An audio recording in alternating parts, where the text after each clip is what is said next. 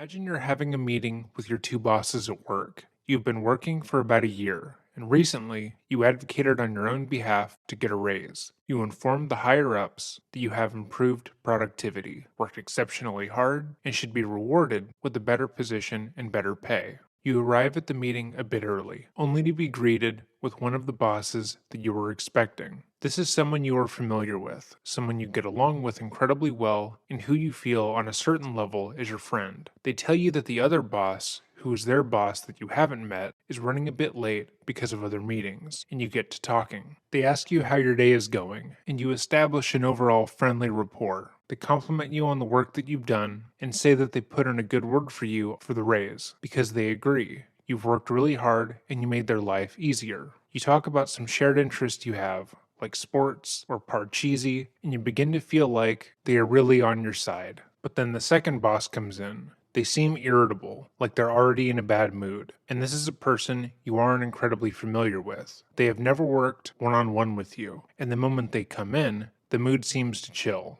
Immediately, they begin to question you. Why do you think you deserve this raise? Why do you feel like you've done more than your peers? What makes you believe that you've earned such a steep pay increase? It's clear that the second person has no intention of giving you the raise you believed you earned. And during this confrontation, you begin to get a bit stressed out. All the points you had outlined as being reasons you should get the raise now seem trivial and stupid, and they counter those statements, making you feel like you should have never asked for the raise in the first place. But then the first boss comes to your defense ever so slightly. They say, well, maybe the first raise you asked for is a bit extreme, but surely a smaller, less significant raise would be better. And instead of a change of position, perhaps you would be open to taking on more responsibility without a direct change in title. You can shadow them and take over some of their daily tasks, which, though won't immediately turn into a new position, could open you up to future opportunities. You immediately accept this, feeling as though your immediate manager just really stuck their neck out for you. Sure, they weren't able to get you the deal that you wanted, but they did the best they could against their boss, who seems like a meaner, more negative force. You were lucky to have them there, really. You are completely unaware that you have just been manipulated, using the good cop, bad cop routine, and you have, unknowingly, agreed to accept a minimal pay increase so that you can take on more responsibilities without getting any of the credit. You agreed to take on their job for less than half their pay, and you are thanking them for it. In today's case, we will be examining one demonstration of the good cop, bad cop technique, used ironically against a cop, although whether or not it was successful is still up for debate. Welcome back to another episode of Dreading, or if this is your first time here, welcome. Today we are going to be covering the case of Jaylen Fleer. This case came suggested by multiple of our subscribers, and if there is a case you would like to see dissected in the same way, feel free to leave it in the comments down below, or email me at dreading.official@gmail.com. Before I begin, I want to say a quick thank you, as there's been a recent swell of support on my videos. When I made this channel and began uploading in January, my goal was to create content that went over cases while also staying respectful to the victims, and it's my hope that I have done that. I've learned countless things about audio, video editing, and production that I never would have had a chance to learn otherwise, so I'm extremely grateful. I also hired on my brother to help me write scripts, and this video was written by him, and none of that would have been possible without your support, so thank you. With all that said, let us begin. Finding information on who Jaylen Fleer was prior to his arrest was a bit difficult. From what I was able to gather from his old high school's and college's social media, he was an average student who was a slightly above average baseball player. He seemed like just a run-of-the-mill person, with no one saying anything particularly notable about him. Though he was not good enough to make it into major or minor leagues, he played baseball through high school and college, and for a while seemed to dedicate himself to the sport. However, after graduating and finding that he had no professional prospects, he decided to become a police officer, and it was in this position that Jaylen began to approach multiple young girls between the ages of 9 and 15 and send them inappropriate messages via the app Snapchat. Using the app, he would meet these children and assault them sexually. Jaylen believed he would be protected by his title and status, and used his badge to put himself above the law. He also believed he was protected by the app he used to meet minors. Snapchat is known for deleting the messages, pictures, and videos sent between its users and notifying the other party when a message has been saved and screenshotted. The material that was sent would immediately be deleted, making it a favorite amongst predators. Adults like Jaylen could send lewd and lascivious messages to multiple accounts, with the understanding that the photos would immediately be deleted by the app, unless he was notified otherwise. These photos and images would not be accessible by any third party after a span of 24 hours, and since the app's initial launch, it has been the subject of criticism in multiple investigations like the one we are about to go over. According to court documents, Jaylen used Snapchat to initiate contact with dozens of girls between the ages of 9 and 14 for the purpose of soliciting sex during a 2-week period in March and April of 2020. In his Snapchat messages, Fleer used graphic sexual language, sent photos of his erect penis, and offered to pay money for sex with minors. He also identified himself as a sheriff's deputy and sent photos of himself in uniform. Like many who abuse their positions of power over children, his repeated showcasing of his job to his victims was meant to assert a level of dominance over them. When you are 9 years old, you are taught to respect authority, and that policemen and women are there to protect you. If you were to get lost in a crowd, when you see a badge, you immediately feel safe asking them for help. It's not something that you, a 9-year-old, would ever think to question, which is why Jaylen was so upfront about his job. He wanted the children he was preying on to know what he did. That way they would feel as if it couldn't have been wrong, because a policeman wouldn't do such a thing. The court documents continue, stating that for one of the victims of the charged offenses, a 14-year-old girl, Jane Doe 1, Fleer arranged to pick her up at her house, drove her to a nearby parking lot, and had her perform oral copulation on him for $100. Fleer induced minors to assist in the commission of his crimes by offering money and gifts to procure other minor victims for prostitution and child molestation, and told each of his victims that the younger the girl they were able to get for him, the better. When Jaylen was eventually brought in for questioning, he felt as if he would be able to walk out a free man, that any evidence that would imply wrongdoing on his part would be something that he could easily hand-wave. Again, Snapchat doesn't save messages. He had made sure that none of his victims had been able to screenshot or record their messages, and he felt invincible. He had no idea that that was not the case, though. Hi there. Hi. Thank you very much. Hi, Jaylen. I'm Detective Bratton. Nice to meet you. Nice to meet you, too. I'm Detective Kayla. Nice to meet you. Hi. Notice the difference in tone of both officers. One is higher, warm, and friendly, while the other is lower and can be read as more serious. Pay attention to the tone of the investigators, as at times it will feel as if she was attempting to minimize the investigation into Jaylen and why they are talking in the first place. So, I'm a detective at the Family Protection Unit with the City of Chula Vista Police Department. I work alongside Detective Kale here. We're actually doing an investigation on some allegations that we have to obviously look into. You're a law enforcement officer, so you know that we look into everything equally. I want to make sure, though, before we get started, that you're aware that this is a voluntary interview, and so I just want to make sure that you're aware of all of those things. And so I'm going to just have you, and this is one of those forms that they give everybody, so it doesn't really fit. So if I just happen to cross out as I'm going along, sorry about that. So it says, thank you for coming voluntarily to, and then we'll go ahead and just put the admin office. Okay. All right. Oh, and of course, you know about body worn. So yeah, this is my body worn. Of course, it audio and video records everything, and there's also an audio recorder here just in case. Okay. Office at Central Jail. To share your side of the story with us, of course, in regards to the report that we're investigating. Okay. You're not under arrest, and you are not being detained. Okay. Do you understand? Yeah. Okay. I'll have you go ahead and write it in. And you can initial or say yes. Initial. Yeah. And if you would, just go ahead and read the next one. Leave any time.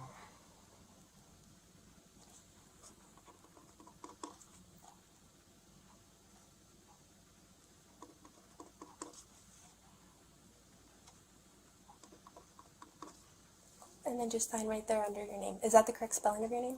Yes, it is. All right, so just for record's sake, I'm going to go ahead and read what you did initial. So you understand that you're not under arrest and you are not being detained.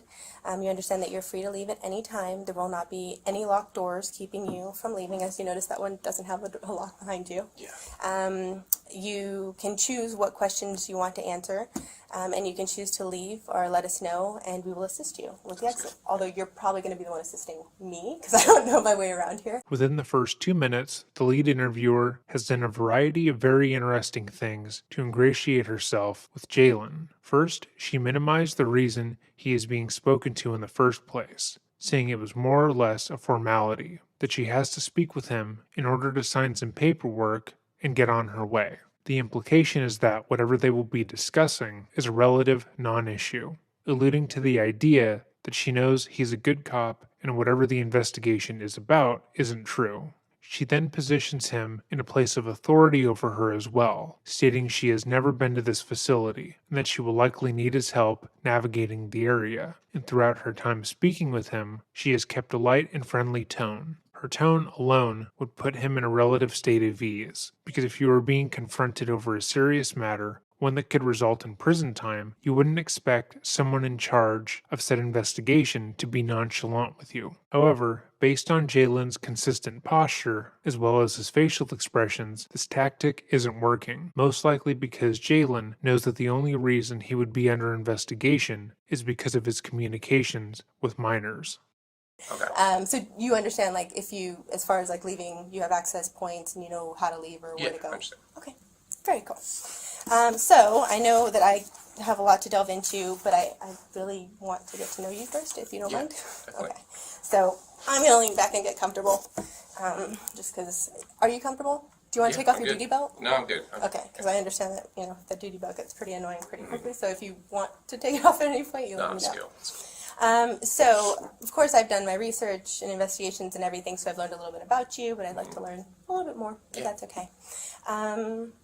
I found that you went to Santana High School? I did, yes. Okay. Can you tell me a little bit about your upbringing? Yeah, so grew up Santana High School, played sports, football, baseball. Went to Grossmont College for a little bit, played baseball there. Then I got a job here. Worked at Dick's Sporting Goods before this, so this is my second job. Okay. Started working with this department for coming up on 5 years now. So baseball seemed pretty important to you back in high baseball's school. fun, What position? pitcher. Cool. How's your arm holding up? I mean, soreness every once in a while, but I haven't thrown for a while. So. Yeah, no, it still kills me. I played softball. Okay, nice. So I was, third, short, center, and pitcher. Here in San Diego? Yeah, down Hilltop, Indian Valley kind of area. As mentioned before, this type of data gathering is meant to establish a friendly connection. She doesn't care that he is a pitcher. She doesn't care how his arm is holding up. She doesn't actually want to know any more about his life. She wants to find some common ground between them. That way he begins to trust her and feels like, when he is confronted by the other officer, she is more or less on his side. According to the CIA's Human Resource Exploitation Training Manual, her current goal is to establish rapport, as a lack of rapport may cause Jaylen to withhold any information that he would have otherwise provided freely. But I know, like, back when, I don't know if it's the same for you, they had no idea, like, about icing and massaging. And Yeah, I knew about icing stuff. Yeah. I did not, so I am paying the price Girls for throw in it. her hand, so. Yes, and it's brutal, though. Let me tell you, I'm paying for it still. But so did you ever play any other sports in high school? In high school, no, just football and baseball. Football, baseball? Yeah. Cool.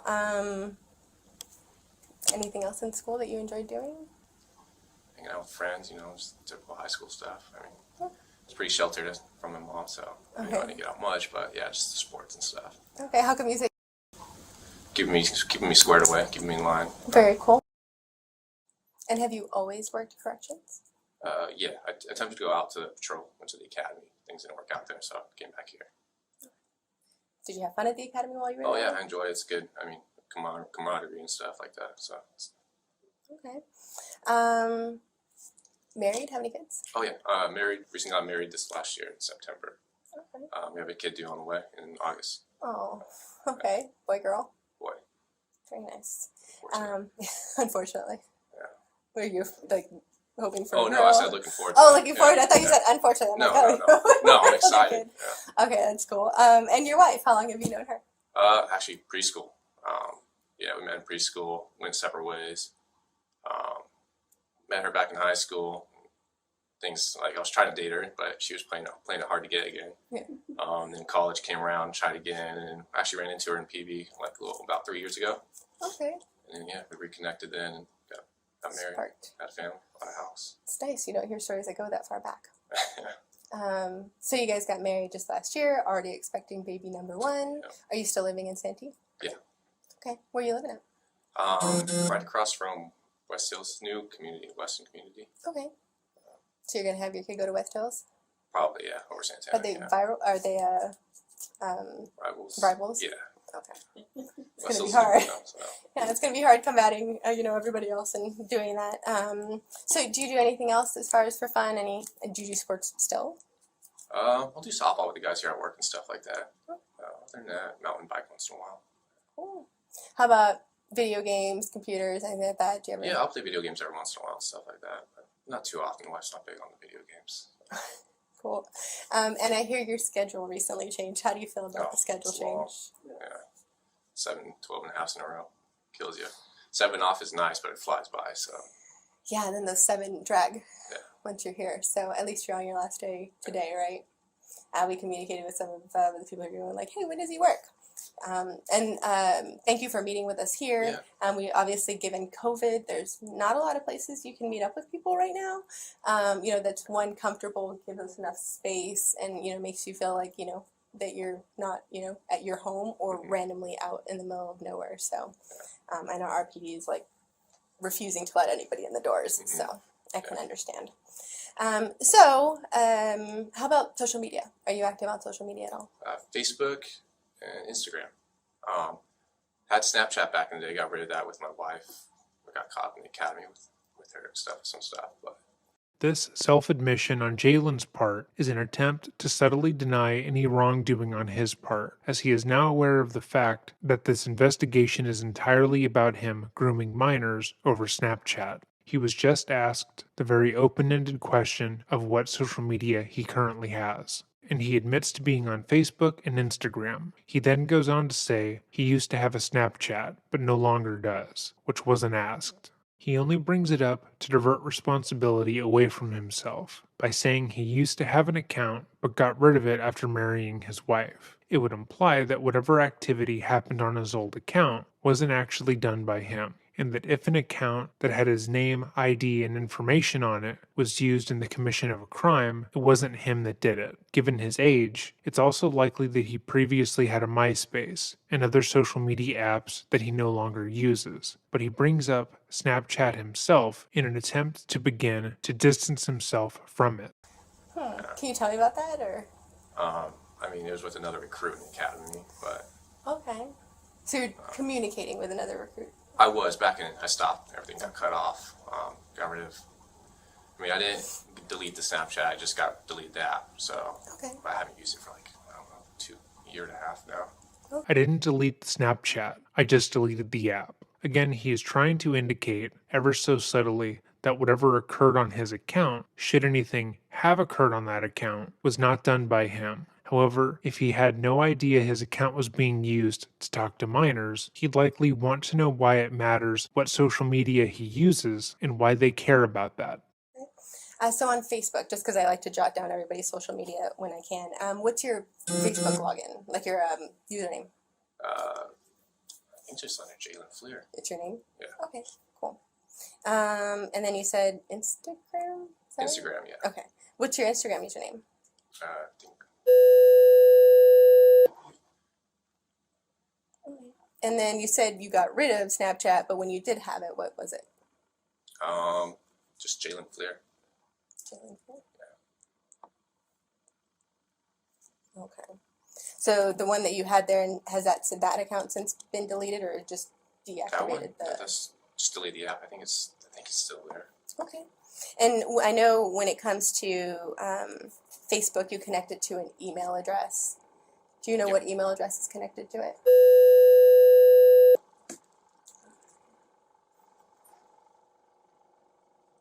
And then your Instagram account, what, same email? I think so, yeah. Okay. And I know sometimes with Snapchat, they'll have you either sign up with a phone number or an email. I believe it's my phone number.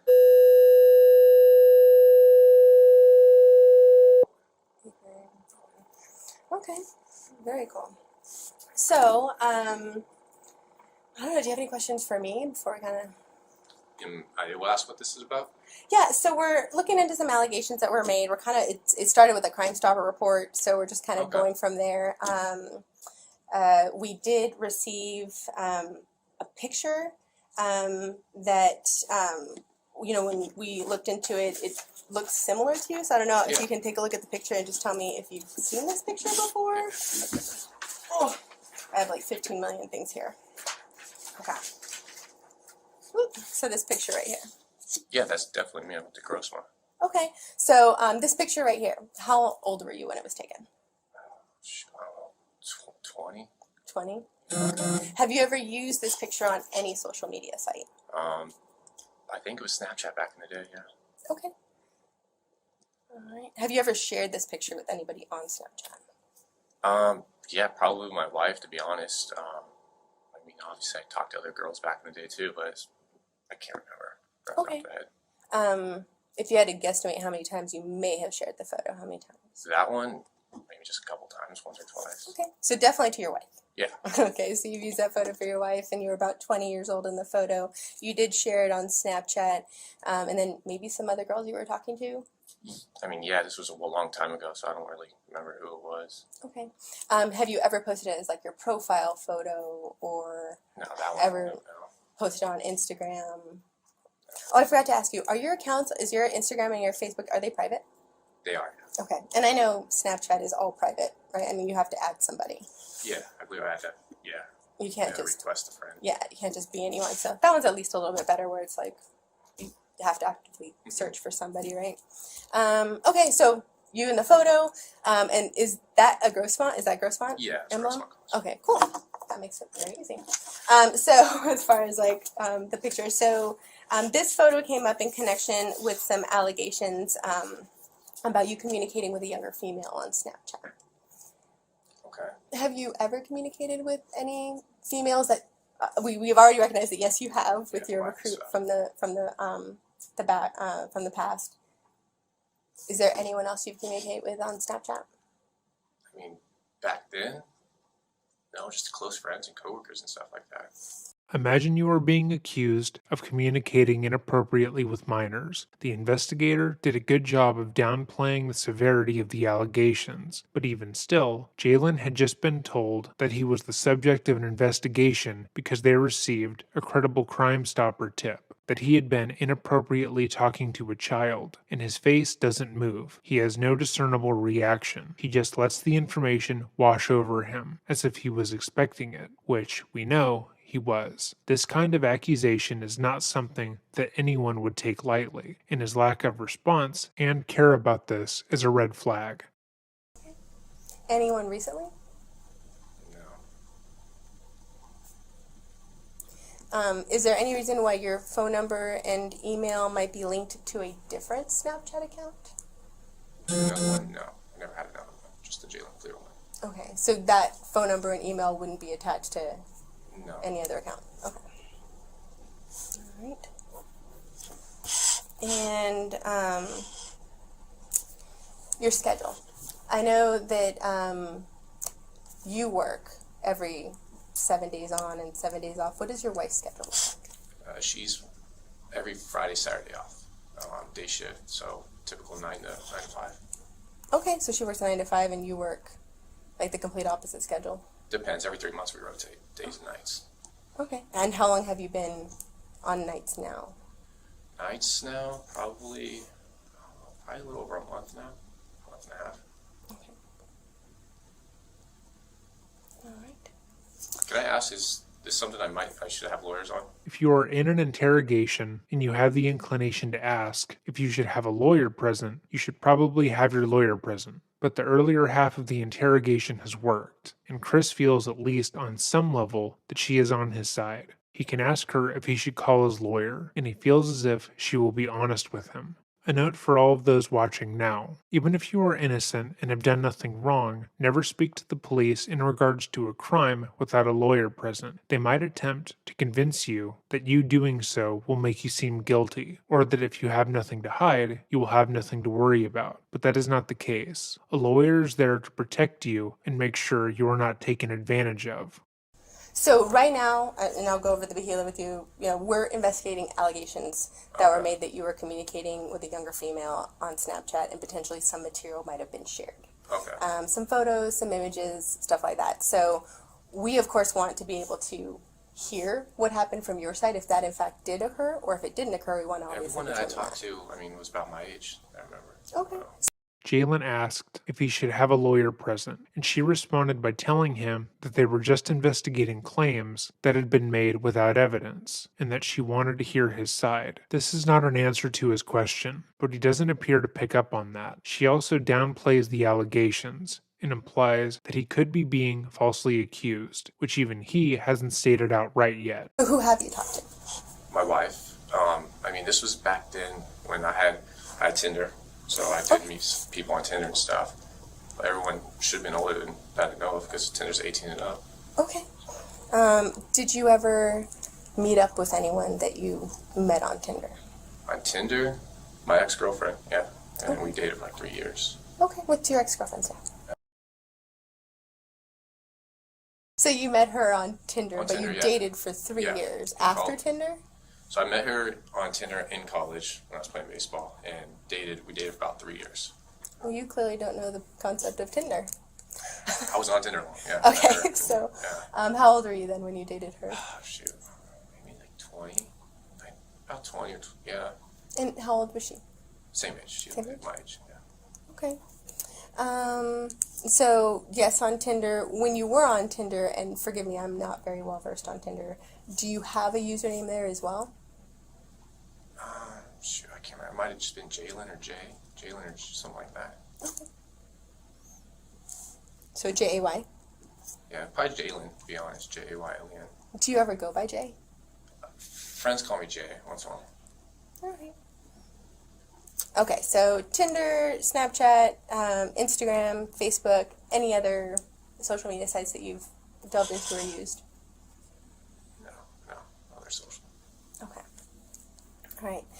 Of course, we've spoken to, obviously the other parties involved and kind of gotten some of the information. And so the reason why this particular photo was kind of brought up is because this photo was sent to this female, which is why I wonder if this photo would be in anyone else's hands. I mean, for someone being younger, no, it wasn't anyone I sent younger. So this photo was sent within the last 3 weeks. Have you sent this No, photo? definitely not. It wasn't me. Not to anyone within the last 3 weeks? Okay.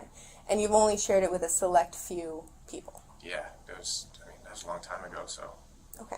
So I want to make sure to get all the people you have shared it with just to make sure they wouldn't try to send it. Yeah, no, I mean, I know there's like screenshots and stuff. I don't remember that one being screenshotted on Snapchat. Yeah, because Snapchat lets you know when you're screenshotting. Yeah, it'll tell you. So, that was a long time ago, so I don't know. Okay. So, you don't know who I might be able to connect with this photo as far as On that one? No, that was a long time ago. You said you've only shared it a couple times? Yeah, I mean, it's just a basic photo. I mean, I don't want to save that one or anything like that. So it was either your wife or whoever the other person you might have shared it with that might have shared the photo again? My question is... I doubt my wife would have did that. Yeah. We've been together and stuff for so long. Well, so you dated this girl for 3 years, and when you were 20, that's 23, you kindled your relationship with your wife about 3 years ago? Like, literally, it was about a month apart from my ex. The other one. So you've been with her for 3 years, yeah. So you like the long-term relationships? I've always been in long-term. 3 to 3. All right. So, this, like I said, this photo was sent to this person, so they were in possession of it, and we can't find any connection or reason why this photo would end up with this particular person if it wasn't shared by someone you may know or yourself. I agree, yeah. My wife wouldn't have done that, so I don't know why she would share that. So, I don't know. It's a long time ago.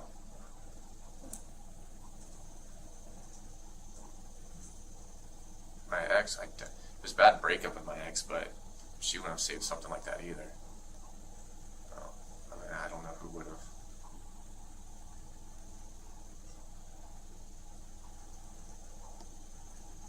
I don't know. So I mean, I met girls on Tinder and stuff back in the day, and yeah, some save stuff, but I don't know who would save a picture like that. I mean, a nude maybe, yeah, they would save. Not that one. I mean, there's nothing wrong with this photo, right? It's just No, you. I agree. I don't know how it would get in the hands of a younger person. Okay. There were also some conversations that were exchanged between you and this person. Me? Mm-hmm. Okay. I didn't talk to anybody younger though. Not on Snapchat? No, Not recently? not recently, no. Now, you said all of your social media accounts are private, right? Yeah.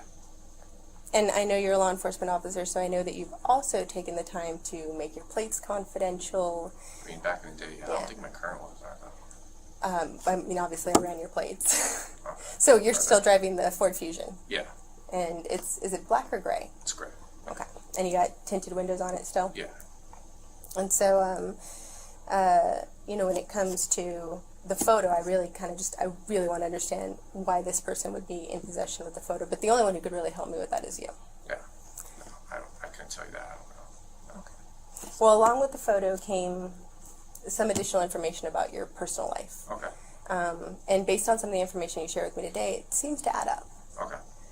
So is there any reason why the person would say they're you and share your information? Sounds like it'd be someone that knows me then, obviously. I don't know who. I don't have any enemies that would be doing something like that. Can I ask what information was shared? What they know? We know that you're a baseball player. Yeah. I mean, a lot of people know that. Yeah. Oh. So that information was kind of shared. Okay. Your work schedule. It's been 5 years now I've worked here. Specifically the transition to 7 days on, 7 days off. Really? I haven't shared anything like that recently. So I couldn't tell you who that would be.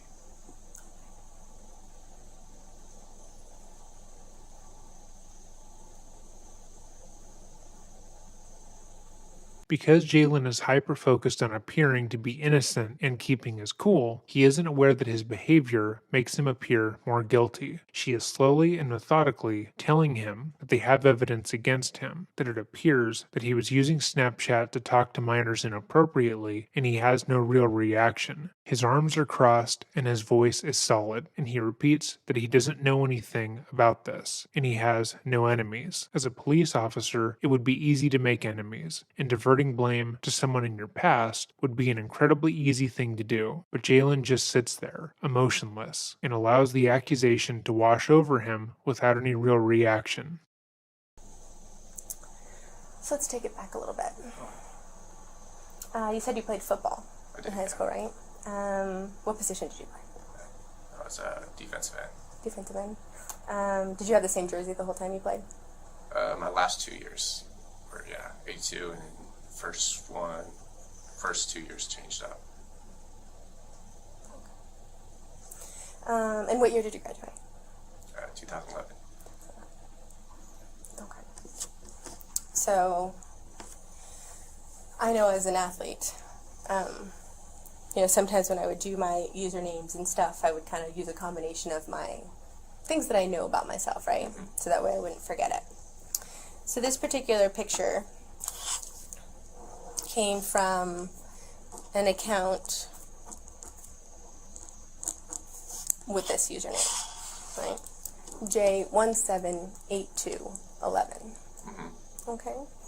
And I recognize that your jersey name in college was 17. Yes, it And was. then high school 82 was is 82. And it was 11. In I 2011? never had 11. No, as far as you graduated in 2011. I did, yeah. And it goes by Jay. And it is a Snapchat account that has some links to you. Okay. Okay. Jay, I'll be very honest. I want to know the truth. Yeah, no, I never even heard of that account. Okay. Have you ever shared any images of your penis with anyone? Yeah. And how many times would you say you've done that? A lot. Can you kind of explain that a little bit more to me? I mean, my wife, my ex-girlfriend, back in the day, Tinder and stuff, yeah. I mean, I'm sure you know how Tinder is. High school, even, junior high, I did. Did you ever share any videos of you having sex with anyone? With anyone? No. I've always had personal videos of me and my wife. That was it. And my ex actually had one, but What does your ex look like? she's blonde. She's blonde? Okay. So you've never shared any videos? No, I have not, no. Just still shots? Yeah. Can you, I know this is kind of personal, so let me know if you get uncomfortable at all. Can you tell me what some of those images look like? Video I had, I used toys. It's awkward, but yeah, I used toys on my wife and stuff. Okay. Can you explain the toys? I mean, it's She's awkward. your wife, right? Yeah. I mean, it's your wife, it's intimate, we Sounds totally get comfortable, this, yeah. yeah. Dildos, a vibrator. That's really it. That's all I had. Okay. You and your wife haven't been in that house too long, right? When did you guys move in? About a year and a half ago. And you guys, how many bedrooms are in the house? 4. 4. Do you guys live with anyone else? No, Okay. Do you guys have a master bedroom? we do, yeah. All right. Can you tell me about your master bedroom? It's, I mean, just a big white room, big king bed. I mean, there's nothing really special to it. Okay. Just because it gives me kind of some insight of like, Yeah. what your home life is like. Do you guys still sleep in the same room? That's a good marriage. Yeah. I say that because people have been married a long time. Mm-hmm. Obviously, we come into contact with a lot of them. Do you guys have a TV in your room? We do, yeah. Okay. What kind of a TV? Just a Samsung TV. Okay.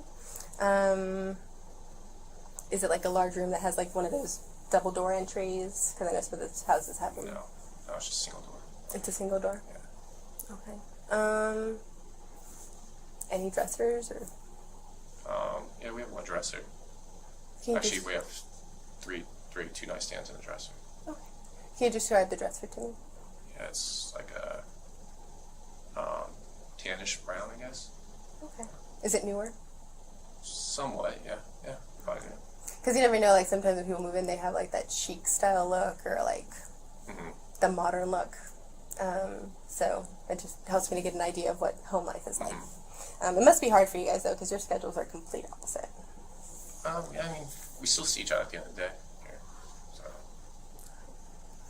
So going back, and I'll give you a little bit more information, and then I'll let you chat for a little bit. I don't like chatting a lot, so I already feel like I chat too much. So when it comes to the Crime Stopper that we're investigating and the Snapchat account, and of course your phone number and everything in connection with it, and some of the combinations of numbers and everything there, you can understand why obviously yeah, no, it's we have a growing 100%. concern. It's weird. And of course your picture's attached to it, Yeah. right? Which is even more like either someone's. Can I ask what you said? You got nude ones too. There were images that were shared, yes, that Can I ask? I'm sure you got them here. Can I ask to see what they are? you want to see the picture? Yeah, so I can get an idea. Do you ever even not do? Yeah. So I don't actually have a clear shot of one. Yeah, so I did not Okay, I understand. print out those I wait till I have pictures. a lawyer because this is I'm uncomfortable with this. This is weird. So I won't Of have course, a like lawyer. you definitely have the ability to do that, and of course, Yeah. this is completely voluntary. I understand. And so I just don't want to get caught up on something. I'm working this career. I don't want to get caught up on something. I fully understand. Yeah. So you can, yes, 100% elect not to speak with us. You are not under arrest at this time. Yeah, I understand. Obviously, given the fact that we're here and the fact that we're speaking to you, I know that your bosses are going to want to speak with question. you Yeah, afterwards. Yeah. So we'll go ahead and allow them to speak with you after. Okay. Obviously, since you don't want to talk to us anymore, my partner here may have Well, some. I just wanted to clarify, I have a couple of questions, but Yeah, you go ahead. don't want to answer, or can I ask you the questions? Because you can choose to answer or not answer. So if I ask you a question and you're like, I don't want to answer that, Yeah, you can no, tell me understand. that. Okay, so Jaylen is an idiot. Instead of maintaining that he didn't want to continue the interview without speaking to a lawyer, when the second interrogator asked if she could ask him more questions, he agreed. Her repeating that he can leave any time and he doesn't have to talk to her, and him choosing to stay and engage means that he is consenting to the interview continuing. And as an officer of the law, he would know that. But again, he wants to appear amenable and congenial, despite the reality of the situation. This allowance only occurred because the second interrogator is present. Had the same interrogator kept going and said she had more questions, he would have immediately shut that down and continued to say that he needed a lawyer. It's notable that she didn't speak until this point in the interrogation. Had she spoken prior to this point, Jaylen would have rejected her continued questions. Just so that we understand, just based on the admonishment she read you, okay? One of my questions was, I think I missed it, but when was the last time that you had Snapchat? Because I know you said you deleted it, but I didn't hear when you deleted it. I just deleted the app. I deleted that when I was in the academy. In the academy. Yeah. When did you go to the academy? It's like a little over a year ago. A year ago, Yeah. so in 2019? Yeah, right at the beginning of 2019, January. Okay, and then what years did you go to college at Grossmont? 2011 to about 2013, Okay. 14. And then I just want to make sure that we all understand each other. When my partner says a younger female, you Yeah. understand that we mean someone under the age of 18? Yeah, that's obviously why you're here. You understand that? Yeah. Okay. Do you have any siblings? I have a younger sister, yeah, she's 19 right now. 20, sorry. Oh, okay. And then my last question was, when she was asking you about the house and the decorations of your house. In any of your rooms in your house, do you have that new look where they have like the barn door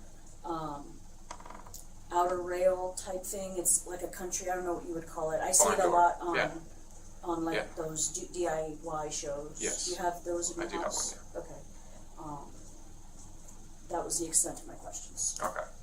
So, do you have any other questions? I mean, can we still ask you questions, or do you want to stop? No, I want to wait because I'm uncomfortable Okay. with this, so Okay. we can talk later.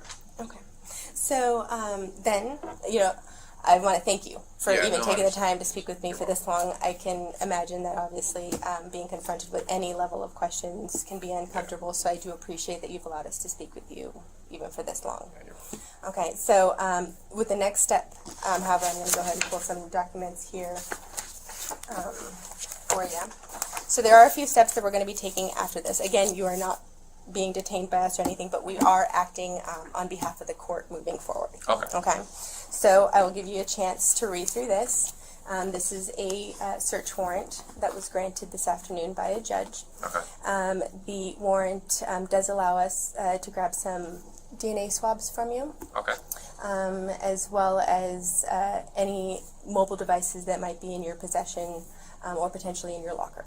Do you have your personal phone with you here? I do have one. Okay. Yeah. Is it inside your locker? It's on my person right now. Okay. So if you want to go ahead and hand it to us, we definitely don't need to go in and grab it from you. Okay. But the search warrant does require that we take it from you. Okay. Okay.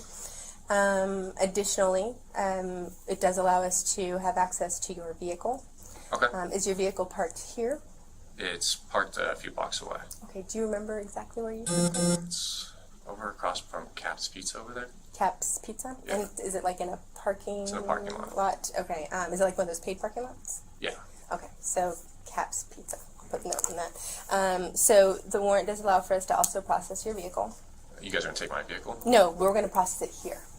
Okay. So that we actually have someone here that's going to help us take some pictures and just go ahead and do what needs to be done so we don't have to. Okay. We recognize that warrants are a part of our job, but we don't like to inconvenience people unnecessarily. Yeah. So that's why we actually brought our technician with us here, because we obviously want to take your DNA with the least effort possible. So that's why we're using the swabs. And the same goes for, of course, your phone, which you stated is on your person. We don't want to put hands on if we don't have to. And Yeah, no, I understand. I'll give it up. like you said, as a law enforcement enforcement officer, you're willing to comply. With that being said, after that, we will also have access to your locker. Are your vehicle keys inside your locker? My vehicle keys are in my vehicle right now. They're in your vehicle? Yeah, So you have a code? I have a code. Okay.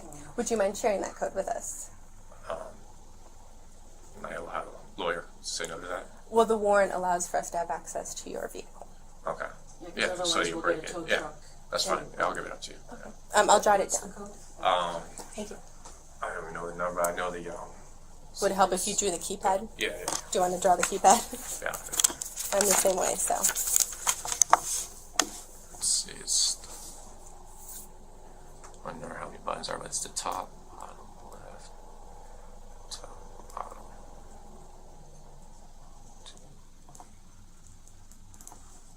I believe it's that one. Yeah, 1, 2, 3. So One, it's two, straight. It's three, straight four, down.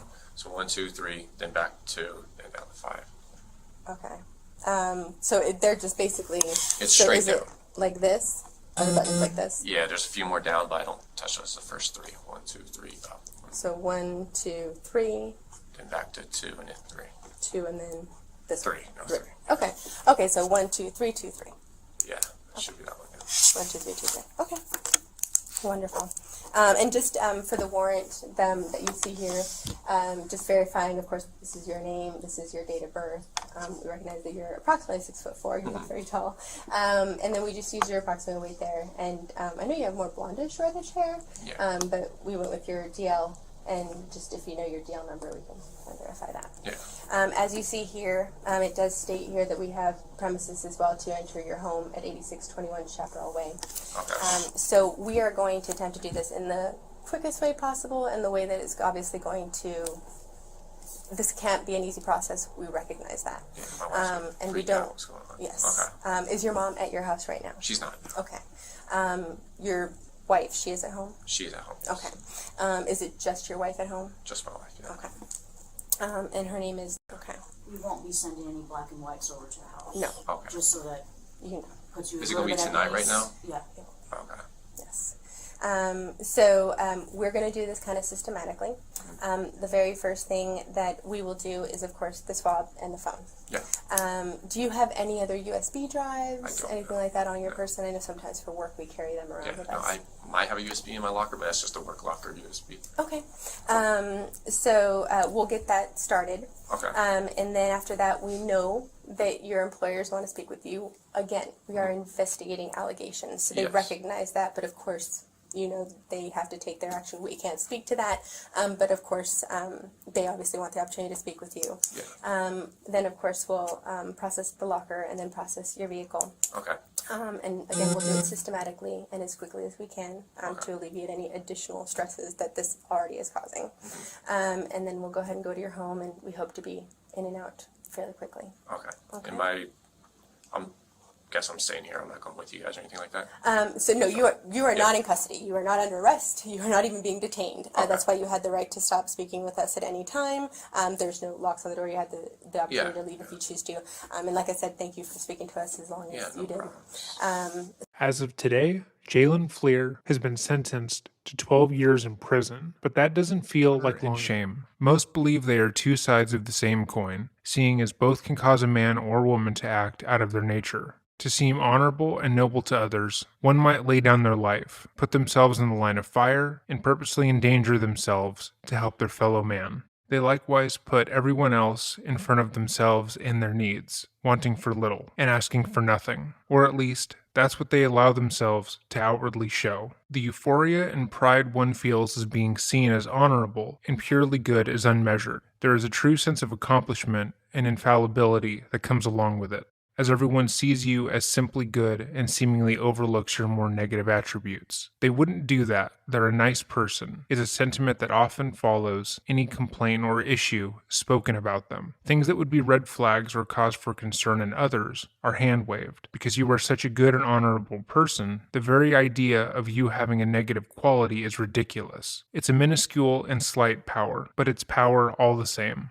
to continue to seem honorable to their peers and have that power of influence over others, that same person might do unsavory and incredibly dishonorable things. Any personal failing could be placed onto another, effectively framing someone else for a mistake, uncaring of what the consequence to that person might be. Lying, cheating, stealing, all done to continue to appear as a good person, are not entirely unheard of. In fact, that is the case more often than not. Those mistakes and small errors that they placed onto others or hidden out of fear then slowly but surely snowball into massive lies and secrets that threaten one's entire reputation and public appearance. What started out as a small lie can quickly transform into such a damning scandal that if found out, all would seemingly be lost. The want to continue to appear honorable turns into the want to hide one's shameful and disgraceful actions, and likewise can cause someone to do the unimaginable. And that certainly is the case today. Welcome back to another episode of Dreading. Today we are going to talk about the case of GI Joe Gliniewicz, a man who was so addicted to being seen as honorable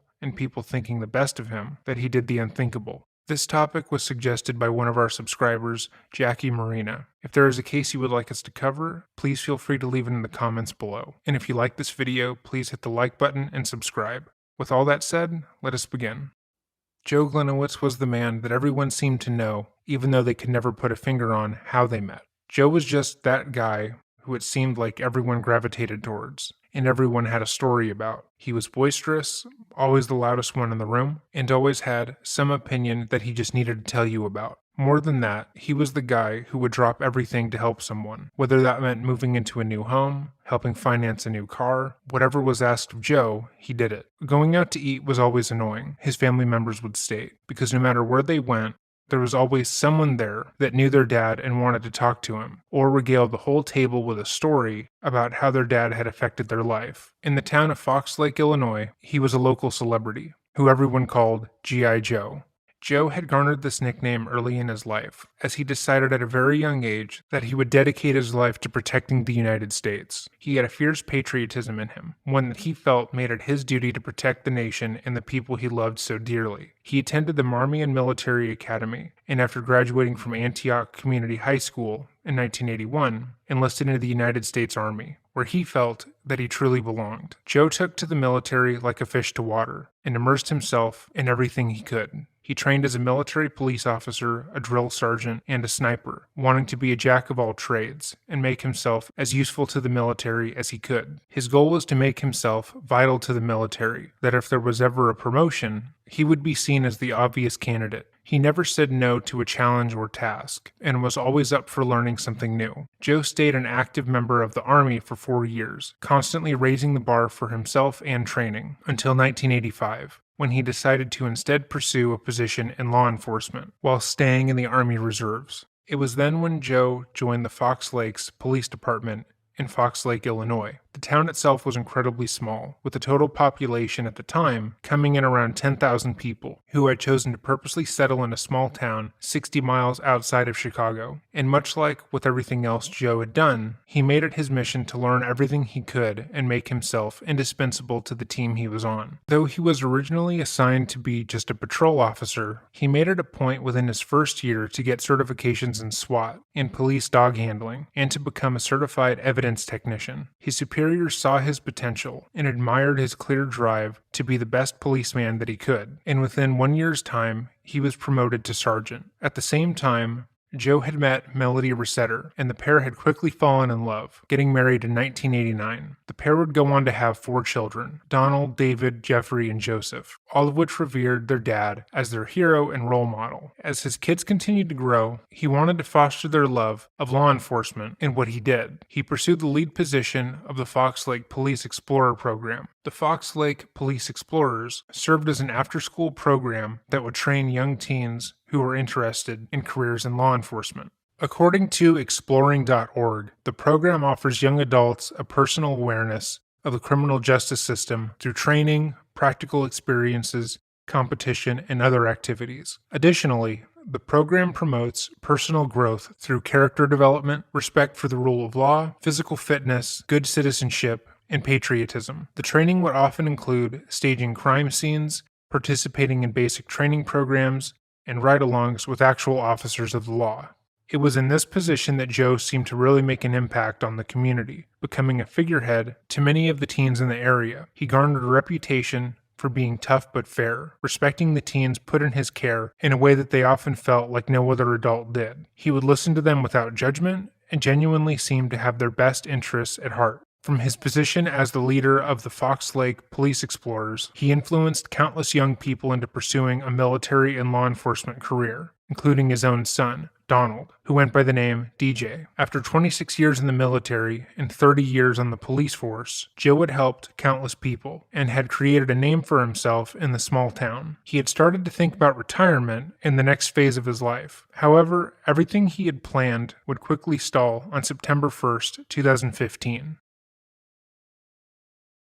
The day started like any other. Joe would set off to work early in the day, stopping at a Quick Mart to buy 2 packs of cigarettes. As he began to drive to the station, he suddenly stopped at an abandoned cement plant. His car and phone seemed to linger here for upwards of 30 minutes, until 7:52 a.m., when Joe radioed into dispatch, stating that he was pursuing 3 men who appeared to be up to something. He described 2 of the men as white and the other as black, and requested backup to the scene, seemingly unaware as to what was about to occur. Other officers quickly responded, but couldn't find Gliniewicz or any of the offenders he was chasing down. However, upon their arrival, they heard a distinct gunshot pierce through the area, and immediately knew something was deeply amiss. This was an incredibly small, tight-knit town, and to have a shooting, especially an officer-involved shooting, was extremely rare. They searched the area and radioed back to dispatch that shots had been fired, and by 8:09 a.m., just over 10 minutes since he called in for backup, the responding officers found Joe's deceased body lying in the swampy terrain around the plant. It didn't appear that there had been much of a struggle, as most of the terrain remained unmoved. However, Joe's pepper spray and other various belongings had been scattered around the area, indicating that something had caused him to drop them, or he had somehow been disarmed. His radio, taser, and other items were all found within a few feet of where he lay dead. Likewise, his police uniform remained mostly untouched, still tucked in from earlier that morning when he had gotten dressed, without even the slightest sign that he had fought anyone. He had been shot twice, once in the torso, which had been stopped by a cell phone and his bulletproof vest, and a second time in the chest. Though the area he was shot the second time was likewise covered by his vest, it appeared that if someone had pulled up the vest and shot him directly under it, an action that made little sense to those who found the body. Why would anyone go through the effort to pull up his Kevlar vest instead of aiming somewhere he wasn't covered, especially if they knew they were on a time crunch? To most who had experience with crime scene investigations, it made little to no sense, but little thought was given to that, and most of the responding officers and personnel had known Joe personally, and were processing the crime scene while processing intense feelings of grief. Oddly enough, Joe's gun was also missing, leading to a large-scale manhunt for 3 men who were armed, dangerous, and had just killed a local hero. Though Fox Lake was an incredibly small town, they put everything they had into looking for the 3 men who had killed Joe. To them, this action posed as a real, tangible threat to their town, and they weren't going to sleep until they found the men who were responsible. Almost immediately, the entire town was urged to stay inside as word spread about what had happened to GI Joe. Schools were put on lockdown as the police and other agencies came together to search. Within the hour, they had set up a kill zone, a 2-mile radius from where Joe had been killed, that they searched meticulously, to the point of some officers passing out from heat exhaustion. Helicopters, drones, and planes were flown overhead, searching for 3 men who had taken the life of their fellow officer, and after a day of searching, they caught a break. On September 2nd, a woman by the name of Kristen Kiefer called into the local dispatch to state that she had been approached by 2 men, one black and one white. They wanted to know if she was going out of state and if they could hitch a ride with her. She rebuffed their advances, then they tried to steal her car, at which point she fled on foot. She immediately called the authorities,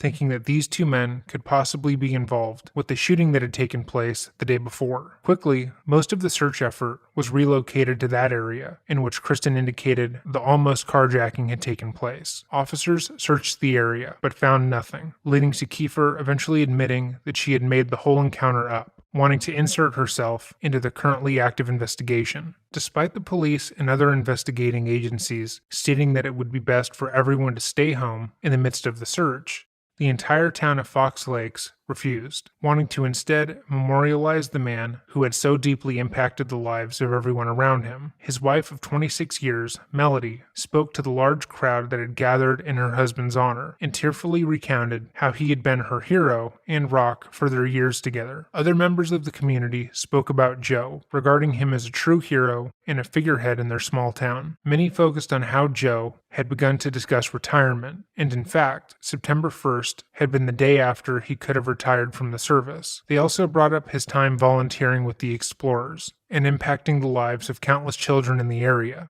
But Joe's death didn't just impact the small town of Fox Lake. Something about how he had died in the line of duty caught the media's attention, and soon his death had taken on a new meaning. On September 3rd, the Chicago Bears dedicated one of their preseason games to his memory, and even more media outlets reported on the death as being a consequence of the war on cops, started by the Black Lives Matter movement. By the time of Joe's funeral, just 6 days after his death, thousands of people were in attendance, including the state's governor. People waved thin blue line and American flags during the 18-mile procession, and when Joe was laid to rest, many stated that he was a national hero. No one could have realized how truly wrong they were.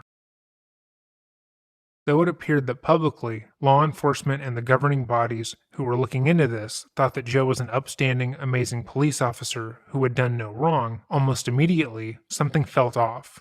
They quickly sent his mangled phone out to Quantico, hoping the FBI would be able to salvage the contents. Many of the crime scene investigators who had gone to the cement plant after Joe's murder stated that the scene felt entirely staged. Usually, in deadly altercations, there would be some sign of physical disturbance in the surroundings. The swampy terrain should have been trampled or indicate multiple parties being present. But as it was, it seemed like Joe had been the only one there. Secondly, the gun they had thought was missing was found, 3 feet away from Joe's body, indicating that whoever had killed him hadn't thought to disarm him, or at least take the gun for evidence. Thirdly, and seemingly most damning, was the fact that the coroner's report had come out days after the crime, and he had stated publicly that while he was assuming the cause of death was homicide, he couldn't rule out a suicide, an accident, or a homicide. His statements that the death could have been a suicide sent shockwaves through the community. Joe's widow and eldest son stood in stark opposition to this statement, saying that Joe would have never even considered taking his own life and had plans for his future, which most suicidal people wouldn't have made. They likewise went on Crime Watch Daily to admonish the coroner, stating him saying that what happened to Joe was anything other than murder was quote-unquote disrespectful, hurtful, and irresponsible. She also went on to state that President Barack Obama was purposely ignoring her husband's death, even though in similar instances he had called the families of other officers who had died on the job. She likewise implied that her husband's death did have to do with the Black Lives Matter protests, and that was why it was being ignored by the president. However, the investigation was about to take a turn that Melody could not have expected when the FBI returned the contents of Joe's phone, especially since it would end up implicating herself, and months after demanding acknowledgement from the then president, she would be indicted in crimes linked to his death. Despite having a pristine public image and being revered by the entire nation after his death, Joe was not the nice, gracious man that everyone stated he was. In fact, it seemed as if the entire town of Fox Lakes had purposely hidden the real Joe after his death, never talking about the multiple transgressions he had made in his life, transgressions that were alarmingly common, and painted the picture not of a military and police hero, but of a man who abused his power and thought he was above the law. Whether this was done purposely or not, it seems odd that directly after his passing, he was praised as an amazing cop, when there was plenty of evidence to show he was anything but. It was also made clear that his friend, Chief of Police Michael Bain, had purposely ignored and hand-waved a lot of Joe's actions, both because they were friends and he likewise took part in some of Joe's less savory habits. After Joe's death, his personnel file was released, and all of the things he had done throughout his storied career finally became public. And while the first 50 or so pages seemed to indicate that he was an amazing policeman, Things quickly took a turn. It seemed that Joe had a tendency to ignore his commitments and opt out of his duties, clocking in just to hang out and get drunk. He had then been suspended multiple times for his behavior, but seemed not to care at all that much, and never really feared getting fired. There were also 2 incidents in which Joe had been found by his fellow police officers passed out drunk in his car with the engine on. In one instance, after his colleagues were able to wake him up and bring him back to his home, they had his car towed to a lot. When Joe had come to, he was unable to recall what had happened the night before after passing out at the wheel, and when he couldn't find his car, reported it as stolen. It was only when one of the responding officers spoke to him that he realized that he had simply blacked out and his car had been impounded. At that point, he was more irritated that the officers didn't bring his car back to his home than he was embarrassed that he had broken the law. For Joe, he didn't care if his coworkers saw him as a lazy drunk who refused to do his job. He knew he wouldn't be penalized, so he didn't care. But his drunken antics and his habit of ignoring personal responsibilities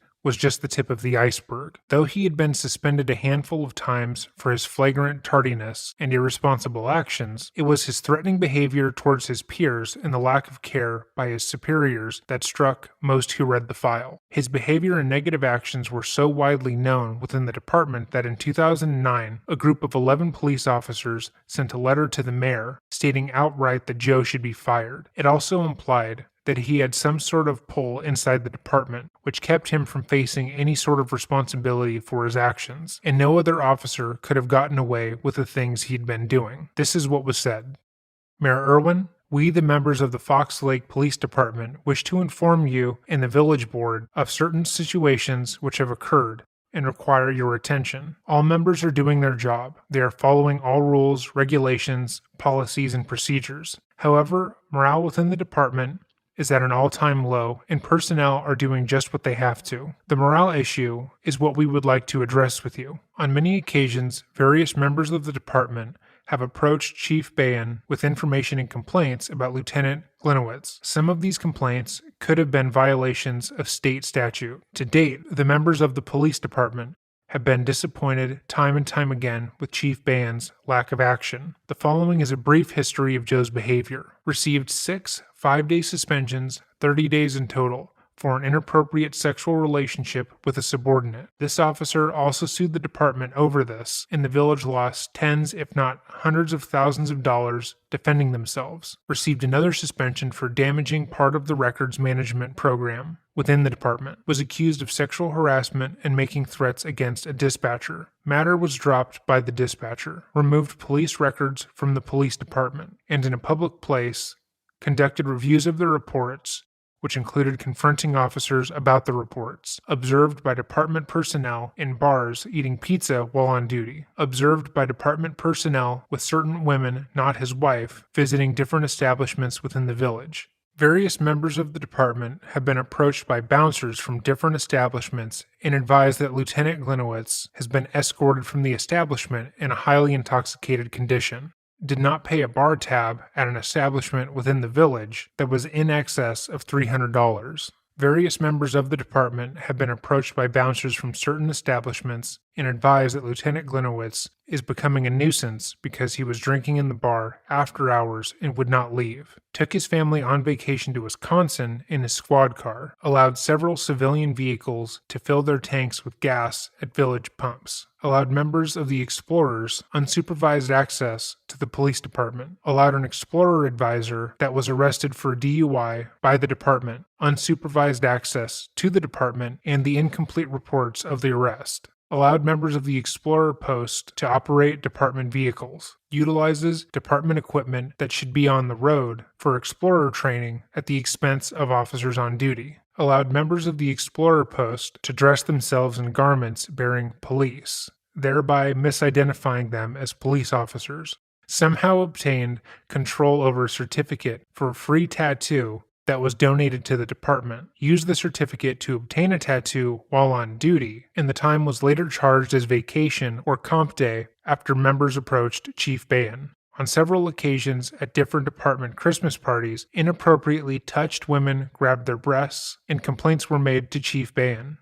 Was found in an intoxicated position in public at or near an Antioch bar by the Antioch Police Department. There are allegations he was belligerent with officers who found him. On many arrests, the person being arrested has cautioned the officer about continuing arrest because they were personal friends with Joey, Lieutenant Gliniewicz, or Mikey, Chief Ban. This is not an all-inclusive list. There are many other instances where Joe's behavior violates the department's rules, regulations, policies, and procedures. However, we feel that these examples will enlighten you. Chief Ban's head-in-the-sand approach to dealing with Joe can no longer go on. It has destroyed morale within the department and affected everyone's attitude. It has brought us to this extraordinary point of informing you of this matter. It is our sincere hope that you will address this matter. We can no longer stand by and watch Joe violate rules and regulations, policies and procedures, and state statute, and remain silent. Our next step to resolve this matter is to bring it to the attention of the media, or see to it that the appropriate investigation agency is involved.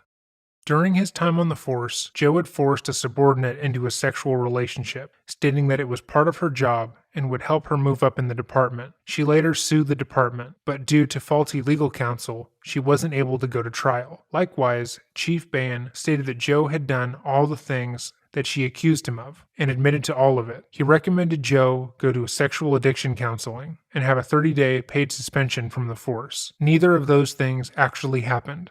It was also found that after his death, his desk in the police department had an unmarked bag of cocaine, seemingly for recreational use on the job. It was apparent with everything mentioned in his file that Joe was not the person that he was made out to be. He had issues that led plenty of parents who had left their children in his care to feel lied to and taken advantage of. Despite the personnel file becoming public, his widow and eldest son, DJ, continued to fight for him, stating that just because he had made some mistakes didn't mean he was a bad person. But then, the contents of his phone were sent to the police from Quantico, and they realized exactly what kind of person Joe was. In the 6,500 pages of text messages that had been deleted from Gliniewicz's phone prior to his death, Joe revealed himself to be a man who simply couldn't be told no or challenged in any significant way. Prior to his death, Lake Fox had hired a village administrator, Ann Marin. The position of village administrator was a relatively new one, and Ann had been hired to make sure everything was in order. She wanted to check each department and make sure all the finances were straight and everything was accounted for. However, after checking the Fox Lake Police Explorer program and finding a bevy of items in their possession that seemed out of place, she asked Joe to take inventory of everything that had been billed to the Explorers program. She had asked other program directors to do the same, and for her, it was a fairly standard request. This provided to be a heavy ask for Joe, as he had spent his entire time as the head of the program stealing from them. He had used the funds that had been dedicated for the program to take him and his family on vacation with his wife's knowledge, and also to buy subscriptions to adult websites and get his morning coffees. If there was money in the account meant for the youth program he ran, Joe thought it was as good as his. When Ann requested to take a look at the books to verify that everything was above board, she became Joe's biggest adversary. In a message that was sent to an unnamed Fox Lake representative, Joe said, "Between you and I am having a great deal of problems with our new village administrator. I've had a talk with the chief, and he agrees with me. Does the police department have to be the sponsor for the post? I've done some research, and it's not evident anywhere that a law enforcement organization has to sponsor an LE post. In fact, I've seen 3 at competitions that were sponsored by other entities, and even an FC. Thoughts?" He followed that up with a text that said, "Yes, I'm working through that issue today and through the weekend. We have a new village administrator that is a power monger and is trying to control everything in the village. We are all looking at our PD retirement options, and I need to move out of that span on control, at least till this person's contract is up." Again, at this point, all that was asked of Joe was that he take inventory of his purchases using the money that was intended for the Explorer post. To him, though, Ann was a power-hungry woman who wanted to make him personally suffer. Melody seemed to agree with her husband as to Ann's evil character, and felt as if the money that the pair had spent was indeed their own, as seen in this conversation. Melody's identity was kept private originally, which is why she is referred to as individual number 1, but in her own later trial, she was publicly named. Joe says, "I talked to him again, and now thinks this is a knee-jerk reaction, and that when we put in our 2 weeks or set a retirement date, then he will move it. Melody responds, OMFG, and in the meantime, she can do what she wants fucking A. Maybe seeing as we are on 503C, she can't touch the money, and maybe a letter on file from Bayan stating all is our and the PD and village have no claim. Joe then replies, nope, as long as we are sponsored by the PD, and after she makes the village structure change, she will have the means and ability to do as she wishes. Melody then asks, does he understand that? And maybe we need to hide the funds somehow. But Melody wasn't the only person of the Gliniewicz family that seemed to be aware of Joe's spending and partaking in it, as his eldest son DJ, the one who had gone on True Crime Daily with his mother to lie about his father, was also shown to have spoken to his father about misappropriating funds, as well as used some of the money himself. In a text conversation he had with his son, Joe once again spoke ill of Anne, writing, she hates me, and I've never said more than 3 sentences to her the years she's been here. Hate the Explorer program,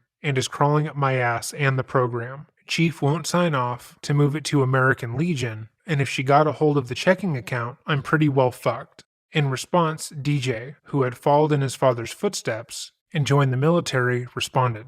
Hopefully she decided to get a couple of drinks and gets a DUI. Joe responds by writing, she does, but not around here, and no one knows where. Trust me, I've thought through many scenarios from planting things to the Volo bog, which contextually means he has planned to kill her because she asked for him to account for public funds that he was misappropriating. On a separate occasion, Joe outright stated that his son was also using the money from the Explorer account, writing, you are borrowing from that quote-unquote other account. When you get back, you'll have to start dumping the money into that account or you'll be visiting me in jail. It was also found that Chief Bayan, the man who had hand-waved all of Joe's transgressions throughout the years, might have also stolen money, or at the very least, had been aware that Joe was, as Joe texted him complaining about Anne and commiserating that his life was over because she wanted him to do inventory. Via Facebook messages that had likewise been recovered, it appeared that Joe wasn't just thinking about planting drugs on Marin and killing her himself. He was also thinking about putting a hit out on her. In one message, he alluded to contacting a known gang member in the area and asking him to take care of the problem. When this was found, the gang member was brought in with his lawyer and claimed he knew nothing about it, though many believe he was covering his own ass. To investigators, it had become clear as to what had happened, and all the nonsensical issues that they had found at the crime scene began to make sense. Knowing that Anne Marin was going to uncover that he had stolen upwards of $60,000 from the police explorer's post and ruin his reputation, he decided that he would die a hero's death. In his mind, looking into the misappropriated funds would be considered inappropriate if Marin were to continue her investigation after he was savagely killed, therefore alleviating any blowback on his family for their part and saving his good name. By making it appear he was murdered on the job, his family would have access to his pension and be supported by the police department, no questions asked. The department would likely honor him as a fallen brother, and even if they were to discover that he had used the funds selfishly, they wouldn't let that tarnish his memory now that he was gone. Joe had spent a good portion of his career working for the police explorers and staging fake crime scenes for them, so he knew how to properly set a scene, or at least he knew how to make a scene look believable for children. He pretended to go about his day as usual, stopping for cigarettes before getting to the cement plant. He spent 30 minutes throwing his personal items around and trying to make it appear that he had been attacked by 3 individuals. He then radioed for help and shot himself once in the torso, breaking his phone, hopefully beyond repair, and knocking the wind out of himself. He then waited until he heard reinforcements arrive, then pulled his bulletproof vest away from his chest and shot himself. He dropped the gun, stumbled 3 feet, and then fell, dying before anyone could reach him. For Joe, being held accountable for his crimes was a burden too big for him to bear. He wanted to die a hero, and die the way he believed everyone else saw him. He thought, irrationally, that by dying, he would be saving his wife and eldest son from being implicated in his schemes. But, as we all know, that wasn't the case. Melody was indicted mere months after her interview with True Crime Daily for dispersing charitable funds without authority and for personal benefit, and 2 counts of money laundering. She pleaded not guilty to these charges and stated that despite the text messages of her acknowledging that Joe and her had used funds from the Explorer's post, she had done nothing wrong. Likewise, the prosecution also had a video of Melody that had been taken shortly after her husband's death. In it, she acknowledged knowing that they were using funds from the Explorer post to pay for vacations and other material goods, but clarified it wasn't that bad, seeing as she made sure that they always paid the money back. She was quoted as saying, "People want to go, that's embezzling funds. No. Not when you pay it back. Every time he borrowed money, he'd let me know, and I'd write it down." However, directly after it was made public that the text messages between her and Joe would be allowed in court, Melody accepted a plea deal and was convicted of a deceptive practice, which is a Class 4 felony in Illinois. After taking the plea, Melody stood up in court and claims that she never took a penny and is innocent of all charges, but just pled guilty to put all this behind her.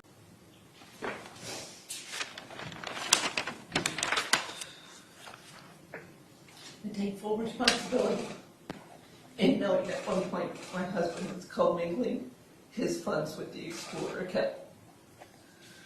When my husband would ask me to write a check back to the account, I would do that. And the Explorer program was a central part of our lives. I came on so that the females that were in the program would be able to participate in competitions. I loved the kids who came through the program as they were, and many still are, what I call my bonus kids. I enjoyed seeing them use the skills they had gained in the program in their adult lives, the things I would have wanted to sorry, sir. The last thing I would have wanted to see was the program that had enriched so many young lives. And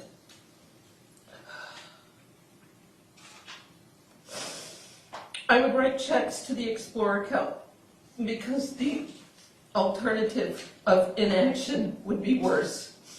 Is what I did prohibited the money that was donated to the program from the donors.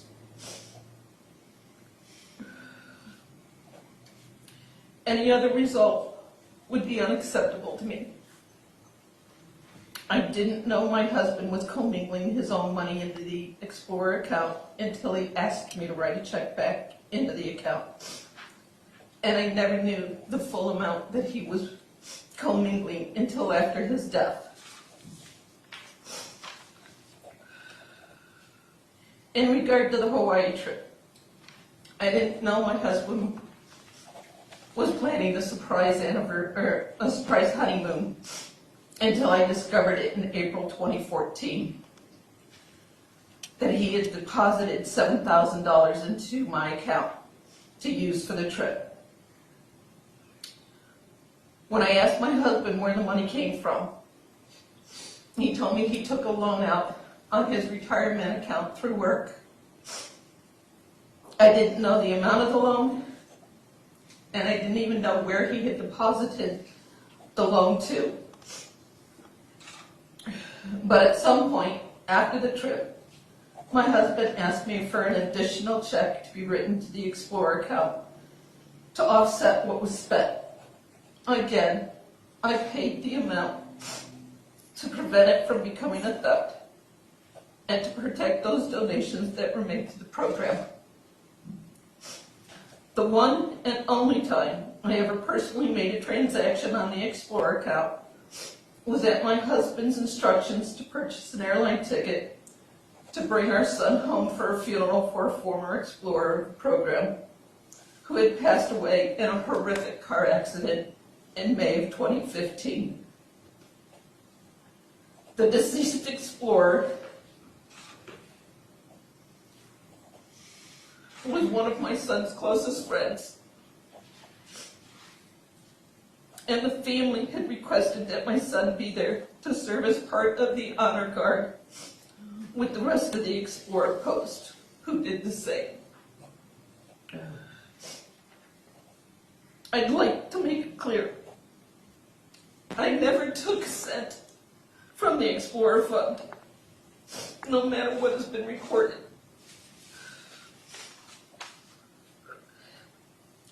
Life since my husband's death and this prosecution has not only affected my life, but those of my children. All of us have been subjected to a litany of death threats. The media not only released our address and our phone number, but for good measure, they released my social security number and my driver's license number, resulting in a multitude of my accounts being breached. Further, I received notification from my bank that they decided they were going to cancel my credit card because per them, doing business with me was a reputational risk to their company. But they took it further, and they shut my savings and checking account down, and then turned around and shut the savings accounts and checkings account down of all my children, preventing them from getting their funds from their direct deposits through work.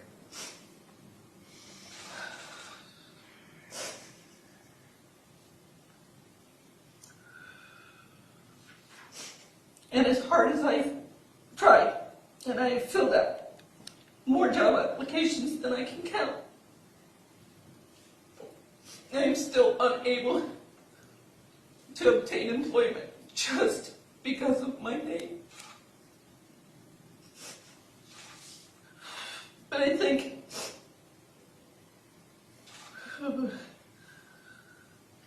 the worst is probably the continual desecration of my husband's grave.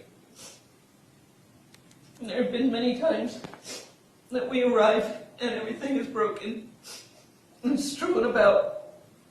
But I think the worst was when I took my youngest son, and as we approached, yet again, everything was broken. And then there was a knife stabbed into his grave. At this point, all we can do is continue to clean it up because we know it's going to keep happening.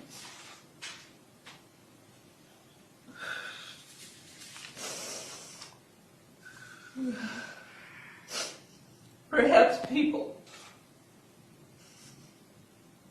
will disagree with how my husband managed finances, which is the crux of the matter here. And I will note there is a difference between malice and a lack of skill.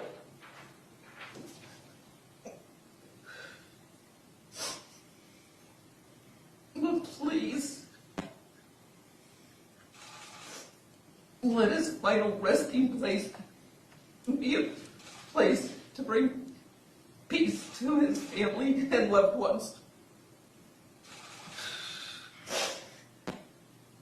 I ask your honor to consider all of this in your sentencing and to allow me to... She was recently sentenced to 24 months probation. As for his son, Donald, he wasn't charged with using the funds from the Explorer Fund, as there was apparently not enough evidence to do so. However, text messages went on to show that his father set up a sham marriage between Donald and Joe's own mistress so they could receive better benefits, and it appears as though DJ had been dishonorably discharged from the military. Joe was a terrible person who spent years abusing his post and taking advantage of others, all while being supported by the people around him. He was allowed to get away with almost everything his entire career, and the moment he had to be accountable for his own actions, he instead did what he did best, and lied. Oddly enough, because Joe had been so revered in the press and in the town of Fox Lake, some people believe that Joe, Melody, and DJ were set up.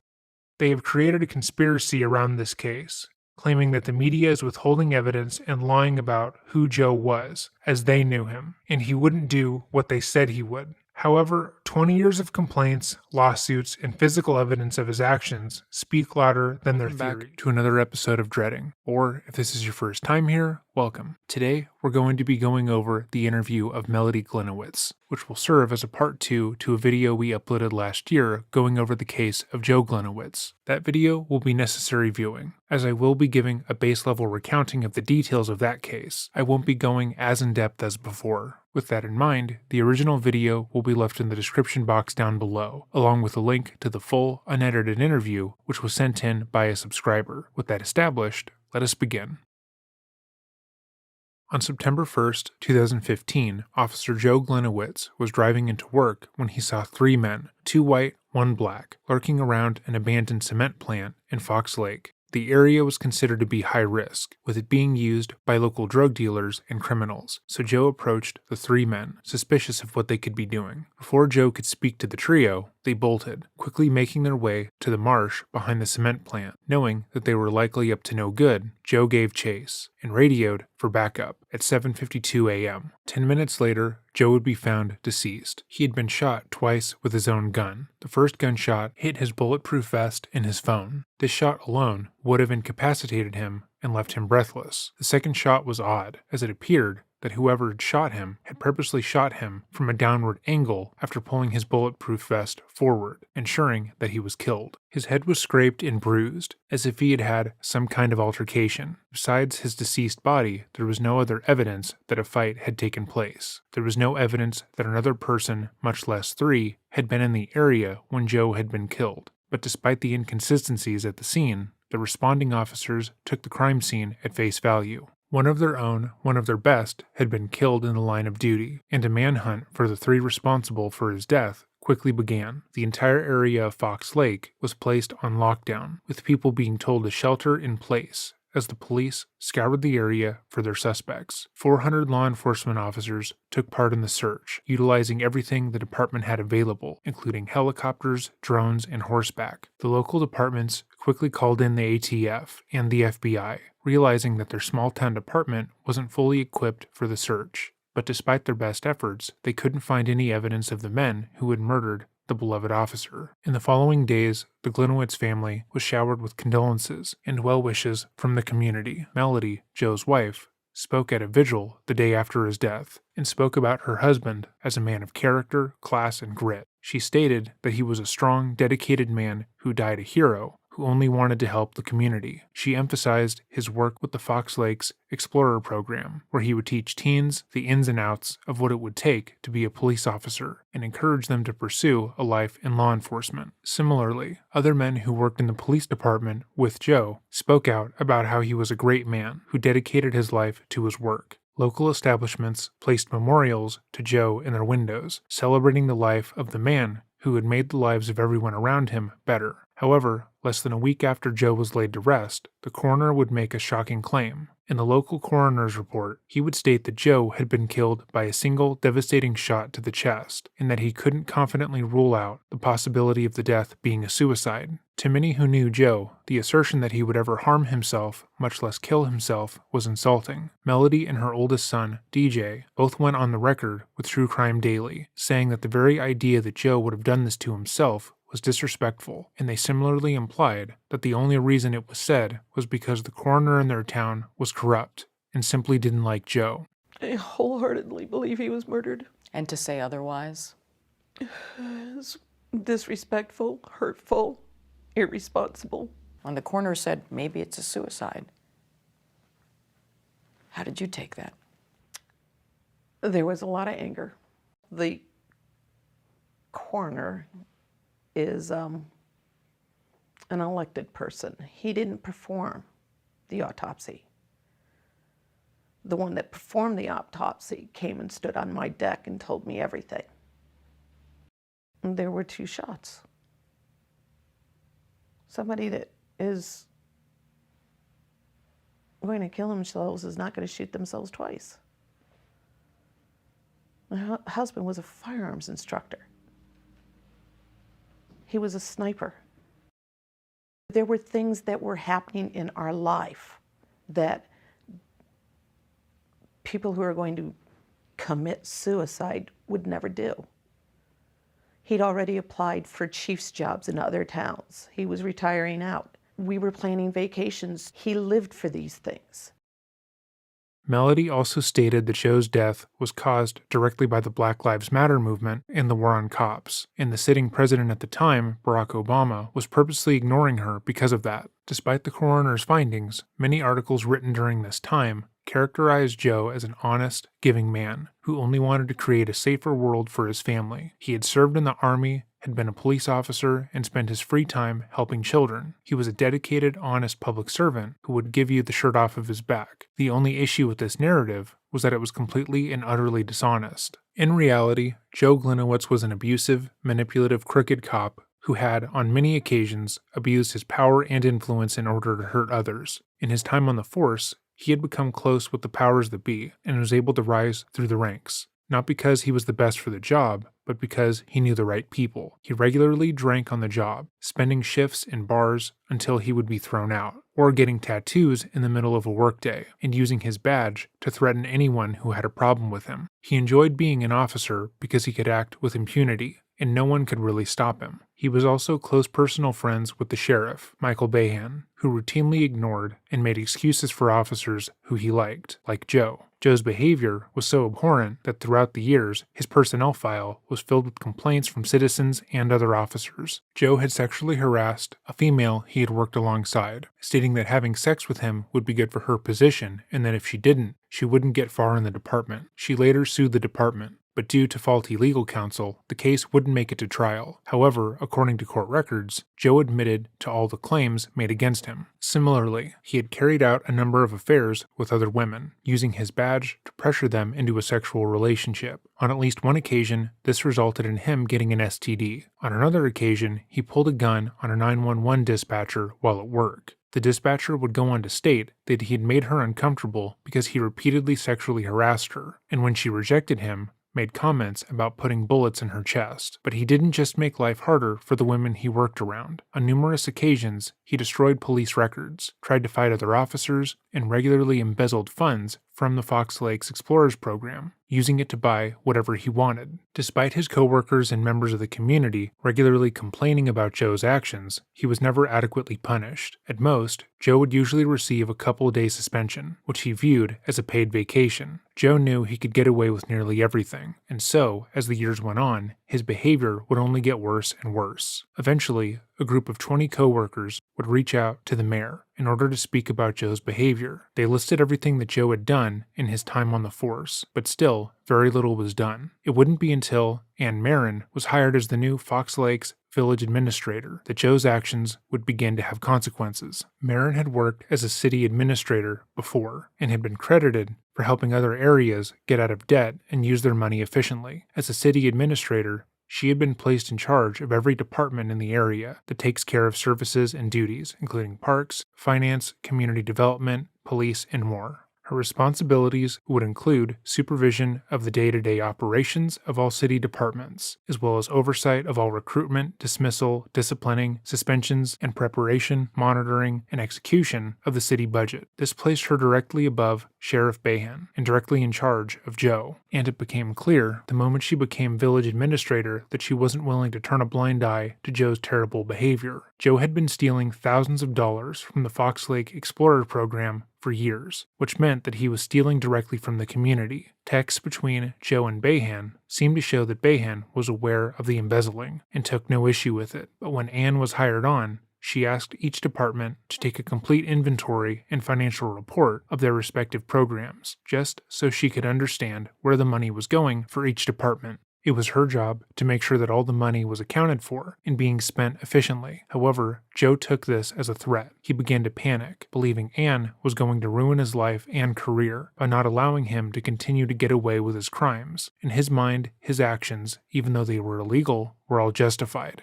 In April of 2015, Melody would tell Joe because of the audit, quote, "Maybe we need to hide the funds somehow," as she was keenly aware of the embezzling and took part regularly, using the funds to buy Starbucks and family vacations. In his own messages, he would write about Ann repeatedly, saying, "She hates me, and I've never said more than 3 sentences to her the year she's been here. hates the Explorer program and is crawling up my ass and the program. Chief won't sign off to move it to American Legion, and if she gets a hold of the old checking account, I'm pretty well fucked. The other party responded, quote, hopefully she decided to get a couple of drinks in her and she gets a DUI, to which Officer Gliniewicz responded, she does, but not around here and no one knows where. Trust me, I've thought through many scenarios from planting things to the Volo bog, which is him directly saying he has made plans to kill her and hide her body in a bog in the area. After Joe's death, the investigation would uncover a small bag of cocaine in his desk that was likely meant to be planted in Ann's car. They also found that Joe had approached a local gang member to see if he could take a hit out on Marin. That way the audit would just end. But it seemed he decided against those options and instead decided to take his own life and stage the crime scene to make it seem as if he had been murdered. This way, when his crime was inevitably discovered, the department will cover it up,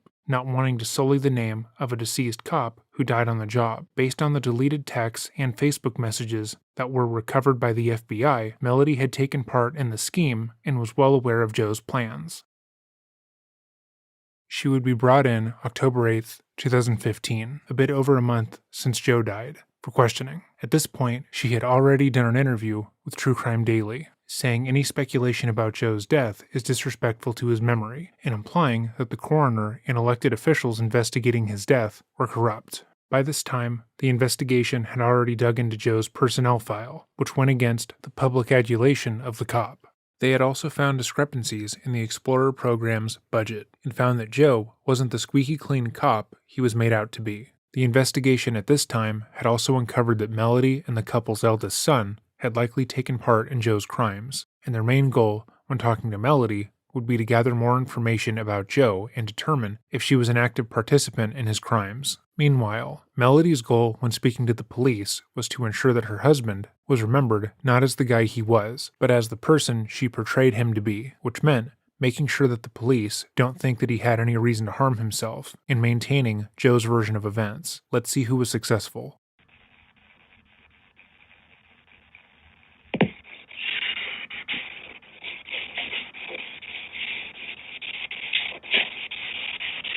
Okay, no, did you guys meet yet? We did. Okay.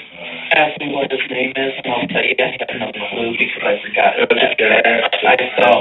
I saw an FBI and 3 letters, that's all I get. It's important to note that the 2 interviewers are with the FBI, not the Fox Lakes Police Department, meaning Melody doesn't know these 2 men. It's likely that when Joe was planning his death, he believed that the only people who would be looking into what had happened to him would be from his own department, assigned by Michael Behan, and as such, they would eliminate any evidence of wrongdoing on his part and hide the truth. But because the department had called in 2 federal agencies to assist with the manhunt, the FBI took charge of the investigation and eliminated any potential bias. The interviewers now have to comfort Melody and assure her that they aren't looking too heavily into her husband, while also assuring her that they are trying to do their jobs effectively, which is an impossible task. Don't feel bad. I'm the same way. If you need anything, something to drink, use the restroom, a minute to collect your thoughts. There's no, I know at the beginning you expressed concern that about your husband being vilified. That's not what this is about at all. If you're going into an interview to discuss the death of your late husband, who died in a tragic murder, it's highly unlikely that you would be overly concerned with the idea that he was going to be vilified by the investigation, especially if he was revered in his community, as Melody stated he was. You would likely have more pressing concerns, like how to be of service to the investigation while dealing with your ongoing grief. However, Melody cannot help herself when it comes to showing her hand. She doesn't want the FBI to look into Joe's dealings and how he misused his position. But she's so worried about it, she purposely draws attention to it with the hopes they don't look into it any further than what she has already said. This kind of fumble will occur multiple times throughout the interview. It's almost comical to note that before the interview even began, she was already drawing attention to her lies and their scheme. Okay, so, again, I can't emphasize enough. Want to take a break? Absolutely. Something to drink. The part that rattle is obviously, you know how much scrutiny this thing has got and how many different directions. Everybody in town's got their idea of what happened, what didn't happen, that kind of thing. And I hope you know anyway, we're working just to get to what happened. That's it. As we have moved forward in the case, obviously the questions come up, and I can tell you sometimes we don't get paid to ask the positive questions. Sometimes it's, and nobody's a cop for 30 years without getting muddy sometimes. It's just the way like this. I have said to my people I work with, after seeing all of this, I don't want anybody to do anything for me, because you got half the people that want to love you and half the people that want to hate you, and it's just tough. And I can't imagine what's like being part of the family that has to deal with. You can turn on literally 2 different news stations and watch different stories depending on who's telling the story, you know what I mean? But along the way, obviously, there's things we have to talk about so that we can get things all worked out and make sure we get the best picture of what happened, and serve you guys in the best possible way we can. So today's kind of an interesting day. Today we're interviewing you. The other guys are interviewing other, I believe the ex-chief's talking to somebody today.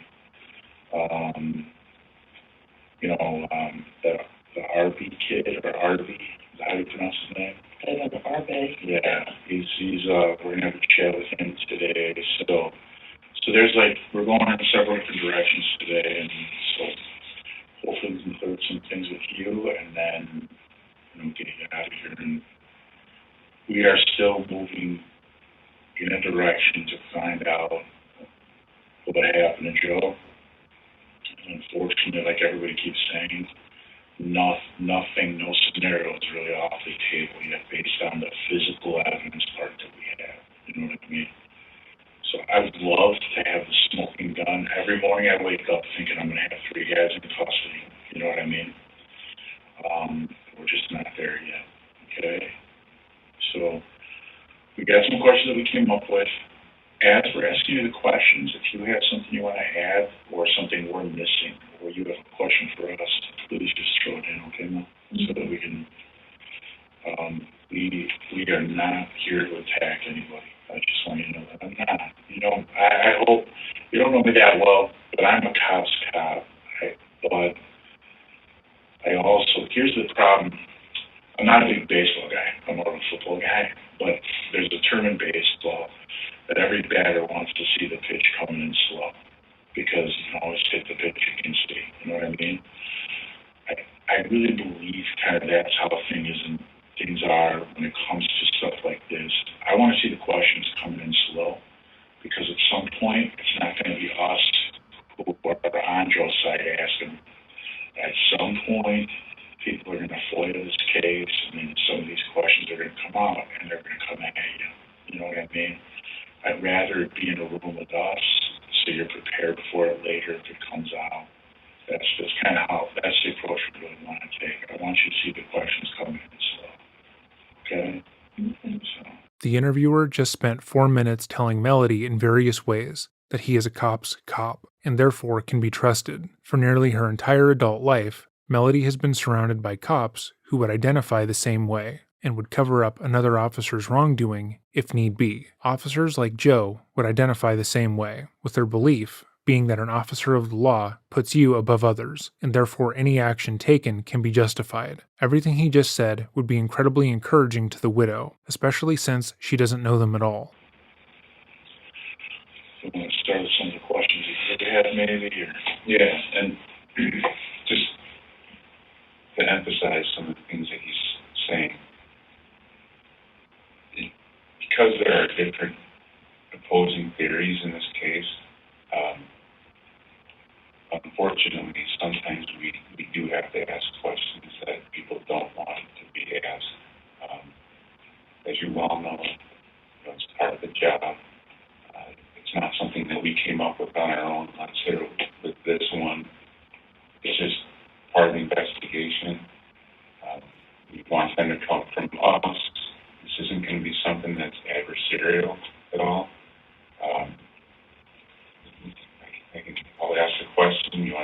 minute to think about it, it's fine. We're not judging you based on, she took 10 seconds to answer that. It doesn't work that way at all, okay? And sometimes you have to work, I hope this comes out correctly, but sometimes you have to work harder to disprove theories. And I understand that. Okay. No, I understand that. It's just, I'm at the end of the boat. I understand. Okay. We're trying to empathize with you and understand how you're feeling, okay? Because truly, we think we know, but really we don't. Okay, so we're trying to empathize with you, and we'll take it slow. And again, we'll take breaks as you need to, okay?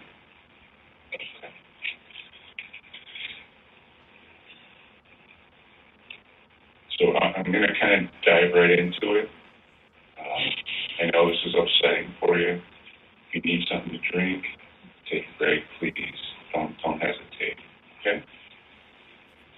How did you first learn about the fact that there was a shooting, and not necessarily that Joe was involved? My brother-in-law called me. Said, what's Joe's radio number? Is it 6740? And I was like, I know my husband's radio number, but I'm like, why? He's like, well, there's been a shooting. Is his radio number 6740? And I was like, no, I gotta go. And that's when I started calling dispatch. Okay. Do you know how does your brother-in-law, is he involved in law enforcement too? He's on fire department. Okay. All right. You on Fox Lake? No. Anyhow.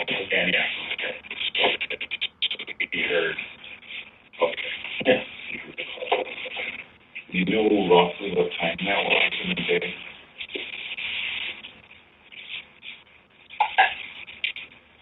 I don't know because I know.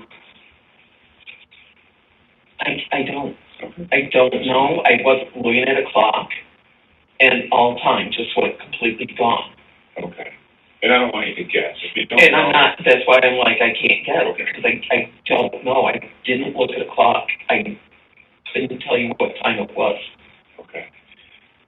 Do you know, or how is it confirmed that Joe was involved? I called dispatch. They wouldn't talk to me. I hung up. I called dispatch, I think, 3 times. And by that time,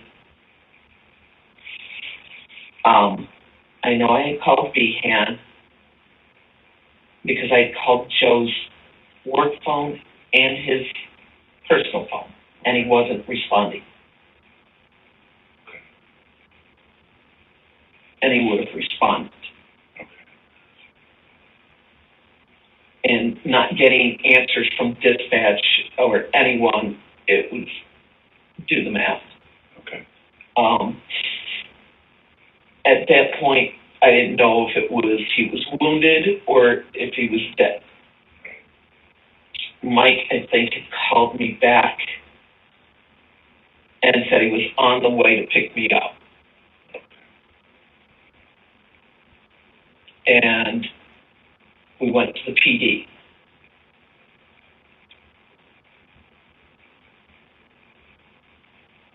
Behan was already there.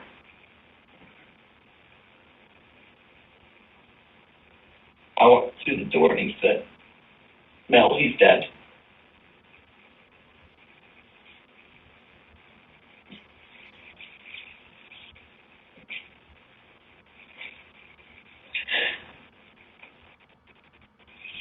So the chief said he was going to come to pick you up, but somebody... No, that's my brother-in-law.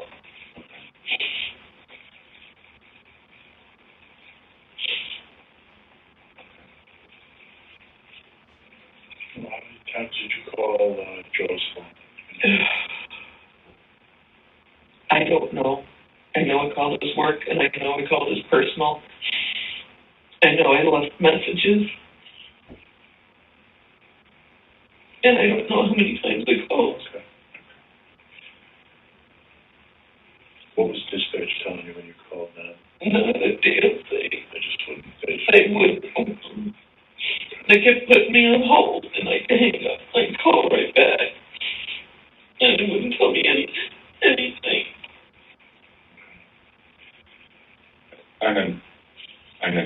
On a typical day, and I use that term loosely because there aren't very many typical days.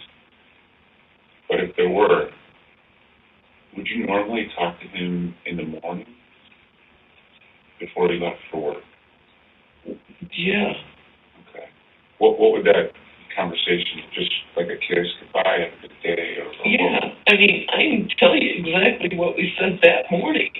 Okay.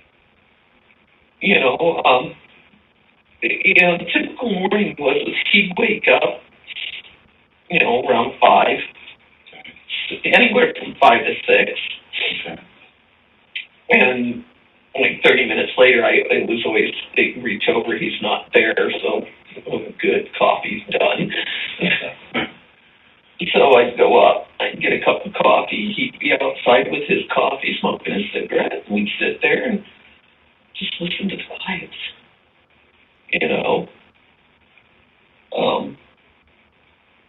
I'd come back in, he'd go downstairs, get his shower, and get ready for work. He came up that morning, asked him if we were doing lunch, and he's like, yeah, I'll give you a call in a couple hours, we'll figure out where to go. Okay. And off to work you went. And that was that day. Yeah. On September 1st. Okay. Okay. So you did Foster give him a take-home car? He drives his own person. No. So he had a take-home? Yeah. Okay. Well, that's one of the things I wasn't sure one way or the other. Yeah, he had to take home in the Sally Port at the PD. Okay. All right. Okay. Now, winding back to August 31st, the evening, what was the conversation like that night? That night, he had told me that Ann Marin was demanding a 100% inventory of all the Explorer stuff. Okay. From every patch to every uniform to every item in the building. And I'm trying to think, 'cause I think it was around 9 before he had gotten home. I'm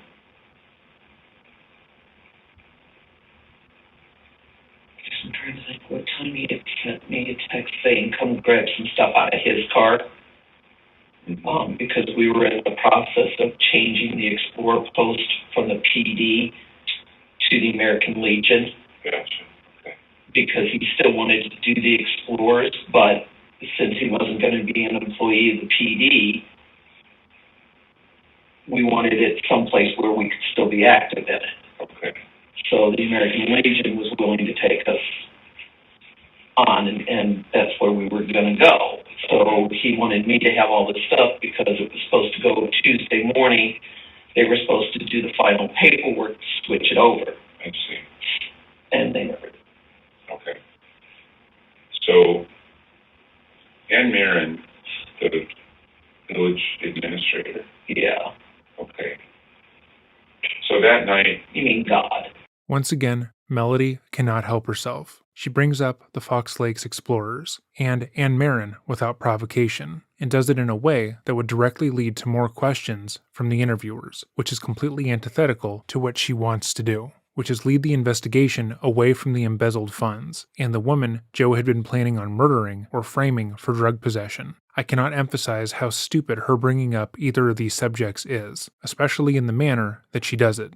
Joe worked for the police department and for the Fox Lakes Explorers, which used village funds to run. Ann is in charge of budgeting and making sure these funds were properly used and allocated. Her asking Joe for a full inventory is not an act of malice or aggression, it's her job. But from the way Melody speaks about it, it's clear that Joe and her thought it was, which any good investigation would look into. She shot herself in the foot entirely and is completely unaware of the fact. Her contempt for Ann Marin, mixed with her worry about the investigation finding out about the relocated funds, has completely clouded her judgment. But again, she is completely unaware of that fact. Okay. So he was upset. Is that safe to say? He was pissed because she was trying to fold the Explore program. Okay. She was not. She simply wanted a full inventory and had asked every department to provide her with a full inventory. She was quite sincerely just doing her job. Okay. When she came there, what was that relationship like for him? Like with this, how long had she been there? Do you remember when she started about? I think she is on her second year now. Okay, she's been there 2 years. When did things start going south in the relationship between the two of them?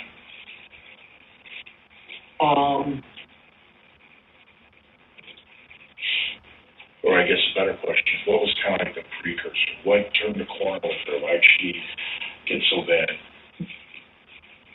She had made it known that she wanted the top 4 people gone. Come hell or high water, she was going to get rid of all 4 of them. Okay, so I know Schindler, Gliniewicz, who else? Behan and Norris. Norris was safe for the longest time until he flooded the police department. How did he flood? What did he flood the police Literally department? flooded the police department, talking like $10,000 worth of damage. He had, because he works at Island Lake, and apparently he had been there and then came to do his real job and had eaten in his office, taken his bowl, put his bowl in the sink, turned the water on, and walked away for several hours. Okay. So it proceeded to overflow and flood the entire police department.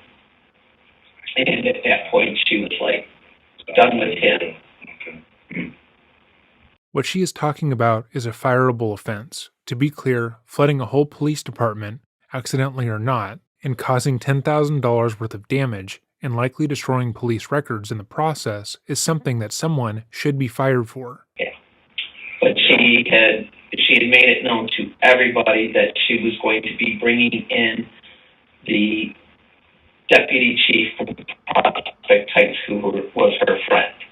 Okay. And he was going to run the department. Okay. So now she starts writing Joe on different things. Explore, of course, was the biggest thing, or was there a variety of things? There was a variety of things.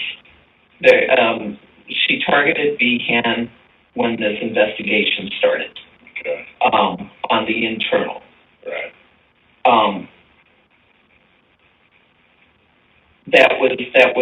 That was her. I've got it in now. I can get rid of him. So she was demanding Joe do 100% inventory on his office, to, serve I can't call it a subpoena, it's not a subpoena. Serve the papers for this one to come in and testify and this one to come in, read them the Mirandas, the whole 9 yards. Okay. So, but Joe was very good at, okay, this is a difficult person to work with. How do I work with them and still do my job? Right. Okay. He had that with all of his military training, so. So she just was dragging his ass, basically. That'd be fair to say. Yeah.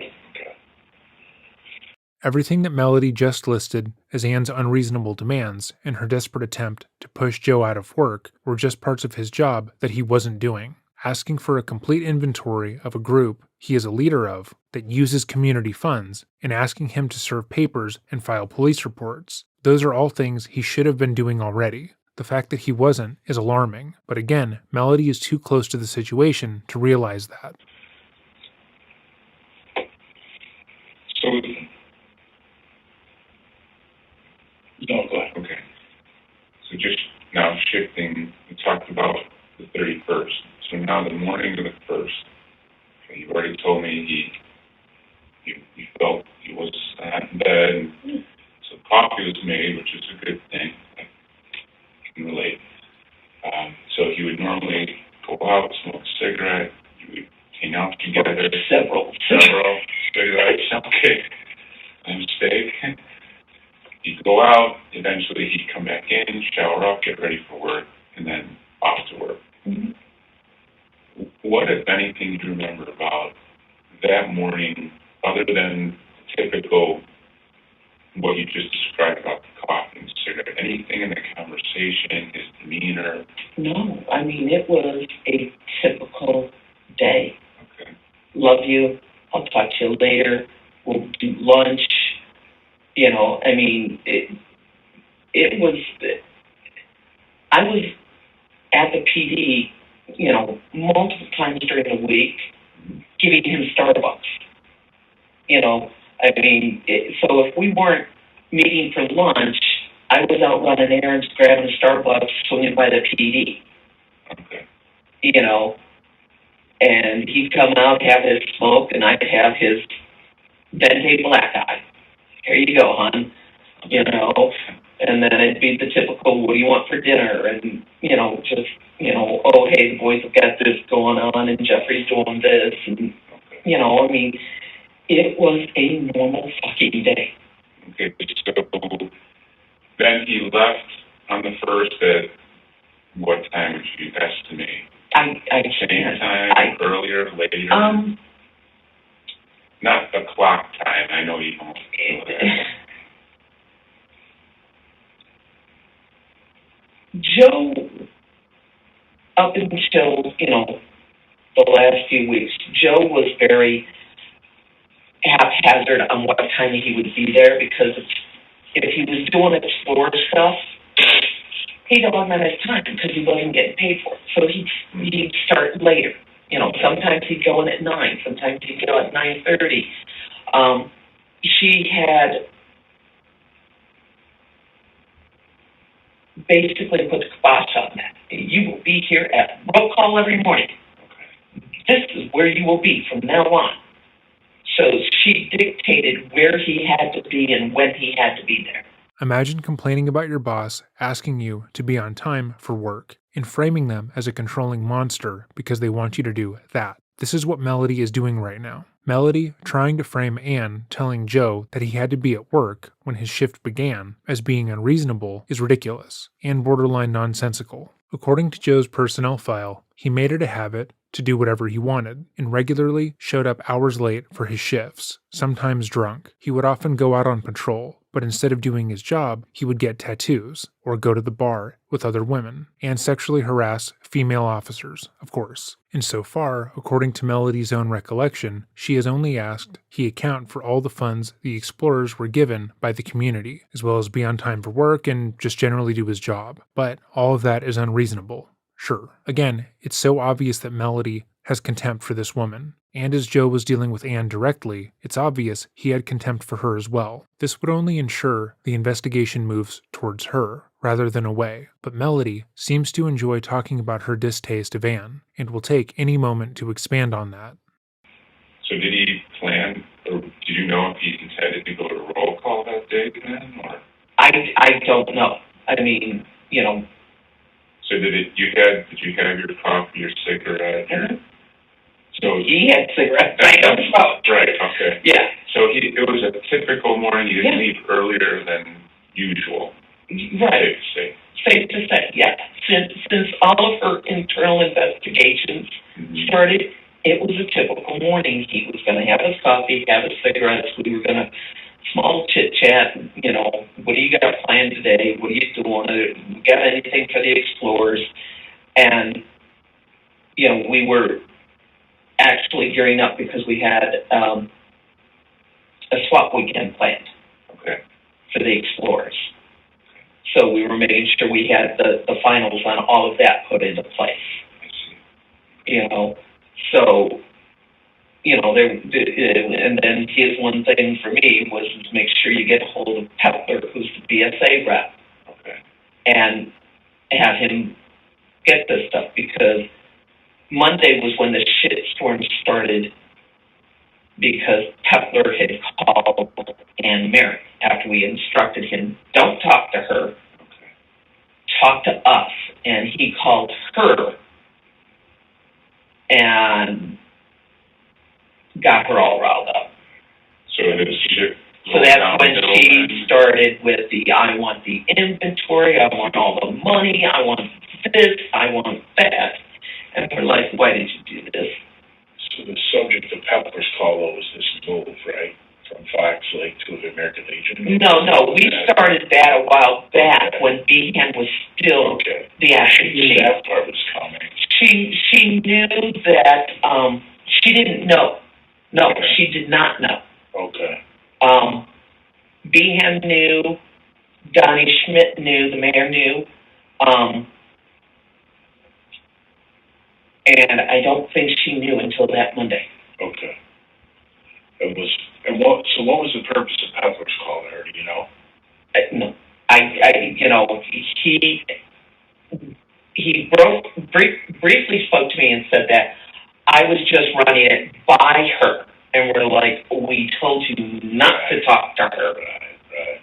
Joe and Melody seemed to believe that if they got private funding for the Fox Lakes Explorer post, they would no longer be accountable to Ann Marin, and therefore wouldn't have to turn in the inventory that would indicate that they had embezzled funds. This is patently false, and also very stupid. Getting private funding would no longer make them accountable to the city going forward, but they would still have to account for the money that they spent prior. It seems, by what Melody is saying, when Ann was made aware that they were trying to move the Explorers from being a part of the police department to being privately funded, she rightfully called them out, trying to shirk their duties.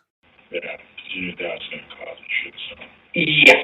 Okay. Yeah. So that's when she really got in and drove out the inventory this day, not taking anything basically until we know what it is. Right. And I know for a fact, Joe wasn't even dead 24 hours. Instead, she went and immediately changed the locks of all of the building that we used and locked us up. She is now claiming that everything in there is village department property, and she'll dispose of it as she sees fit. Because it is. Everything that was purchased for the Explorer program did not belong to Joe. It belonged to the Explorer program and the city of Fox Lakes. Ann was right to change the locks, especially since Joe had gone out of his way to buy large stockpiles of military surplus gear, such as Kevlar helmets, radios, ballistic vests, combat boots, gas masks, and gun belts, by the hundreds. These items were not part of the Explorer program and was only appropriate for actual officers to use after being properly trained, not teenagers. Melody is critiquing Ann for being good at her job here, and the idea that Ann was acting callous in her protecting city property is ridiculous. I cut out nearly 25 minutes of unnecessary details and footage, but if you would like to see the interrogation footage in full, that will be linked below. All right, so while you're doing that, I'm going to ask you a couple more questions, and here's where it gets to the point where it's not, these are questions that aren't pleasant to ask or probably to answer, okay? Just a few of these, and maybe some others down the road, but did you ever have any sexually transmitted disease? I think he had genital warts. Do you remember when that was? Or? No. Okay. No, I mean, it was within the last few years, I think. Okay. Were they treated, or is it just something you? I believe he treated them. So it's in the last few years? Yeah, I can't give you You don't have to. yeah. So he saw a doctor, they're treated. Yeah, it would be Lynch, who was his family physician. Okay, Lynch.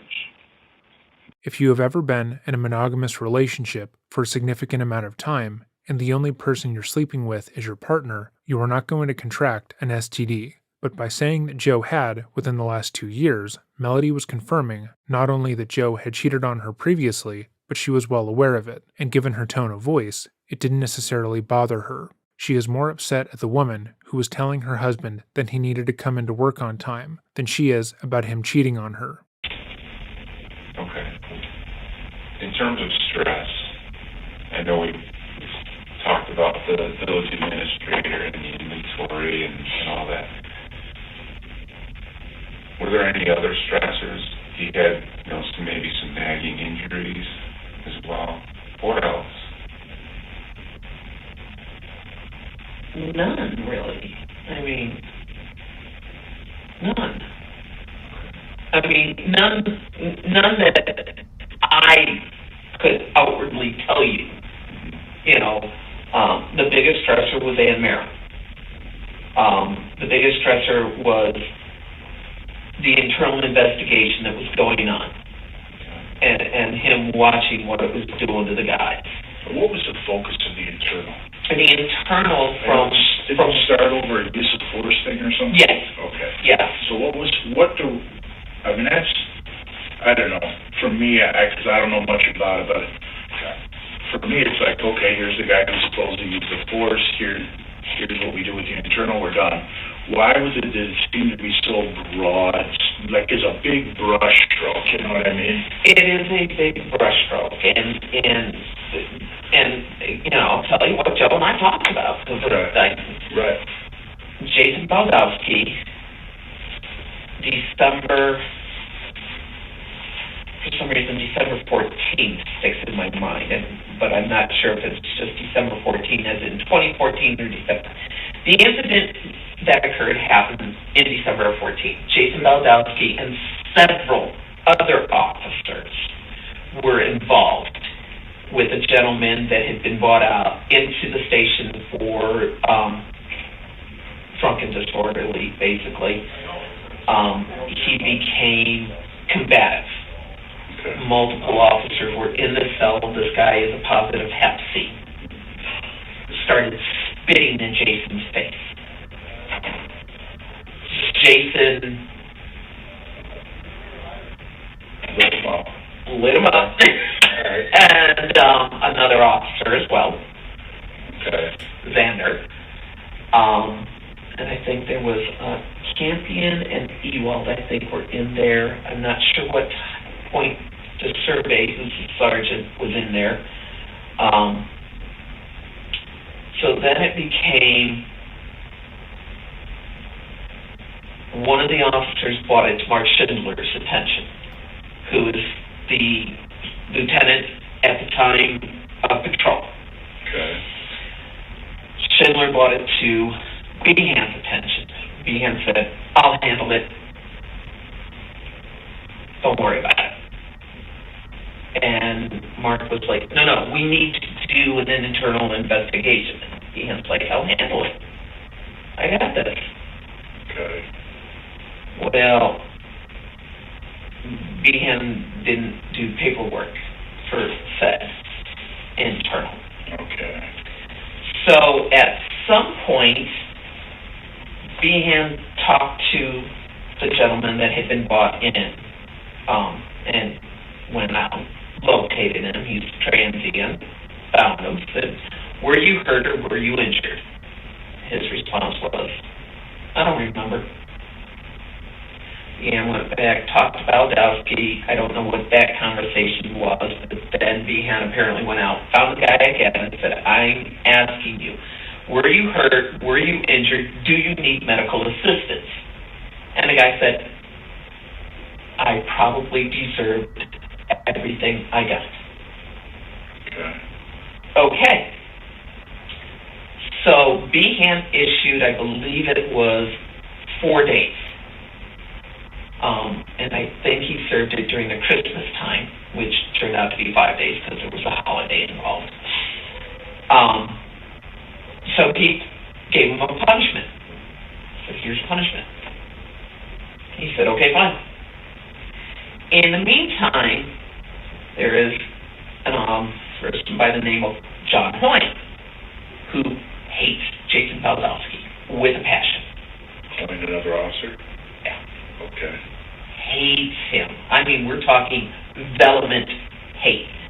Every turn of the knob, fire his ass. I want him fired. I want him gone. I want him gone. What's Hoyne's position? I can't remember if he was a sergeant. Okay. I think he's a sergeant. Okay. So there are a couple little hidden puppet masters. Right. It's like everywhere. And the biggest puppet master is Joe Martin, Okay. who's an officer. He had no love lost for Joe. Didn't like Joe because Joe was like well liked in the community. Okay. You know, he wanted Tom Olson, who had been fired twice from 2 separate last chance contracts, wanted him hired back, was doing everything to get him hired back. So when this little incident happened, apparently Martin somehow said, oh, John, this is what you need to do. You need to go and get that videotape. So Hoyne goes into dispatch with his trusty dusty personal cell phone, tells them to pull that video up, and he tapes the whole thing. Then removes it from the police department and starts showing everybody. Martin then tells him, this is what you do.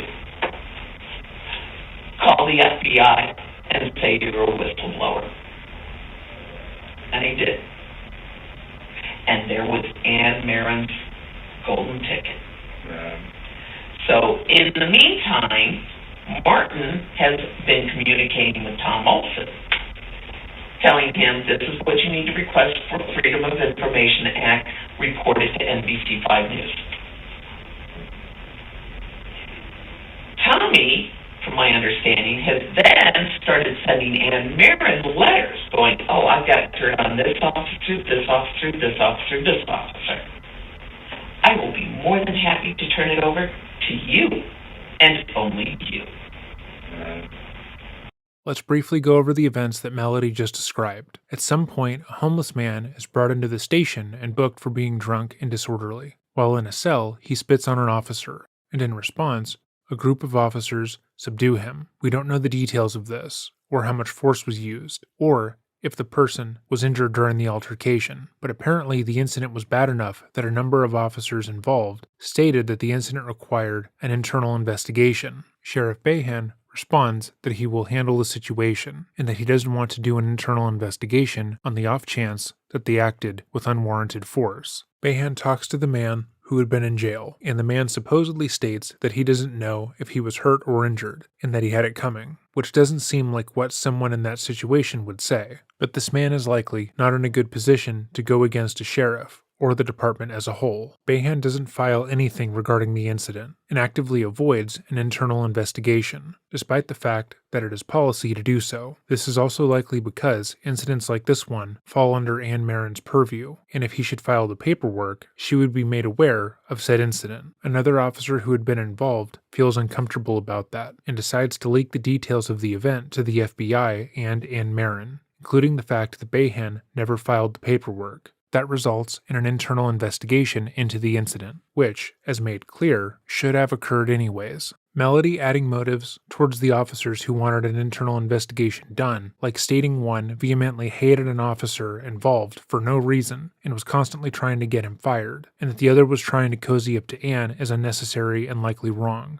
Every time Melody tells a story, she is very clear on who she supports and who she doesn't. If you tell her or her husband to do anything that is in their job description, you're a dictator and a tyrant. If you disagree on how Joe did things and the department as a whole was running, given the incredibly obvious issues and corruption, then you're a disingenuous hack. Meanwhile, Joe is just a good guy, despite everything he had done to show the opposite.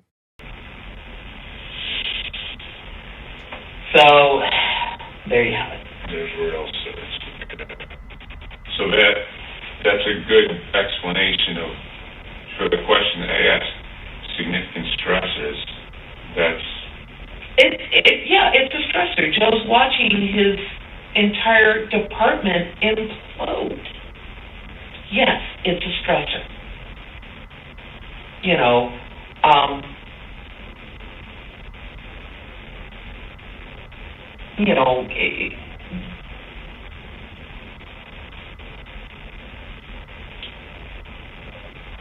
Was it enough of a stressor that Joe would end his life over it? No. No. He wanted to make sure his guys were okay. He would literally call Jason that whole time Jason's been on administrative leave. Are you okay? Do you need anything? He would call Behan. Are you okay? How you holding up? Mark Schindler was also suspended through this whole thing on Ann Marin's orders. And he would call Mark. Do you need me to do anything for you? How you holding up? How else did you react to that, to the stress?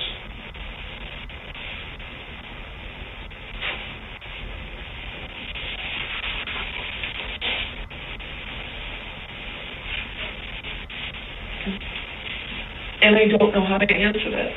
Did you see I can ask you, did you see his smoking increase? Did he work out more? Smoking didn't increase. Did he get quieter maybe? His sleep got worse. Like it was a while, he would wake up more during the night? Yeah. Okay. Yeah. You can't turn the brain off sometimes. Can't turn it off. Right. So yeah, he was sleep deprived. Okay. He was sleep deprived because... So directed at just Joe, what else did this woman want from him? She wanted inventory of the explorers. She wanted control of their money.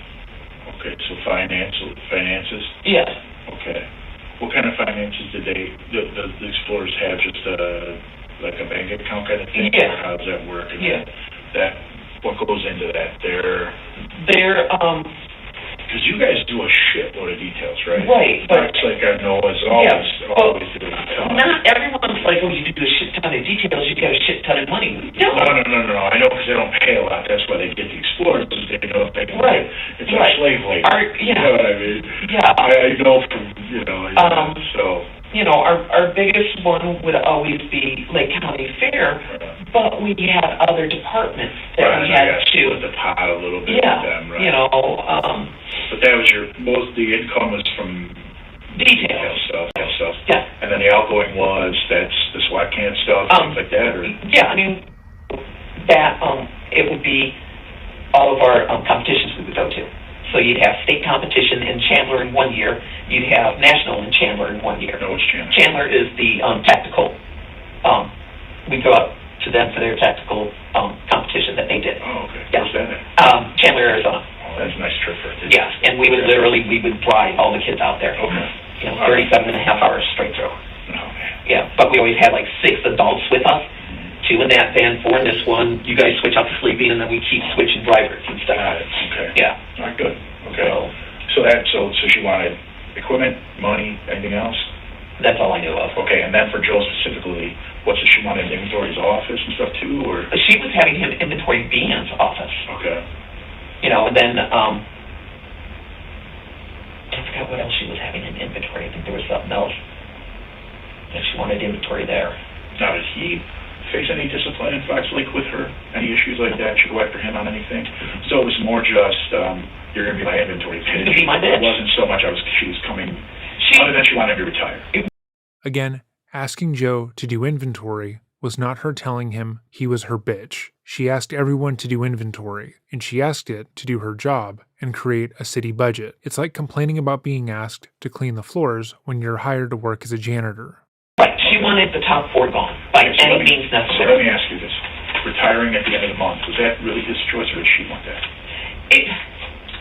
It was more his choice. He was done. He was ready to go. Yeah, he was done. He wasn't done being a cop. Was there? He was done the Fox Lake. It wasn't enjoyable anymore. It was hell dealing with her. Just that there was more times than not that I had his personal cell phone, and she would call his work phone, and he'd have it on speaker.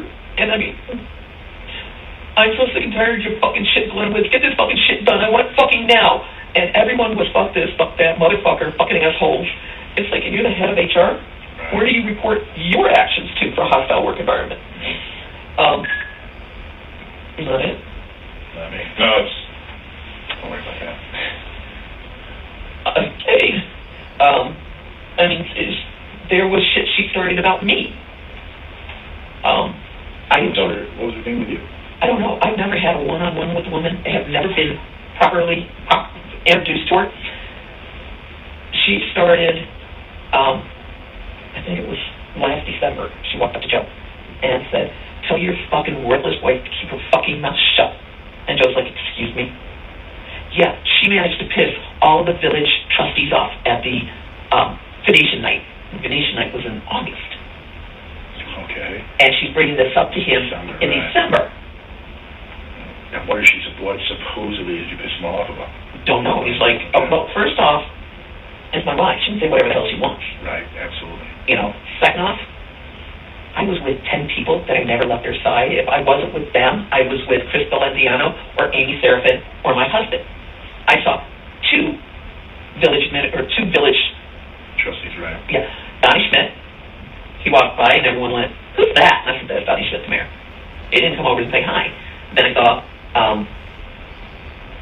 Nancy Koski, and that was because she was so drunk she about fell over. Some stranger literally was holding her up. Welcome to Fox Lake, huh? Yeah. Right. Yeah. Well, Nancy Koski was Joe's assignment for years. Okay. He would be ordered to follow her from bar to bar to bar to ensure that she got home safe. Right. He wasn't supposed to drive her home. He was just supposed to make sure she didn't wreck or kill anyone. Right. And that was multiple chiefs assigned him that task. Right. Small town shit, huh? You said something a little while back about sleep deprivation. I want to try to circle back around to that because that's important. When you say that, what do you mean? He just wasn't getting a full night's sleep. Literally, he would wake up 2 or 3 times. You know, so I mean, it wasn't a solid. What was a full night's sleep? Right.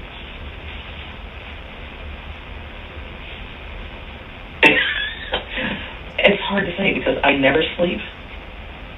I'm used to functioning on, 2 or 3 hours of sleep. That's my norm. I mean, was you like a good 9-8 hours? Oh, no. When it was work, and if he got 5-6 hours, That's a full night. yeah, Okay.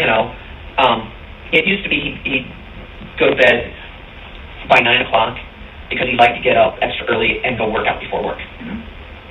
So, he'd get up at 4 and go hit snack cave at 5. Okay. So sleep deprived for him then meant maybe how many hours with getting up and all that? Probably on a good night, maybe 3 hours of sleep. Okay. And how long, what period of time did that go on? Probably the last couple months. Okay. Okay. Yeah, that's significant. And I know it is, and it's there to blame myself that it wasn't making him just stop right now, just walk and put your paperwork in and go. You're not letting yourself go. Okay. All right, he's an adult, and Well, and that's part of being a team, too. It's not one person can't control the other. Both people take care of each other, right? You know what I mean? It's just the way it is. Plus, you know this job. I've been around it for 30 plus years. There's our ups, we all have our ups and downs where life is better, worse. And, you're always hoping you get these administrators that come in like this, they're going to come and go. You know what I mean? Well, then you go and you manage to get yourself hired with a no fire clause in your contract. Yeah. Yeah, there's some weird shit going on there. I heard they passed an ordinance where she ran all the departments. Mm-hmm. So basically your bosses are figureheads and she runs the show. Yeah, she'll tell you straight up. That's tough, man. That's tough. The mayor's nothing but a figurehead. This is my town. I will run it as I see fit. That's tough, man. Would you say with all this going on, and the injury, that was he pretty easily overwhelmed by stress? No. Not so easily. Oh, no. Oh, God, no. No. I'm the short fuse. Joe was the long fuse. I start getting stressed, and the fireworks go. And he could sit there, and he could take it and take it and take it and take it. And it worked for us because he was my rock. And he would be the one holding me together when I wanted to explode. He'd be like, you can't change someone else, just remember that. So. That's funny. I call it with my girlfriend of quite some time now. I call it she is my calling yin to my ring yang. You know what I mean? Jill and I were the opposite. Yeah, because I'm the one now with after 30 years of this bullshit, I'm ready to blow up sometimes. And she kind of says the same stuff. Expect to get deep breath because you can't dictate what they do. So I get it. I get that kind of relationship. And that was Joe. I mean, it was like, no, just, and he would. He'd let me fucking vent. And just, okay, are you done? Yes. Do you feel better? No. Well, then, right. What are you going to do? Fix it. So let me ask you this. Nobody's married 30 years without bumps in the road. What would you say your bumps in the road are? Well, his affairs were the bumps in our road. Okay. But when I find them out, I'd be like, okay, fine, let's figure this out. Are we done, or are we working on this? And it was always, we're working on it. Okay. We were a work in progress. Oh, we all are. Joe loved me for my faults, and I loved him even though he had faults. Okay.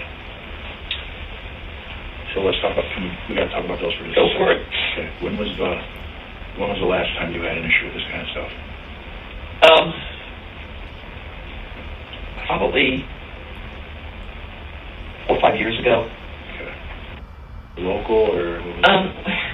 Joe's latest affair, being 4 or 5 years ago, doesn't align with the fact that he contracted an STD 2 years ago. Go somewhere else. Okay, so in the course of everyone we're talking to, and it's a freaking ton of people, right? Yeah.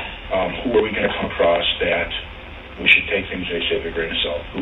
Who's not going to maybe give us the best statement because they don't like you or they didn't like him or something like that? Katie Brown and Mike Brooks, who are brother-sister.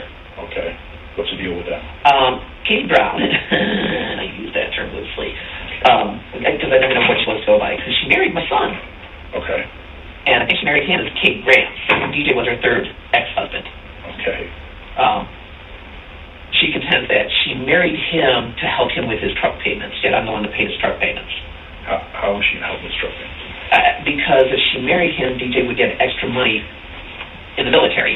Because okay. Yeah. So, my understanding is that she was supposed to get $250 at the beginning of the month, $250 at the end of the month. And at some point, she started demanding $500 at the beginning of the month. And DJ was like, that's not working out for me. So this turned out to be a shakedown at the end. Yeah, and then at some point, she redid their taxes without his knowledge and got an additional $5,000 out of the IRS. Oh, shit. Yeah. Okay. Yeah. All right. Melody obviously has nothing but contempt for her son's ex-wife, but once again, she frames the situation dishonestly. She states that Katie came up with a scheme in order to get more money out of her son, DJ. Rather, when DJ was in the military, his father arranged for Katie and him to get married so he could get a better benefits package. For those who are wondering how Joe knew Katie, he was actually having an affair with her, so Joe set up his mistress with his son. So I assume they're not married anymore, right? Oh, God, no. Okay. Her, she divorced him. He divorced her. He filed? Yeah, he filed. Okay. How long did they actually stay married? I don't know the actual, it was like less than a year, I believe. Oh, it's like a Kardashian thing. Yeah, and the marriage was not consummated. Okay. This bitch actually contacted me when Joe died and started going, oh, I'm so sorry for your loss, and I went off on her. And she has now made my life a living hell. No, how is she doing that? Oh, because now she keeps sending me messages about how she's going to put all these emails that Joe gave her about how horrible our marriage was, okay. And she's going to make them all public. Okay. Was this girl ever one of the issues you and Joe had? She was an issue because she was constantly, apparently Joe financially helped her Okay. because she so needed a tattoo. Okay. Yeah. What's truly strange to behold about Melody in this moment is that she has nothing but contempt for Joe's mistress and her son's ex-wife, but she has none of that for Joe himself. Joe actively cheated on her, sent Katie emails about how much he disliked being married to Melody, and how he wanted to divorce her and give her money. But for some reason, Melody holds her responsible for that. She frames the situation as if Joe was unable to defend himself against this woman, and that is clearly not the case. It's similar to how she frames Anne Marin and any other person she doesn't like. They are just wholly and entirely evil. Meanwhile, Joe's actions are nothing but honorable, or at the very least, understandable. Sorry. No, it was good. Yeah, it's called mute. So yeah, she was a thorn in the side, and then what about her brother now? her brother, because she went to him saying that Joe stole all of her naked pictures. I'm like, yeah, honey, you sent the naked pictures. Let's call a spade a spade. Right, just man up to it. And she, because I called her on the carpet on that one. Okay. Yeah, I did appreciate seeing your naked ass on my husband's phone. Right. No, he stole those pictures off my laptop. My husband can download your laptop to his phone. Got it. So now her brother keeps putting shit out there on his Facebook about how Joe committed suicide and he was worth this piece of shit and this, that, and the other stuff. Okay. So, What's the brother's name again? Mike Brooks. Mike Brooks, okay. Yeah. Did either one of them come to the funeral? Yes, both did. Again, like I said, I'm just gonna ask it. So, other than the naked pictures, any kind of affair activity with this girl? She said no. Okay. How about, here's a better question. When's the last time they ever had contact that you know of? Nothing recently? What do you think? I don't know. Okay. I don't know. Okay. Couldn't begin to tell you. Okay. Could be maybe text or something? Oh, God, yeah, okay. probably. I was curious. Yeah, probably. And that's not so much face-to-face, but yeah. she's Mike Brooks showed up at our last boot camp, but after the third kid came up to me and said that they felt uncomfortable around him, I looked at Joe and I said, "You gotta fucking go." Because we were doing combats, and he was very aggressive with several of the kids. Okay. And they were new kids. I'm Right, going to have them feeling uncomfortable and want to bolt. Right. You got to know your audience. Yeah. Okay. Yeah. So I told Joe, he's got to go. He has got to go.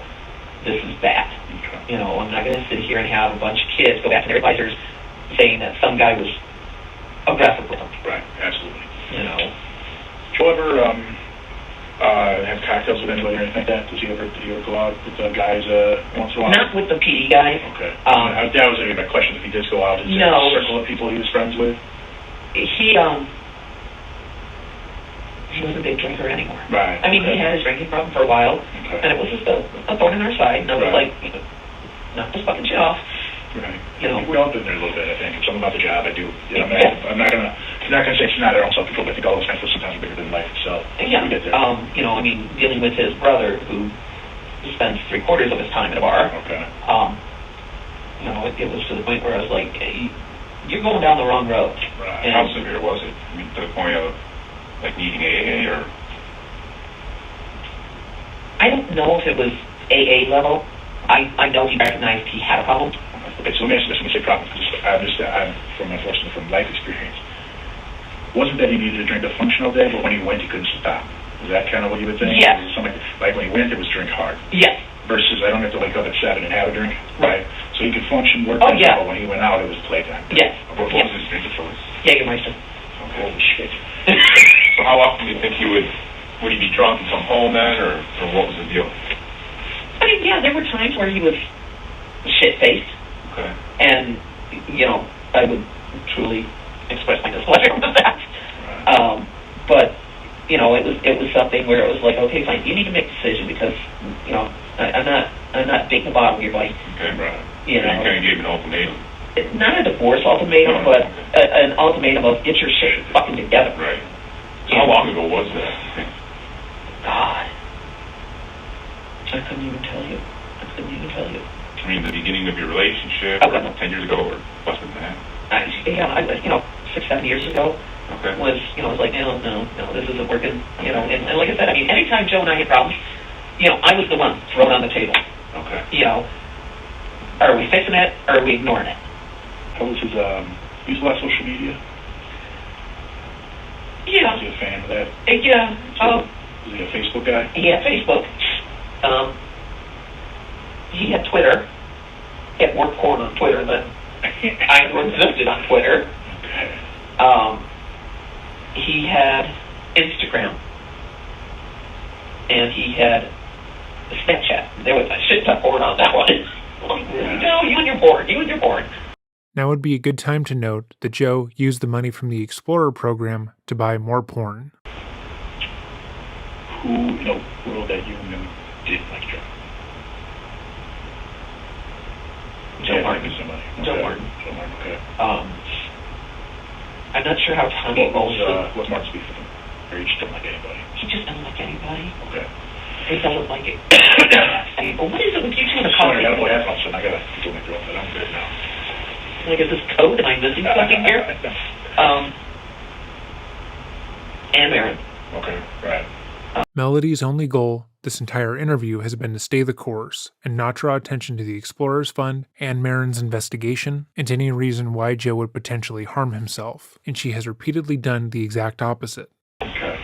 So let's talk for just a second about something that came up earlier in the conversation. You know, everybody, this job offers a lot of opportunity and a lot of temptation. And that's not to say if we took temptation or, went down that slippery slope enough, but we all kind of had some indiscretions along the way. I know I did. And I don't know if Joe did or not. If he did, is he the kind of guy who would accept responsibility? Oh, yeah. Okay. Can you think of any examples where something may have come up and... Well, when he had the affair with Denise Dudner, who used to be a patrol person with Fox Lake. Okay. They had a consensual sexual relationship. It came out in court that it was consensual. Okay. Because she did the whole, he did this, he raped me, he did it, and throughout the whole thing. And then she got fired. She got fired for other reasons other than the affair with my husband. Okay. So that's when she started her long tangent of suing the village and this, that, and the other stuff, that it was a wrongful termination. Okay. So it came out in court that no, it was a consensual relationship between the two of them. Okay. And I mean, he got 5 weeks suspension on that one. Oh yeah, I mean, he took a big hit. And we did go to marriage and counselor for that one. I can't even remember how many sessions we had. Okay. Did you have to go, or did you guys choose to go? I looked at him and said, are we fixing this one? Because I ain't playing this fucking game. So we both agreed that we needed to figure out where this So you went. Again, this is a gross misinterpretation of events. The dispatcher never recanted her story or changed it. The case also never went to trial, so Melody stating outright that she said something different in court was incorrect. Once again, Melody seems more upset with this woman for sleeping with her husband than she is at the person who broke their vows. Similarly, even though the case never went to trial, the lead up to it cost the department tens of thousands of dollars, and Joe was only punished by getting a 5 weeks paid suspension, which he allegedly used to go on vacation with his family. Was he talkative guy? What'd you say? When you say talkative, I don't know what you mean by that. I guess he's the kind of guy that running people, he could just... Charismatic. Let's put it this way. Very He's charismatic. one of those guys you don't see for a week, but the second you see him, it's like you saw him yesterday. You knew what was going on. He could tell you and bring you up to speed kind of guy. Oh, yeah. You see him, okay. Oh yeah. I mean, did you see any change in that since his brother took over from the village? I mean, I guess what I'm trying to find out is if she break him in any way from the Joe you knew to the Joe. She did break him. I will tell you that. She broke him. And he didn't love his job anymore. Right. Okay. That's a big one right there. Is because yes. You know, when you he loved his job, he didn't love doing a job in Fox Lake. Right. I get it. Exactly. You know. So she got what she wanted. Was he discouraged when you didn't get any job at all? No, he understood. The politics. He knew the politics. Don't know what do you mean she got what she wanted? And she wanted the top four gone. She wanted Behan gone. He's gone. She wanted Joe gone. He's gone. She's demoted Mark down so far that he knows he's next. She's got Norris being a supervisor of Jan and Records, and that's his sole job. And he was in charge of detectives. So she has systematically destroyed that department. How are you with Norris and Schindler and How do you get along with those guys? I get along great with Schindler. Norris, you know, Just kind of know. yeah. I mean, I keep him at arm's length just because I feel as though he looks at you sideways. Okay. You know, and I'm not sure how I feel about that. Right. I put it out there, you know. Right. Okay, but you mark it along well. Oh yeah. I love that guy. Behan and I get along great. Okay. Um, Now, what's Behan doing now that has he stepped down or is he still on suspension? No, he retired out. Okay, he retired out. yeah, he's got his pension and everything. What's he doing now? Just enjoying retirement? Growing facial hair. Good for him, man. Growing facial hair. Good for him. You know, so. And then, Joel and Mary got along pretty well? Yeah. Okay. Yeah. That's down. Down Smith, yeah. Okay. Yeah. All right. They're still looking out for you? So I don't know if I'm talking about Behan and Schmidt or? Yeah. Okay. Yeah. I mean, I do. I still talk to him. I miss my family. Right. I get it. But I don't know who to trust. I understand that. Did you keep any journals or any kind of like a diary, notes, anything of that nature? Anything he kept would have been at PD. Home life, no. I mean, he had his military crap at home. I mean, I got more damn military base camp maps everywhere. So no place in the house, or did he have a place in the house where he went, he needed to kind of back, calm down? Sorry. That's a yes. There's a no. We live in a very small house.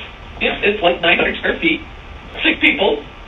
You know, everyone knows everybody's business. You want to hide, you're hiding in a bathroom, and you might get lucky if someone doesn't barge in on you. So no, I mean, there are people who, they write stuff down, that's how they kind of organize their thoughts or bed.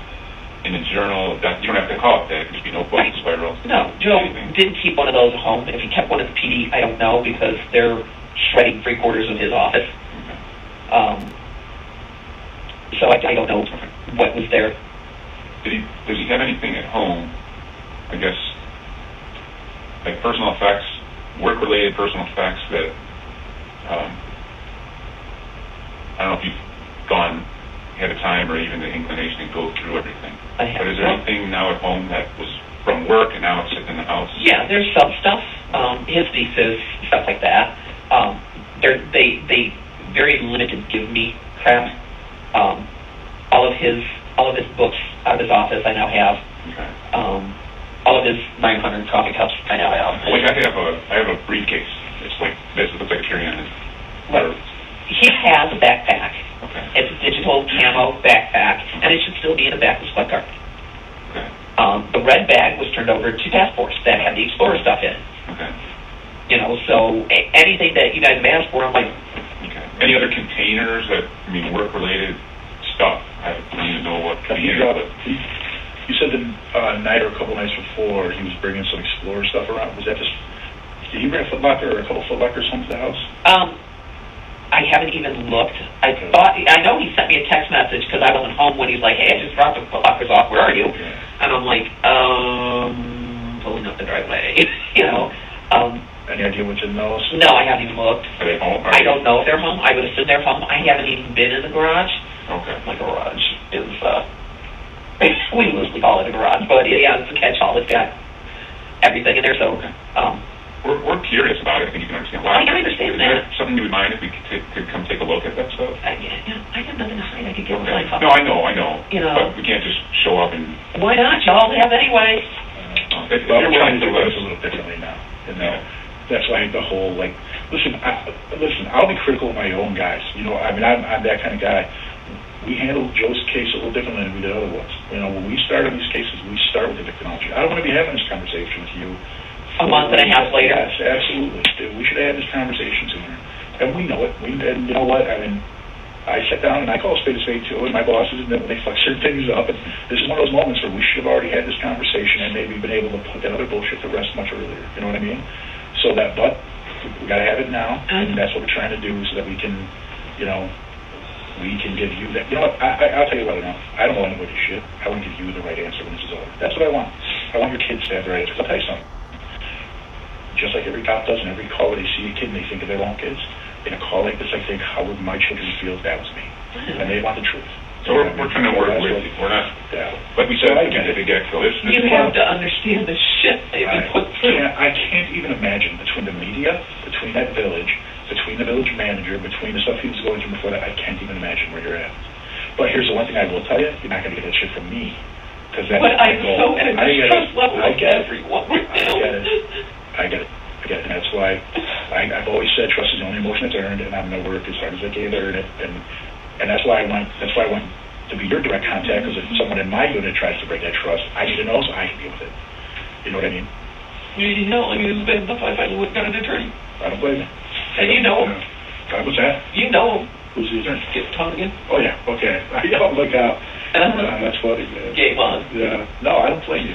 Listen, listen, I love this job, too. I get it. What how Joe feels about the job. But I told my family the same thing. And here happens to me, you get a lawyer first, and you find out let them find out the truth. You know what I mean? I understand where you're coming from, and that's why we want to work with you, figure this out. You know what I mean? Because the last thing I want is, some piece of shit Chuck Gowdy guy to get a hold of this. And, they already have. Make it their own. They already have. I know. So yeah, we definitely like to check out the foot lockers at some point if that's possible to see what he got and away from him, that kind of stuff. Yeah, like I said at the beginning, sometimes it takes more effort to disprove a theory than it does to prove other theories. You know, people have a lot of questions, so if we can dot all the I's, cross all the T's at the beginning, it eliminates a lot on the back end, right? So the foot lockers, if that's what they are, the foot lockers, maybe there's something there that seems insignificant. Maybe it's all insignificant, but maybe there's one little golden nugget that can answer some questions that we have still pending. Okay, so that's something that I guess you guys will follow up on. Yeah. What about you? What about questions that you have? I'm sure we'll come up with more, but what about you? And there's nothing you will answer. So let me ask you a hard question since we're in that place. What's something in this that you don't want to come out? What are you afraid is going to come out in all this about Joe? Anything? No, like I tell people, Joe could be an ass, but he was my ass. For 27 years, he was my ass. I don't care how many affairs he had. That's right. Every night he still came home to me. Right, I get it. You know? Right. I don't care how many negative emails he sent out to someone, because guess what? Every night he still coming home to me. We all bitch. We all bitch and complain. Yeah, I mean,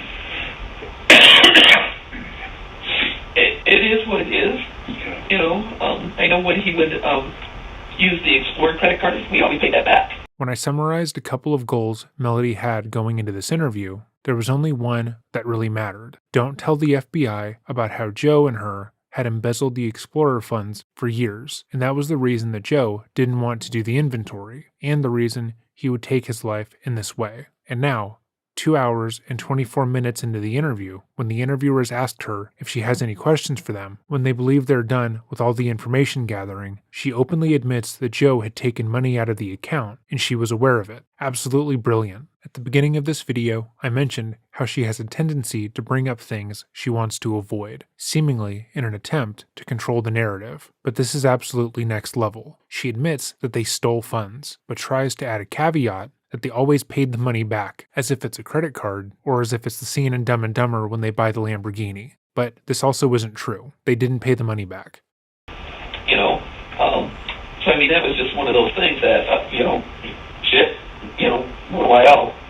Because if it... What do you mean you Explorer? We had to, I know I owe for DJ's airline ticket, bringing him home from Fernando's thing. Okay. And, okay, so the Explorer account paid for that, and then... Yeah, and then I always end up paying back, because I know on August 28th, he went up and paid the car bill for Jeffrey's car that had to get some work done on it. Okay. And he paid that off, so it's like the bill sits on my fridge, and I'm like, oh, okay, fine, so I pay that. Yeah, so I mean, it's like, there are times where I've, taken 9 months and wrote a $2,700 check. Yeah, we owe that, Okay. So I mean, it's like people want to go, well, that's investment funds. And I'm like, no, not when you paid it back. It is. It's embezzling funds. If you were to rob a person, it would still be a crime, even if you return the money later. We see here so clearly that Melody believes that if she just tells the officers that they did use the account, she can convince them that it isn't all that bad. But that's not how anything really works. Right. Joe did have his own checking account. and I think it was $400 each pay period went in there because he was paying a student loan and stuff. Okay. And that's why I need his play money. Okay. That's yours. Everything else comes over here and pays the household bills. And stuff, okay. You know. What was his, he was still paying, what was the college again, where he go? Catholic. Catholic. Yeah, Still so paying he had Catholic? two federal student loans, and he had borrowed money on his, it's like a 401, but it's not a 401, a 517 or something like that.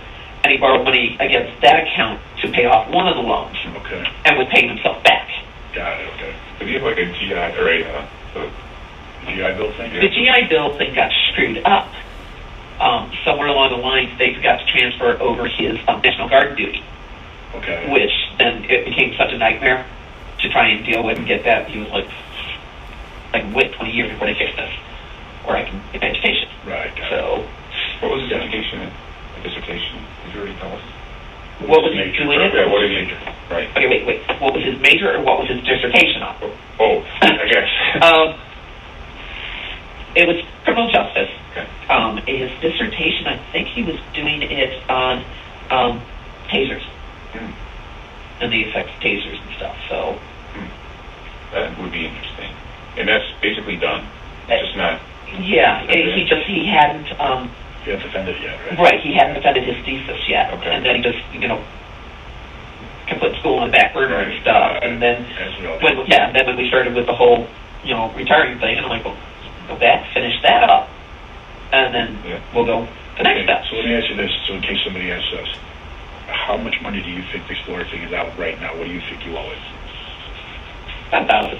Okay, all right, just nothing crazy. Oh, it's a pot. Okay. No, Keller had called me the other day and said that the Gurney Police Department called them saying that Postal owes them $2,000 from the Lake County Fair. And I don't know because you all have all my Explorer paperwork, so I can't even do anything. Sure. And I have money that has been set aside off of some of the benefits for the Explorers that is sitting on my fridge because I'm not going to sit there and start throwing money in the account and stuff. I'm like, you guys need to do what you need to do, and you're not going to start seeing money funneling in there. So I have not touched anything. The sheer audacity of this woman is astounding. She truly believes that once their investigation wraps up, she will be given access to the account back after admitting to stealing from the Post for years. Do you still have access to the Yeah. account? Yeah. Okay. Oh, yeah. Yeah. I wanted to ask you this. It's kind of a catch-all, I guess, in a way. What do you think Joe would want his legacy to be? And that Explorer program was his legacy. He lived and breathed making sure that those kids achieved their goals. Okay. He took pride in that. He took pride in how many kids went through the program multiple times, and went on and furthered their career. Became police officers. Or military even. Right. A lot of the, like I said, we do a 9-day residential boot camp that we started doing, and most of my instructors were former Explorers that have come back, and they take their vacation and come and teach. So that was something he was always so proud and honored. So with the implosion of the police department, as you put it, and the Explorer program along with it, do you think he saw his legacy being erased or? No, because the steps were there to move it. The steps were there. That was, we were going to move it to the American Legion to ensure that that was still going on. Okay. So it wasn't, hey, I'm losing everything and now I mean nothing. It was Still going to be in place. right. Plus, we still worked on the state of Illinois. Okay. So he knew, being ahead of the competition's chairperson, that he's making sure that all the competitions that we put on are in place, developing new ones, taking care of all of that. Okay. So. Now, you guys, you mentioned earlier, too, that you guys had thought of some vacations. Did you mention Vermont? Okay, what was Spartan race.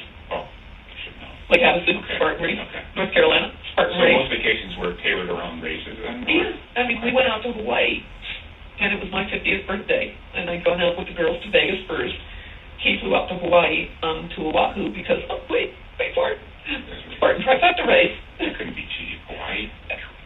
It took us 25 years to save up, because that was our honeymoon. Oh, okay. 25 years. So you flew from Vegas out there? Yeah. You met him? Okay. Yeah. How long were you guys out? Probably 9 days, I think. Ask me what Cause, well, I told him I'm not a big fan of Oahu, never was. I was supposed to move to Maui before we got married. That's how we ended up getting engaged, just because I said, oh yeah, by the way, I'm moving in a few months. And then he asked me to marry him.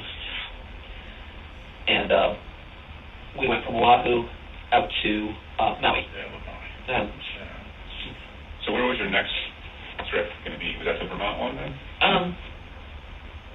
Probably, yeah. Yeah, I hadn't mapped everything out yet. Oh, you said October, right? Was it in October? I didn't catch the month. I know I didn't say a month, but I can't remember when the Vermont one was. Because I know the North Carolina one I said was November. Okay. And the North Carolina I one. thought you said it was after retirement, this was the plan. Yeah. Was that okay? So, Yeah. okay. And I know, and I don't remember what order the races were going to be in, Okay. but I know the November one was going to be in North Carolina, and I was like, why go to bed? And DJ's going to be home. You know, so, and he was looking forward to DJ being home because DJ was getting shipped off, or is getting shipped off to Germany. Oh, how long do you think? 2.5 to 3 years. How does DJ feel about that?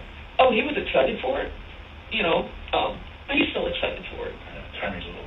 Yeah, I mean, you know, it was him and Joe, you know, because they talk a lot. All my kids, DJ's the one I'll butt heads with, and it's just he is the spitting image of his daddy. He opens his mouth and I fall out. Poor child, poor child. So maybe it'll be a blessing in disguise that he gets to go there and express himself in the military. Yeah, well, I mean, this is his second, because he re-upped. That's why he's going to Germany. Okay. Yeah, so it's not, this isn't new to him. Gotcha. So, Pretty good. Yeah. Can we just step off for 1 second? Just make sure that we haven't missed anything. I'm not going to the restroom or anything. Yep.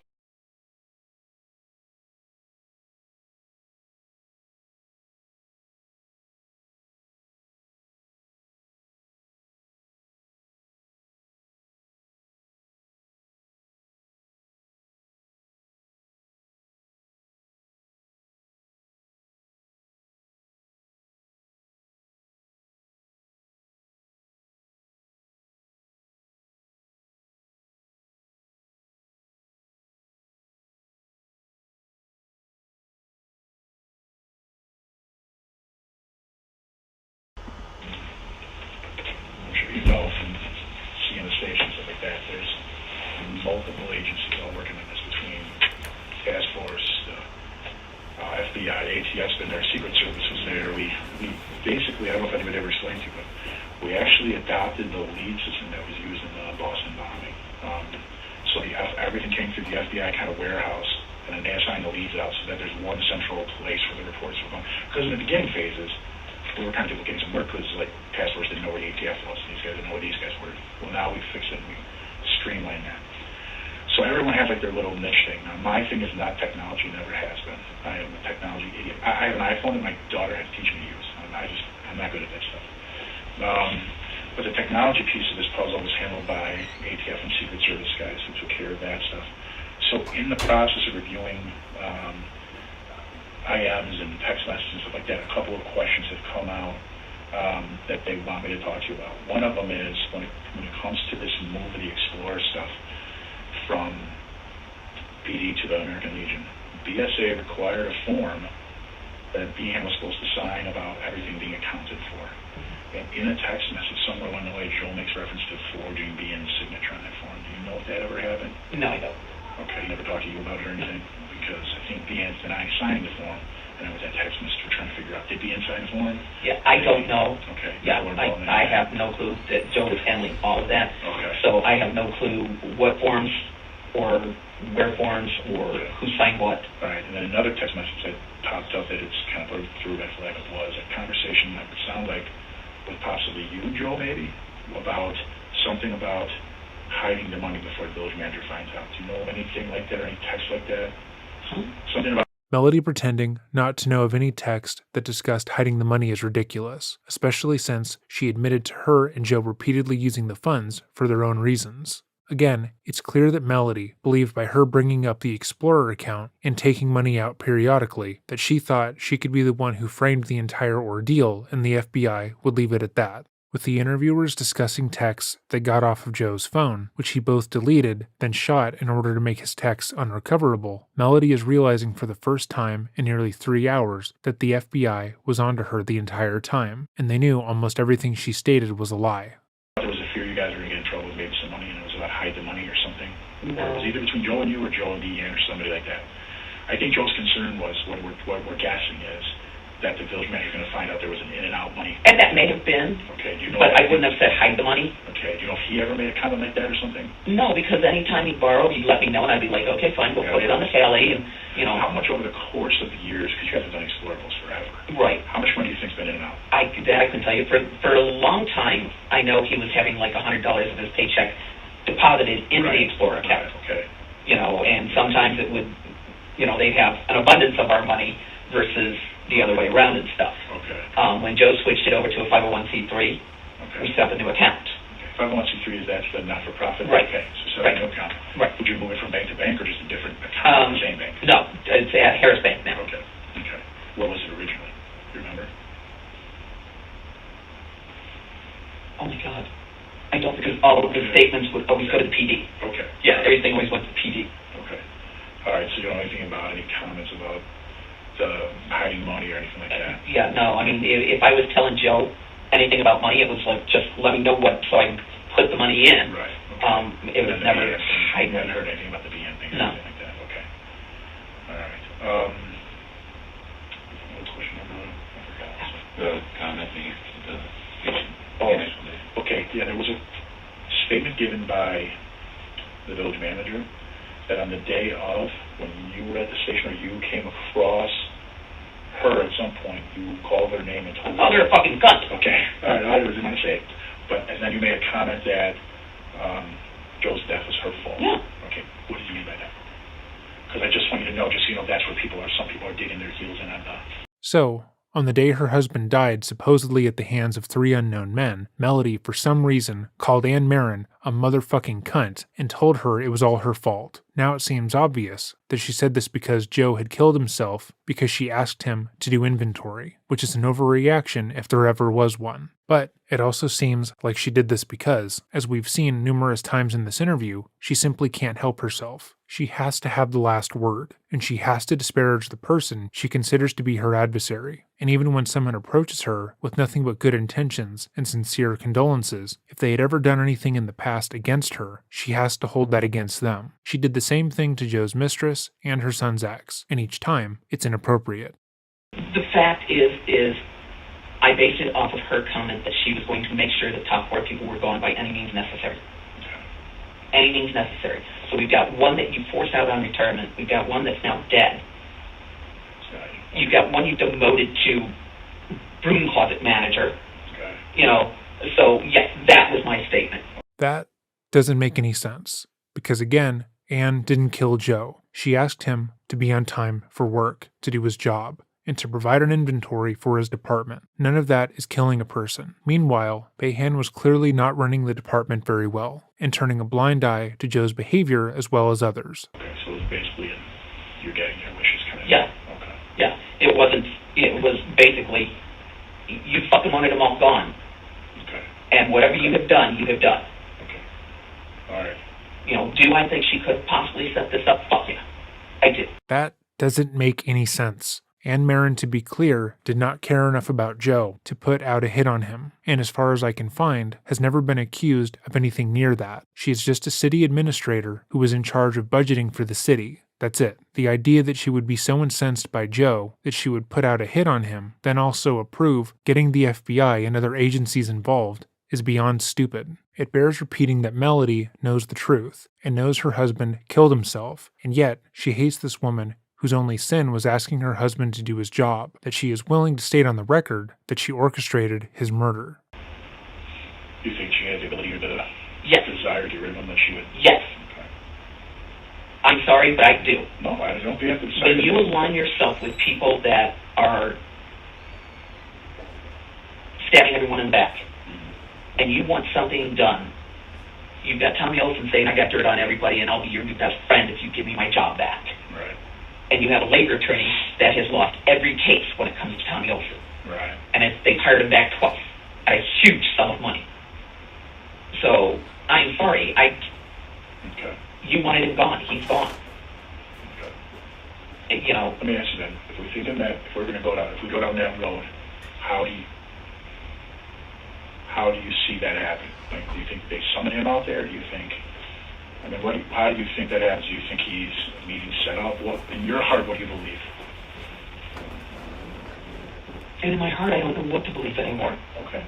I have been so beat down so much that I don't know what to think anymore. My understanding is she had a meeting and told them, we own this property now. There's too much shit going out there. I want you paying special close attention to it. Okay, why? Why? You know, that doesn't make sense to me. Okay. You know, none of this makes sense to me. Well, I guess just wanted to make sure you know where he is then, right? Okay. I mean, she had done it with all of them. You will be ABC, 1, 2, 3, right where I want you. She had turned all the GPSs on their squad cars. Yeah. And she was monitoring it. Okay. To be clear, Melody is now crying because Anne, the evil villain that she is, asked Joe to do his job and to patrol certain areas and to keep his GPS on so that he wouldn't, I don't know, go get a tattoo on the job, sleep with various women, or get drunk in public. You know, she had made sure that everyone in the PD knew that she was the one controlling the PD. Yeah. That is a common message. That's what we got from everybody. All right, then there's two final things the task force, the bosses wants to follow up on. One is the fullbacker issue. So are you planning to go home from here, or do you have something else you got to do? I can. Because if you can, we could follow you up there and take a peek at those if you don't mind. And then the other thing is they want to take a look at your phone, just so that they can say they went through it. Now that's completely up to you. I mean, what part of my phone do they want? All of the text messages between Joe and me? They dump everything in everyone's phone. They're asking me into the same thing right now. They're going to ask the mayor for it today. They jumped up Joe's phone. Yeah, I don't leave no stone unturned. Right. That's what it's No, about. they're trying to vilify Joe. That's what they're trying to do. I mean, you guys want to sit here and pussyfoot around it? Okay, I want you to let me in the I eyes. can't. Let me tell you. Look me in the eyes and let me tell you. No one is I am vilified beat up every I know, fucking day. but no one's vilified him to me because I won't let it happen. Okay, he's a cop. I don't care what happened, he's a cop. Melody doesn't want to give her phone over, simply because she is now aware that the messages between her and Joe were recovered off of his phone, even though they had been deleted and the phone had been shot. She had not deleted the messages on her end, and she knows that they would find more evidence against Joe should they take the phone. So instead, she decides that they just want to vilify her dead hero husband, and tries to say no. And I don't walk down that road. Okay, if someone was trying to do that, I would recuse myself from this. Okay? All I know is my life is over because the person that fucking held me up isn't here anymore. Has anyone along the way here gotten you someone to talk to? Do you want someone to know? I don't know what I want anymore. I want the pain to stop. I want my life back.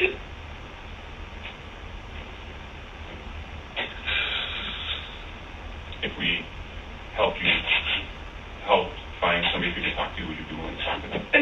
I don't even. And I don't mean cop. I don't mean somebody you can vent to who is not emotionally tied to any of this, who can just let you vent. Someone who can help you walk through this.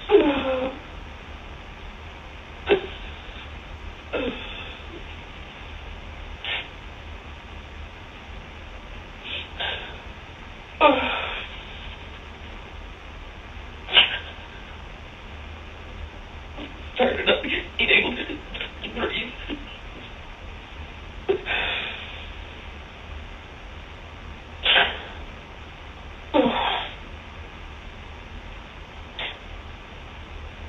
Let me keep checking something.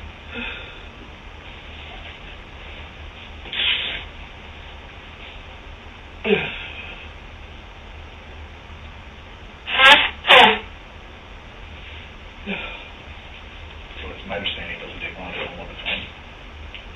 So that's what they want us to ask you. Not right now. Not right now.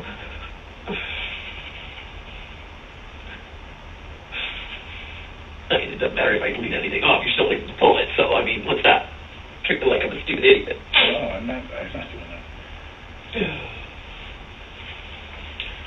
Okay, The only problem with now right now is it puts me in a tough position where they're going to cut search warrant for the phone. They're going to put us in a position where I got to take it. You know what I mean? No. Look, I'm trying to have fucking basic meltdown right now. So if you need to yell at me. I don't blame you. Okay, I can take it.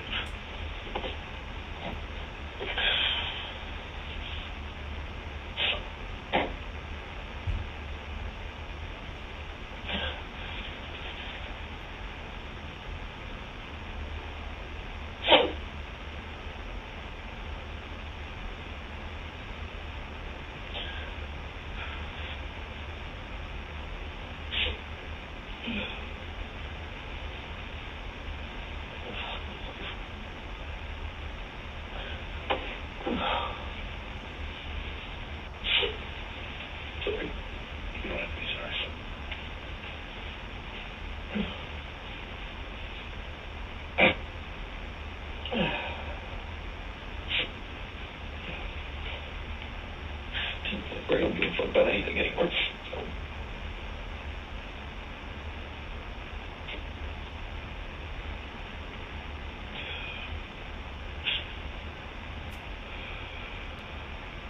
You guys gotta do what you're gonna do. That's why we're asking you for the consent instead. I'd much rather go that route than anything else. I guess we have a form I'd like you to sign that you said we can come with you to the house and search the lockers just to make sure there's anything in there that might help us in one direction or the other, and that also there's no bullshit in the box like saying Joe took shit home that belongs to them. I don't want that either. You know what I'm saying? Okay, because that's whispered in everybody's ears. Go into the foot lockers, listen to the foot lockers. Well, now I'll be able to say nothing you have to worry about. Is in the foot lockers. Yeah, because I have emailed them. I don't even know where he put them. I think he said he put them in the garage. But even if you don't find them, then you don't find them. That's the way it is.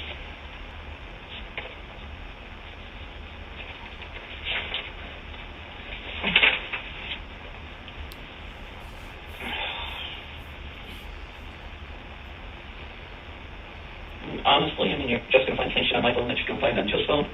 So, I don't give a flying fuck anymore. My life is over. Melody eventually relents, given that her reason for not wanting to comply was flimsy at best. Melody, if she wanted to potentially get away with her crimes, even though she directly admitted to them, should have maintained that she didn't want to give up her phone. You do not need a reason to comply with the police, or any investigation for that matter. If you are in a position and they are asking you to consent to something and you do not want to, simply say no. The interrogator will try to apply pressure, like if you don't willingly hand over your phone, or whatever it is, that you're guilty of something, but that is not true. If you don't want to, don't. Following this interview, Melody was eventually arrested and charged with 11 felony counts of money laundering and using charitable funds for personal use. She eventually pled guilty and was sentenced to 24 months probation. When she was sentenced, Melody made a speech stating that she had no idea that the funds were being misused by her husband, despite her bringing it up in the interview, and claimed that she was innocent of all wrongdoing despite pleading guilty. Experiencing abandonment during childhood can profoundly impact a person's emotional and psychological well-being, particularly regarding their ability to form healthy relationships. When a child's primary caregivers, usually their parents, are absent or emotionally unavailable, the child can develop deep-seated feelings of insecurity and inadequacy that can persist into adulthood. One way this can manifest is in the person's relationships. Individuals who have experienced childhood abandonment may struggle with feelings of unworthiness and have a heightened fear of rejection, causing them to seek out intense and volatile relationships to fill the emotional void left by their childhood experiences. They become more accepting of negative behaviors from their partners, either unwilling or unable to see toxic behaviors because they are unaware of what a healthy, mutually beneficial relationship looks like. Suppose their partner is neglectful or emotionally distant to them, refusing to listen or respond to their wants and needs in the relationship. In that case, they will insist that it was probably their fault somehow, that their having needs is an issue that they have to work on, and that they put too much pressure on their partner who deserves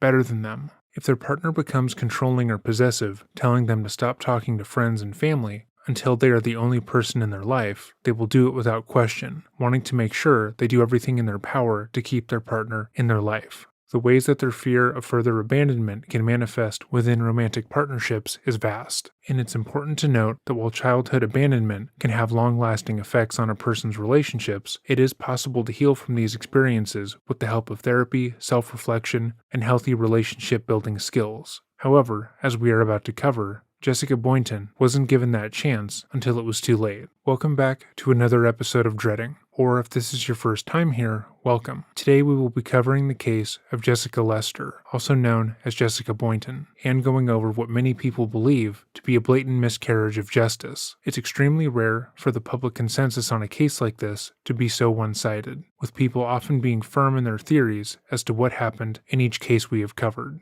But the more I was able to uncover about this case, the more it seemed that everyone who had heard about the case agreed. That said, as of when I am writing this with my brother, no one has been charged with the crime, and as such, is considered innocent in the eyes of the law. This video was requested by one of our longest patrons, and due to new developments, we determined that this video was long overdue. With that said, if there is a case you would like to see more attention brought to, or a video you would like to see made by this channel, let me know by leaving a comment down below or emailing me at dreading.official@gmail.com. I'm currently going through, noting down all suggestions given, and replying whenever I can. My goal is to eventually cover all requested cases, and make sure they are done to your liking. I also want to take this time to say thank you for the recent swell of support on the channel. Despite all the issues we've had behind the scenes, being able to produce content in this manner has been life-changing, and I hope to continue to live up to your expectations. But with all of that said, let us begin. To say Jessica Lester had a difficult childhood would be an understatement. When she was just 3 years old, Jessica was abandoned by her parents alongside her brother and sisters, and she was taken in by her mother's adoptive parents. The family was by no means wealthy, and the addition of 3 children to the home was an unexpected one. Money was tight, and unlike so many kids her age, Jessica was forced to go without. Her clothes were older, often secondhand from family friends and consignment stores. Kids in her grade quickly picked up on the lack of wealth and picked at that fact whenever they could. She wasn't popular, and throughout her childhood, she learned to keep her head down so as to not draw any attention to herself. So when, in 10th grade, an older boy began to pay attention to her, Jessica felt special. Matthew Boynton was a year older than Jessica when they met, and he immediately took a romantic interest in her. He was incredibly popular, being that he was the grandson of the sheriff, and was respected as such. He fit the bill of the all-American kid, well-dressed, taken care of, and incredibly charming. Jessica felt like she had been chosen when he had taken the time to notice her, and repeatedly told her friends that someone like Matthew being interested in her felt unusual. She was excited just to be seen by someone like him, and it seemed that power dynamic was something that Matthew especially enjoyed, as Jessica would do whatever he said. Shortly after they had begun dating, friends noticed that they were seeing Jessica less and less, and it seemed that she was more on edge. Matthew didn't like her spending time with other people, often getting jealous when Jessica mentioned wanting to see her friends and family. He told her that if she was a good girlfriend, she would want to spend all of her time with him, and the very concept that she would want to spend time without him was suspect. He was extremely critical of her family, repeatedly telling her that her grandparents weren't blood related to her, and that they weren't her real family. In these moments, Jessica would feel desperate to get him back on her side, so fearful of losing him that she neglected to look at his demands as unreasonable. She quickly began to cut off various friends, giving in to his pressure for fear of losing the one person who was willing to love her. A year after the pair had begun dating, when Jessica was just 16, she became pregnant. When she told her family about the pregnancy, they were supportive, telling her that they would have no issue helping her through the next phase of her life. But Jessica rebuffed their kindness. Instead, she said that she and Matthew were going to get a home together so they could start the next chapter of their lives. They planned to move across the street from Matthew's grandfather, Wendell Beam, and rely solely on his side of the family for any help. Her aunt recalled that Jessica was just happy to have someone who loved her enough to want to build a family together. The 2 teenagers moved into an apartment with the help of Matthew's family, and just like what had happened with Jessica's friends, Matthew began insisting that she cut her relatives off. Whenever Jessica would express that she wanted to spend time with her relatives, Matthew would repeatedly state that they were not really related, and she was being unreasonable for wanting to see them. He pressured her into cutting them off, telling her that she had a new family, one that she should be taken care of, and one that didn't include her relatives. Jessica once more succumbed to Matthew's demands, wanting to provide the home life for her child that she wasn't afforded, but she felt isolated. She had to do all of her schoolwork online, unable to see her friends or talk to anyone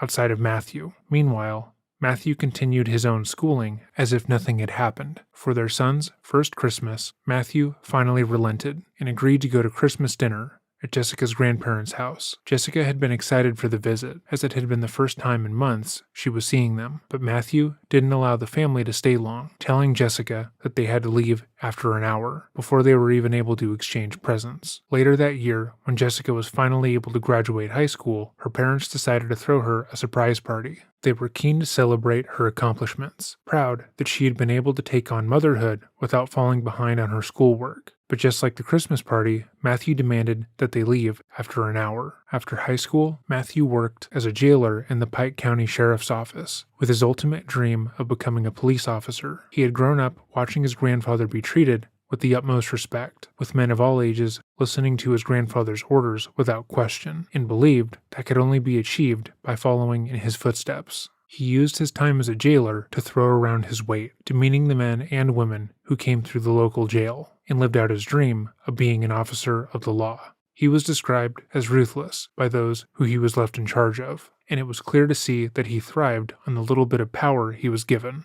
By the time he was 19, he would become a cop. In his personnel file there, a supervisor described him as fiercely loyal, but stiff and unwilling to bend. Another officer described him as the type who wants to make 10 arrests a day, if he could. A senior officer privately advised Matthew to lighten up a bit, but Matthew wouldn't lighten up. He enjoyed working as an officer of the law because, in a sense, he believed it made his word as good as law. He felt confident behind a badge and enjoyed the authority it gave him. If he wanted, he could arrest someone for simply talking back to him, which on numerous occasions he did. His ego inflated with his new position, and that unfortunately carried over into his home life. Within days of his new job, Matthew had become used to being treated with unflinching authority, and he felt that that should be true in every aspect of his life. Matthew treated Jessica as if he was an officer, rather than a loving, committed partner. If they had a disagreement about their son, along with money or the home in general, he would view her as a disorderly suspect, one who was fighting with a law enforcement officer, and would treat her as such. On 2 occasions, Matthew would call the police on his wife, citing that she had yelled at him, and on one occasion, poked him in the chest. He claimed that her poke qualified as domestic violence.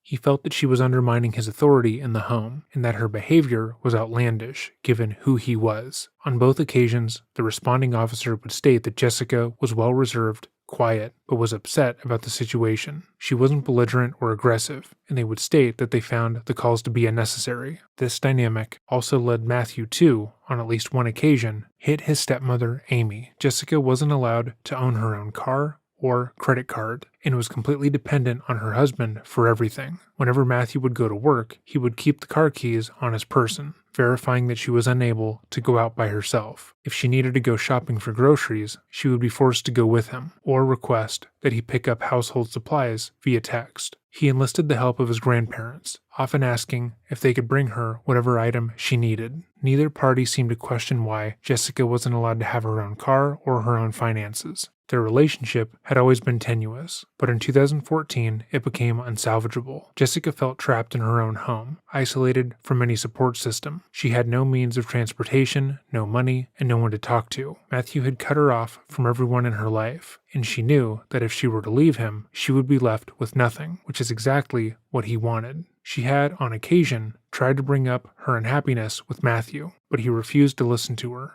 And so, in December, Jessica had a brief affair, which resulted in a pregnancy. She hoped that this betrayal would lead to Matthew leaving her. He had always been paranoid and furious whenever she spent time with other people, accusing her outright of cheating when she hadn't, and she believed now that she had, he would see it as an irredeemable offense. She wanted him to leave her, to tell her that the relationship was over and that he would never speak to her again, but surprisingly, he didn't. Instead, he said he wanted to raise the child as his own, and told Jessica that the only way forward was to become a proper family, and so the pair was reluctantly married. On the day of her wedding, many remarked that Jessica seemed sad. Her grandmother recalled that Jessica seemed to have lost her spark, and was a shell of the person she used to be. Matthew, too, seemed unhappy. The wedding was put on by Matthew's side of the family, and Jessica's grandparents were left in charge of the reception, which is why Matthew insisted that they leave early, not wanting to give Jessica too much time with her friends and family. Neighbors of the couple would recall how toxic their relationship was, repeatedly hearing the two fight into the early hours of the morning. When they would speak to Jessica, she always seemed downtrodden and completely resigned to her life. However, less than 6 months after Jessica and Matthew were married, Jessica discovered that Matthew had started a new romantic relationship with a dispatcher working at the Spalding County Sheriff's Office named Courtney Calloway. Her neighbors would claim that upon finding out about the affair, Jessica was ecstatic. She believed that with Matthew having a new love in his life, they could finally break up, and she would be able to be on her own for the first time. It seemed that his new romance sparked something within her, and she was able to see a light in the darkness.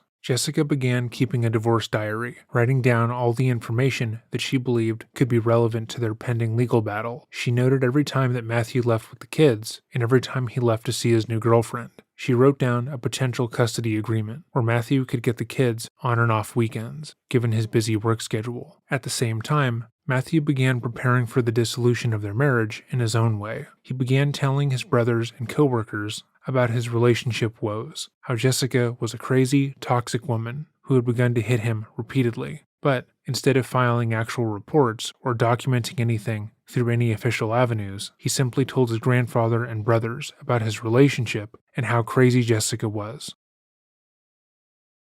On April 14th, 2016, Matthew called one of his coworkers and reported that Jessica had just gotten violent with him again. In his report, he wrote that he was in the shower, using his cell phone, when Jessica walked into the bathroom, pulled the shower curtain back, and snatched the device from his hands. He went on to say he got out of the shower and asked her for his phone back several times, but she refused until he admitted to her that he was cheating on her. He reported she then started poking him in the chest with her finger, which he believed was assault. When Jessica realized Matthew had called the police, she brought their sons to a neighbor's apartment, hoping to shield them from the chaos. She asked the neighbor if they could stay for the night, wanting to give Matthew some time to cool off, and she agreed. Matthew then texted Jessica, telling her that she needed to come with him to pick up baby formula from Walmart. Despite the call to authorities, police had not responded, so the family left for Walmart together. They would be seen entering Walmart at 10:15 p.m., but once in the baby food aisle, another spat would break out between the couple. Minutes later, around 10:45 p.m., Jessica stormed out of the store. Matthew called another officer to make another report, stating that Jessica was refusing to leave with him.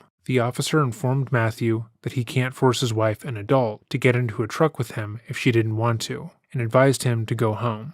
According to police records, Matthew was irritable on the call and wanted Jessica to be penalized for not getting into the car with him when he asked her to. But even the officer he spoke to stated he was being unreasonable. Matthew would later state to police that he left the Walmart without Jessica, arriving back home at 11 p.m. with his children, but that was blatantly false. According to eyewitness statements, as well as the Walmart security footage, Jessica had left the Walmart with Matthew and the boys. Why Matthew was insistent that he had left her at the Walmart is unknown. At 11 p.m., the family would return home, where they were seen by their neighbor, Megan Browning. Nearly 30 minutes later, Browning reported hearing what she believed to be 2 gunshots coming from the direction of the couple's shared residence. And when she went to the window to see what had happened, she saw Matthew walk briskly to his truck and leave. Notably, he was no longer wearing the gray sweatshirt he had been when he entered the home at 11. Instead, he was wearing a red sweatshirt. Megan felt uneasy about what she had just heard and seen, but thought better of it. Matthew was a police officer, and even though she was aware of the negative relationship between the 2 young adults, she didn't believe he would have hurt his wife in this way. She convinced herself that the noise she heard hadn't been a gunshot. Rather, it was just a car backfiring, or a movie, anything other than what it was. Matthew had left to have a late dinner with another officer at a nearby Waffle House. The following are their texts from that night. Guthrie, you are dinner? Boynton, do what? Guthrie,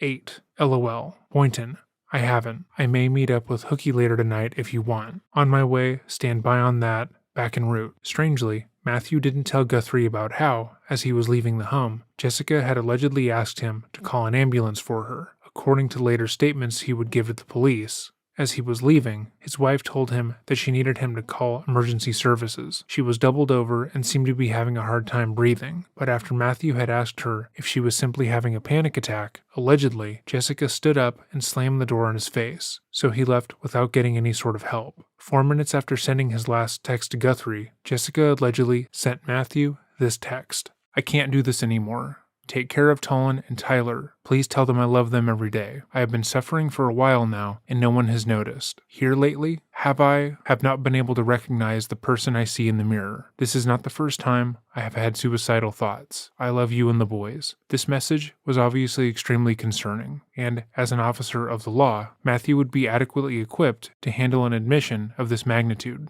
However, after Matthew received this message, he went on to text his girlfriend, "Haha, I'm sorry, I didn't think about that, LOL," which is obviously a message you couldn't possibly wait to send.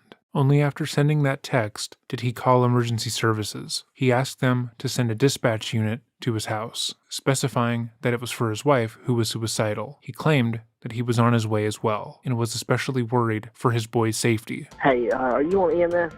Mm-hmm. Okay, can you please dispatch a unit out to my location? It's in reference to my wife. She's having suicidal thoughts. She told me to take care of the boys, so I'm trying to hurry up and get back home just to make sure that nothing's going to happen to them. Any weapons inside the house? Just my service weapon. 6 minutes later, Matthew had arrived back at the shared residence, entered the home, grabbed his police radio, and reported that he had heard 2 gunshots as he was walking up the stairs to his apartment, at which point he doubled back to wait outside. I believe I just heard a shot fired coming in my residence. I just came up the stairs 2 rounds. 2 rounds? Who shoots themselves twice? Be advised of a smoke gun smoke, and I can't get an answer to the door.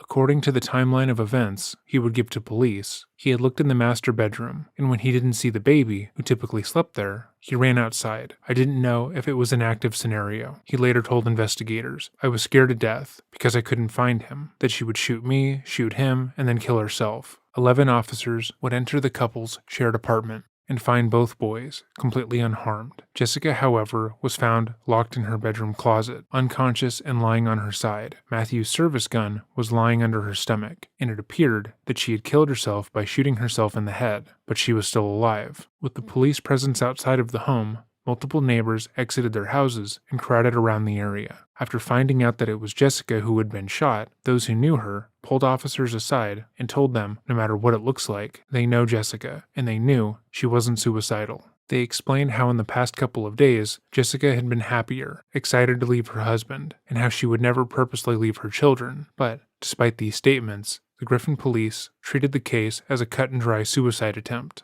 And more than that, Sheriff Beam, Matthew's grandfather, asked deputies to deliver the news to Jessica's family that she's dead of an apparent self-inflicted gunshot wound, despite the fact that she was very much still alive. Matthew being a part of the police department investigating the potential suicide was already a massive conflict of interest, but the fact that his grandfather was there, taking charge of said investigation, despite his direct involvement in Jessica and Matthew's toxic marriage, was more than alarming. They eventually called the Georgia Bureau of Investigation to work on the case. That way, no one could claim that there was a conflict of interest, but many members of the GBI had worked with Beam over the years, and they were still outstandingly close. The moment Jessica's family heard about the shooting and were informed that Jessica had shot herself in the head using Matthew's gun, they knew that that couldn't be true. Jessica's grandmother recalled Jessica hating guns, refusing to touch them her entire life, despite living on a farm. Moreover, her sister balked at the assertion that Jessica would ever intentionally leave her children without a mother. She loved those kids more than anything,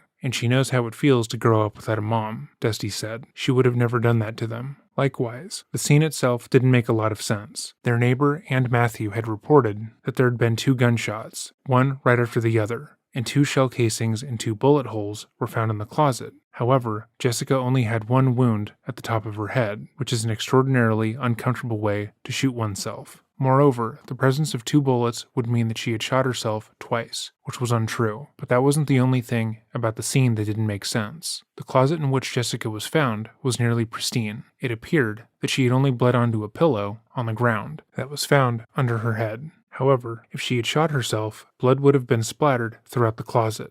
Surprisingly, when Jessica was brought to the trauma unit, the doctors found that Jessica hadn't been shot at all. According to the Atlanta Trauma Center, her injuries were more consistent with blunt force trauma. There were no gunpowder burns on her hands, which would be in line with a suicide, and there was no sign that a bullet had gone through her skull at all. For some unknown reason, Jessica's hands were never tested by either the police or the GBI for gunshot residue. When asked why this occurred, they claimed that it is not common for suicides, which they were quick to rule this case as. Jessica's DNA was found on the gun, which was unsurprising given that she was found lying on top of it. Jessica was put in a medically induced coma at the hospital. While she was recovering, Matthew and the boys temporarily moved in with Courtney Calloway, and he would go on to visit her once, while accompanied by his grandfather, who made sure to wear his uniform and carried his gun. Once again, Matthew had grown accustomed to how people treated his grandfather with the utmost respect, and for him to walk into a trauma center as a sheriff would garner a certain amount of authority. Matthew would say of the visit,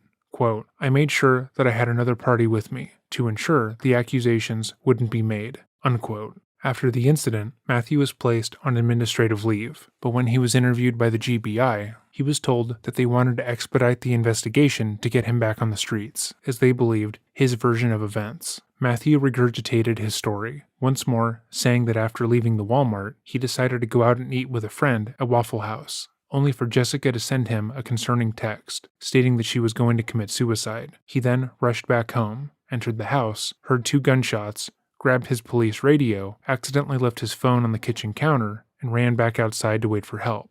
He believed that Jessica had taken his service weapon and was using it to kill their children, then herself, and if he were to enter, he would be shot. However, that version of events does not make sense, and is entirely incongruent with all of the evidence in the case. Firstly, in the security camera footage taken at Walmart, Matthew was seen wearing a gray sweatshirt, but in the body camera footage taken as the police are entering the home hours later, he is seen wearing a red sweatshirt. This is the sweatshirt that he handed over to the police and directly stated that he was wearing all night, which we know is not the case. The gray sweatshirt was never turned over to the investigation. Secondly, the neighbor reported hearing gunshots upwards of 2 hours earlier than when Matthew reported hearing them. She believed they were coming from the family's apartment, but felt uncomfortable reporting them, given that Matthew was an officer, and she saw him leaving directly after. This means that whatever happened in the closet likely happened much earlier. Matthew changed his clothes and left the home to make sure his wife bled out, and that he had an alibi. Thirdly, Jessica's suicide text to Matthew stated that she loved him, which, according to her own records and correspondence with him, she would not have said. The verbiage she used throughout the suicide text wasn't in line with other messages she had sent in the past, leading many to suspect it was sent from someone else. Her cell phone location was never checked by the investigation, and it's unclear where the text was sent from. Then there is the fact that Matthew stated that while he believed his wife could be harming their children inside, he accidentally left his cell phone in the kitchen when he went to get his police radio. However, the investigation found that while he waited for police to arrive, he shared about 68 text messages with his mistress. If he had been waiting outside the whole time without his phone, this would not have been possible. There is also the fact that Jessica's divorce diary, which was found in the closet with her, had pages ripped out of it, pages that have never been recovered. But there was another glaring issue with the case that couldn't be appropriately explained away, and that was the fact that when Jessica woke up in the hospital 3 weeks later, she outright stated that she didn't commit suicide. Her last memory of the night was going into the closet when she was later found, but she was not suicidal. So, what actually happened to her? Instead of investigating, the GBI and the police department operating under Matthew's own grandfather simply labeled the case as a suicide, even going so far as to state that Jessica had died when she was very much alive. They hand-waved any incongruencies and applied that any further questioning into the case was conspiratorial. While Jessica was still at the hospital, Matthew and Calloway would break up. In police interviews, she would state that he was incredibly intimidating, often using his position as an officer to pressure her. She told the police that he often threatened her, saying that she was a no-one in the area, and he could do whatever he wanted to her. When Jessica woke up in the hospital after 3 weeks, she believed that she had been in a car accident and wanted to know immediately where her children were. She told the GBI agents that she had never been suicidal, didn't know how to handle a gun, and wouldn't be able to shoot one if she tried, because she had no idea how to turn the safety off. Because she had been labeled as a suicide attempt, the hospital required her to talk to multiple psychiatrists, all of which noted that she was mentally healthy and required no further treatment. She left the hospital after a month and moved back in with her grandparents. Despite her injury, she was making massive leaps and bounds in her recovery. However, 3 days after leaving the hospital, a Pike County Sheriff's deputy delivered a family violence protective order.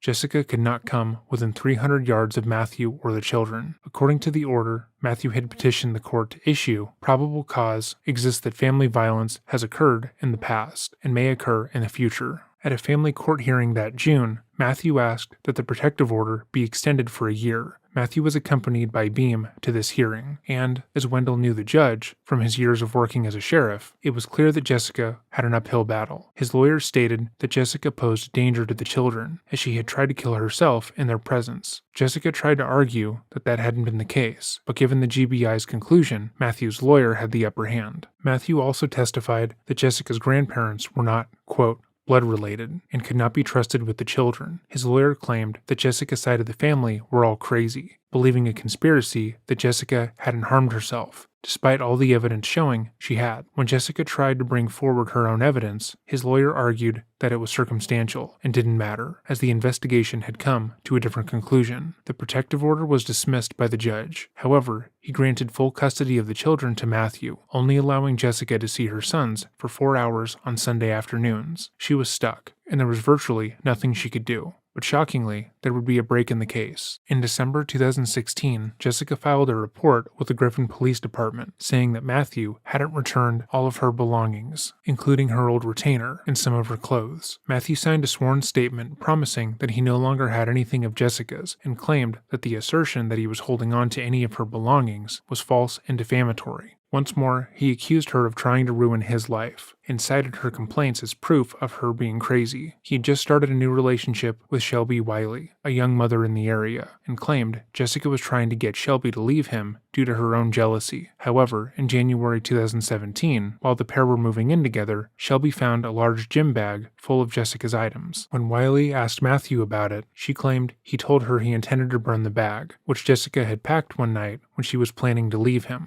Shelby had seen a copy of Matthew's sworn statement in his car, and she was disturbed that he had lied to the police. The fact that Matthew hadn't been upfront with the police and seemed to be enjoying making Jessica feel as if she were crazy was disturbing to Shelby, and she began to look more into her new boyfriend. She dug into the shooting case and found that Matthew had lied about what had happened. When she asked Matthew about the case, he gave a different story each time, and she began to feel as if he and his grandfather had covered up the truth. Shelby became scared of Matthew, realizing that if he could get away with nearly killing Jessica, he could likely get away with anything. In May 2017, the pair broke up, and Shelby was able to get away from him without incident, but she was fully convinced that he had harmed his ex-wife. And as she was moving out, she once again came across the gym bag of Jessica's things and grabbed the bag in the heat of the moment. She then gave the bag to Will Sanders, an independent investigator who had been working on Jessica's case for years. Once he had the bag, he brought it to the Griffin Police Department, and once more, Matthew was brought in for questioning. As a reminder, this questioning is simply in regards to the police report Jessica filed regarding her missing belongings. This is not about the attempted murder. So, in essence, we will be watching and breaking down the behavior of someone who has, ostensibly, gotten away with murder. Matthew is entering this interrogation believing that it will be the same as all the others he has done over the years. Everyone involved here is his friend. They all know him, and even if they do not like him, they know that his grandfather is in control of the entire department, so he feels untouchable. He's completely unaware that his ex-girlfriend has provided evidence against him, and is confident that she would never do that, knowing what he is capable of. Let us begin.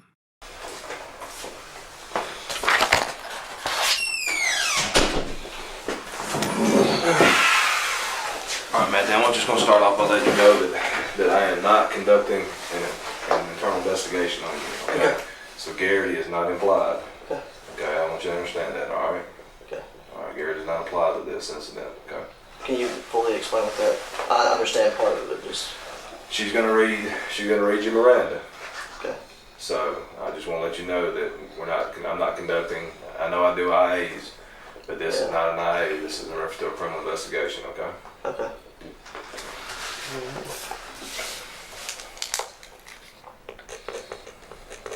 What's that in reference to? It's in reference to, you remember the statement you wrote me about Jessica saying you took items from the house? Yeah, the computer, yeah. That's what it's going to be in reference to.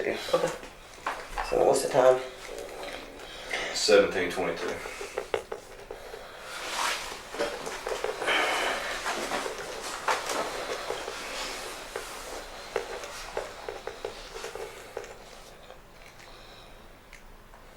How old are you, Matthew?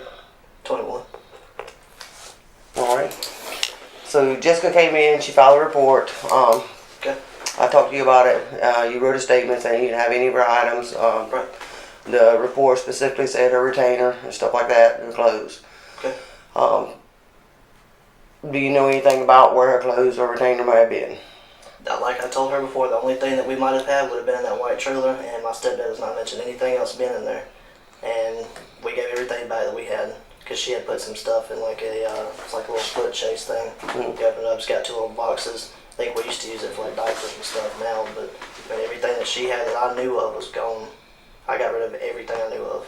As we've already covered, this is a lie. But what's more important to look at in this case is how confident Matthew was lying. He is poised, calm, and collected. And although he is shaking his head, rubbing his arms, and doing some self-soothing gestures, he comes across completely at ease. Get rid of a house, Either give back to her or her family came back and got it. You know, like she had a big kitchen table and some other stuff that her Aunt Kathy and Uncle Tim had come and got. Just different. I think my stepdad actually took a whole bunch of stuff over to her grandparents' house in Pike, which is like right by my parents' house. Okay.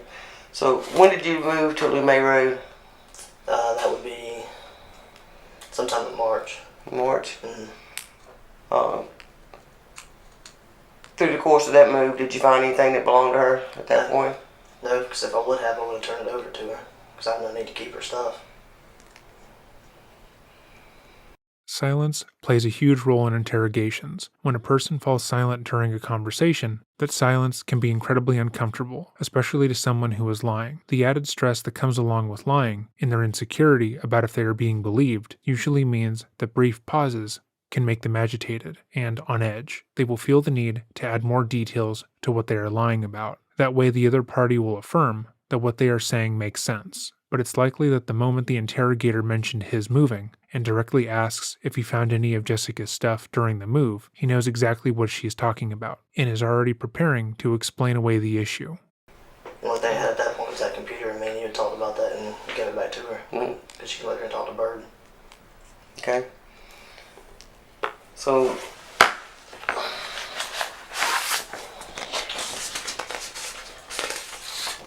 do you recognize that bag?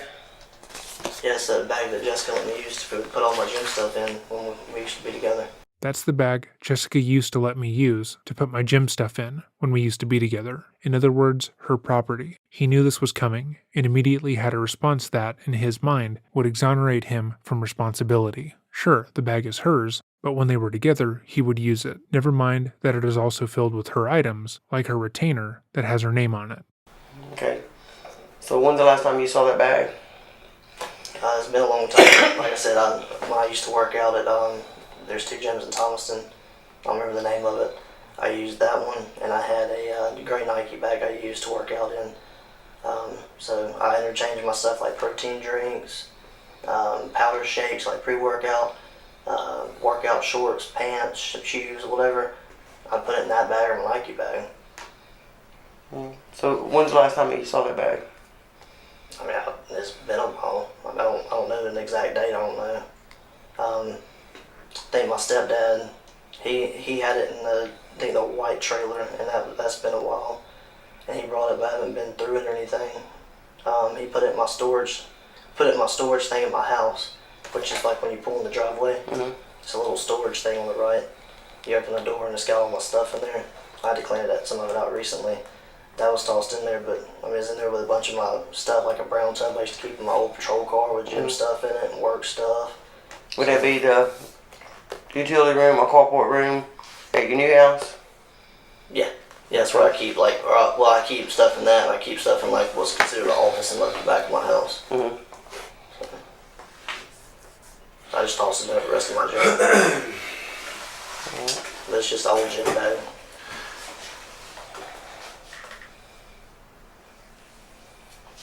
All right, Matthew.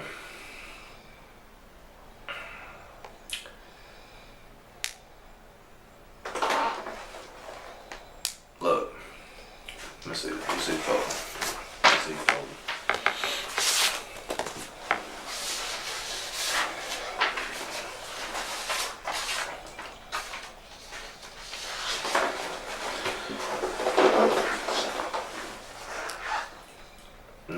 time? Yes, sir. This bag, you saw it moving when you moved from your apartment to the main road. I didn't know. And your stepdad and Wendell saw it, and another female saw it. All right. Okay. At the house, in the apartment. Yes or no? When you moved from the apartment. When I moved, like I said, I had all my stuff in the white trailer. Matthew, that's not what I'm asking you. When y'all were in the process of moving, and you moved into the house that you're at now, your residence, did you or did you not see this bag? Yes, sir. It was in my storage room in the garage. All right. Now, why would I be holding a picture of this bag? I guess because Jessica brought it into you. Why would Jessica have it if you had it at your house? I don't know. I guess somebody got it from my garage or my shed. Who would have got it? There's a couple of people. Okay. I don't know All right. exactly who. Okay. And inside that bag, there were numerous contents inside of it. And one of those is this right here. You know what this is? It's like Jessica's old retainer thing that she had when we were together. Right. The bag was completely filled with female clothes. And this is one photo of it. That's not yours. No. No. Right? Yes, sir. Okay. That's not yours. No, sir. Right? Yes, sir. Okay. Who does that belong to? This guy, Jessica's name wants to be Jessica's retainer thing. If it was in this right here, where would that have been at? I had all of her stuff in it. What would it have been at? It would have been in the garage thing I could sit in. Which is where? Which is at my house. Which is at your house. Yes, sir. Forcing Matthew to use his own deductive reasoning skills, making him repeat where in the house the bag was, how he would be the only person to have access to it, and how he was withholding it from the police is one of the most effective and, in a sense, emasculating ways he could have handled this interrogation. To be clear, this interrogator works directly with Boynton and his grandfather. He has seen how he acts and operates, and he knows that Matthew is the type of person to need to feel respected and in charge of every scenario. Getting him to clearly state the facts, walking through the situation as if he is a child, and approaching him with the tone of a parent disappointed in their child's behavior is incredibly effective and wise. Did you buy that for Jessica? I don't recall. I don't think I did. Because she I had think her grandparents did. because she had retainers before she met you, right? Before y'all got married, right? I believe so. So that would make it whose property?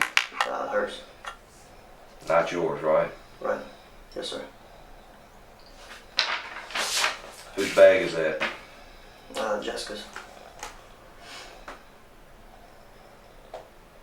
And the contents in the bag?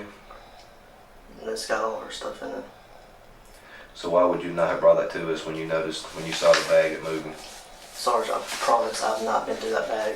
The last time I used that Matthew, bag was for the I gym. didn't ask you that, Matthew. Listen to me, buddy. Whose bag is this? I understand what you're saying. It's Jessica's. I should have brought it up here. You know, all things, and I don't know anything about your other issue, but all things involved in reference to this case, all the going around, the statement that you wrote, where's the statement at? The statement that you wrote. You said a statement. I didn't read this. I don't know what the statement said. What did it say? It's just very brief. I gave Jessica her property like I gave her a computer and everything. Right. Yes, sir. Whose is this bag? It's Jessica's.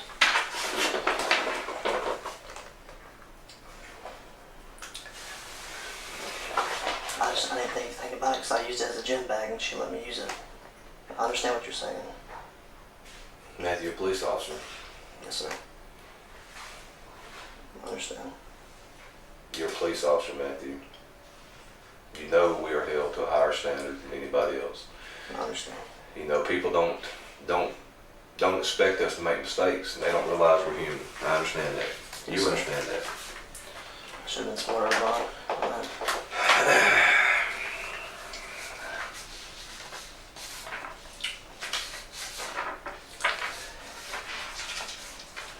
You work out a lot, don't you? You stay in shape.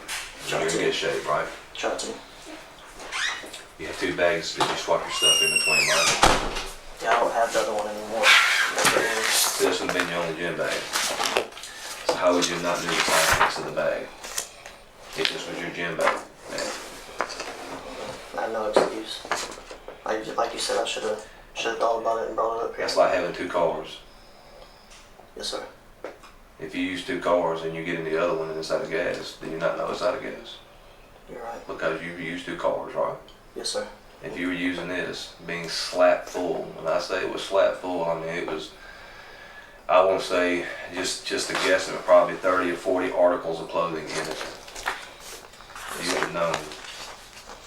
I mean, it almost looked like when whoever packed this bag had packed this bag to move. Yes, sir. The interrogator stops after stating that whoever packed this bag seemed like they packed it to move because, according to the statements given by Matthew's ex, he claimed that the bag was originally packed by Jessica when she was planning on taking the kids and leaving him. That's why it contains so many of her favorite clothing items, as well as her retainer, which she needed. He specifically wanted to hold on to it because it held value to her, and it never had been used as a gym bag, obviously.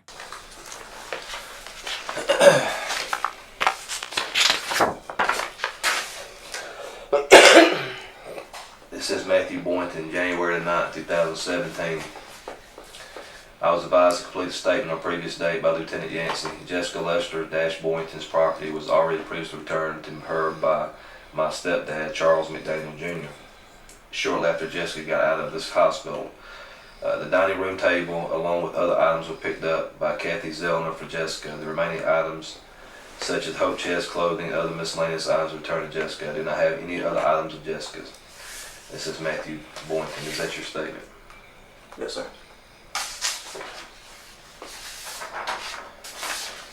Who's that, Matthew? That's Jessica's bag. Jessica's retainer. You understand you didn't buy that. I understand.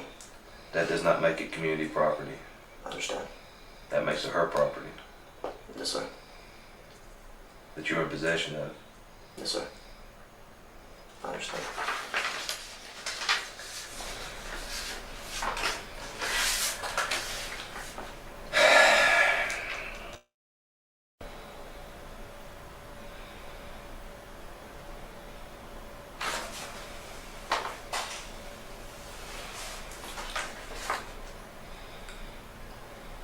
The bag was turned into us. We have possession of the bag. Yes, sir. We have evidence that says it came out of your storage room. Is that true? Yes, sir. Is there anything you'd like to say? No, sir. I said I just don't want my parts script. Do you believe that statement to be accurate and true? Not now. Did you believe it then? No, sir.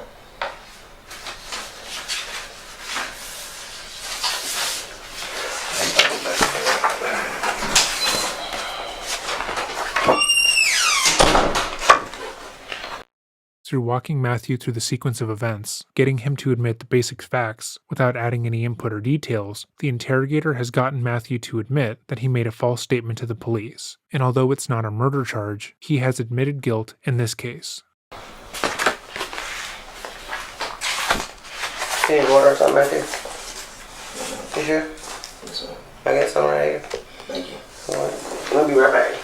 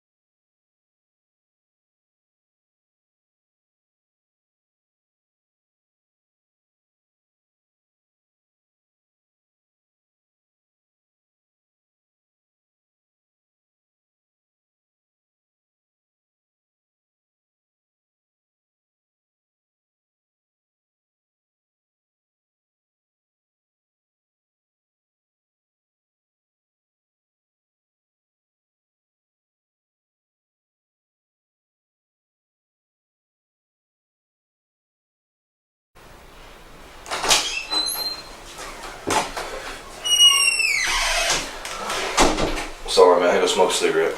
You're good. Man, I'm walking around outside. Why would you say you didn't have the damn bag when you had it? You know you can't give a sworn statement and lie on it. I know, Sarge. Why would you do that, Matthew? It was a bag, man. It wasn't. It's not like it was. Talk to me, man. I mean, help me understand. Sarge, I swear, I know it's hard to believe, but I didn't think about that bag. Otherwise, I wouldn't have wrote. I said, hold on, LT. I got something. Let me go get it. I swear, I wouldn't have done that because I've got 2 kids, 3 and 1. I wouldn't jeopardize that over a bag. I'm telling you, Sarge, if I would have thought about it then, I would have said something. But you knew you had the bag. Did you not know you had the bag? I'm sorry. Mine's wrong. I fucked up. I know I did. I should have turned it in, but not only because I'm a cop, because I shouldn't have, because it was Jessica. Even though she let me use it. It was the right thing to do, man. I'm clear. Yes, sir.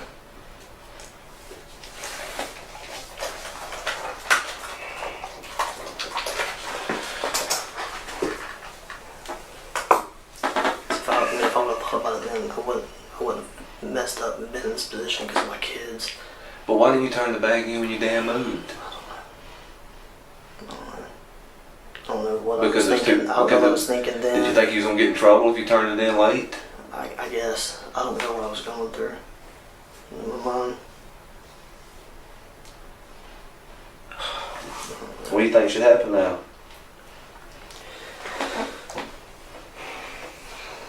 I know that's probably gonna happen. No, that's not what I asked you. So what do you think should happen? I just lose my kids, man. At this point, with Matthew crying about potentially losing his kids over something as little as lying about owning a bag, we should discuss how Matthew was as a father. In statements given by Jessica, Courtney, and Shelby, they would all agree that Matthew was not a kind or caring father figure. He allowed the boys to eat whatever they wanted, which usually was junk food, soda, and sweets. He didn't structure their days at all, allowing them to sleep and wake at odd hours, as long as they stayed out of his hair. And as they began to grow up and have their own thoughts and opinions on things, he would get aggressive with them, the same way he had with his wife and girlfriends. Matthew liked order and respect, and if his children ever did something that he didn't like, he would get in their faces, yelling at them until they backed down. Jessica, however, worked with children at her day job, and was found to be a more affectionate, caring parent. Like the bag of items, Matthew enjoyed having the kids, not because he liked having children, but because he was taking something away from his ex-wife. My kids are fucking daddy's boys, man. If I would have thought about it, I would have done it. Of all the stuff that you see about you, you know if you were in possession of something that belonged to her, you know you could have brought it to me. You know I'm going to do the right thing, you know I have to do the right thing. I would have took care of it. I would have gotten the bag back to her. But when you knew you had the bag and you didn't do anything about it, man, you put me in a situation where I don't have any other choice. I'm clear. I'm clear. There's no excuse for it. Here. I know it's got that on there. I know. It's so hard, like, I love working here. I know you do. And I'm so, asked you, I was so scared to come to work every day.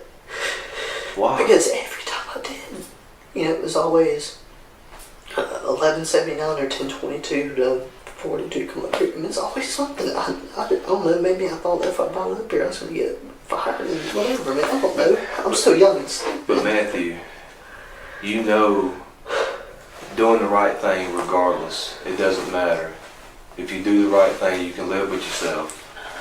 9 times out of 10, I do. I mean, that's the way I was raised. But you know that. You know that you have to do the right thing. And when you found, even if you found the bag, you should have said, hey LT, hey SAR, hey whoever, I got something, man. Stop for a minute and talk to me. I don't know what I was thinking then. I don't know if it's because I was scared. I mean, I told you, I come to work every day scared. Now, there's no excuse. I'm not trying to make one for myself.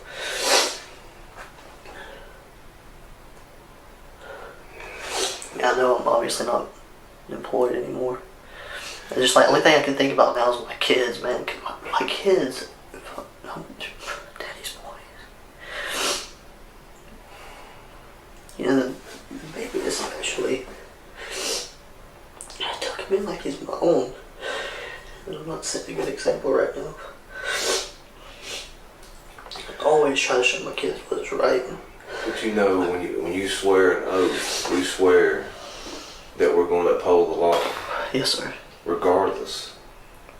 And you know you can't lie. You can't lie in an investigation. You know that. I don't know what I was thinking. Like I said, I don't know if I was scared or what. I don't know what was going through my mind then. Does that make it right? No, it doesn't. I know that. And I know this is everything I've ever worked for, like out the door. I'm main concern with my kids, man, because I've got primary custody over them, and this is gonna set me back if I get locked up for this. I'm gonna go down and see them every other weekend. And she's not gonna take care of them like she's supposed to. Like, she's supposed to put them on her insurance. I had to do that. But Matthew, if you did what you were supposed to do, we would not be here in this situation. You think I want to be here? No, sir. I would rather be anywhere else than be here. Clear. But if you had done what you were supposed to do, we would not even have to be having this conversation. You wouldn't have to worry about it. Yes, sir. But you know that we have to do the right thing. We have to do what people pay us to do. You know that. You know that, especially with me and Lieutenant Yancey. You've known us a long time. Yeah. I don't want to let lose the primary custody of my kids. Like, I know, I mean, no matter where I go now, I'm not really going to get a good job now, but like, the main focus is my kids, man. Life is not over with. Everything happens for a reason. Just hang tight, okay? Following the interview, he was charged with 2 felonies, making false statements and violating his oath of office. However, the case seemed to stall after he was charged. This again likely due to his family's sway in the legal and justice system in the area. 9 months after Matthew was charged, Jessica called the Spalding County District Attorney's Office to ask why Matthew's case hadn't been presented to a grand jury. She was told that, to prove that the crime had been committed, the district attorney needed to establish that the oath of office had been administered to Matthew, and despite their best efforts, they had not been able to locate that document. Shortly thereafter, an independent reporter submitted an Open Records Act in order to locate the documents themselves, and within 3 hours, they sent a copy of Matthew's oath of office. It hadn't been hidden or hard to find. Rather, it just seemed that no one wanted to look. Matthew's case was presented to the grand jury in July of 2018, but oddly enough, the grand jury chose to not indict Matthew, and there just so happens to be no record of this proceeding. 4 months later, Matthew moved to Braswell, Georgia, and became a reserve officer, once again donning a badge without consequence. At the same time as the grand jury hearing, when Jessica had visitation with her sons, her eldest son told her that Matthew had begun to hurt him. Jessica reported what he had said to Child Protective Services, and they arranged for the boys to see a psychologist. In meetings with child care professionals, the boys talked about their father and stated that he was aggressive and at times physically abusive. CPS reported these claims to the Sheriff's Department in Pike County, where Matthew was living and working, and their investigation, like every other investigation into Matthew, found nothing. However, a children's psychologist who had seen the boys for 25 sessions said that they no longer spend time with Matthew.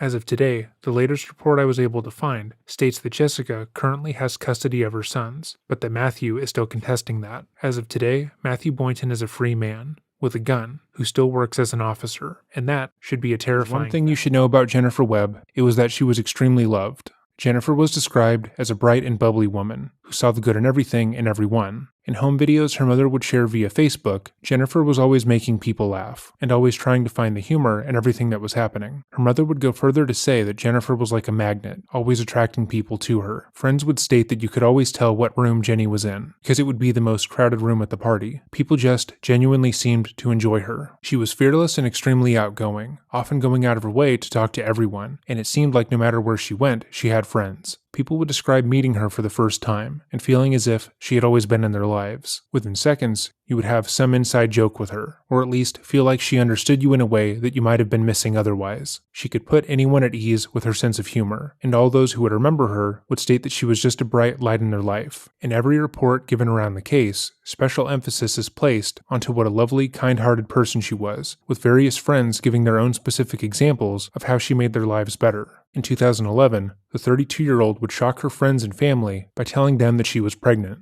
She hadn't been seeing anyone in any official capacity, and she had only discovered the pregnancy when she was already 5 months along.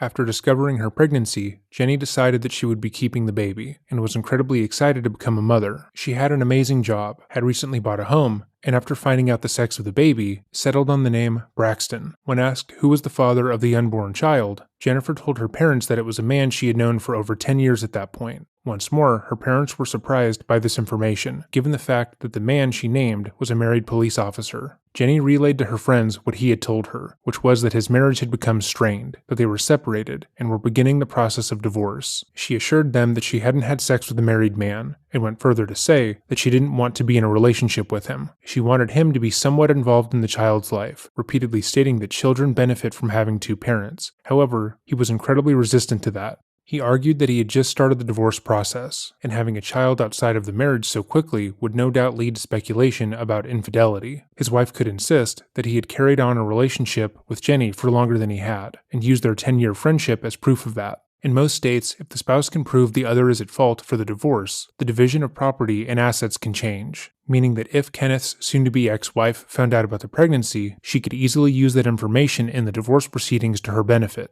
Jenny would tell her friends that all she wanted from Kenneth was some child support, and for him to put his name on the birth certificate, but that the father was extremely opposed to that. On the evening of August 31st, 2011, Jennifer told her friend that she was going to be seeing the father of her unborn child to discuss the matter further. As she left her friend's home, she agreed to come over the next day to help her look after her kids, and seemed in good spirits, and that would be the last time she was seen alive. Welcome back to another episode of Dreading, or if this is your first time here, welcome. Today we are going to be reviewing the case of Jennifer Webb, and how her murderer believed that her death would end all of his problems. Thankfully, he was wrong.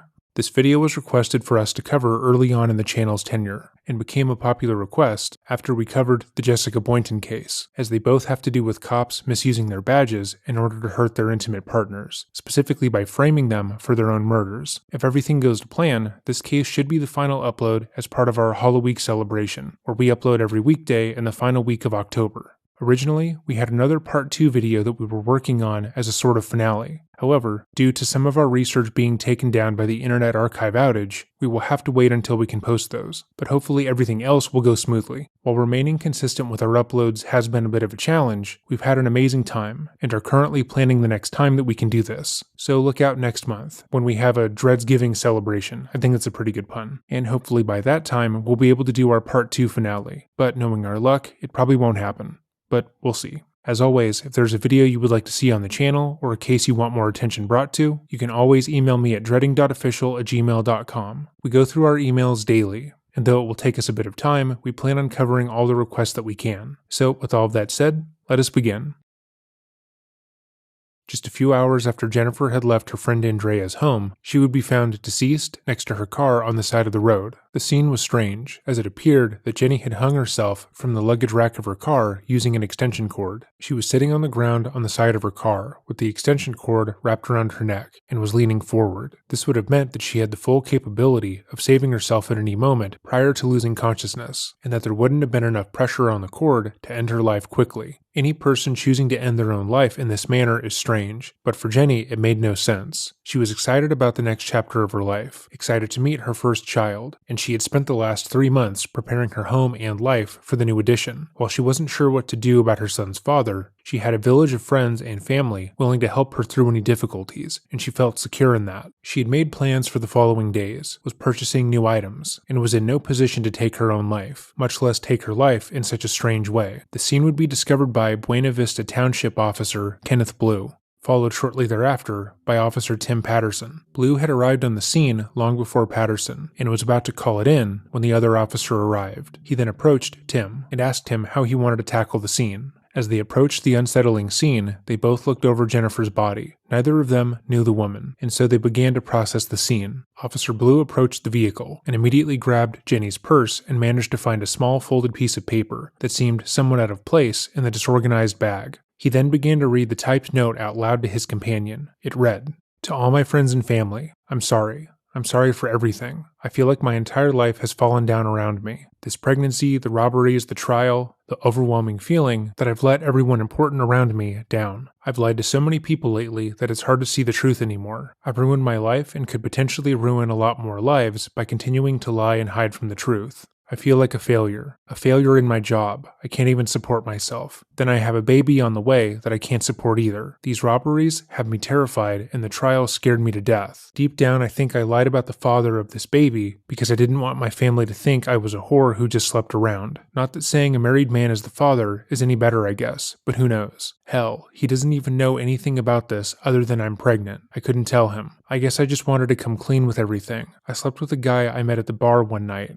All I know is that his name was Chris. I'm sorry I lied. I just didn't want to look bad in the eyes of my family. I'm afraid. Afraid to live in my own home. Afraid to live with this baby. Afraid to live in my own skin. These robberies have me so shaken. Here I am so young and can't live in my own home because I'm too scared. Pregnant with a child I can't support and don't know who the father is. And now living without a home to call my own and not really any way to afford a new one. Life has spiraled out of control for me, and I can't find a way out. I'm sorry. Sorry that I've hurt so many people that I care about. I just can't keep putting on a happy, excited face when I'm scared to death and totally depressed. I've spent the past several months trying to convince myself that I was okay with this pregnancy, but I'm not. I want to be excited, but I can't. I never wanted to be a mother before I was married. I never wanted a child who didn't have a father to know. I don't even know the father. What am I going to tell him? Sorry, son, mommy doesn't know who your daddy is. That just sounds great. There's no way I can do that. I can't bring a child into the world that way. I'm so sorry I can't do this. Please know that I love you all so much, and I know this is going to hurt you. I'm sorry. This is the only way. I love you, and I'm sorry, Jenny. After reading the note, Kenny continued to go through the deceased woman's items, finding her wallet and ID. It was then he told Patterson that he knew the deceased. He informed the other officer that she was just a casual acquaintance, that he had seen her out and about at bars over the years, but no one that he was outstandingly close to. He stated that he hadn't recognized her at first, given that he was used to seeing her in a different social setting, which is a fairly stupid excuse, as most people would still recognize a friend's dead body, even though they were used to seeing that person alive. Patterson seemingly blew this comment off, believing that Kenneth only vaguely knew her. The pair continued to process the scene, with Blue taking the crime scene photos. Though the scene was strange, it appeared to be a cut-and-dry suicide. It was only when the police went to inform Jenny's family that the alarm bells began to go off. When the police told Jenny's mother that her daughter had committed suicide, she told them that there was no way her daughter would have done that. They told her that she had left a typed note, going over her reasoning, but she continued to push back, telling Crime Watch Daily that had her daughter actually committed suicide, she would have handwritten a note for everyone in her life, telling them how much she loved them. She would have used glitter pens in her favorite colors, and would have made sure that everyone she was close to got their own. She also stated that the note didn't sound like her daughter. It was overly formal in a manner that Jenny simply wasn't. She never would have called herself a whore,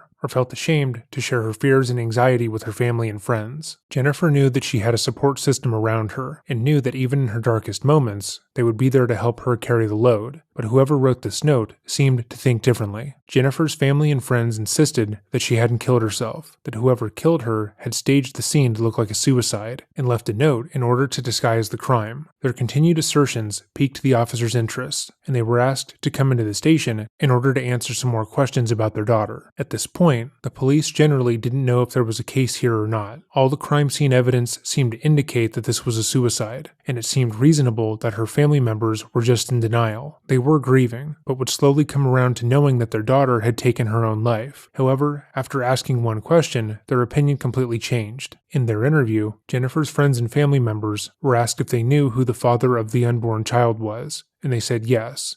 It was Kenneth Blue, the officer who had allegedly discovered the crime scene and found her body.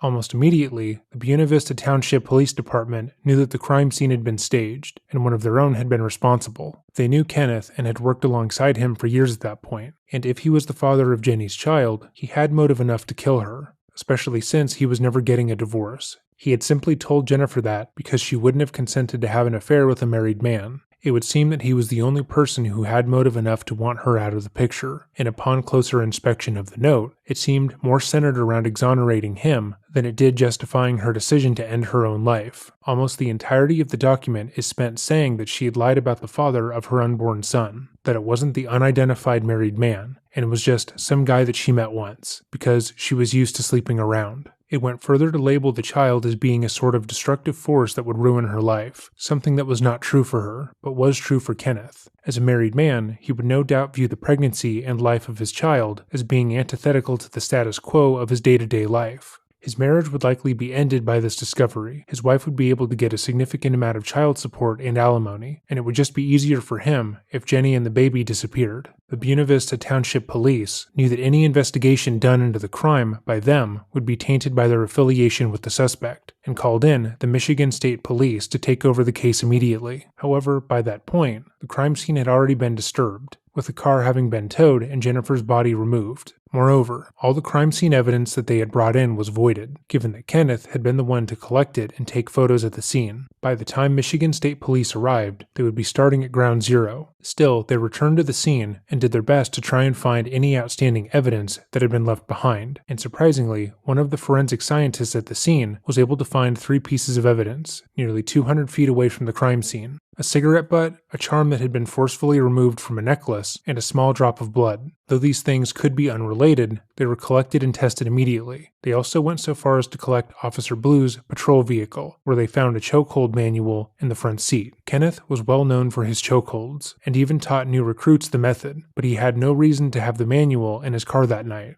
As the MSP continued to look over the details of the case, they found something strange. In the hours that preceded the discovery of the crime scene, Kenneth hadn't been responding to anyone on the police radio. In fact, Patterson had driven out of the area Jennifer's body had been discovered in, because it was where Kenneth often went to sleep on the job. If you recall, Kenneth was the one to discover the scene, but he had been on his own and hadn't called it in by the time Patterson arrived, meaning that for nearly an hour and 30 minutes, Kenneth was unaccounted for, and when he was finally found, he had seemingly just happened upon the dead body of his pregnant mistress, who he claimed not to know, in an area that he was known to frequent. Patterson also went further to state that Kenneth was out of breath and sweaty when he arrived, as if he had just been working out or engaged in some physical activity. If he had, as he stated, just arrived on the scene, why hadn't he answered his police radio? If he had just been driving, why was he out of breath? If he had had an intimate sexual relationship with the victim, why hadn't he at least recognized her vehicle? They also found that in the hours prior to Jennifer's supposed suicide, she had called Ken's phone 3 times, and his number was saved under the contact Ken Cop Boo. The more the state police looked into the case in front of them, the more obvious it became that the officer was lying to them and had a hand in Jennifer's demise. But as part of the original police investigation, Ken tried to keep his eyes on top of the Michigan State Police. He attempted to make his interest look innocent,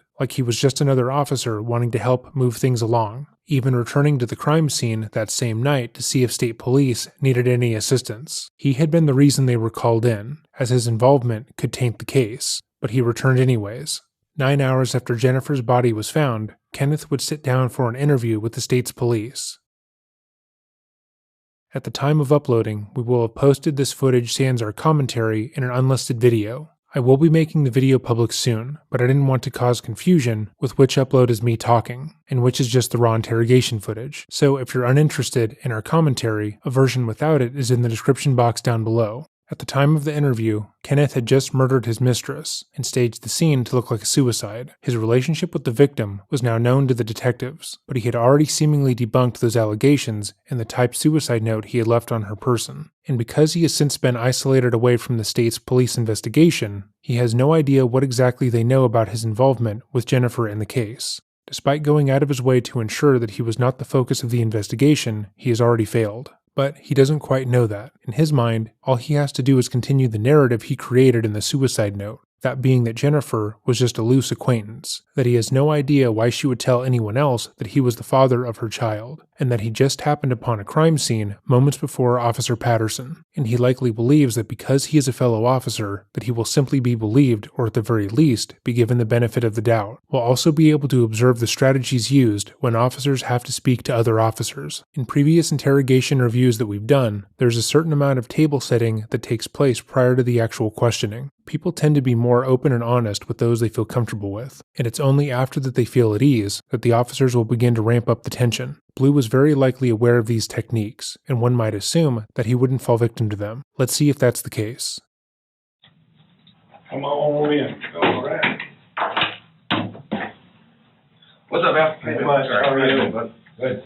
I think we may have met years ago. Jason Teddy, I trooped in Bay City. And Yeah. Met all that crap. Yep, that sounds familiar. I've been in this building probably 15 years. Oh, this is this building. Let's see, I started here in 99, I want to say maybe 95-ish. Okay. 90, sometime 95 to 2000. 95 to 99. Like that. Ken, is your first name Ken or Kenneth? Kenneth.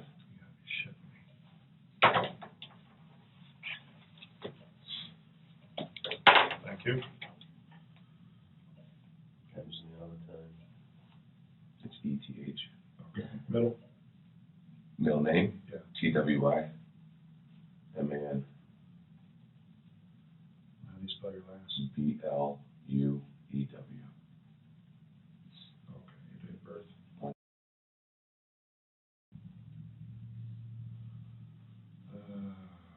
What's a phone number I can reach you at? Cell? Yep. Is that department or personal?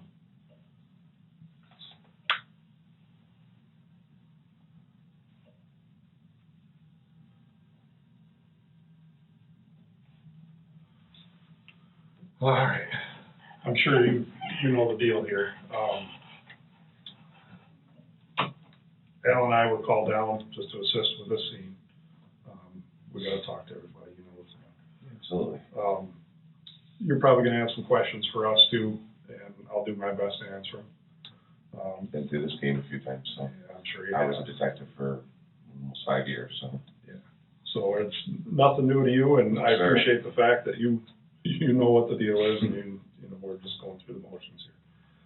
Immediately, the Michigan State Police attempts to alleviate any anxiety that Blue might have been feeling after being asked to speak with them.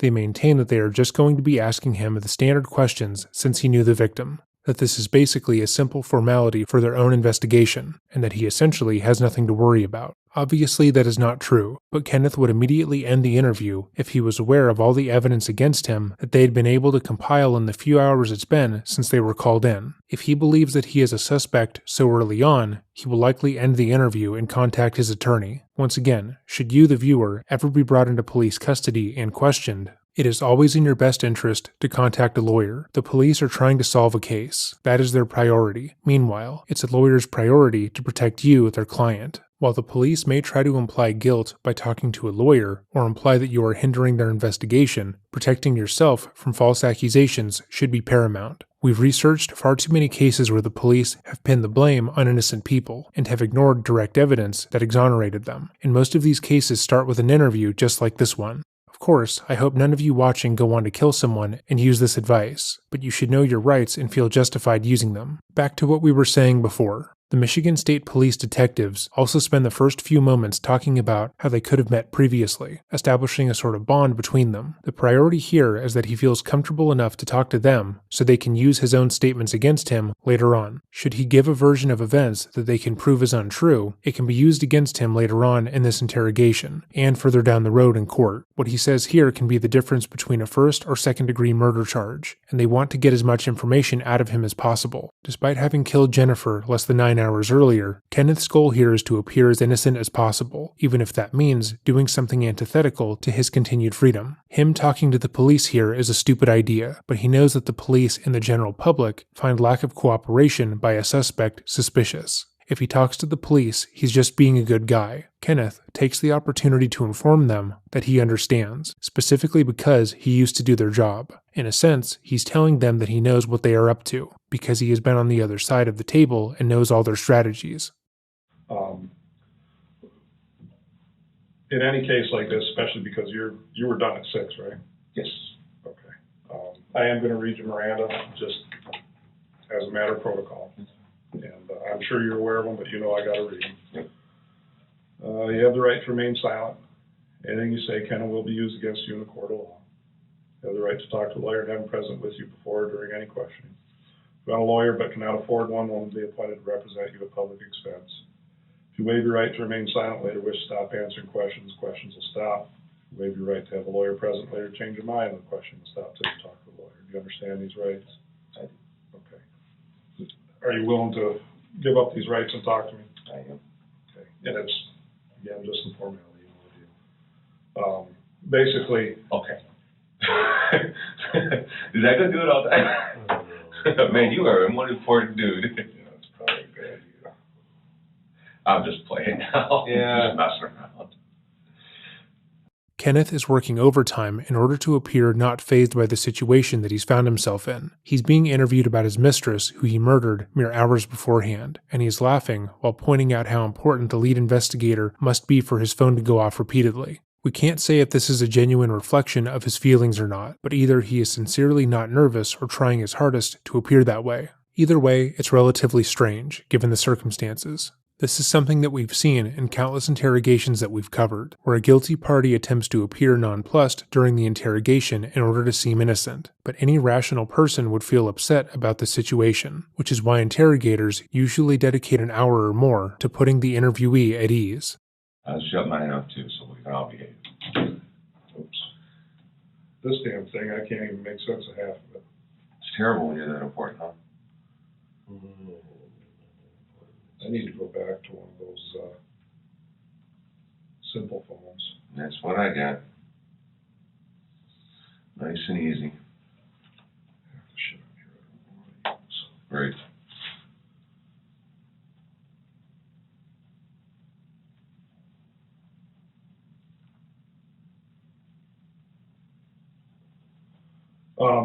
Basically, can you kind of run down, just tell me what happened tonight, what's going on here? I was conducting general patrol. I'd been up in the area of the North Number Streets. We call them North Number Streets. It's area north of Wadsworth. Been in there a little bit patrolling around. I sat at 81 and outer for a while, working on low radar. And then there's a neighborhood to the north of 81, north of 81, west of outer. Little neighborhood back in there. I went back in there and kind of drove. We're just general patrol. Come out onto Outer Drive, went north, took a pass through the businesses on Freeway Lane, and then come out and went north again up to where we have our range. As I started to pull up, I saw the vehicle sitting there. I hit it with my spotlight real quick to see if I could see heads moving or popping up. Sometimes we get parkers up there and whatnot. I didn't see anybody move, so I went up, I turned, and then I turned back or turned around. It goes, Outer Drive ends, you guys were up there. There's that little drive there that leads to our range, and then that drive over there leads over to the wastewater treatment plant. So I go up, turn around so that I can get a better angle on the car. So I drive in behind the car, focus the spotlight, and about that time, Tim's pulling up. Kenneth begins to detail the crime scene as if he happened upon it, but notably does not share what he was doing the hour and a half prior to arriving on the scene when he wasn't responding on the police radio. Instead, he says he was on a general patrol, which we know that cannot be true. Kenneth is banking on the idea that his fellow officers will keep his hours-long absence to themselves, or simply determine that it is not important enough to share with the MSP. However, given that they were immediately called in after his involvement with the victim was made known to them, that is a vital error. We're only 4 minutes into his interrogation, and he has already lied. So, we kind of looked at him, he kind of looked at me and said, "What do you think?" He says, "Oh, no." So he started walking up from where he was at, because he was still on Outer Drive. He was walking up towards the passenger side of the car, and I started to walk kind of towards the driver's side corner. And as I got closer, I saw the door open, the back driver's door was open. Took a few more steps, and I saw her laying on the ground. I saw the cord running to the top of the car. Oh my gosh. I yelled at Tim real quick. I said, "Hey, we got a body." Well, I took a step back, he come around the corner, he come around the car, he took a look, oh shit. So away we went, we started doing our thing. And then Tim got a hold of Sean, and they started, so Sean said, I didn't tape it off, do your thing, get some photos. So I started taking photographs. Went all the way around the car, and then, took a couple shots of the inside of the car, keys and ignition. It didn't look like it was in disarray too much. Purse was laying there, so pulled the purse out to ID the driver, and as I did, when I set the purse on the hood, the first thing I see was a folded up piece of paper. Okay. So I unfolded the paper and I read it. It was an obvious suicide note, and it was signed Jenny. It was all typed out. There was no writing on it, no ink on it. It was just all typed. As Kenneth just noted, the obvious suicide note was typed, which Jenny's friends and family said was outside of her character. Though there's undoubtedly cases where a typed suicide note is left behind, that is incredibly impersonal and fairly rare. The choice to leave a note after death is a large one that the person struggling with their mental health often thinks heavily about. Most often, a typed suicide note would indicate feelings of isolation and abandonment, feeling as if no one would care and that it is mostly a formality. But Jenny didn't have that. She was extremely connected and extremely loved. But continuing on. Set that aside, went through the purse, found the wallet, opened the wallet up, went through the wallet, found the ID, and at that point I went, oh shit, I know this girl. So I stepped away, I looked at Tim, I said, I know this girl. I said, I know her. So I kind of just stepped back at that point and let everybody else take and do what they needed to do. Sean showed up, and the rest is history. Here we are. That is not what occurred. Again, all the photographs that were taken at the scene were taken by Officer Blue, both before and after he stated he knew her. He actively downplayed how well he knew her, leading the other officers present at the scene to believe that it was just a passing thing. Had he informed them that she was carrying his child, that he had spent the past few months lying to her about the status of his marriage so that he could sleep with her, and that she had told her friends that she planned to meet up with him that night to determine if she would put his name down as the father of her unborn child, they would have removed him from the scene immediately, but he didn't do that.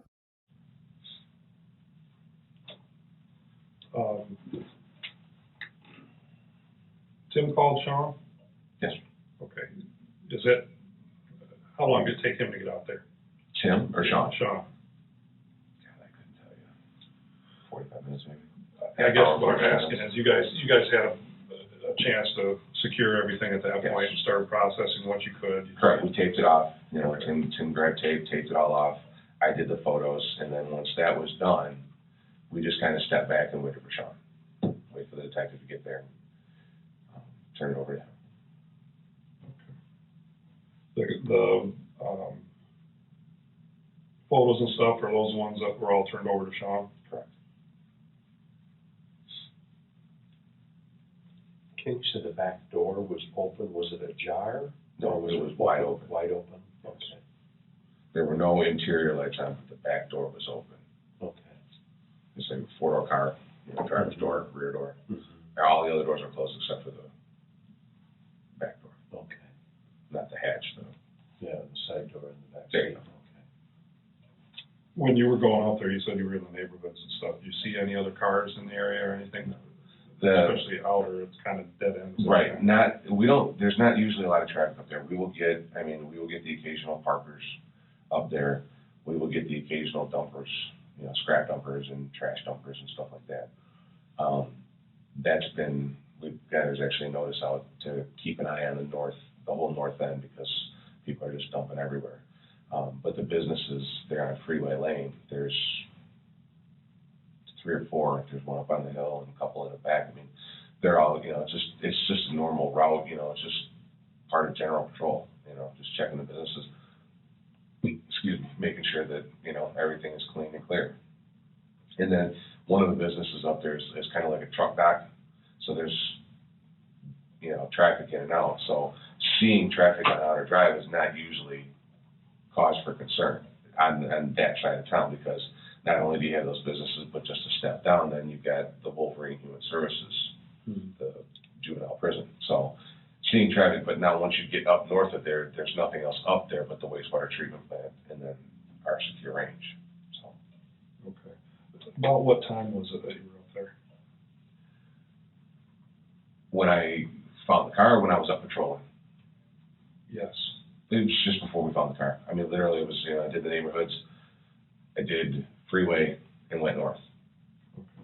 You know, and, you know, Tim and I don't remember seeing him, but we must have had the same idea, because he did virtually the same thing I did.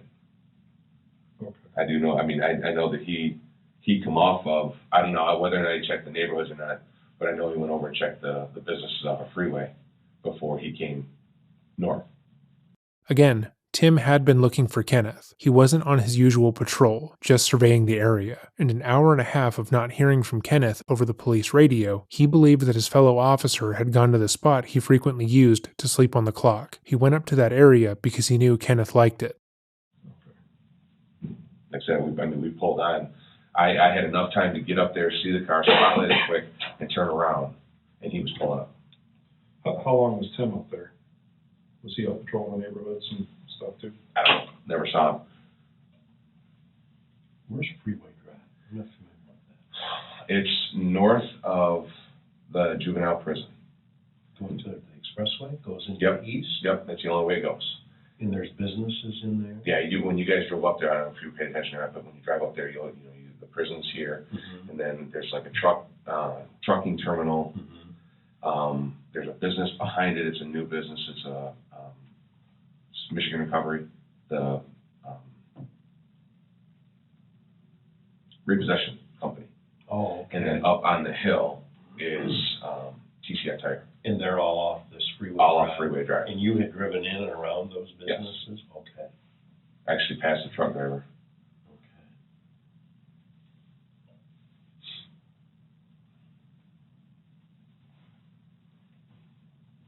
And then right from there up to the end of our,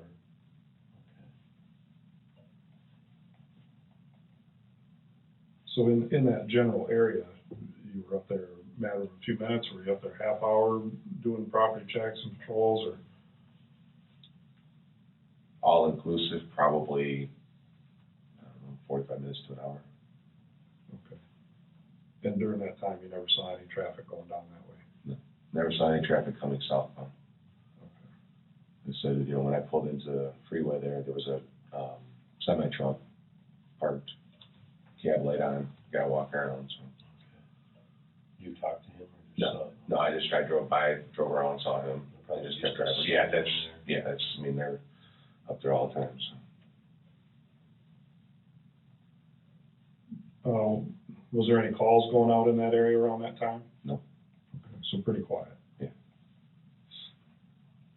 This is a lie. We already know there were calls going out because that's how they noticed that Kenneth wasn't responding to any. Kenneth is banking on the fact that he thinks his fellow officers will back his account up, even though that isn't aligned with the facts, and there have been cases where that is true. Thankfully, this is not one of them.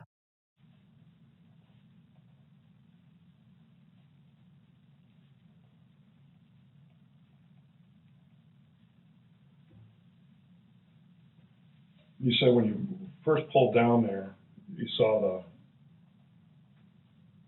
the vehicle. Did you light it up right away, or was it just your headlights? Just the headlights at first until I got within, I guess, spotlight range. Okay. It was probably, if I had to guess, maybe 6, 8 car lengths, 10 car lengths, something like that, when I turned the spotlight on. And that was before you turned around? Yeah.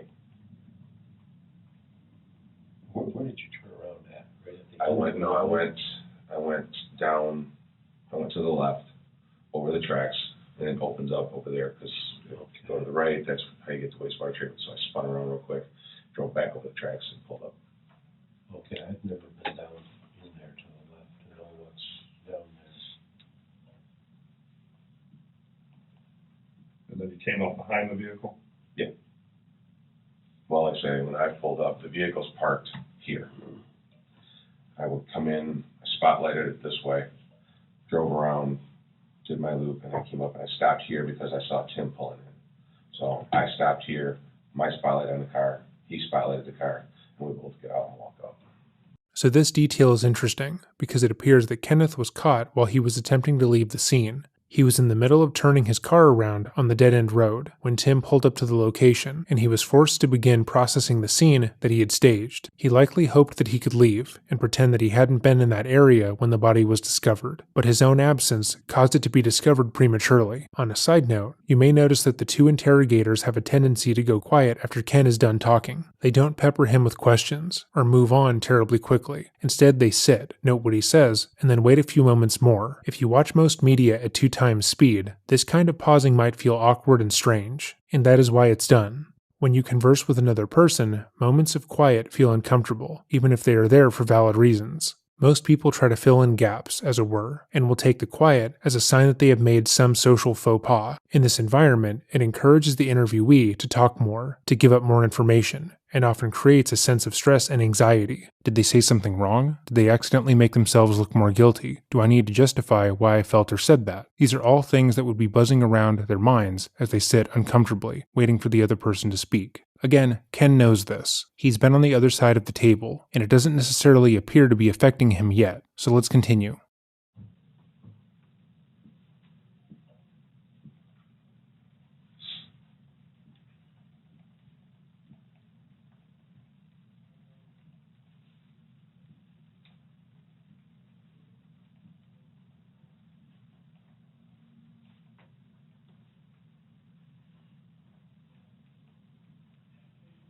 During that time, as you were approaching and you were lighting it up, you didn't see anybody around or anything like that? Okay.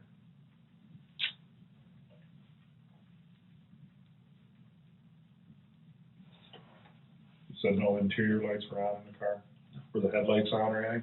No. Was it running? No. Do you remember checking to see if it was warm, if it had been running, or would it look like it was for a while? Yeah, after we got the initial, after we found her and got the whole scene taped off, after I took my pictures, when I removed the purse and set it on the hood, I felt the hood. And, felt that it was fairly warm. I mean, it was warm. I wouldn't say it was screaming hot.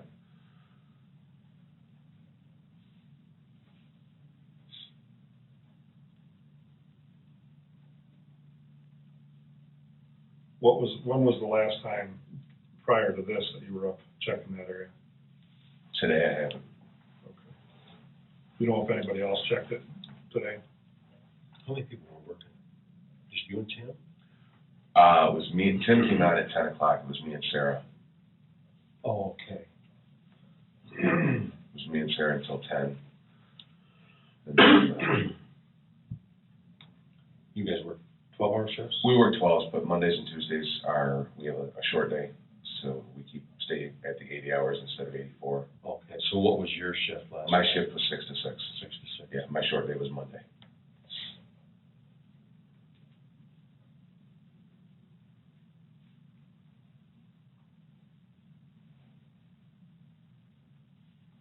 I think I know Sarah. What's her name? Sylvester.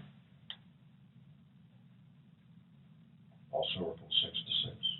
She was actually, I believe, working 12 to 12.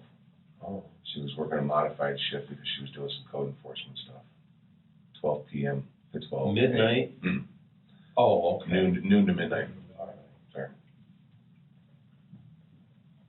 And Tim came on at 10? Yes.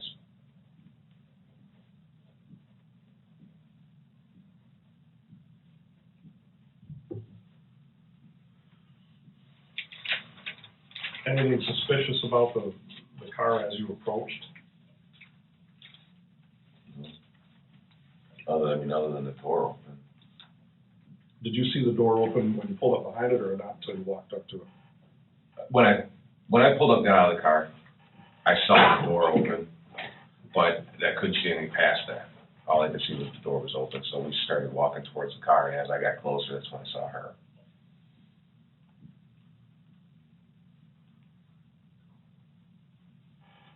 So when you came up on the driver's side, Tim was going around the passenger side. He obviously couldn't see her then. Correct. Okay. Because he parked on outer, Yes. approached from outer.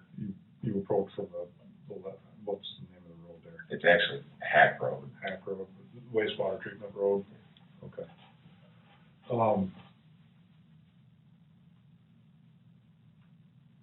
And only the door was open, no lights on, car wasn't running, nobody around. When did you first see the body?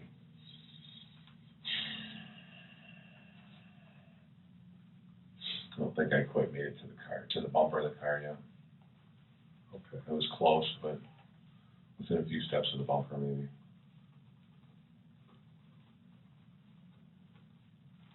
Okay. So you didn't see a body as you were getting out of your car walking up. It wasn't until you got right up on there until you knew what you had.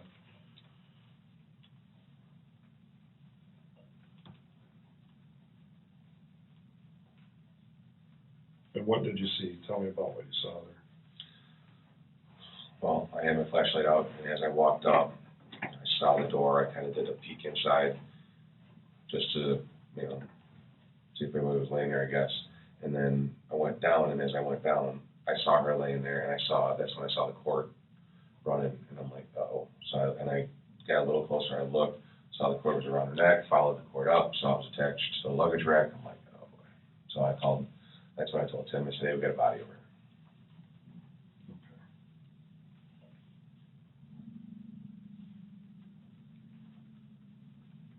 After you told Tim you got a body, then what did you guys do? He came around, did basically the same thing. Checked everything, checked it all out, and then we backed away. He got on the phone with Sean, and Sean said, tape it off and start taking photos. So we just went into that mode and started doing what we had to do. Did you guys check for vitals?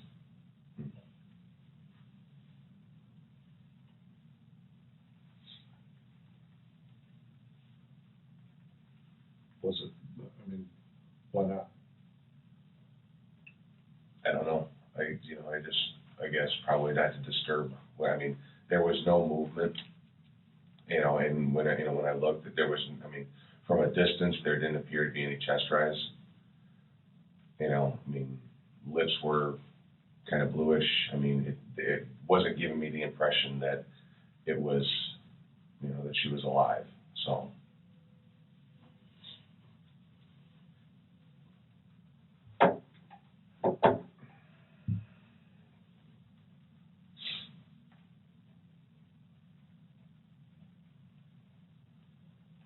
So this is a stupid answer, especially given what he has already stated during this interview. He claimed that when he arrived on the scene, the car was a bit warm, meaning that it had been on past 30 minutes, give or take. He then stated that he hadn't seen anyone pass him on the road up towards the crime scene, meaning that it was unlikely that another person had been at the location and had killed Jennifer. He then says they didn't try to save Jennifer's life because they didn't want to disturb the scene, and that he simply didn't see her chest move. If the car was still warm when he got to the location, there was a chance that life-saving measures could have been performed, but they weren't, because Kenneth didn't want Jennifer to live.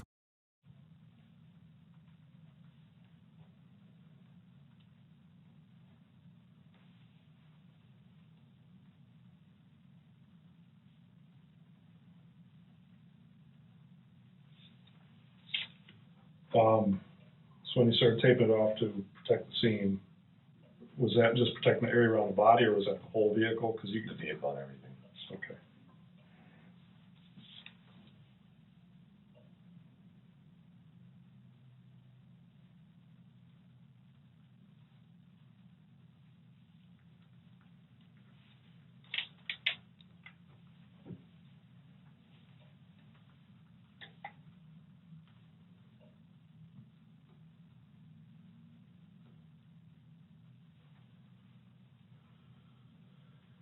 And Tim called Sean?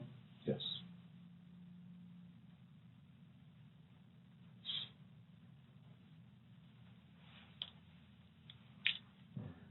Now tell me about processing the vehicle, what you guys did there.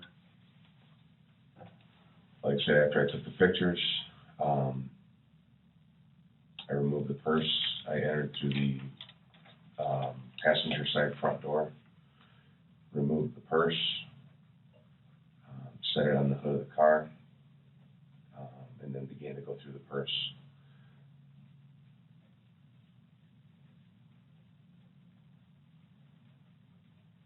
far as anything else within the interior of the vehicle, none of that was, other than a cursory look around, none of it was touched.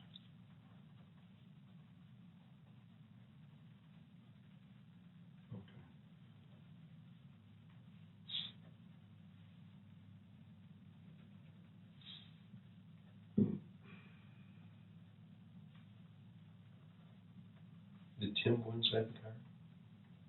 I don't believe so.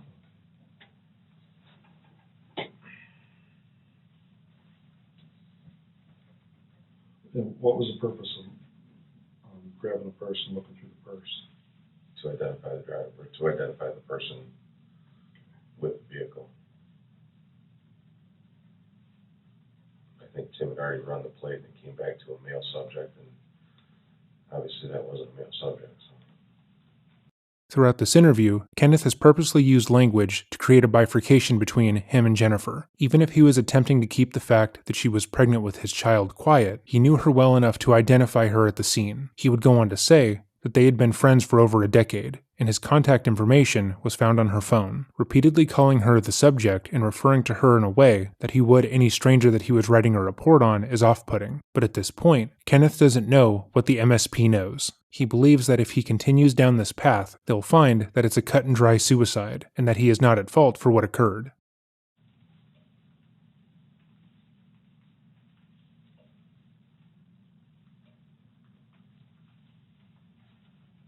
Do you remember who the plate came back to? I think it was Donald Webb.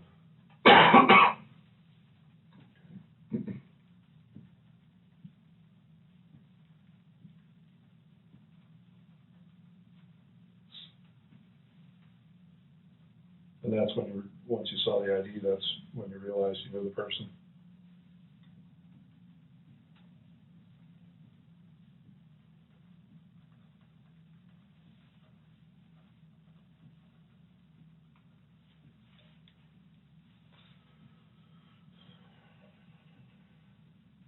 And Tim did not go in the vehicle, right?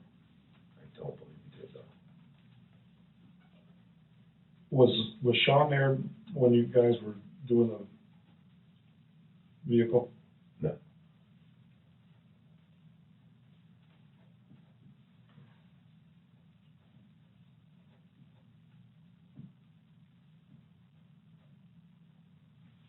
So after that point, what happened?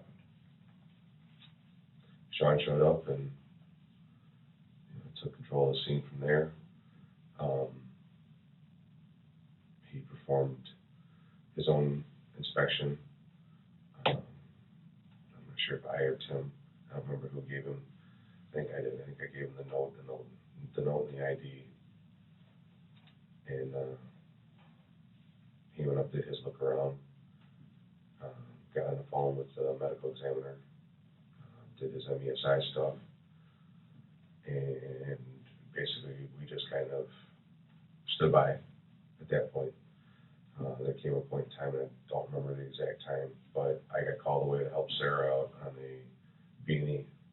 It was a fresh beanie that she thought she had somebody inside the house. So Sean says, "You go, Tim and I'll stay here and wait for the funeral to show up."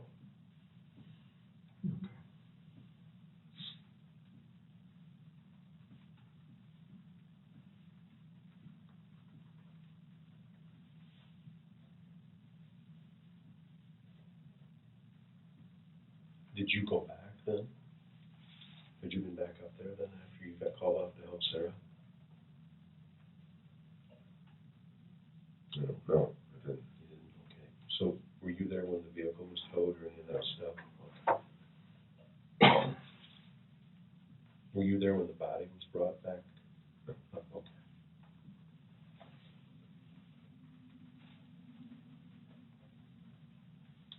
From the assist to Sarah, I went over to Henry Gore School for an alarm over there. Walked around that, checked that building out, and I had to pull my daily to see where I went after that. So you saw that note before you saw her ID? Yes, the note was laying folded up right on top of the purse. The purse was open. It was a big, I mean, the purse was probably that big. Okay. It was open like this, and the note was laying right on top.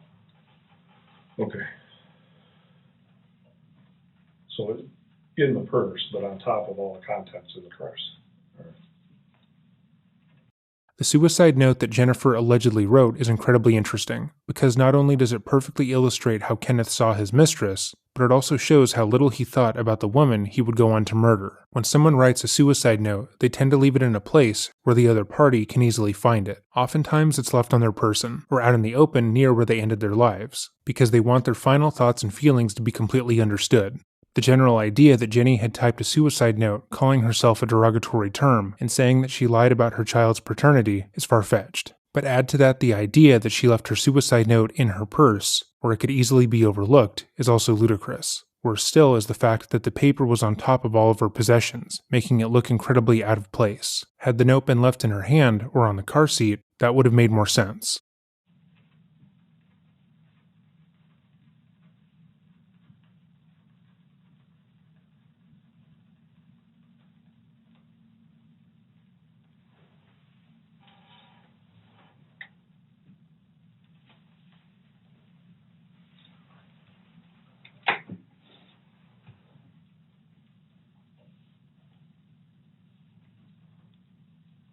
Do you know who did the notification to the next kin? I assume Sean did. It would have been his scene. He was in charge, so.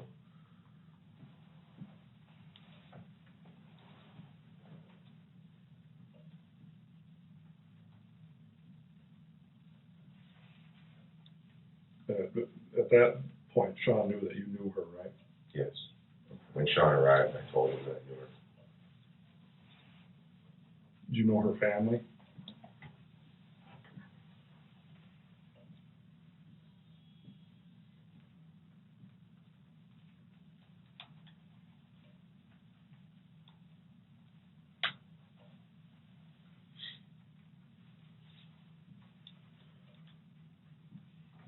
Tell me about how you knew her. I met her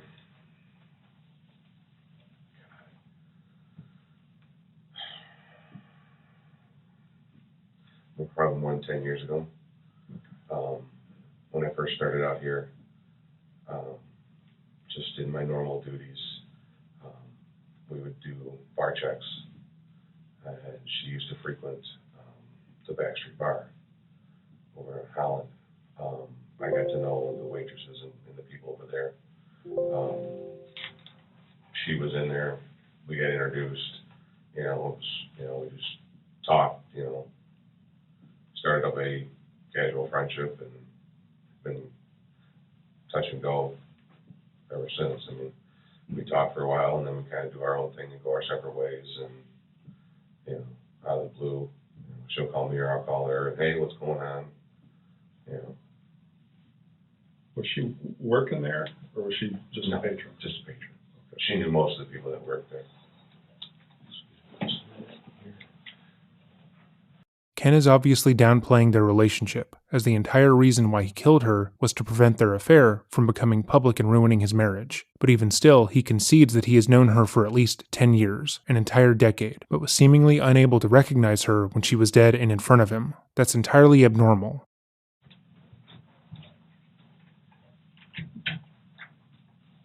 How old is she?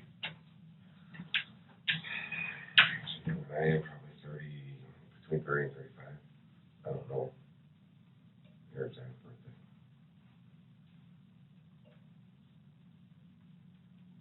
I don't remember from seeing her ID. So. Is she a local gal?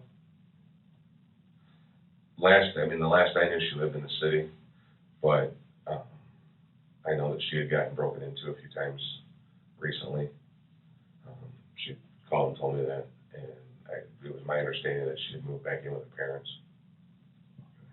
Kenneth is directly referencing something that was found in her suicide note, which, if he is attempting to maintain that they were loose acquaintances, is bad. However, he immediately mentions that she had recently reached out to him about the break-ins, and that he had been giving her advice. This could be used to completely recontextualize her repeated phone calls to him. She had called him multiple times over the past couple of months, given that they were in a loose relationship of sorts. He had led her to believe that he was getting separated from his wife, getting a divorce, and that they were casually seeing each other, so there were frequent calls from her to him late at night. But now, instead of them calling each other for a late-night booty call, she was now just calling him to do a home check to make sure that no one had broken in. He was just helping his friend feel safe in her new home, and nothing more. Do you remember where in the city? No.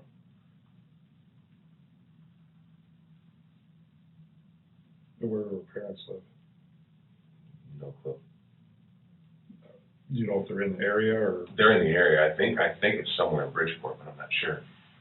I don't know what the address is or anything like that.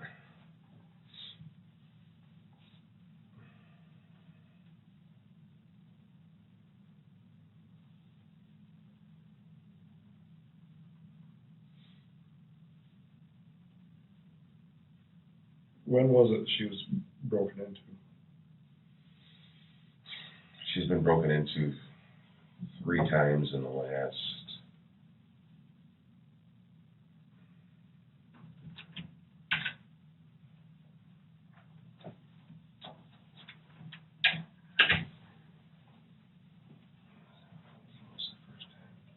I want to say the first one was April or May.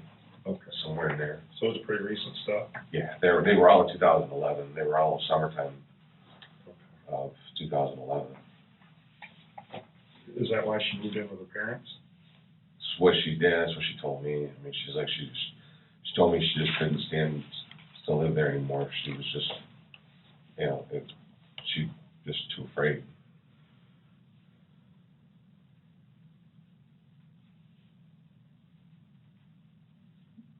Any idea how long she's been living with her parents? No.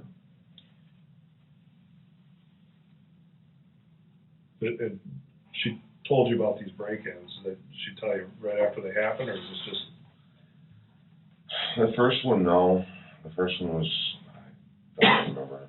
It was a short time later, not much. The second one, I think I could talk to her the day after that. And, she was like freaking out. She was like, what am I going to do? She was crying. And I mean, she was not in a good frame of mind. I mean, she was just, you could tell she was really scared. You know much about it? I mean, was it something where home invasion, she was home, or was it No. she was gone? No. I remember saying, thankfully I wasn't here when it happened. Okay. So she didn't get hurt or No. robbed or anything? Just the place was being eaten? Correct. How often did you talk to her? It varied. I mean, it could be, sometimes it was once or twice a day. Other times it was once or twice a week. Kenneth continues to downplay the duration and depth of his relationship with Jenny, but once more, his statements only serve to do the opposite. If you're talking to someone nearly every day, or only going weeks between talking to them, you are likely fairly close. Unless you're coworkers, choosing to hang around someone that often would indicate a close relationship. There are very few people who I would talk to daily that I would say I don't know very well, and none that I can imagine seeing dead in front of me that I wouldn't recognize. Kenneth has thought a certain amount of his answers through, repeating the story about the break-in from the note, recontextualizing their relationship. All of that indicates a significant amount of forethought, but not nearly enough to actually make what he is saying believable. And over the last 10 years?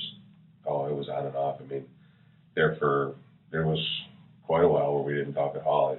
She was doing her own thing and I was doing mine, and, like I said, it wasn't anything that we just, that we had to talk to each other every day or anything like that.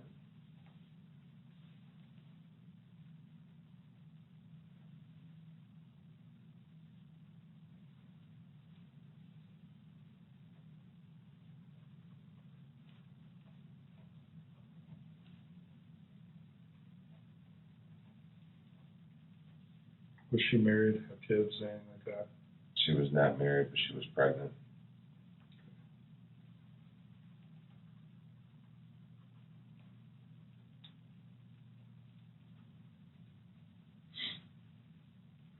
Boyfriend?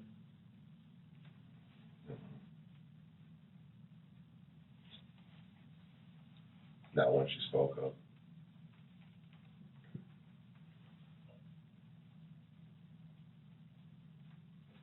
She in trouble with any drugs or anything like that? Not that I know of. Drank a lot, or drank frequently. I would call her alcoholic, but drank frequently, but I'm not aware of any drug use.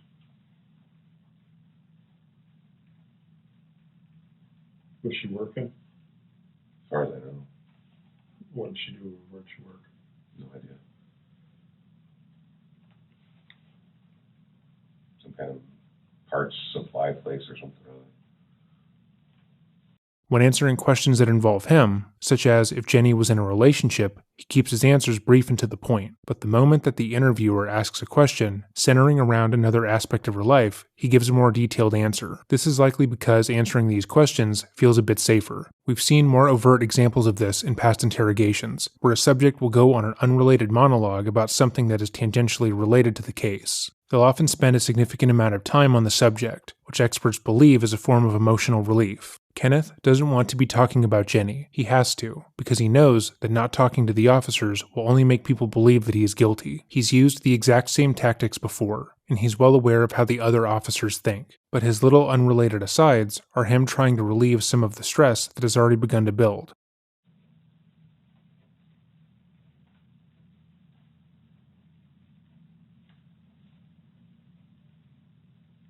Like auto parts? I don't know. I don't have any idea what kind of parts they were. I just remember her saying something about having to ship out orders and stuff like that. So.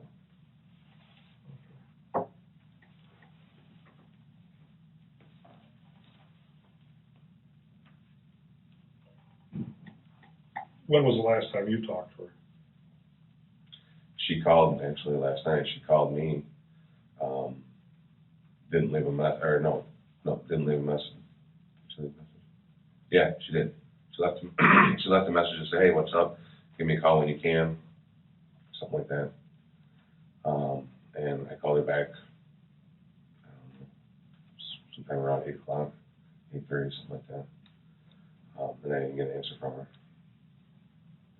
Did you leave her voicemail or anything? No.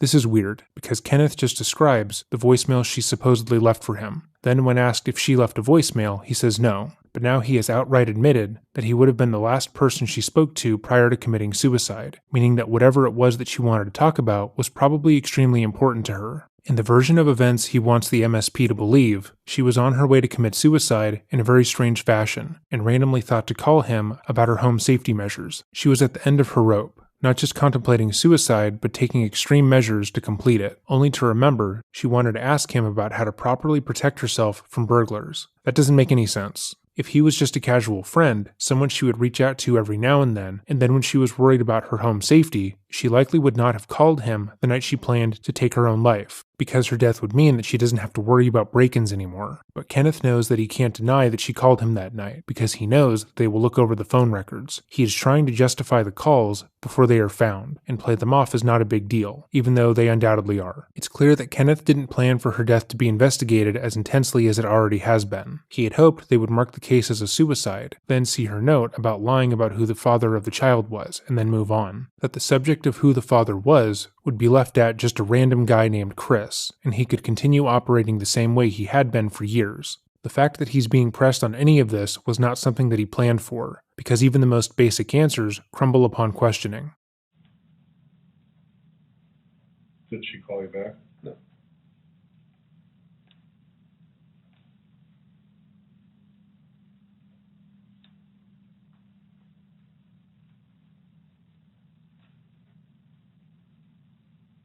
What was her mood or demeanor last time you talked to her? Not normal. Usually she was a pretty happy, jovial person. She just, I don't know, said she was tired, wasn't feeling good, but just uncharacteristic for her. Usually when we talk, she's just, bouncing off the walls. Yeah, this is going on and that's going on, and yada, yada, yada. But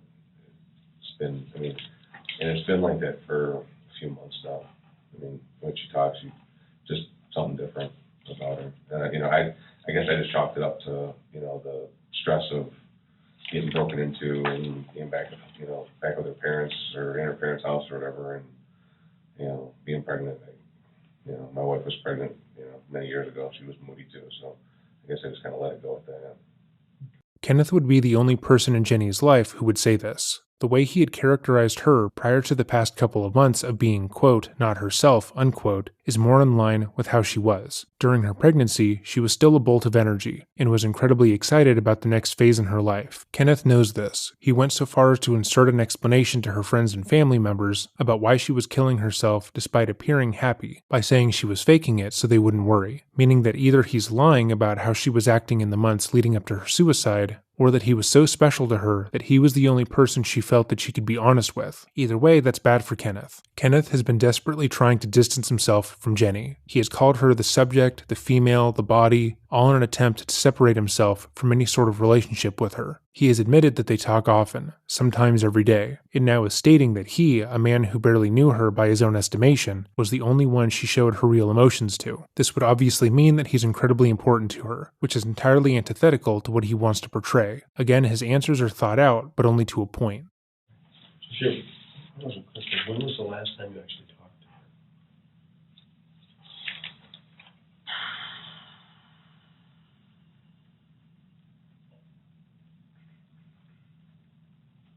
Yesterday. Would have been the day before yesterday now, but. Today's now Wednesday. Well, it would have been. During the day Tuesday? No, would have been, I think, Monday. Okay. Yeah. I chatted with her briefly on Monday.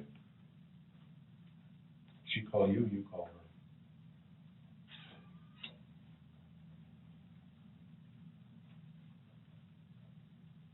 Don't remember. I think she called me, but I won't swear to that.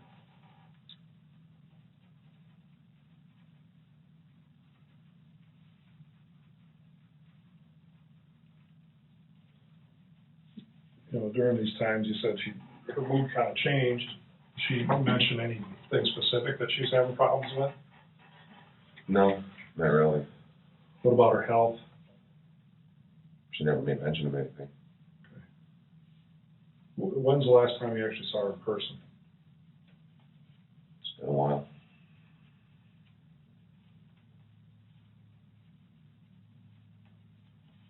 Three weeks or so, maybe. Okay. And what was the context there? She was on her way back from somewhere. She was out with some of her friends, I guess, or something or other, and called to see if I was working, and I said, yeah. And she said, hey, let's see you for a minute. So we met, talked for a few minutes, and she went home. Where was that at? Where did we meet at? Oh, good Lord.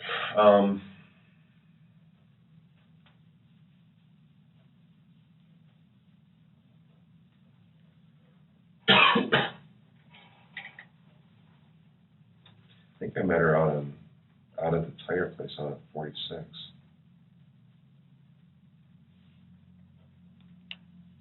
There's a tire shop out there, and I met her out there, just in a parking lot.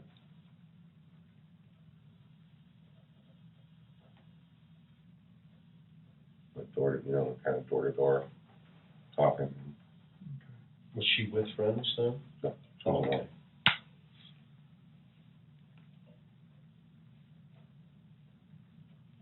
At that time, did you notice anything different about her? I mean, was her appearance different? No. Appearance-wise, she looked normal. She seemed tired.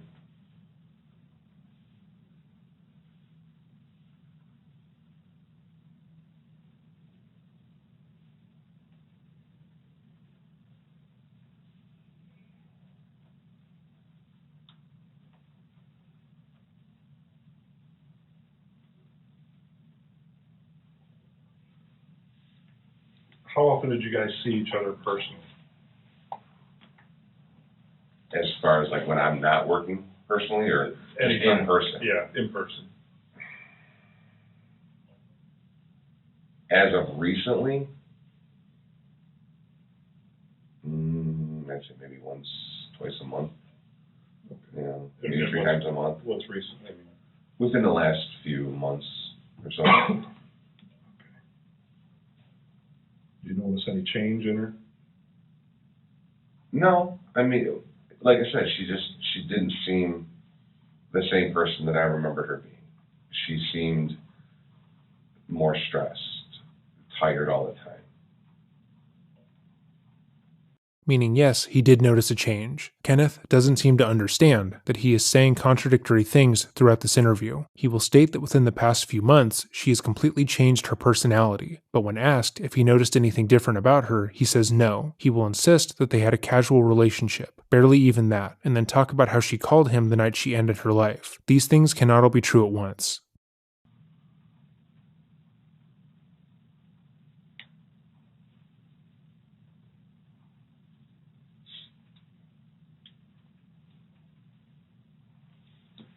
Was that, I mean, when you guys saw each other, what did you do? What? Talk for a few minutes. Okay. Is it a lot of times when you're working? Was it personal time? No, it's always when I was working. Okay. Where did you normally see her at? Usually just at a random parking lot, okay. You know, somewhere in town. And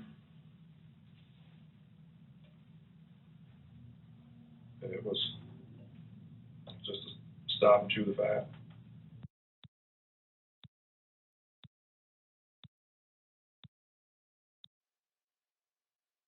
Basically, yeah.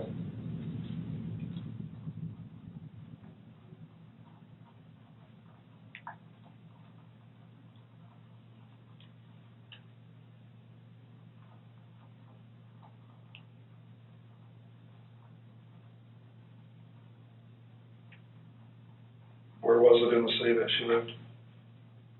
I don't know.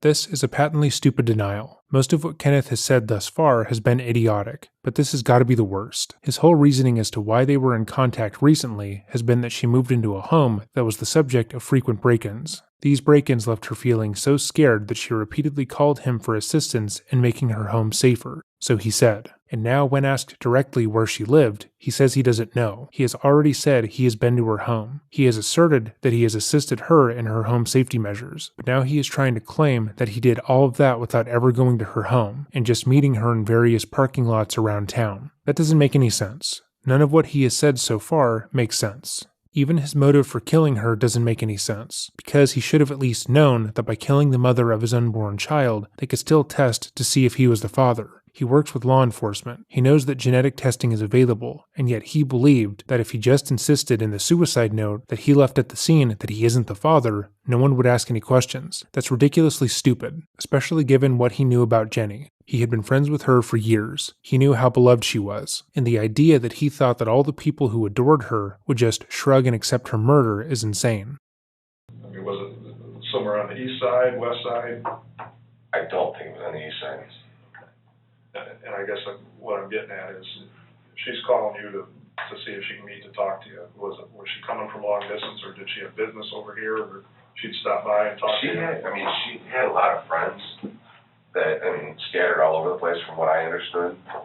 I never met any of her friends. She never showed up with any of her friends or anything like that. So she lived fairly close, but I don't know. I don't know where she lived.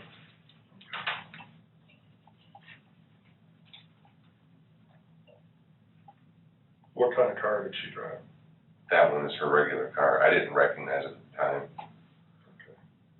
Okay. There's a lot of those cars, and it, like I said, wasn't focusing on the vehicle per se. I was trying to look inside the vehicle. I was looking past most of the characteristics that would ordinarily stick out because I was busy focused on what was possibly inside or what could be inside. It didn't dawn on me until, like I said, started, putting pieces together, and then I was like, okay, this is her car. The interviewer did not ask Ken for clarification as to why he didn't realize the car was Jenny's. He only asked what kind of car she drove. We are now 45 minutes into the interrogation, and the stress has begun to slowly but surely ramp up to the point where Blue has begun to answer questions that haven't been posed to him. it's begun to dawn on this idiot that there are multiple aspects of his story that don't make any sense, and him not recognizing her car or her dead body is one of them. So in an attempt to circumvent that question, he states that he was so focused on observing the vehicle that he didn't recognize it. So he is so good at work that even when he's bad at work, he's good at it. Does that make sense? No. Well, you probably just aren't so good at observing that you don't observe the thing that you're supposed to be observing. This is a child-level lie that I would expect from my 5-year-old nephew, not an officer of the law.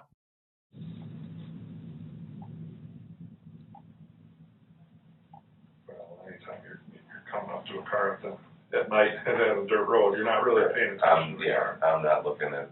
You're looking to see what's inside so you don't get hurt.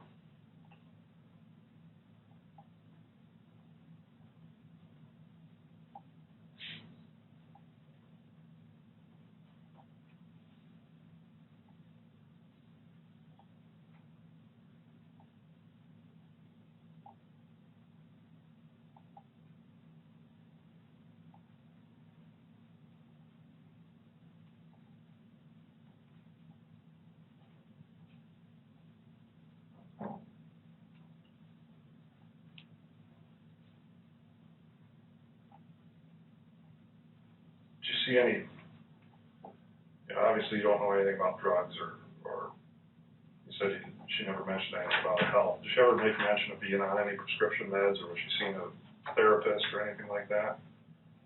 Just going to her doctor's appointments for her pregnancy. But as far as like psychologist or anything like that, not that I'm aware of.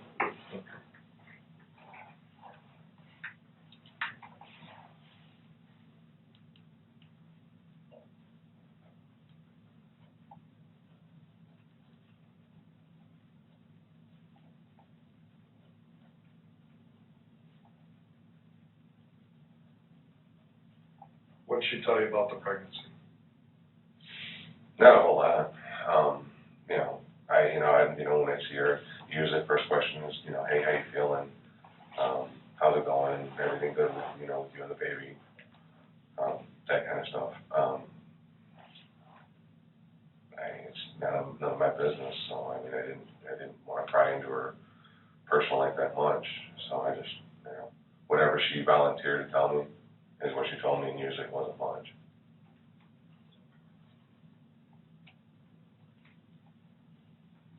But everything seemed to be going okay with it? As far as her health was, yeah.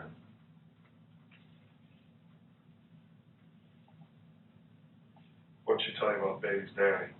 So the majority of the interview has been working up to this point. Again, this is the same night that her body had been found. It's been nearly 10 hours since Kenneth staged her suicide, all for the express purpose of keeping the paternity of her unborn child a mystery. He murdered her in an attempt to ignore his responsibility as a father and negate any consequences from him cheating on his wife. Up until this point, he believed that he had done just that. This question being asked at all would immediately tell him that they know he's the father of the child, that he is the only one in Jenny's life with the motive to kill her, and that these officers are looking at him in connection to her death. They aren't saying it directly, but they are steadily adding weight onto Ken's shoulders. No matter where they go from here, Kenneth's main motivation for murdering Jenny would have been all for naught. If he insists that they didn't have a sexual relationship, that there was no way that he was the father of her unborn son, that everything that he has said thus far in this interview has been true and correct, they will ask him to prove it with a DNA sample, which will result in his extramarital affairs being made public, then probably his wife leaving him and him going to jail for the rest of his life.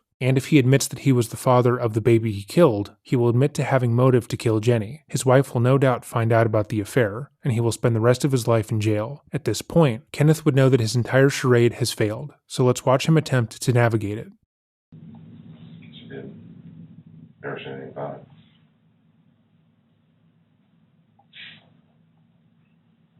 Said I wasn't aware that she was dating anybody, but yeah. She would have something she would have told you? No, not really.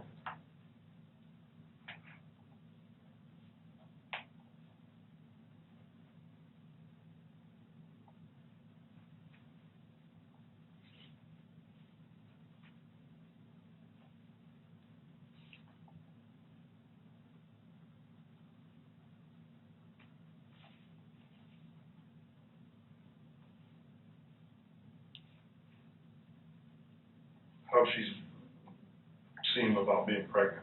I mean, you said her health was good and all that kind of stuff, but. Whenever I would ask her, hey, how are things going, I pretty much got the answer, baby's healthy and I'm doing good. And she kind of left it at that. Not typical for her. Like I said, she was usually a bubbly, outgoing person, talked all the time about anything and everything. And it just, I don't know, it just seemed different. She was just more reserved. So his initial response is to go back to the original narrative, which is that over the past few months, when he had seen her, she was different, a bit more down and depressed. But because they weren't incredibly close, she didn't tell him why. Again, he was apparently the only person in her life that she would express any sort of sadness or dissatisfaction with, but they weren't close. They barely knew each other, and she only ever called him when she was nervous about the break-ins. Any of the extemporaneous details that he's added throughout this interview are now null. He's going back to his original plan. In past interrogation reviews, we've seen this kind of backtracking occur whenever the suspect is lightly pressed on an issue. They come in with a rehearsed narrative. They begin to stray slightly from it as they get comfortable talking to the investigators, and at the slightest pushback, they revert back to it.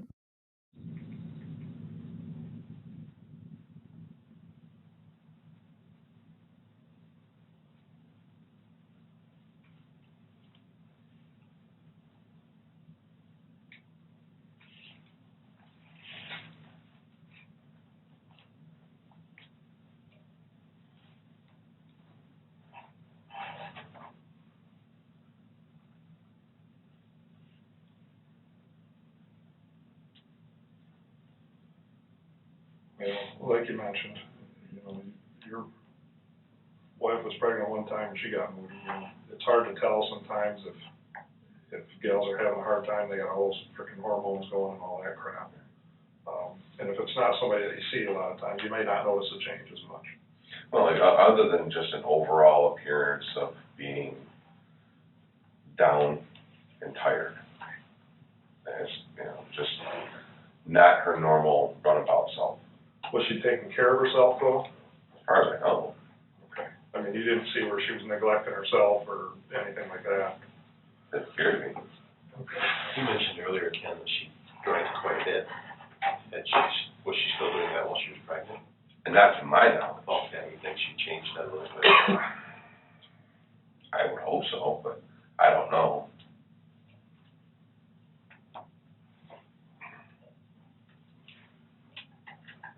She ran around a lot and had a lot of friends. You know some of her friends that might have some insight on how she was feeling, or? I don't know any. I mean, all I know is her. I don't know any of her, her associates or friends or anything like that. Whenever she would stop out to see me, she never brought anybody with her. So you've never met any friends of hers?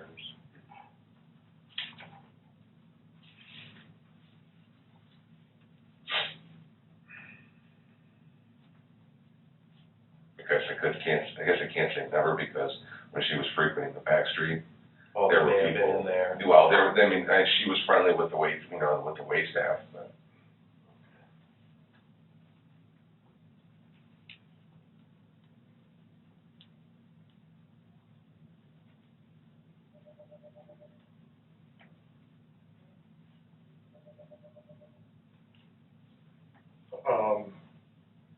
Said she moved in with her parents. I'm assuming they're both alive. Do you know if she had brothers or sisters? She ever mentioned being close to anybody like that? I think she had a sister. Older, younger? Oh.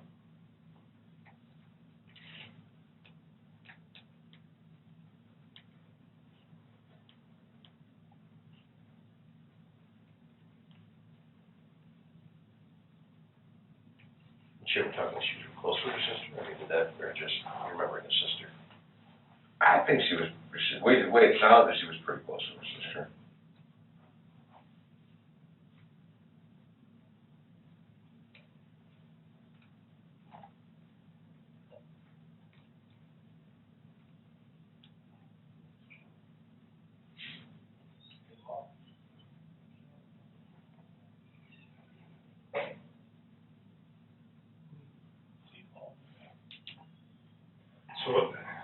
guess I'm trying to figure out what would cause her to do this.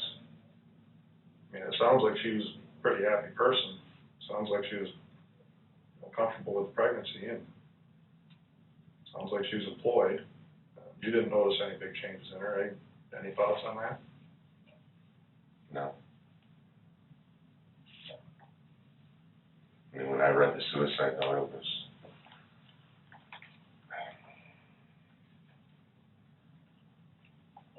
seemed to me that there was more there than she was letting on. At least, when she would talk to me, it just seemed like there was more that she was dealing with than what she told me. Do you remember what she was talking about in the suicide note, some of the things that she was talking? I don't have it here in front of me. It talked about the robberies, it talked about the pregnancy, it talked about being sorry. I can't recite it for you, but it talked about being a failure and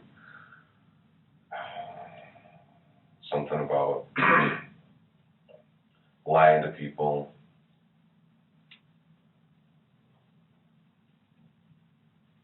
Kenneth is now directing the investigators back to the suicide note, as if it's the ultimate get-out-of-jail-free card, that the note she left was so emotional and so entirely personal that it's the North Star in the case. In his mind, he believes that he'd sprinkled in enough personal information that if it were presented to anyone in her life, they would automatically believe it. However, despite knowing Jenny for over 10 years, he was completely unable to capture her energy or spirit. He didn't consider her personality, or even how she would express herself. So instead of a deeply personal letter, where she talked about her depression, she instead spent the entire page discussing how her lies about the father of her child would ruin someone's life. Add that to the fact that the note could have easily been staged. We know this because it was staged, but he's desperately trying to point them in any other direction than him.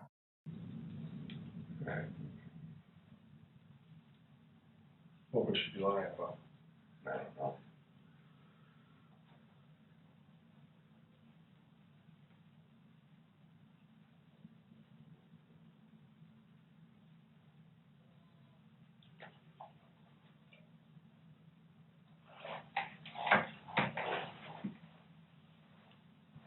I remember it said something in the note about the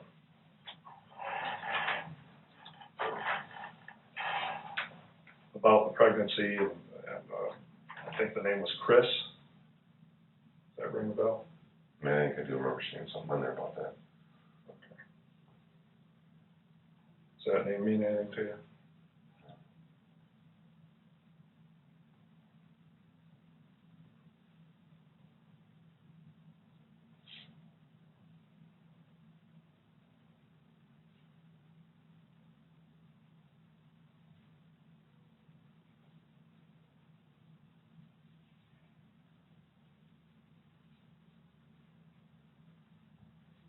And, the obvious question is, did you have a relationship with her? Or is this just something where you guys were just friends? A physical relationship, no.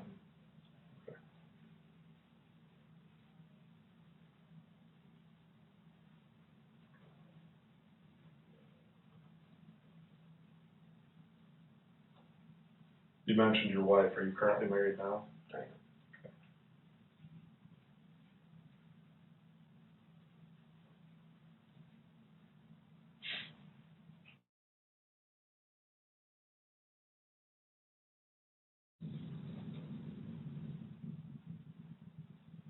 I got it.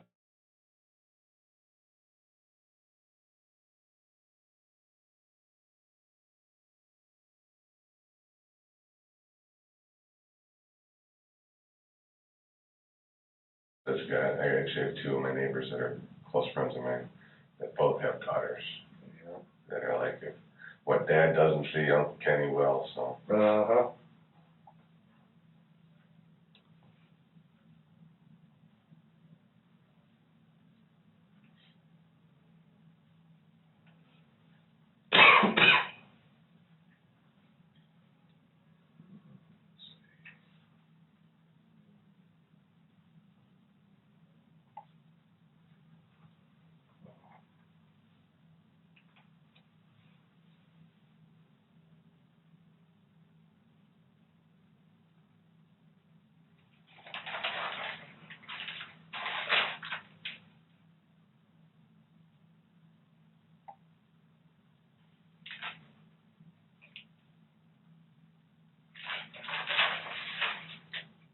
So that when you talk to her, well, the phone calls, Monday,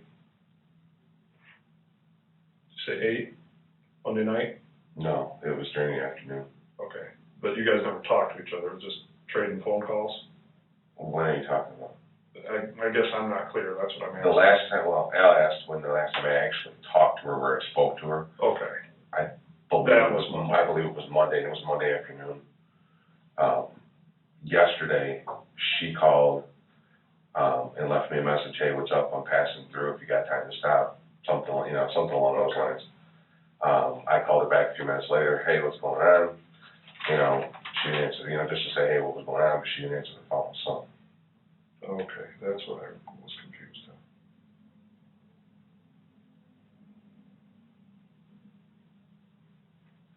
But she never called you back. And like I said, I was just gonna tell, I was just gonna, send her a hey back, hey, what's going on? But she didn't answer the phone, and I didn't bother to leave a message. I figured, caller ID nowadays, she would know that I called, and if she had time, she'd call me back, but I never heard from her.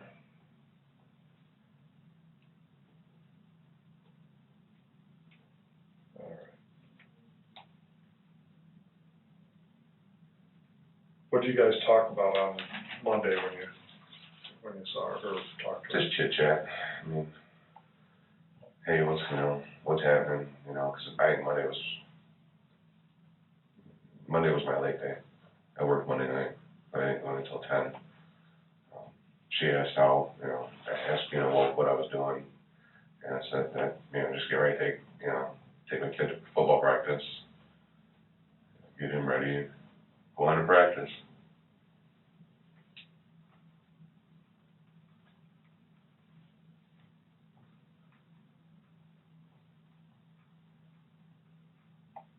Did she tell you what she was doing that day, or make any mention about how she was feeling or anything like that? No, she said she was at work, but other than that, unusual? No. It wasn't a very long conversation, a couple minutes maybe.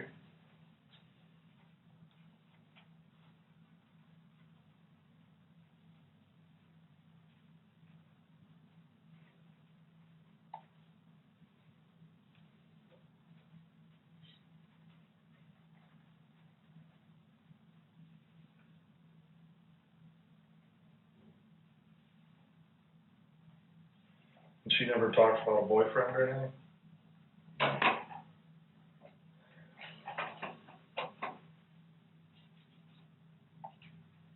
Was she friends with anybody else here at the department? At one time, she was friends with Kevin, but I don't think Kevin Kratz. You gotta help me out, Kevin. Kevin Kratz, he's a sergeant now. Like I say, at one time, way back when I first met her, Kevin and I would occasionally go into Backstreet together to perform our bar checks and whatnot. So she gave me, I would say she knows him, but whether they stayed in contact or not, I don't know.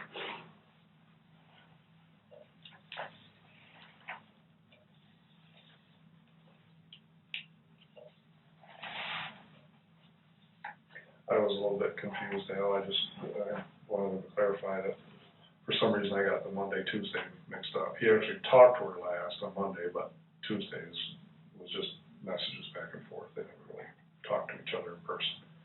Got on the phone. Oh, okay. So I was just a little confused on that.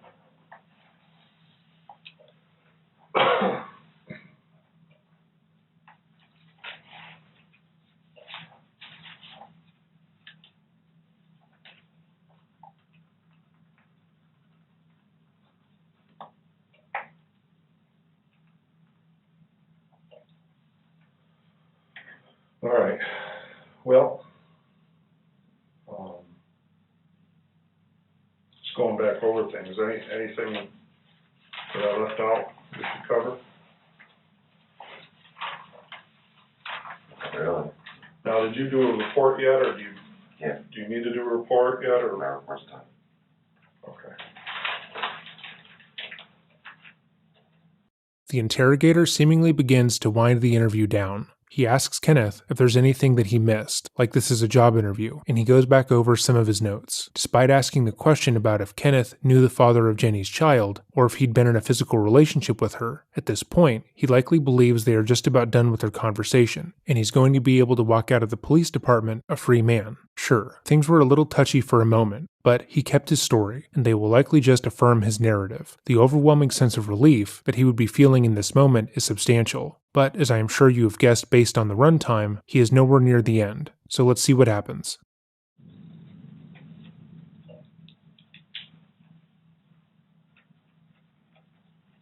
Now, who's gonna handle all the evidence and all that stuff? Is it all Sean now? I presume so, yeah. So you're done with it?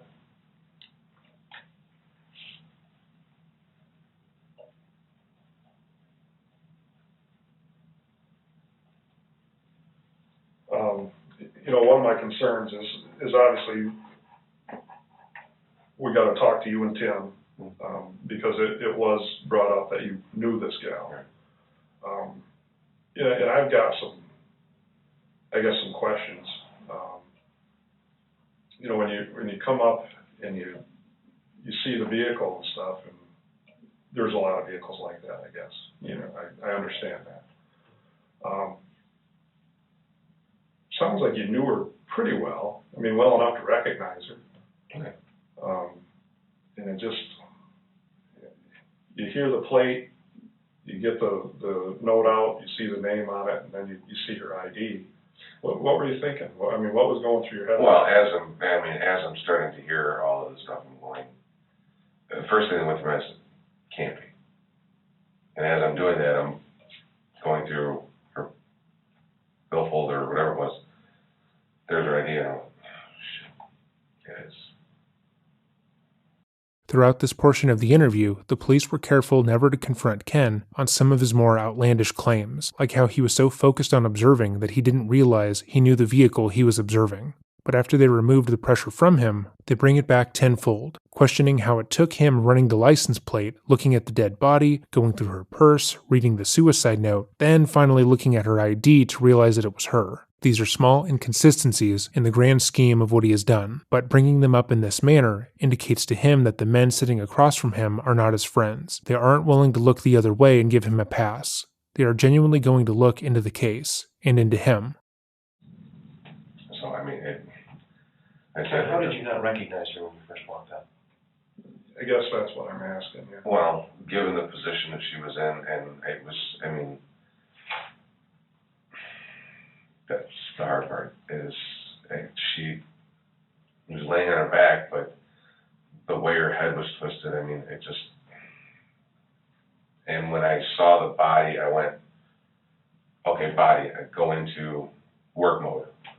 Anybody else around? Is there anybody else in the car? Start looking around. No? Okay, everything's good.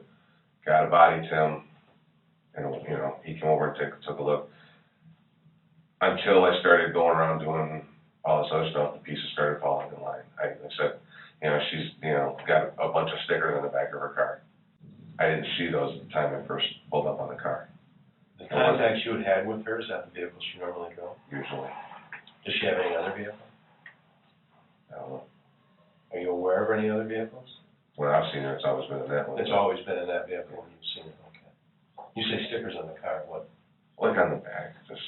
Oh, like bumper stickers and Yeah. stuff displayed on it? Okay. But like I said, I was, it's like I told, I said, when I pulled up on the car, I was looking inside for bodies. I wasn't looking at the outside of the car for decorations.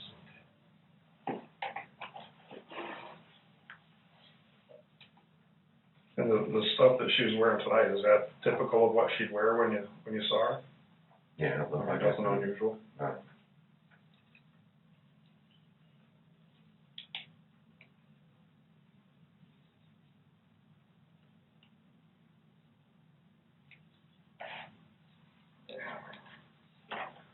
Yeah, that just doesn't sit right with me either. And I don't mean to sound like an ass. I'm just thinking, how would you not recognize her?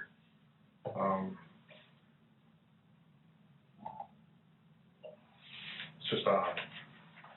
Yeah, you just.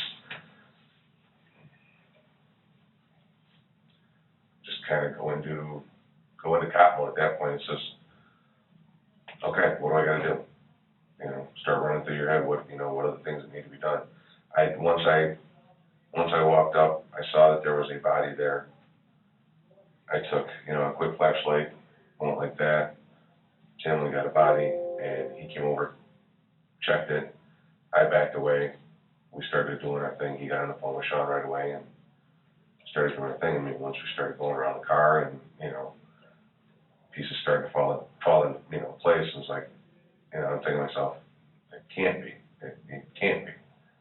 And But I know what you're saying. I mean, but you got a good enough look at her to see that her chest wasn't rising and falling, that her lips were blue. right. I said, I mean, that's not a position that I ever see her in. That's not how, when I see her, she's got her hair done, all of that. I don't see her in a disheveled state, so. Pausing for one moment, but this is a patently idiotic thing to say. A dead body obviously doesn't look different from a living body, unless of course it's decomposed or has gone through some sort of tremendous trauma. Jenny wasn't eviscerated when she was killed. Her body was still intact, and there was no logical reason why he wouldn't have recognized her immediately. But Kenneth is trying to say that he didn't even realize that it was her. Firstly, because she was dead, and she looked different than when she was alive. And secondly, that he went into work mode, and therefore was unable to recognize her as a person that he's known for 10 years. There are plenty of other logical reasons he could have given, like it was dark, or he wasn't the one who ran the plates, he didn't know her father's name, he was tired, anything really besides what he went with. Anything. I personally can't get over the fact that in this interview, he has tried to put forward the narrative that when he works, he just loses the ability to recognize anything or anyone, that he is so good at his job that he becomes horrible at it.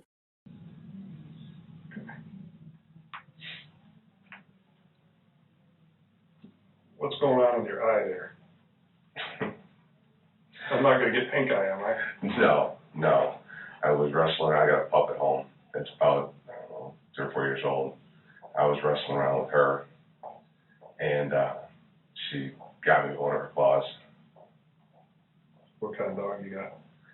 She's a Catahoula Bulldog.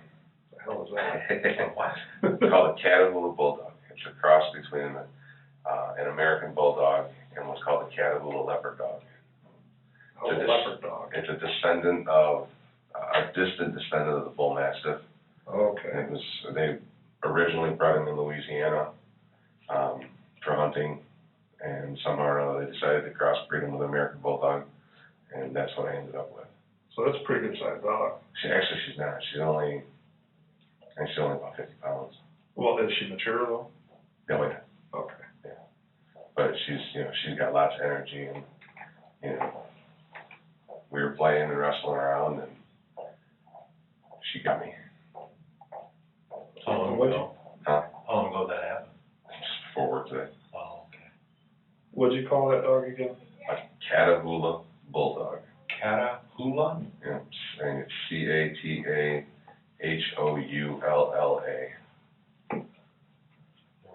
Got her to pound. Oh, yeah. Got her to pound. And then my older one, he don't like to play too much anymore. He just stands around and barks when we're playing. He's getting old. Yeah, it looks pretty rad. Did you get it checked or? No, I said it happened just before work.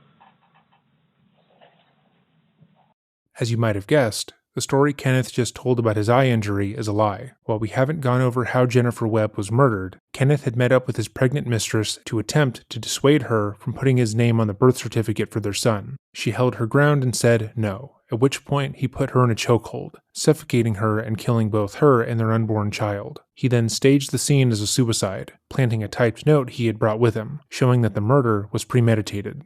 However, Jenny didn't go down without a fight. When he tried to overwhelm her, she fought back, scratching his arms, face, and scalp, and biting one of his fingers so hard that he bled at the scene, and she had bitten through the tip of that glove and into his finger. This portion of the glove was found on her body, in her clothes, covered in blood and her saliva. She fought for her life against him, but due to his police training, he was eventually able to overtake her. Obviously, his eye injury, the finger injury, and the scratches up and down his arms point to him being behind Jenny's death. But if that were not enough, the officers would speak out against his story, stating that they had seen him earlier during his shift, and he had not been injured. If he had been injured by his dog that morning or the day prior, they would have seen it. But unsurprisingly, the injury seemed to appear during the hour and a half he'd been missing in action. I hate to have a workman's comp.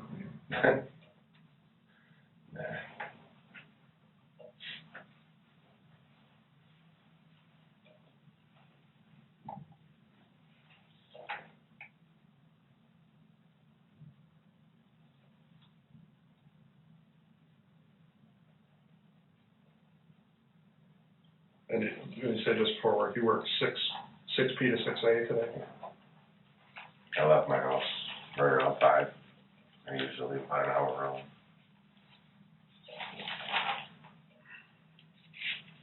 What did your wife say? She was still at work. She doesn't even know.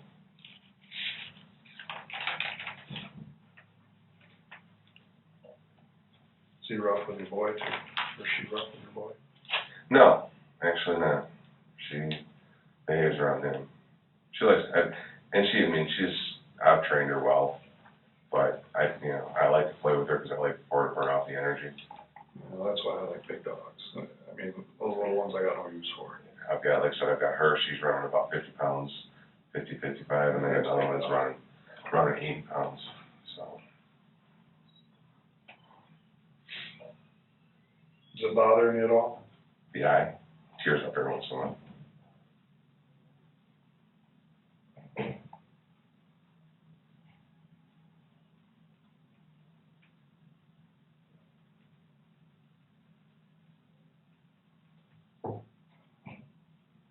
What, your wife probably left for work? Time is it? 8. Yeah. Okay. I didn't want to have her worried. She knows I told her I was here. Okay. What's your boy do during the day?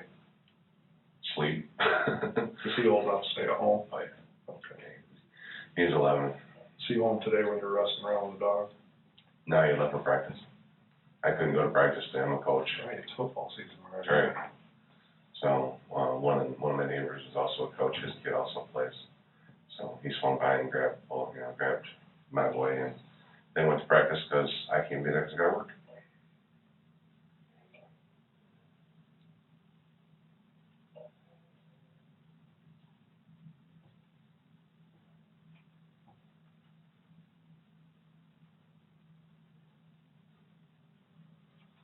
When you light up a car, use both your spotlights or you just use one? And what do you guys have? Do you have alley lights and you got white ones on top, or what do you got? Yeah, there's white alley lights, and then there's white takedown lights, and then the red and blues. Okay. So do you have the takedown lights on too? Just a spot?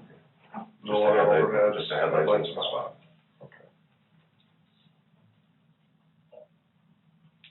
What about Tim?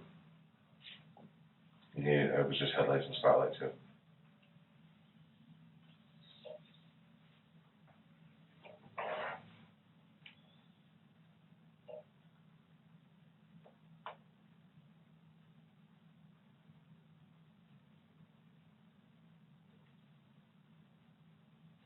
And coming up to this, you were on patrol doing property checks up there. Did you have any calls, make any traffic stops?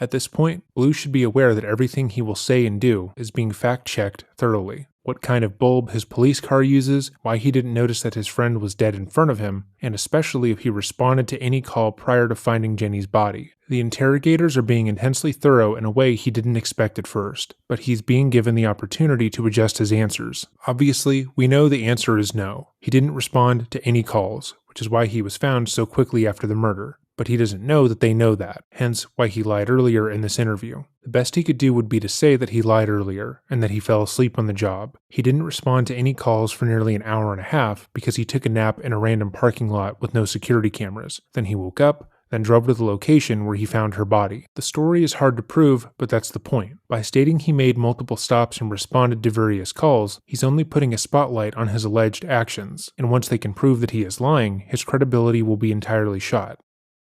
I think I had two calls before all this went down. One or two calls. I know I didn't make any traffic stops. Okay. Was this something you pulled reports on? No.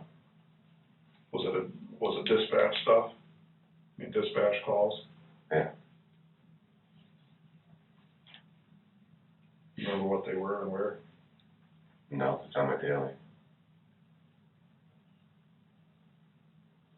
What's your call sign? 604. One of them was I do remember one of them was a stray dog on the highway and appeared injured.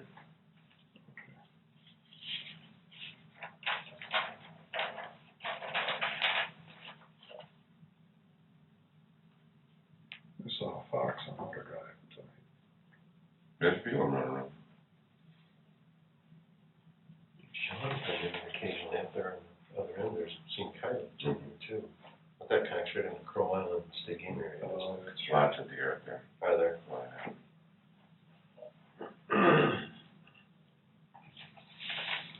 Now, when you guys have contact with anybody, whether it be a traffic stop or, somebody flags you down, is that stuff that you guys put on the daily, all your contacts? Yeah, it's supposed to.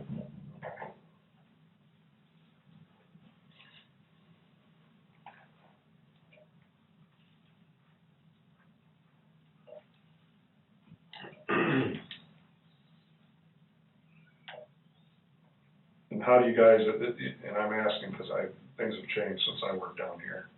Is it all MDT stuff now, or do you get stuff by radio? Okay, you get both? If you get a radio call, it'll come across the radio and it'll pop up on your screen. If you generate a traffic stop, you can generate the stop directly to the computer, or you can call the stop and have Central do it for you. Okay. How do you usually do it? My traffic stops? Yeah. Usually I just punch them into the computer unless I get a hinky feeling about something. Or if I don't, if I get, somebody's getting out of the car on me right away or something like that, I'll call it in. But usually I'll just type it in the computer. And is that to run somebody, or you just do your stop on that? That's how you initiate it by, you put in the location and the plate, and it generates a call for you. Okay. And then you obviously have to switch to a different screen to actually run the plate. Well, I shouldn't say it, to view the information, because once you run the plate, when you put in the stop location in the plate, it automatically runs through Lean that plate and gives you the registered owner. Right. Got it. But it also generates the call. Okay. So that everybody else on the county or on the screen and Central can see that you're on the stop. Okay. And does that also, I know we're going to be going to this finally, does that also do your daily for you? No. Your daily is a hand jam? Yep.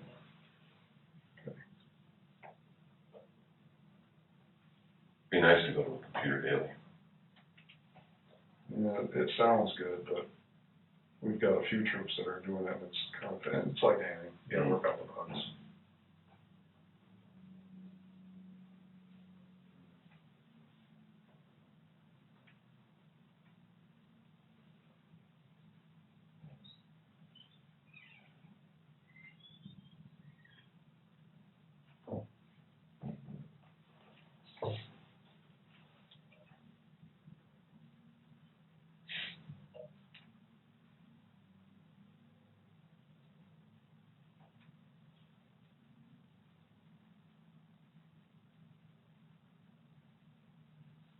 So when you came up on this vehicle, did you call it out, or did you run the plate and MDT? What'd you do? When I pulled up, I flashed the vehicle with my spotlight. I didn't see any movement inside the vehicle. So at that point, I figured either somebody's out walking around or the vehicle's abandoned. So I spun around, came back, and I hit the spotlight on it again from a different angle. Tim pulled up. He hit the spotlight. We got out of the car, walk up, do our thing. He called out that we were with the vehicle, and then he called out that we had a 49 or suicide.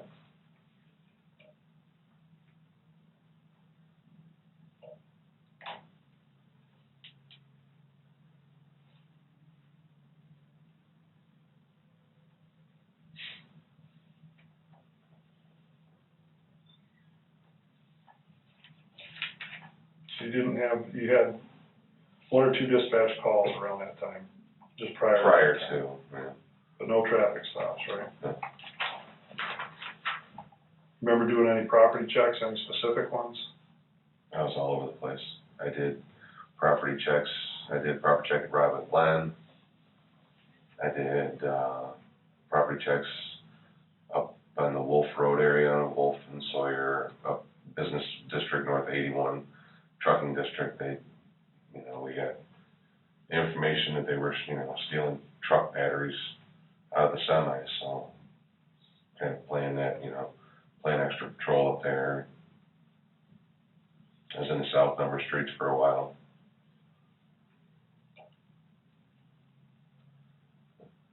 I get into an area and I drive around for a little bit, and if I don't see anything that draws my attention, I log in as property check and move on to the next area.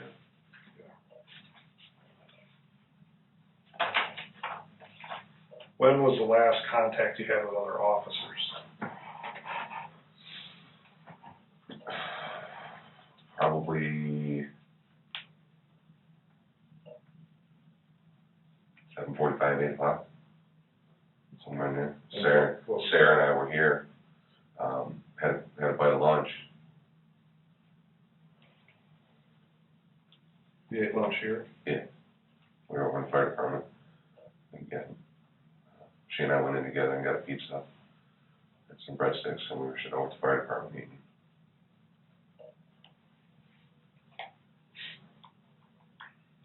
Is that when you had the voicemails going back, or the calls going back and forth between you and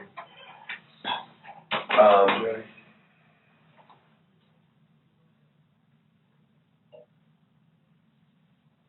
I think it was after then. When I left here,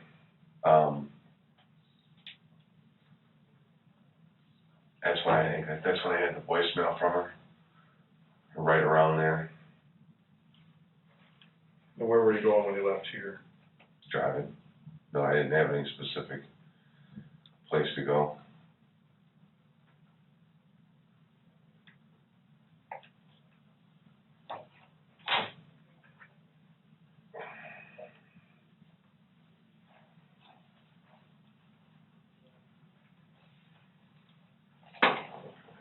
So you hadn't talked to any other officers after that, and you only had the two dispatch calls, right? I believe so. But no traffic stops. Okay. So fill me in on those 3 hours. I spent my time driving around. I was in and out of neighborhoods, checking businesses. I had those, I think it was two, I don't remember what the second one was, 1 or 2 radio calls. Came back here for 30 minutes, 20 minutes, something like that. And ate with Sarah, and then took back out. Just out hunting around, I saw something to stop, go looking for something to do. So if you are following along at home, he has no alibi, because the only calls he responded to had no person-to-person interaction. For an entire hour and a half, he was driving around engaging with no one, and only responded to calls that involved animals or driving past various establishments, meaning that his location during that time is entirely up in the air. Moreover, he went dark that entire time. The dispatch and other officers were trying to communicate with him, trying to get a location and see why he wasn't responding to their calls in the area, but he said nothing. Had he been genuinely patrolling as usual, he would have no reason not to respond. Saginaw still do radio checks? Yep. How often they do those? I couldn't tell you. Sometimes it seems like they're doing 4 an hour, and sometimes they're not doing it for 4 hours, so. Okay. Were they radio checking you tonight? Yeah.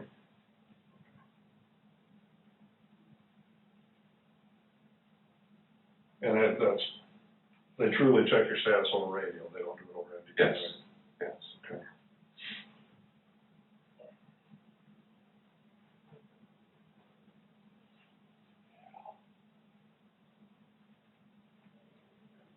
How often were they checking tonight? Seemed more sporadic.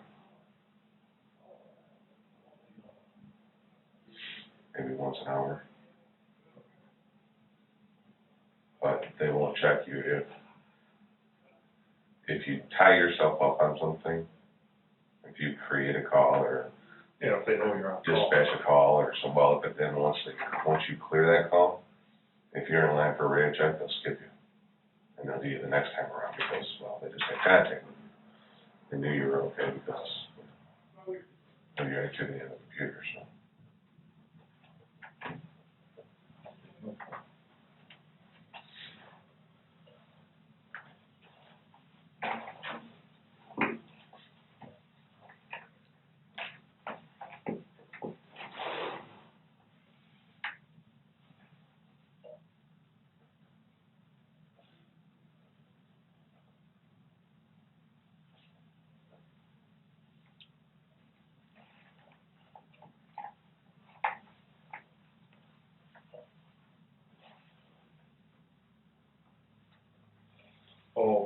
Before I forget, that note that you found, was that protected for prints?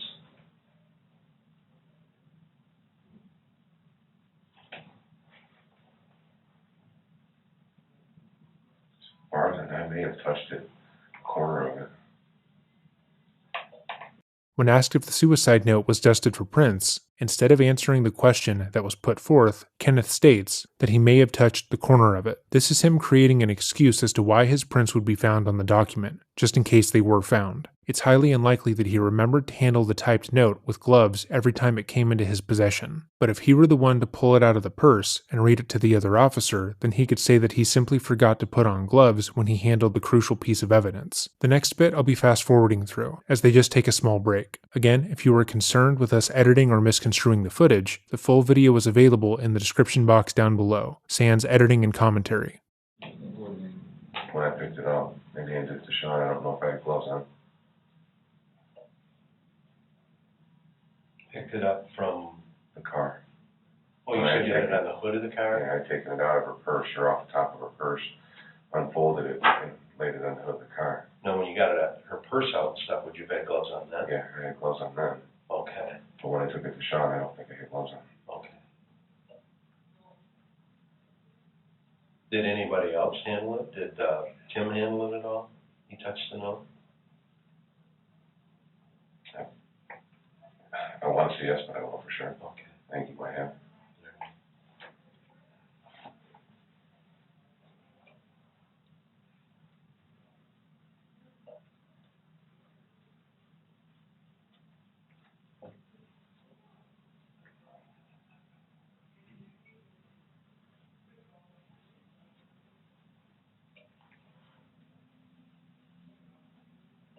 Anybody else touch it that you know of? I have no idea. Did you guys bag it? I don't know what Sean did with it. Okay.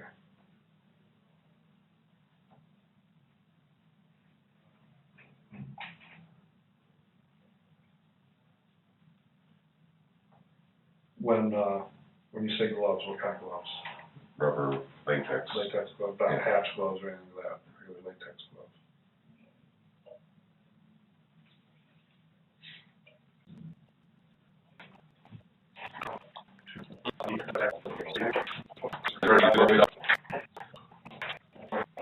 Yep.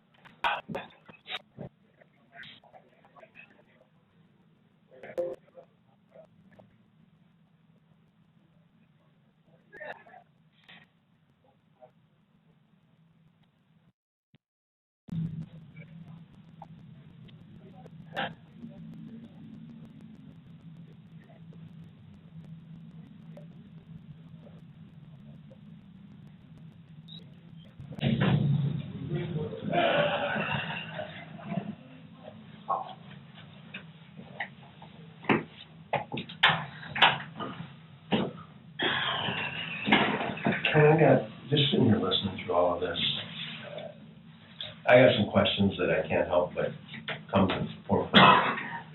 Jennifer's baby, who was the father of that child? I have no idea. Is there a chance that you're the father of that child, Ken? None. None. Never slept with her.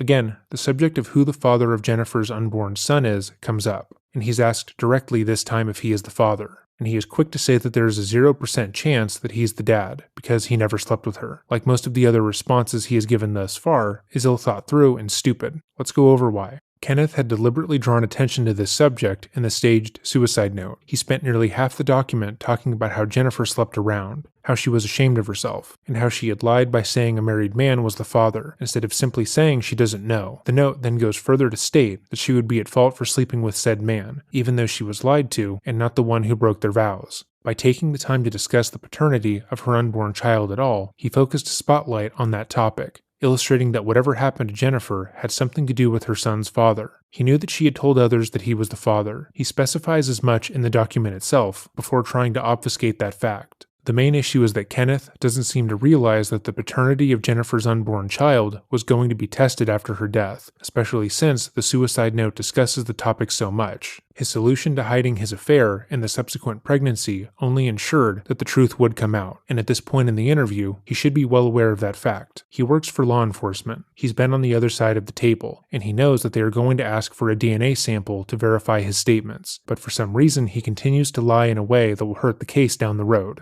I've said this a couple of times prior, but Kenneth's responses and lies are thought out, but to a point. He believes that he is 2 steps ahead of the interrogators, but all of his responses fall apart at the slightest pushback. He only thought about short-term solutions, and because of that, a wonderful woman and her son were murdered. You've never had a sexual relationship with her? No. Is there any reason that she would have told people that you were the father of that child? Not that I know. She has. Come again? She has told people that you're the father of that child. Her family was well aware of who the father of that child was.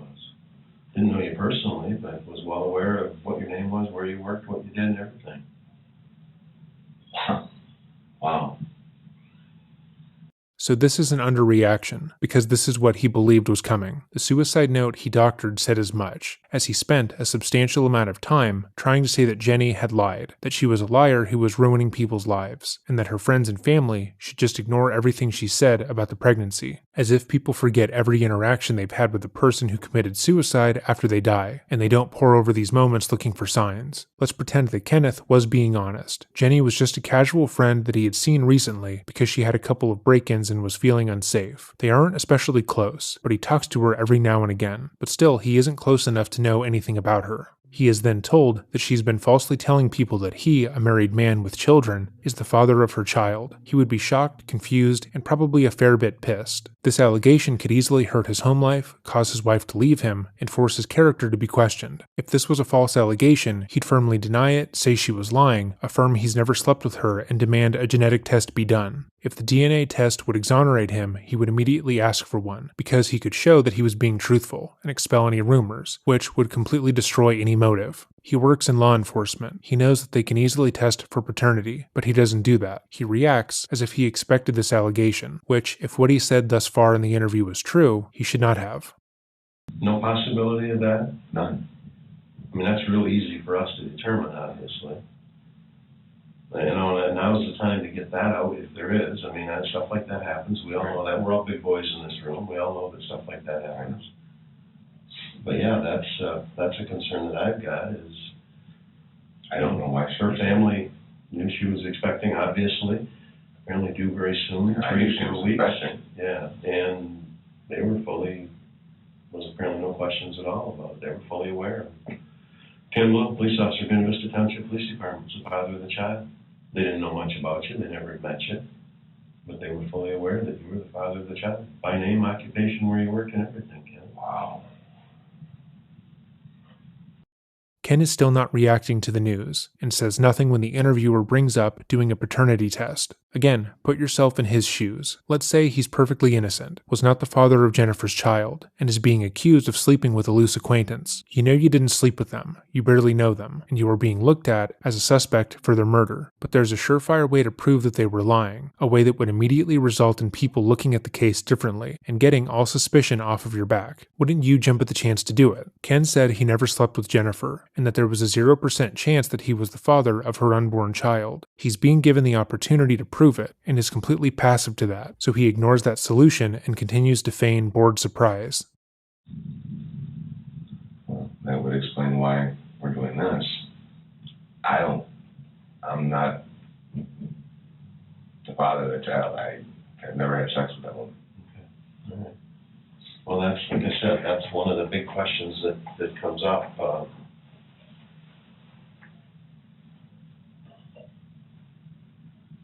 Ken, if you are in this room between the three of us, we need to know that. Obviously, as this investigation goes on, we will be able to determine who the father of that child is. And you know, as well as we know, when you're doing an investigation, if somebody lies to you about some insignificant or rather insignificant issue, you gotta ask the question about why. You know, why would that happen? Why did that happen? So, it may be a little bit uncomfortable, it may be a little embarrassing, or whatever, but are we gonna make that determination? Is it gonna be determined in our investigation? I mean, we will determine who the father of the child is. And when that's all said and done, is the answer that we get from our labs gonna say it's Ken Blue too? I don't think so. I haven't had sex with her, so.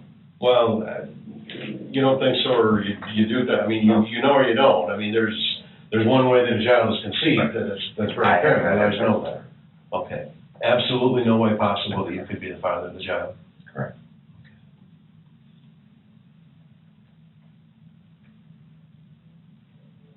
Ken, it's also our information that this morning there was quite a period of time that nobody could get a hold of you, or last night rather. Mm-hmm. They couldn't get you on the radio, different ways, through the MDT and through different ways, they couldn't get a hold of you, couldn't get any response. In about 5 minutes, right? Yeah, we talked like, I thought it was a little bit longer than that, but we don't have the records on that yet, but there was apparently some period of time nobody could get a hold of you. Any idea why that would have been? I had my radio on the other channel. Which channel would you have? Our admin channel. I had talked to Sarah before then. Change from your main dispatch, you change over to admin? Correct. Now, when they do the alert tone thing, does that come over? Not unless it's on scan, and it wasn't. Oh, that's the only way it comes across. Right. Yeah, If it's on scan, it'll scan. I'm not familiar with the radios that you guys have with central dispatch even now, because I don't have one, so. Everything. What's in your arm? Your forearm there. Probably from where I was wrestling with the dog. Can you take a look at this?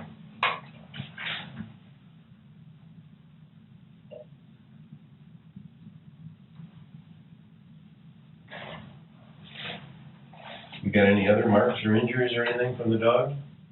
Just that in the eye.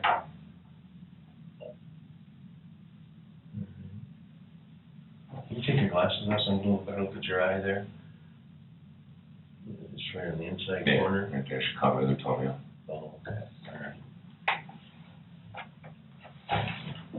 Another thing, Ken, I guess that I'm really having an issue with, is I can't understand how you could have driven down there, you could have seen this vehicle of a girl that you've known for about 10 years, that the only time you've ever met her, that's the vehicle she's been in, that she's been driving. You end up parking, you get out on foot, and you see her laying there. You see her, you described to us well enough to know that she's already deceased. There's no reason to do any life-saving measures, because you can tell her, I think in your words, her lips were purple, or no rise and fall in her chest, or whatever. But yet you still don't know who she is. That doesn't make sense to me. You're talking about a matter of minutes. Yeah, but I mean, from what you've described in your context with her, I guess I would have thought when you drove down Outer Drive and you saw, there's Jennifer's vehicle. I would have think in the headlights you'd have noticed that when you were back a ways. I mean, that's a common vehicle. You've met with her at different places. Has there ever been a time that you've met Jennifer down there at the end of Outer Drive? Never have been down there? Always has been in a parking lot someplace, Public someplace else? parking lot. Okay. Public area.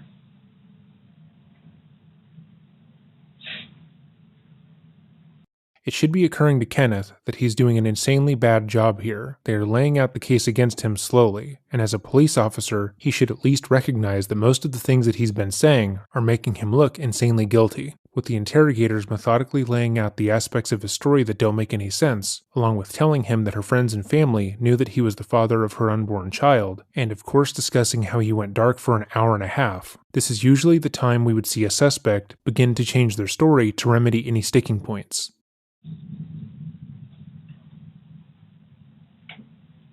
She was from the city, Ken. It was better in a public spot. Why would she go down there? How would she even know that existed down Why would she have told her family tonight that she was going to meet Ken? I have no idea. She Like I said, specifically, they knew. She called me. They were expecting her home before anybody contacted them because she was late. But early in the evening, they knew where she went. I don't know. I mean, she called me. I haven't spoken to her at all today. She called you and left you a voicemail. Correct. I returned her call and did not leave her a voicemail. And she didn't answer. No. So her phone will show your call back to her as a missed call. Sure. It doesn't. It shows an answered call. It shows a missed call. You know how phone you go through the phones and there's received and there's sent and there's missed, and your call to her was a received call. Not a real long conversation, but obviously long enough to be a conversation. I never spoke to her. Received call. So.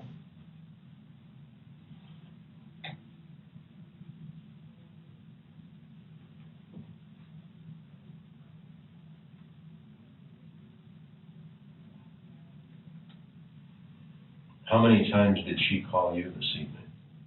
Or last evening? Just the once. Just one time? And you? There were, I mean, when Sean was playing with her phone, after we found her, he sent, evidently, I think there was 1 or 2 calls. But after you guys were out there? Correct. Okay. Prior to that, that's just the once. One call from you to her? Yeah. And one call from her to your phone? And she left you a voicemail? Yeah. And what was the content of that voicemail again? Just said, hey, what's up? I'm passing through the area. If you got time to meet. Didn't sound upset, didn't sound angry, didn't just, if you got time to meet.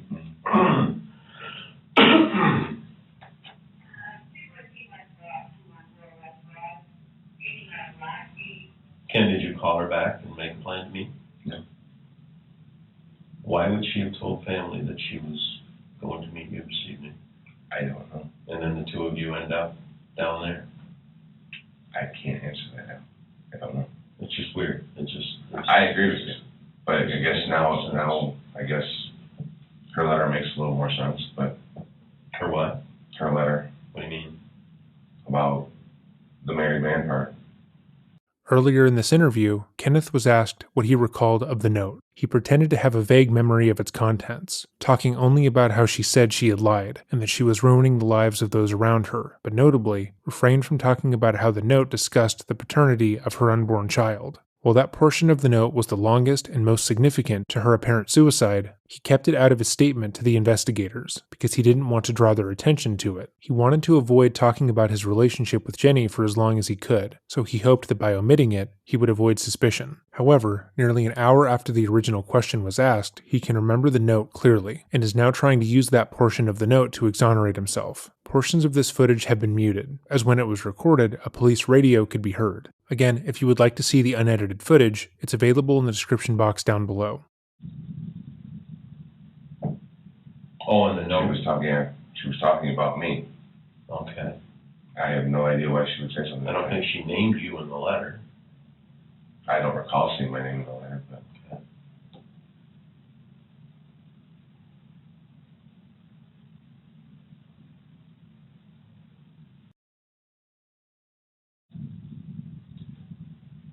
Where's your uniform you were wearing when you worked? It's in the car. Can we have that before you go? Sure. It's in the patrol car? No, it's in my vehicle. Oh, your personal vehicle? Yeah, take a walk. Sometimes I send them out, but I usually don't at home. Okay. You don't have a problem with us taking a look at that? I don't know. He would have a problem with that, given that when he would give the investigators the uniform he claimed to be wearing the night of Jennifer's death, he gave them a uniform that he had never worn, but more on that later. The patrol car you were driving tonight, where is it? Parked in its normal spot. Okay. Has it gone back out on the day shift yet? No. Or is it like an assigned car? I mean, are you the only one that drives? Yes. Oh, okay. All right. I didn't know if you guys were short of cars or. No. They have plenty of cars now, so. Got assigned cars, so it's. For the most part, there's a couple people that double up. Yeah, but for the most part, that car number. This special function, man. Okay. Did you notice when you were down there at the end of Outer Drive with her there, any injuries to her? Other injuries of any kind? Anything stand out? I mean, you described this cord, but did you notice any injuries? Did you look her over to see if she had any injuries, any? Just briefly with Sergeant Waterman. We did, as close as we could without falling into the ditch. And I haven't seen her, so I don't know. I'm just wondering, did you see anything? No, I didn't. No signs of any injuries of any kind? No, because we went, when Sean was doing his MESI stuff, we went back to the body to check, to get, to go over head to toe. And where was the body at that point? Still in its original position. Oh, partially down the embankment? Okay. It wasn't moved until, to the best of my knowledge, until, the funeral home got there. And you were already gone? I was gone by that time. So the only time you saw the body was in that position in the bank.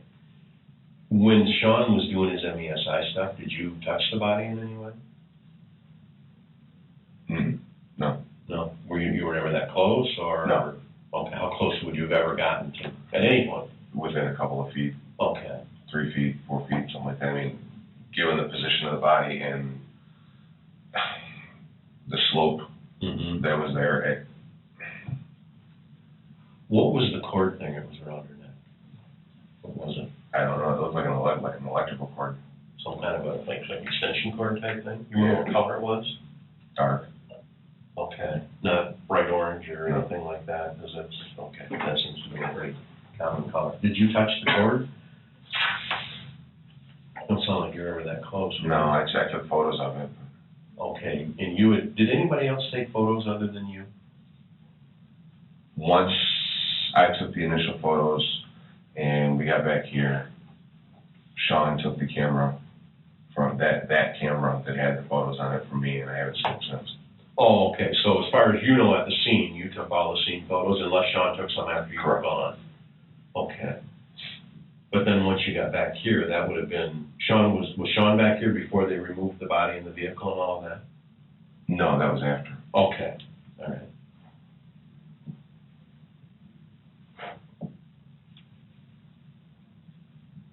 Had she ever been in your patrol car? You ever been in her car? Maybe once or twice.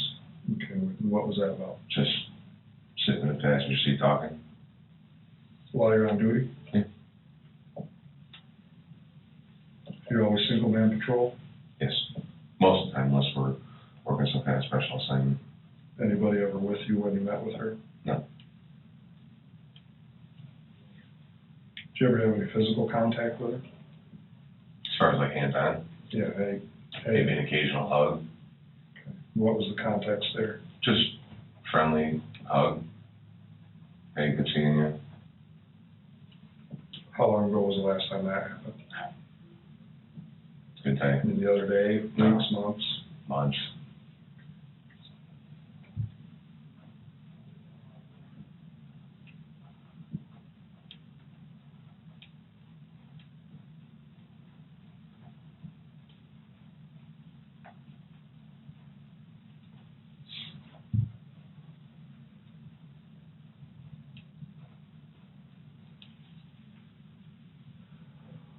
We have to cover all bases here, Ken, and some of it, we'll go back and we gotta look at some things. We just wanna make sure that we don't get any surprises. So now, after basically telling Kenneth that they don't believe any portion of his story and that he had a motive to kill Jenny, they are reassuring him that they are just doing their job. This, of course, is a lie, because all the direct evidence in this case points to Kenneth. They are simply trying to keep Kenneth talking for as long as they can, and assuring him that they don't think that he's responsible will hopefully do that. And you know the deal. And I think you can understand why some of the questions that I asked them, because they do. Some things look a little unusual. I completely understand that. I guess I don't like feeling like a suspect, but... Well, and it's, a lot of times, it's more about It's getting to the bottom of it. attorney and kind of heading things off before they get there, answering questions before they're asked, I guess is a good way to put it. And unfortunately, you're the only guy that can answer some of those questions. I mean, you're first on scene at this car where this gal's never been before, that you're aware of, probably has never been before in her life, doesn't even know where it's at. It's not a dispatch call, you just happen upon it because you happen to be in the area and you happen to know her and you happen to be the first one on the scene. Well, sure. I mean, I get it, guys, I mean. And there was a period there that, people couldn't get a hold of you. And then we have this situation with the family who knows who you are, knows you as the father of their soon-to-be grandchild. And I have no idea who her family is. She's supposed to meet with you tonight. Yeah, that's. I don't know what to tell you. I have no idea why, I don't know why she would have said that. Unless she said, hey, I'm gonna call him, I don't know. I mean, I know she called me. Yeah, they straight up with her. They knew she was going to you. And then and they knew you by name and occupation and where you worked to be the father of, as Jason said, the father of their grandchild that's soon to be delivered. I have no idea why she would say that. I mean, that's unsettling. They also knew that she had plans to be in contact right away with a friend of the court related to her child. They were aware of that.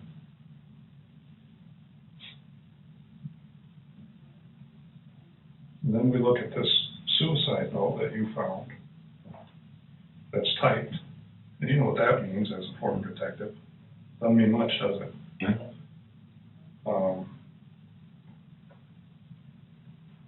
And it doesn't fit right, especially with how many females you ever know that hang themselves. I hear you. The interrogators have now gotten Kenneth to agree with their points about Jennifer's suicide being suspicious, and the evidence that he created and planted being worthless. Kenneth spent a significant amount of time writing and producing a false note. He attempted to put himself in his mistress's shoes to craft the note, sincerely attempting to put as much personal information into the paper as possible to make it seem believable. And despite that effort, he is now being told that it was pointless, that they absolutely do not find that evidence compelling, and that typed suicide notes can easily be planted and faked, so all the work was for nothing. They're forcing Kenneth to admit that his plan was not only poorly executed, but stupid. Full stop. And we can't help but think that something went terribly wrong here tonight. There was a discussion, that there was a conversation, and it just got out of hand for whatever reason, and something went terribly wrong here tonight. And I can tell you that didn't happen. Something went terribly wrong with her. That was no part of it.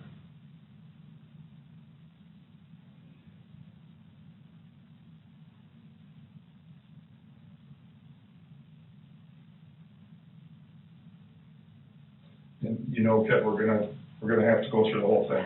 Cell phone records, text records, email accounts, computers.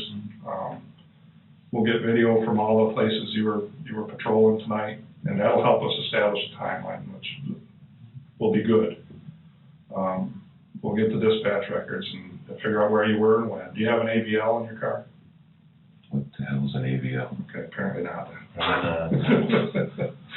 It's a little thing the chief puts in so he knows, he can always tell where you were and when you were there. I have no idea what that is. Yeah. So, these things, I'm just telling you, and you I'm sure know this, they're not going to be a surprise to you. Those are things that we got to do. But again, it comes back to, don't let us get surprised here. Yeah. Because if there's something that we are going to find, we need to, it would benefit all three of us here to know that right now. I mean, now is the time to deal with some of those embarrassing things. Now is the time to deal with some of those surprises if we can. Yeah. Get right. I know what you're saying. Okay. What you got is what I got.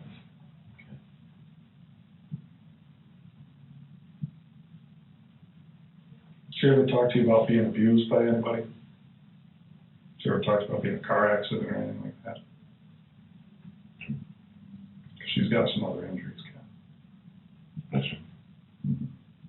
One of the reasons the interrogator with the striped shirt kept exiting the room was to receive information about the case that was actively breaking. Again, Jennifer's body had been found less than 12 hours before, and the other officers involved in the case were constantly finding new damning evidence. Kenneth killed Jennifer by placing her in a chokehold, but she fought back the entire time. Because of that, her body was covered in bruises and marks, indicating that she had been attacked. During this interview, the autopsy was taking place, and the bruises and marks would have been notated.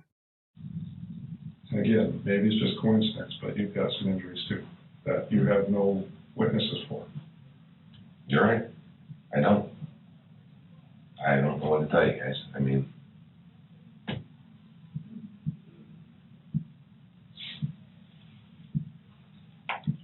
Ken,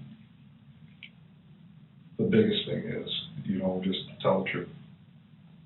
I know. Okay, regardless of anything else, just tell the truth. I'm sure you've told other people that. Okay. Because the truth will always manifest itself in one way or another at some time or another. That's correct. Okay, so just make sure there's nothing that we don't need to know now. We're not going to try and pull all the tricks on you and all that shit. It doesn't do us any good. You know where you're sitting. You know how all this stuff works. So that's a call you're going to have to make. Okay, we're not going to try and do Yoda Jedi mind trick bullshit. You know that it'd be foolish for us to, because you're going to see right through it. You use those same tricks yourself. Well, you guys are doing it now, so. Yeah, to some degree, it's hard not to. You get in a habit. Right. After 20-some years of but I think that should tell you something about us too, in that obviously you can tell that we're pretty uncomfortable about that, because as cops, we're thinking one thing. As police officers, and a guy that, I don't know how much Al's worked with you, but I met you years ago, don't really remember you, but I know I never had a bad impression. You certainly don't have a bad reputation around here, around this county, around this city. So, here, a guy like me and Al struggling with this right now, because we're looking at one of our own sitting here and going, motherfucker, how do you talk to a guy about this? And I'm sure you saw it coming, but. Well, once I realized I knew her, okay, bring it on. It's gonna happen, so. Okay. But there's a lot of things that have come up already that, they're flags, brother, they're flags. I know, and I don't know why she would have said something like that. I don't know why she would say that I was the father of her child.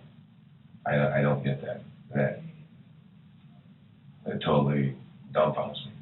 Well, and maybe you aren't the biological father, but have you talked about trying to help her out or trying to support her or anything? I told her on many occasions that I would always be there for her. That she never told me how or when or who she got pregnant with. I don't know anything about that. But she's a friend of mine, and I would help her out in any way that I could, just like I would help anybody in this building out in any way that I could, male, female, or dog. It didn't matter. They are a friend of mine. I keep my friends close. Oh, you hear that? Kenneth isn't guilty of murder. He's just guilty of having too big of a heart and being taken advantage of, just like R. Kelly. But if you've been paying attention, this is the opposite of what Kenneth said earlier. He was adamant that he barely knew Jennifer, that she was just a woman he would see at bars sometimes while out on patrol. She was just some woman that would call him due to her home being broken into, but otherwise, they weren't really close or friends. Now he is claiming that when she told him that she was pregnant, he told her that he would always be there for her if she needed him, and that he would have said the same for any person he knew. That could have been the reason she told friends and family that he was the father of her child, because he said he would help her in a generally friendly way. He is stating that she must have misunderstood his intentions, but he would have done the same for any man, woman, or dog. Or parakeet. But otherwise, she would have no valid reason for saying that he was the father of her child. It paints the deceased as an idiot. Jennifer wasn't even under the impression that Kenneth was going to step up and be an active father. She was prepared to raise their son on her own. All she wanted from him was to send child support and put his name on the birth certificate, and that's it. But that was such a high risk for him that he decided to kill her. And it sounds like she's pretty infatuated with you. And look at it. You don't know what she does. You know, she's hanging out at the bar, and she's got a young strapping lad who's a cop that's befriending her. You know, is it a meal ticket? Is it something where she's just I don't know. infatuated with you and I wants you to wouldn't be the think, father? I don't know. I wouldn't think after 10 years that it would be a meal ticket. We've never gone out on dates.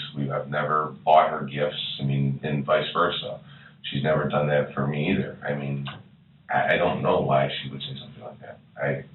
She ever asked you to leave your wife for her? No. Ever even hint about it? No, never. Did she know you were married? Yeah, absolutely. She knew I had a son.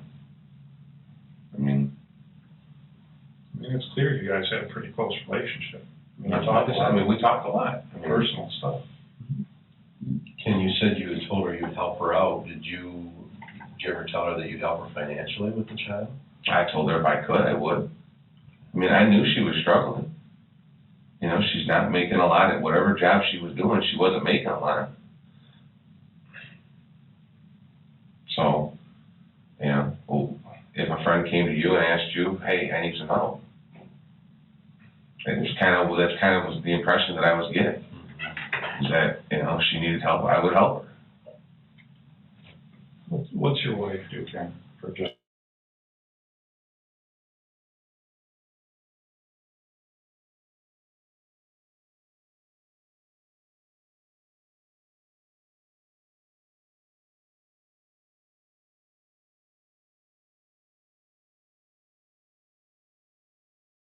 Yeah, not even close. I mean, but you're willing to help this gal out that you just know from talking to once in a while? Mm-hmm. Yeah, I mean, she's a friend of mine. What do you know? But a friend, you know, it's a close enough friend that you want to help her out with money, but you don't recognize her car or her body laying there in the grass. Like I said, it wasn't that I didn't recognize her. It was just there were other things going on that were taking precedence over that, and as it started to come around, it all made sense. I mean, then it all started to fall into place, and yes, it was her. And like I said, we're talking a matter of minutes, not 10. We're talking 1-2 minutes, enough time to be able to do what we had to do. And I didn't really look that closely at her. I mean, I looked at her lips. I saw that her lips were blue. I went down to the chest. It was almost robotic in fashion because that's just how I perform my job. Mm-hmm. You know, when I do my job and I do death, it's a very systematic approach. I've done a lot of death. You know, I've done a lot of cases involving death. First thing I do is I look for signs of life. There were no signs of life. Okay, go to the vehicle and find out what's there. And that's what I did. You know, take your photos, get everything the way it was when you found it, and move on. And that's how I approach everything in this job. I mean, that's just what I do. It's how I was trained to do it. So that's what I did. How did you feel when you realized who it was? I about threw up. It made me sick to my stomach. I mean, literally, I had to walk away at that point. I was just like, oh my God, this is somebody that I know. And it's not somebody that just because I've worked out here for 14 years that I know, it's somebody that I know personally. You know, you walk into your friend's house and you find your friend, you know, laying on the floor dead of a gunshot. I mean, it's one of those, oh my God. I mean. Sure, but I think I would recognize my friend laying on the floor with a gunshot. And again, from the distance that I was at, yeah. I mean, subconsciously, did I recognize her? Probably. I can't say that I didn't. I know the approach that I took and the method that I took in doing what we had to do to get the scene locked out.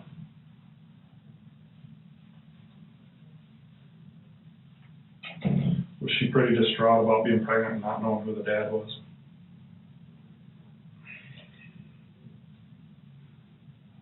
We didn't really talk that much about it, but I think it bothered her.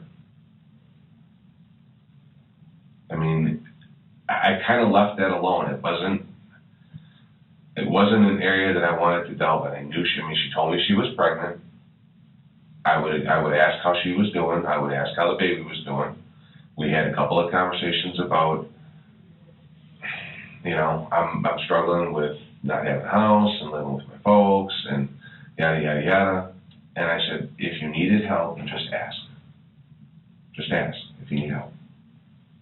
So she never told you the guy's name? No. You never asked? I never asked. Is that because he didn't want to know?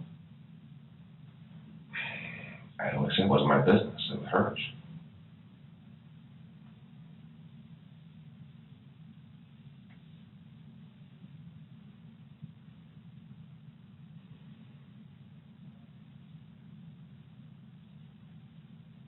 What do you think your wife would say about this relationship you've had with Jenny? She knows. She knows. I mean, she knows that I talk to her. She knows that we're friends. I mean, obviously there are rules and there are boundaries. She has male friends that she speaks with, and I have female friends that I speak with. It's not like, I mean, it's not a secret to her. She knows. Okay. She did not know, the same way Jennifer was led to believe that he was separated from his wife and starting the divorce process. His wife was made to think that Jennifer was just a casual friend who Kenneth vaguely knew. Both women were purposely kept away from each other and had no relationship, which allowed Kenneth to lie to both of them.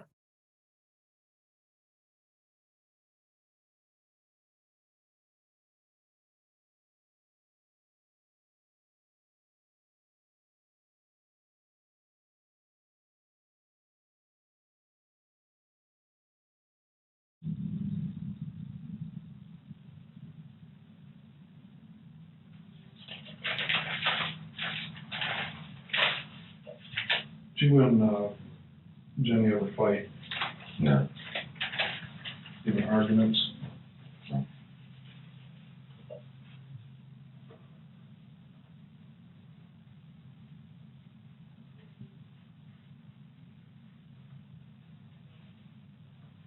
Do you think this is a suicide? I don't have anything else to think. I mean,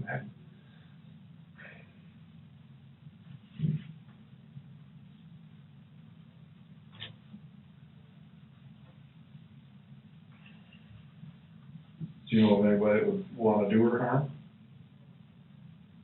no.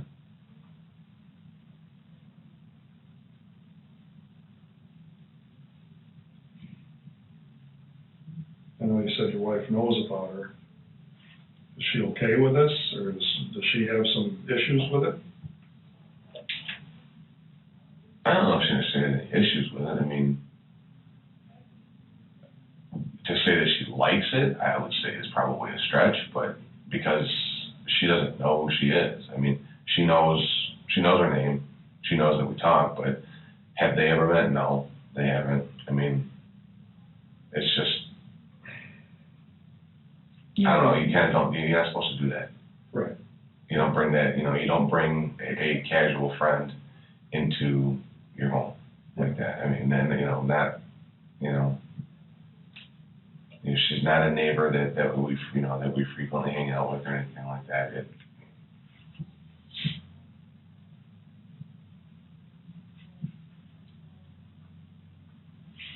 So would she have any reason to hurt her?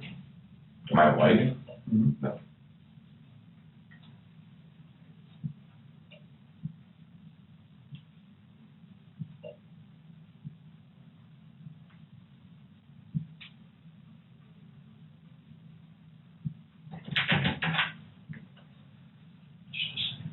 Yeah. Excuse me just a second, Ken.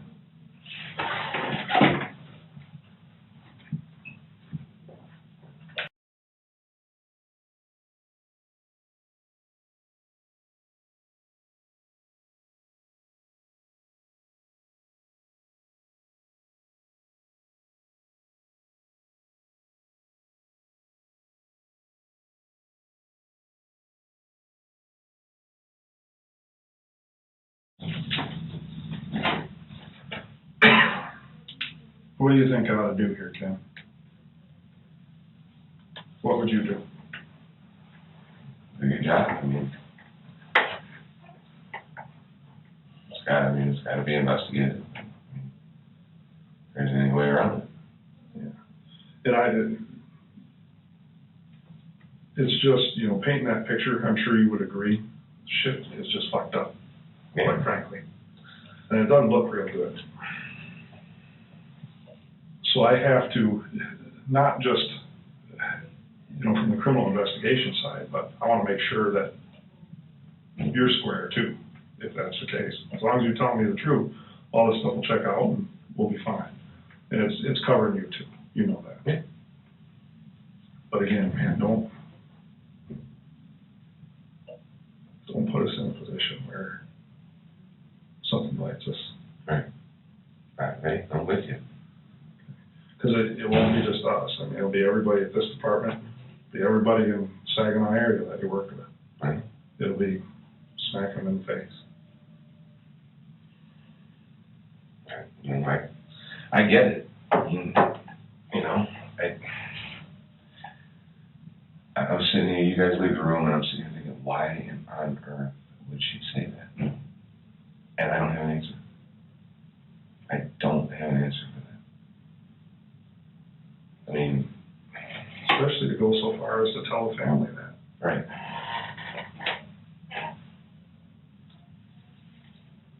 I don't get it. You know, is it something where she wanted to be with you so bad that if she can't have you and can't have her family, that she's going to end it? I don't know. If it was, she's never said anything like that to me. She's never given me that impression. She's never, you know, she's never come out and said, you know, if she wants me to leave my wife for her, if she wants to have a relationship with me, that she wants anything. I mean, she's never said any of that to me.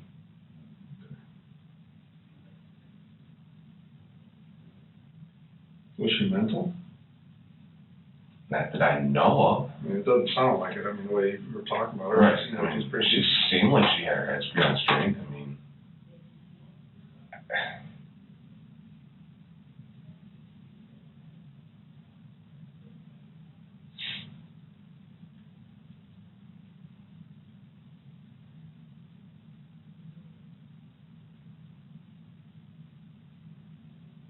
Sucks. Tell me about it. I mean, it's shitty enough for anybody, but especially when it's somebody you know. Yeah. And then, you know, I know it has to happen. Just, you know, sitting here going through this and, you know, feeling like I'm the one, you know, being accused of doing something to her. Yeah. And I don't want to go that far to actually say those words. You know that, because But it's yeah, not but it's- comfortable for me. right, but it's there. With all that shit that we just talked about, man, it just fucking stinks. Again, put yourself in Kenneth's position, but let's say he is perfectly innocent. There is no surefire way to change the course of this investigation. One way that's already been offered to him to prove that their assertions about his relationship with Jennifer are wrong, and that's by consenting to a DNA test. That option was already put in front of him, and he ignored it. But had he genuinely not had a sexual relationship with her and believed that there was a 0% chance that the child was his, he would have jumped on it. This accusation is threatening absolutely every aspect of his life. His marriage would be over. He would likely lose his relationship with his children. He'd be out of a job, and he'd be sent to prison if they found he was responsible for her murder, obviously. And he could make the majority of that go away, at least for tonight, by taking a DNA test and proving that he'd been honest throughout this interview. But he refuses. He just lets the accusations wash over him as if there's nothing he can do. It fucking stinks, because there's no other way to say it. And it sucks, man. I don't like being in this position. You and me both. But I can appreciate that, because I don't know how I would feel if I was in your shoes right now. I feel for it. I do. That just totally, and one, doesn't seem like her, and two, if it is her, then boy, does she really smell me, because I never saw that side. I never would have expected that.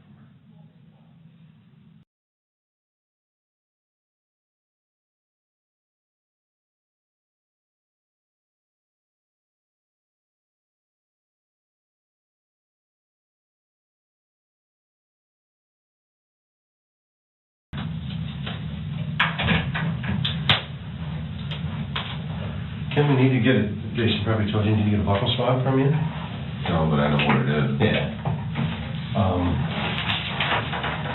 You want, that's the best we got, Jason, if you want to use that. And I need to take some pictures.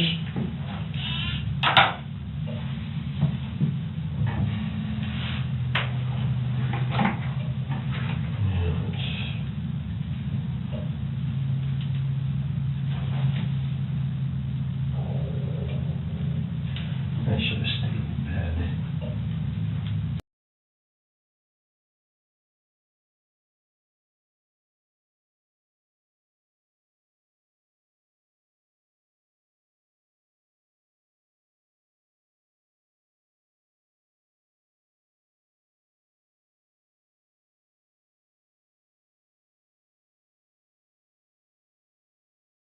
We didn't have the right consent form, so what I did was, this one is for blood. I just crossed out blood withdrawn by a doctor, nurse, medical technician. So I have DNA obtained by Michigan State Police via buccal swab. And then the other one is the trucks, straightforward.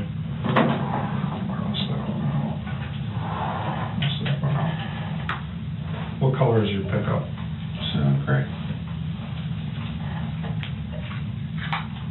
Semi cab, four-door. It's a four-door extended cab.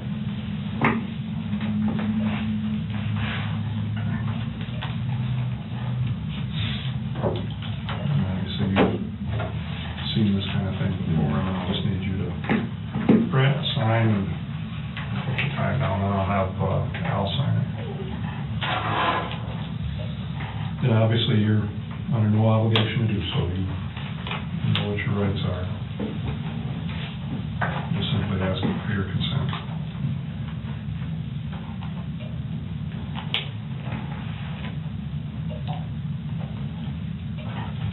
Why is it that I'm feeling more and more like a suspect every time? Every minute that goes by here.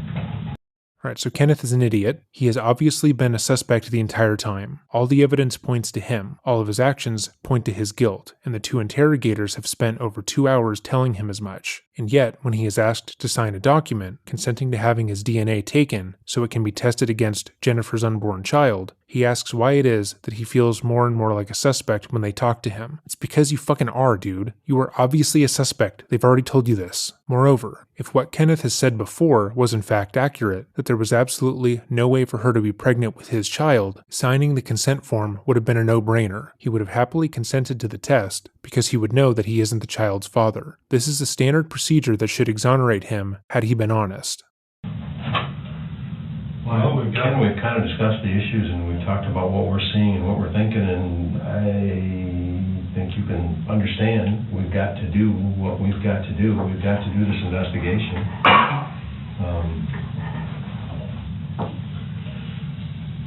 And sort it all out. Answer as many questions as we can. No different than any investigation that you've done, many of them in your career.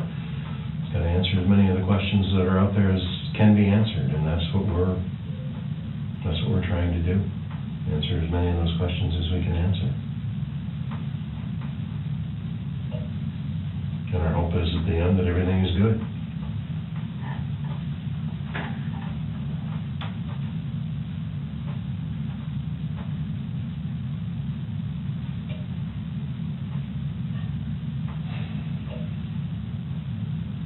Are you uncomfortable giving the consent? Are you unsure if you want to do that?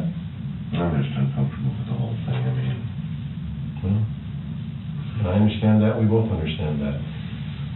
Blue knows that if he gives up his DNA, everything he has said in this interview will be used against him. Everything he has said will be called into question, and one of the interviewers already stated that if they found out he was lying about one issue, they would have a hard time believing anything else he has to say. And given the fact that one of his excuses was that he was so good at observing that he simply doesn't observe, that wouldn't be good for him. By signing this document, Kenneth knows that he would immediately validate all their accusations and prove that he had motive to kill Jennifer. His affair would become public, and his wife would leave him with their kids. His reason for killing her would be pointless, as her death proved his infidelity. By not signing it, the investigation would likely center on him anyways. If he was being honest about the fact that he could not be the father, He would happily sign the document just to prove that is the case, but Kenneth is trying to delay the inevitable. Moving forward by either signing the document or not is a hard step, because he's damned either way, but he's trying to delay that by bringing his concerns up to the interviewers. And I can tell you that sitting on this side of the table for me, it's very uncomfortable for me too.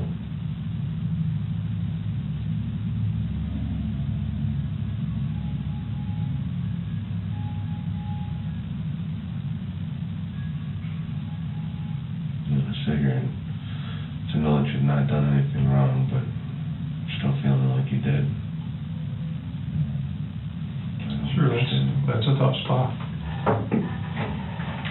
But as we discussed before too, the truth will manifest itself at some point or in one fashion or another. And like you said, you don't have any concerns here, so.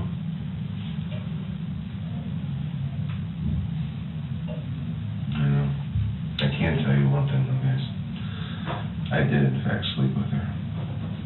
And there it is. Kenneth admits that he slept with Jennifer, which now calls everything else he said into question. He was adamant for 2 hours that she was lying, that she had no reason to believe that he was the father, only to admit that she was correct at the very last second. As a reminder, he planned her murder. He wrote the suicide note. He tried to use her death to erase his infidelity, and within 12 hours, he has to confirm that fact.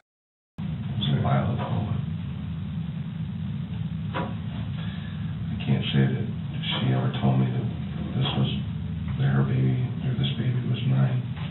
How long ago was it? Was the timing right that it could be? I don't know. I don't even remember. I mean, it was... So it's our understanding from what we've been told that she's about 8 months pregnant. Puts us back around the first of the year, January-ish. Guess I never looked at the math on it, but... Yeah, I suppose it could be. I suppose it could be about that time. So, if this baby is mine... Wow. You don't see us jumping up and down, do you? No, but... But, as we discussed before, Kevin, it's... No, it went from bad to worse, guys, I know. Well, it didn't go from bad to worse because you're answering a question and getting out ahead of something that we were going to find out anyway, right? I don't know if it is or not, I mean... But if there's a possibility, that's what we wanted to know. That's I know important that that we know it's possible. I know that we used a condom, I know that she said she was on the pill.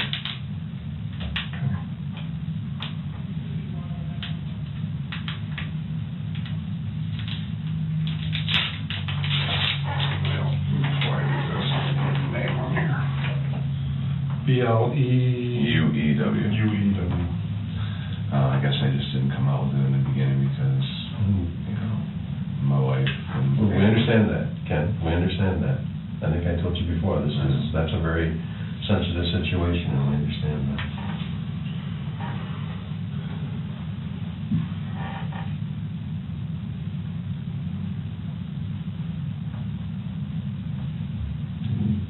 Something on my head, too. Just a little bit of a scrape or something. Right on the edge of your hairline there. The mosquito bites. It wasn't a mosquito bite.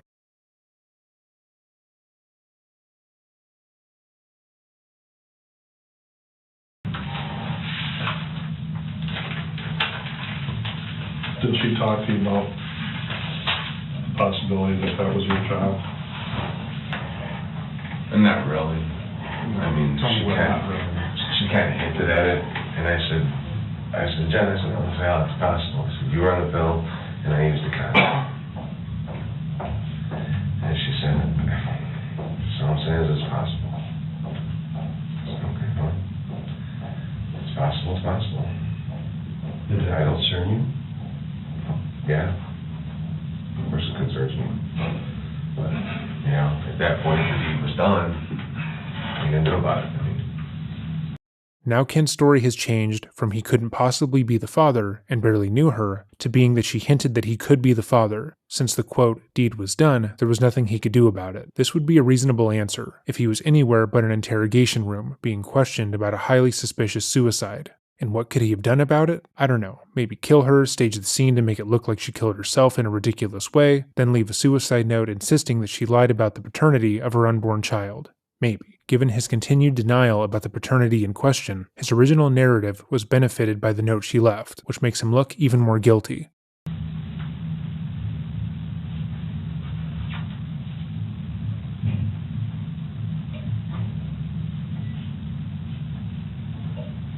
When did you have that conversation with her?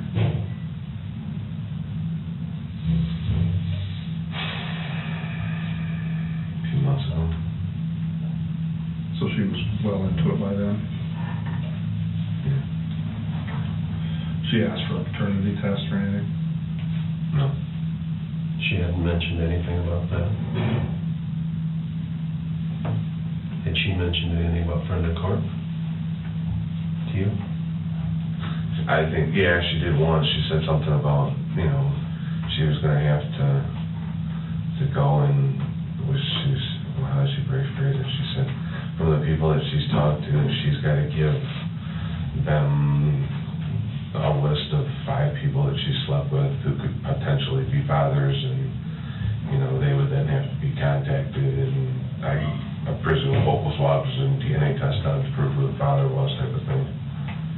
Kenneth keeps offhandedly saying things that 1, cannot be proven to have happened, and 2, align with the narrative of her suicide note. In the note, Jennifer was seemingly disparaging herself for having sex with various different guys. She said that she did sleep around, and couldn't be sure who the father was because of that, but there are no reports to verify those claims, and given that the person stating them as fact murdered her and tried to smear her name after the fact, they don't hold any water. But did she come out and say that she was going to come after me for child support? No. When she talked about having to submit a list of 5 names, did she indicate you were going to be one of them? Mm-hmm. Were you going to be on the list? Yeah. So, if that had all gone through and you are the father, it would have been determined through that, obviously. Sure.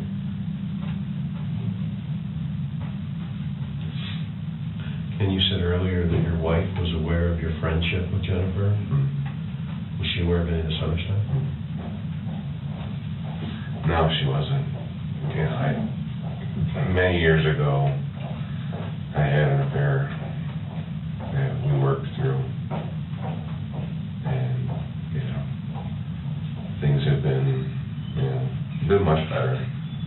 And I don't know, it was one of those things where it just kind of happened, and as cliche as it sounds, that's kind of what happened. Obviously, this is not true. Cheating is not something that just kind of happens, especially in the way that Kenneth is claiming. Jennifer had known Ken for years, they had been casual friends, and he deliberately began lying to her in order to foster a romantic relationship. He told her about his marital woes, said he was separated from his wife, and actively pursued a relationship with her. That is not an accident. That's a deliberate and calculated pursuit. But Kenneth doesn't see his own relationship in this circumstance. He doesn't like having to deal with the consequences of his own actions, because it's a reminder of his own faults. His wife had already forgiven him for one instance of cheating, but he said it took her a considerable amount of time to trust him again. He likely had to work in order to regain her love and trust, and he disregarded that easily, believing that he could keep Jennifer and her apart. Jennifer's pregnancy threatened that. He likely figured his wife wouldn't forgive him a second time, and that he would be forced to uproot his life and take care of another child. He would have to pay his wife alimony, their children child support, and Jennifer's child support as well. Instead of him owning up to his own actions, realizing that this was a mess he made by himself and has to take responsibility for, he opted to kill Jennifer instead. He thought he could use his sway with the police to ensure that her death was ruled a suicide, that he could keep his affair and the resulting pregnancy under wraps, and move on with his life as if nothing happened. I don't remember the condom breaking. Where was that? That was on my personal time. At her house, or? Okay. We met at a park.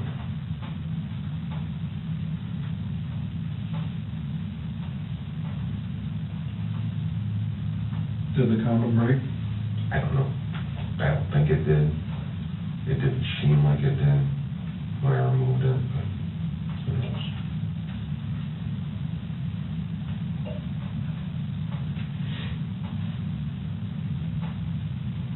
Did your conversations with Jennifer about the father of the child ever get into other possibilities? I mean, did As far as names.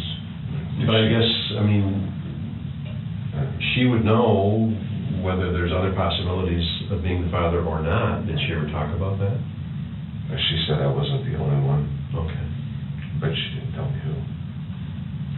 She didn't give me names of other guys that she slept with. But she didn't say that it can't be anybody but you, Ken. Right.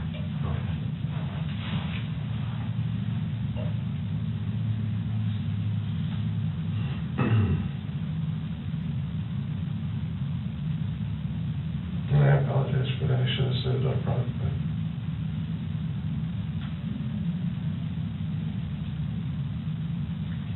Well, I'm sure, Ken, that you can appreciate that the bigger problem is, big deal, you slept with her. Okay. The bigger problem is now, what am I supposed to believe? now it looks like I killed her. And all I can tell you is I didn't. I didn't have anything to do with it. But again, don't let something come up and bite us like it just did. Because this was an easy part. You know, that part is uncomfortable. I don't want to say easy because it was uncomfortable, but it's small potatoes.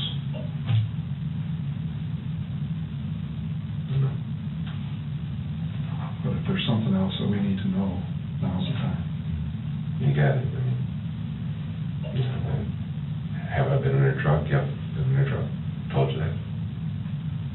Yeah. Have we had sex? Yep. Is it my baby? I don't know. They'll tell me that. From that point on, everything you guys, what happened? Is there going to be anything on your uniform, on your clothes, that's going to mean anything one way or the other in this?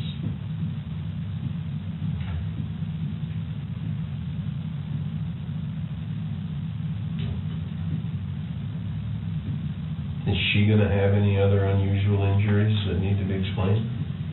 Al, I don't know. I wasn't there.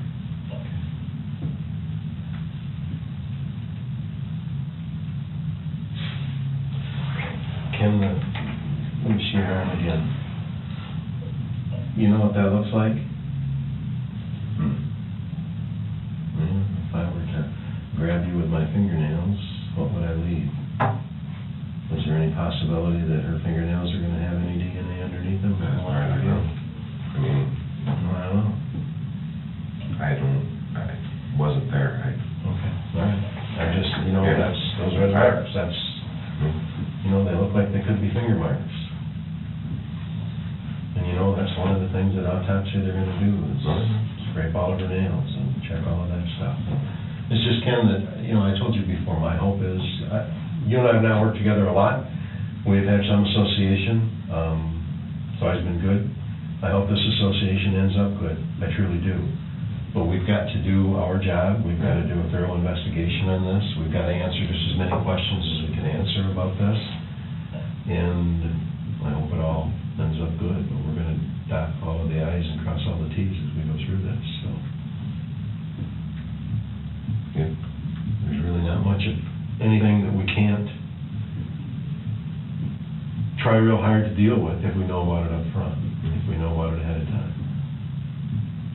I understand. You know, like Jason said, the issue about you having slept with her is, in the scope of possibilities here, pretty minor. It's one of those things that if we get out in front of it, we can make it a non-issue. But if it's something that comes up that shows deception, then it just casts bad light on everything. Yeah. I mean, I don't know what to tell you. You know, I wasn't truthful, and I'm sorry. Is there anything else we've talked about that you haven't been truthful about? No. If at some point in this investigation we felt that it was necessary to have you take a polygraph related to some additional issues, would you be willing to do that? What would that show us? Hopefully that I'm telling you the truth.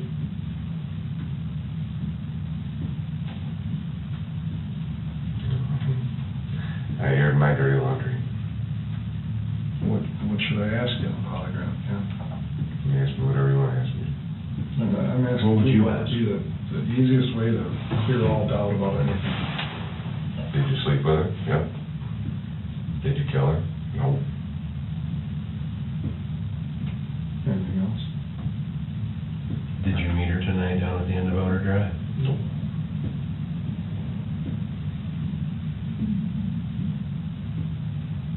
Did you have a phone conversation with her tonight and agree to meet somewhere? We attempted to have a phone conversation.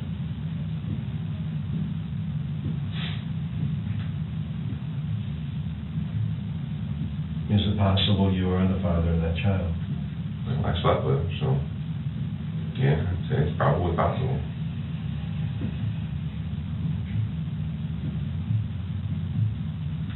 Following the interrogation, the investigation into Jennifer's death continued, and even more evidence was found that pointed directly to Kenneth. As mentioned, Jennifer had bitten Kenneth's finger during the attack, biting off the tip of his glove and biting into his finger, causing it to bleed. The tip of the glove with her saliva and his blood was found inside of her clothing. Meanwhile, his blood had been found throughout her car, on the extension cord that had been tied around her neck, on her clothing, and in his patrol vehicle. After Kenneth turned in what he purported to be the uniform that he was wearing the night of the murder, they searched his vehicle and were able to find another uniform, stashed beneath the front seat of the car. This uniform was also covered in his own blood, likely from the finger injury. The 3 items that had been found 200 feet away from the crime scene were also tested as well, and the cigarette, while the necklace charm and bloodstain matched Jennifer. They would go on to dust the suicide note for prints, and, unsurprisingly, found none of Jennifer's on the note. This would be something that she would have handled, given that it was her final goodbye to the world, yet they found that she had never touched it. Meanwhile, the only fingerprints found on the note were Kenneth's, made prior to Jennifer biting his finger, proving premeditation. A search of his electronics revealed that in the day prior to Jenny's murder, he had reportedly searched topics related to suicide and killing someone via chokehold.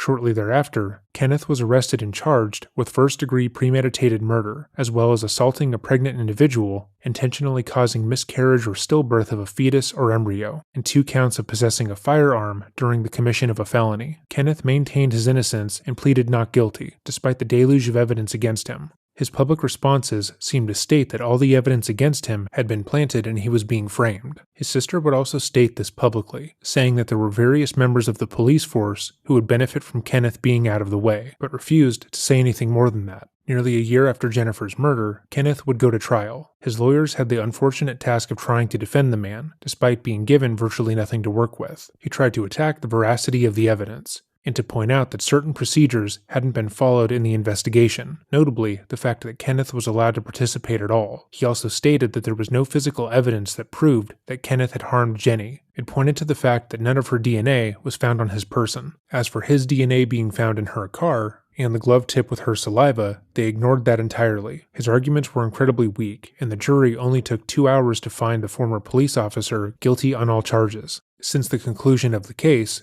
Kenneth has attempted to appeal his conviction a number of times, stating that he was wrongfully persecuted, but each time, those appeals were denied, as the evidence in the case was truly overwhelming. Jennifer Webb deserved to live, and her son as well, and Kenneth still continues to try and dodge any responsibility for his actions. If you've made it to this portion in the video, thank you for watching, and also thank you to those who requested this story. This video wouldn't have been possible had it not been for your support, and the support of our patrons, who ensure that we can dedicate our time to YouTube without having to worry about monetization. If there is a case you would like to see covered, or a story you would like to bring more attention to, let us know by emailing me at dreading.official@gmail.com. We're constantly sorting through emails, picking new topics, and adding them to our list of stories to research. With that concludes our Hollow Week uploads. We hope you enjoyed them, and remember, security in relationships is one of, if not the biggest indicators of how a relationship will turn out. Whether or not a person feels safe and secure in their romantic or personal relationships will inform a lot about their behavior. And if they don't trust their partner, that'll inevitably lead to toxicity in their relationship. Let's say, as an example, you get into a relationship with someone who had previously been cheated on. In the early stages of the relationship, they tell you that they are extremely sensitive when it comes to the topic of infidelity, because the last person they had been with cheated on them for years. They tell you that you cheating is an out-and-out deal breaker, and that while they trust you, they also trusted their past partner, so they can't trust their judgment. You understand. and you assure them that even though they made their issues seem like they could be deal breakers, you like them enough to want to work through this with them. You tell them all the right things, and assure them if anything comes up, you will be there, ready and willing to work things out with them. As your relationship progresses though, things change. It's a slow build at first, starting with little issues that pop up every couple of weeks or months, but they become more and more frequent as time goes on. Their insecurity and past issues dealing with infidelity lead them to believing that whenever you talk to the opposite sex, even family members or coworkers, you're going to cheat with them. They go through your phone whenever you leave the room, and have hacked your social media various times, as well as accusing you of cheating in public, leading to massive arguments in front of strangers. As much as you have tried to assure them that you haven't cheated, when they're upset, they refuse to listen, and the added stress has led to you doing things that aren't healthy. You no longer feel comfortable leaving your phone around them, because should you get an email or text from your mom, they believe that you've changed the name of the person in your phone to be Mom, to throw them off the scent. While you were comfortable with them having your phone passcode in the beginning, you now change it every couple of days to make sure they aren't able to get in. And you have begun telling them lies about where you're going during the day, because if they knew you saw certain people, including people in your family, they would accuse you of cheating, and it would lead to another argument. Soon enough, you can't fully remember the last time your partner and you went a week without fighting, and them accusing you of cheating on them. Your family and friends see what has happened, and they encourage you to break up with them. They tell you that you've become a shell of yourself, you're paranoid, having to lie to your significant other just to see them, and it's clear that the relationship has run its course. When you see their family, it's clear they believe the same thing and want the relationship to end. But you swore that you would be there for them, that you two would work through this, and whenever you get close to breaking up and away, they remind you of when you first talked about this, and you assured them that you would be there for them. You don't like this. You don't want to lie to your partner, but their insecurity about potential infidelity has made the relationship feel like a prison. You want to assure them that they're safe with you, but nothing seems to work, and they are so willing to lash out at you with accusations of malice that you feel like you're stuck. That level of insecurity isn't uncommon in the modern dating world, and it has led to many relationships going south. However, in today's case, we will be discussing a person who was so insecure in their relationship that they framed their husband's ex-wife for heinous crimes. Welcome back to another episode of Dreading, or if this is your first time here, welcome. Today we're going to be covering the case of Michelle Hadley, and how far someone would go to destroy someone else's life. This case came recommended to us from one of our patrons, and after delving into this case and the related documents, it's clear to see why. When Michelle Hadley and Ian Diaz broke up in August of 2015, it had not been amicable. Michelle and Ian had met and begun dating in the later part of 2013, when she was 26, working as a marketing executive for an insurance agency. Ian was 10 years older than her and worked as a U.S. Marshal, but after immediately connecting over a dating app, the two were nearly inseparable. Ian declared his love for Michelle on their second date and went further to purchase her an annual pass to Disneyland, with the hopes that they would go as often as possible. At first, the relationship seemed too good to be true. Ian routinely showed her off to his peers, boasting about how wonderful she was, and how she was the best thing to ever happen to him. She had never been in a relationship where her partner was so vocally proud of her, and she greatly enjoyed whenever he would show her off. However, as time went on, the relationship dynamics began to shift. Ian's praise began to lessen. He told Michelle this was because she wasn't taking care of herself the way he liked. When they had met, he said, she put more effort in, and he preferred that she keep that up. He began to control what she wore, going as far to pressure her into getting a navel piercing, how much she drank, and would routinely track her whenever she went out.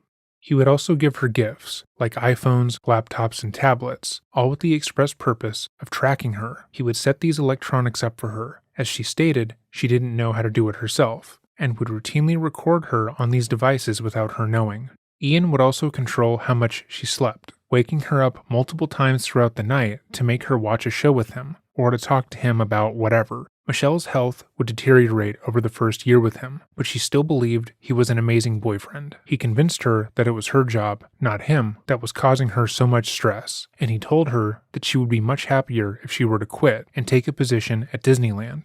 As time wore on, Ian's behavior continued to worsen. He controlled nearly every aspect of Michelle's life, forcing her to drink nightly with him, dressed provocatively at all times, and even going so far as to making appointments for her. But that was just the tip of the iceberg. According to Michelle, Ian also had a very specific fantasy that he was interested in her doing for him. Oh no, he's gonna get fucking weird. According to the legal documents surrounding the case, Ian was interested in cuckolding, which according to the Cambridge Dictionary is when a man enjoys knowing that his wife has had a sexual relationship with another man. He repeatedly begged for Michelle to sleep with other people and would send her pictures of his genitals and porn throughout the day, despite knowing she was at work. If she had to travel for her job, he would call her, pleading with her to find a stranger and record herself having sex with them for him, and she repeatedly told him no. She told him to stop, and at one point stated that if he didn't stop asking her to do this, she would end the relationship, but Ian refused, instead choosing to wait until Michelle was struck with a debilitating fever to drug her with cold medicine, force her to take shots of whiskey, then place an ad on Craigslist for a man to come over to have sex with her. Ian recorded the encounter secretly, and then would go on to hold the video of her sexual assault over her head for years to come. After the assault, Michelle felt isolated. She had turned into someone she didn't know to appease her boyfriend, and she wanted to try and get some of her independence back. In August of 2014, she enrolled in the MBA program at Chapman University and began to attend classes 2 nights a week. Ian viewed this decision with ire and would routinely try to attend classes with her so that she wouldn't be able to do things without him. When Michelle told him that wasn't allowed, he would start arguments with her on the nights when her classes were scheduled, telling her that the only way he would let the argument end was if they were to spend the rest of the night at Disneyland together. When Michelle would try to say no, he would accuse her of not caring about him, using him, cheating, and more. Nearly always, she would be forced to miss class. In June of 2015, Ian would tell Michelle that they were going to buy their first place together. Ian had proposed to Michelle, and they had tentatively set a wedding date for February 2016.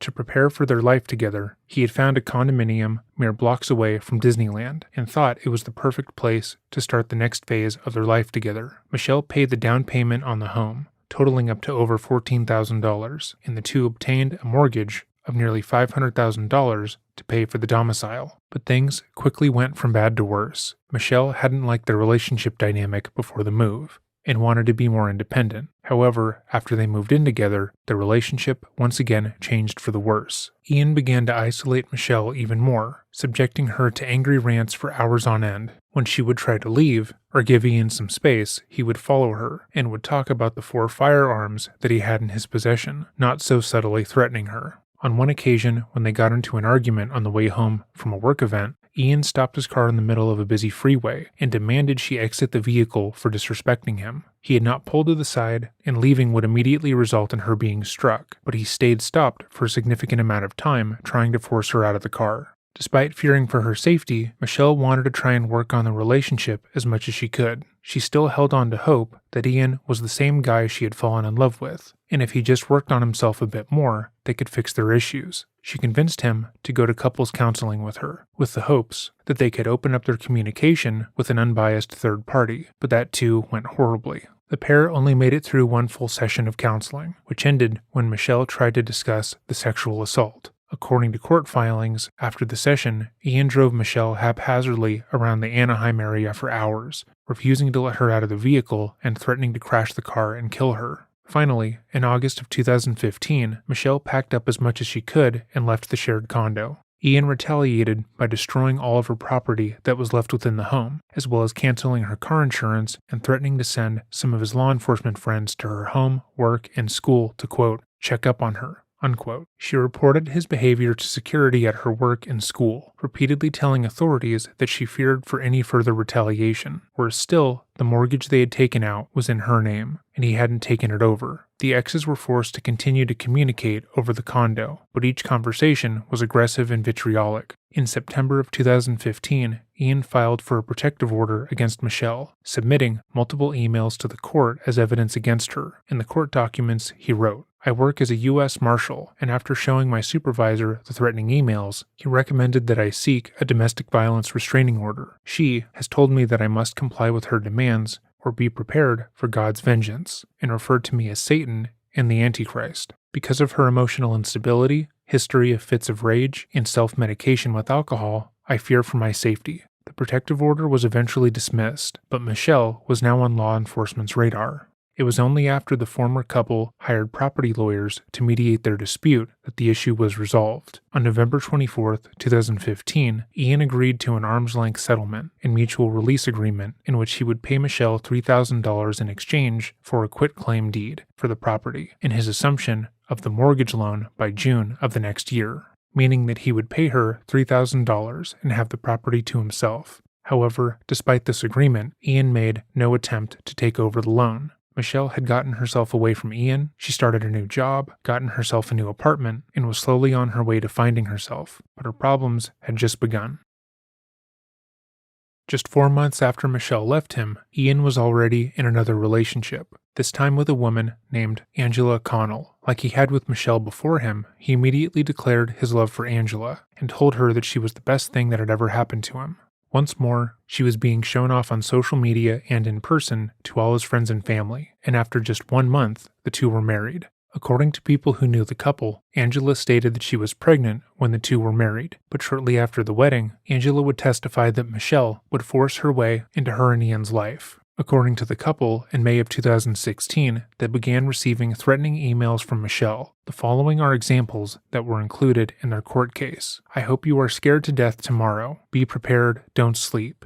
We'll steal your child and we will watch as it dies. You are a piece of shit and I hope to God you burn for what you have done to us. You deserve nothing but a life of lonely torture. I have ways to hurt you. There is no place you will be safe anymore. You might be beautiful, you might be the one he married, but you are still a sinner and must be punished. I will make sure you are reminded of your place by force. I know you are leaving work. I watch as you walk. Let's play a game. These emails included photos of gore with women who had been horrifically beaten and abused, some including videos of said abuse, which includes videos of simulated rape. These emails would come in multiple times a day and include details that only someone who was watching her would know. Angela stated that she tried to block the emails to stop the online attacks, but whenever she did, a new one, nearly identical to the older one, would pop up and continue the onslaught. At the same time, someone seemingly went on Craigslist and posted pretending to be Angela. This person posted that they were a woman whose ultimate fantasy was to be raped. They asked for men to come to the address and attack her when she went out to walk her dog. If you are free tonight, come find me, force me into my house, and take me down.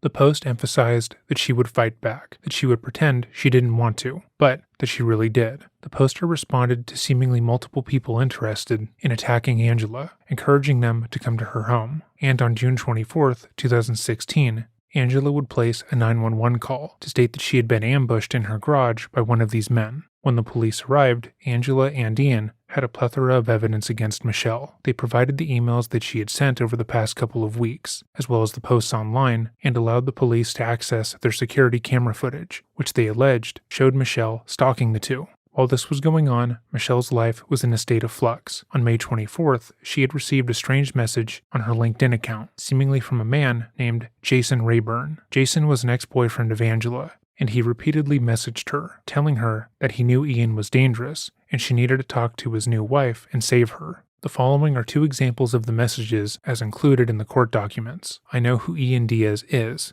His wife, Angela. You need to tell her who he really is and save her from a life that you went through. You need to contact Angela. Ian is getting away with more abuse and if proven in court, could end him. Michelle knew that these messages weren't real and wanted nothing to do with Ian, so she ignored them entirely. Similarly, she ignored notifications that her email was being used as a forwarding security email for various newly made Gmail accounts, but felt that it had likely something to do with her ex. Though she had moved on with her life and was beginning to work through some of the trauma the relationship had left her with, she still felt unsafe. Her parents encouraged her to move back home with them for a short while, and due to stress, she resigned from her job, gave up her lease, and dropped out of school. On June 1st, Michelle received an email informing her that Angela Diaz was taking a restraining order out on her. Michelle was perplexed by this news, as she had never so much as spoken to Angela, and thought that at most, this was some tactic by Ian to hurt her. She didn't know what to expect, but figured that because she hadn't spoken to Ian in months and had never spoken to Angela, the case would quickly be dismissed.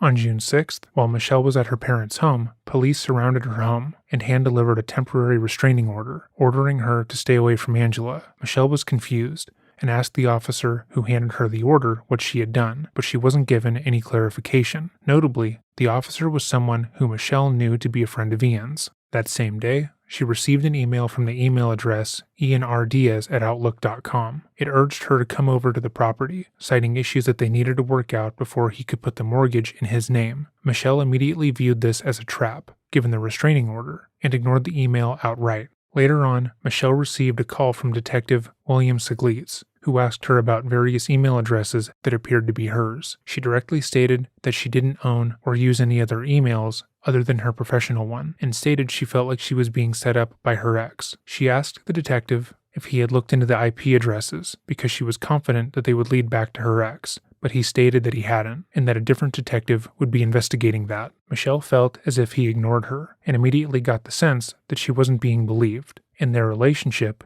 Ian had often threatened her with his friends and law enforcement, stating that he was a well-connected guy who could get people to look the other way. Now she feared that he was right. Fearing that she was going to be railroaded in court and wanting to make sure she had told the police her side of the story, Michelle began contacting the police on a nearly daily basis. She wanted to talk to the detective in charge of the case and make sure he was able to look at the IP address and go through her electronics to prove she had no part in any harassment. At the same time, she sent 2 emails to Microsoft, reporting any emails that were being linked to her professional account. She wanted it on the record that she was not the one making these emails, and that they were someone else who was conspiring against her.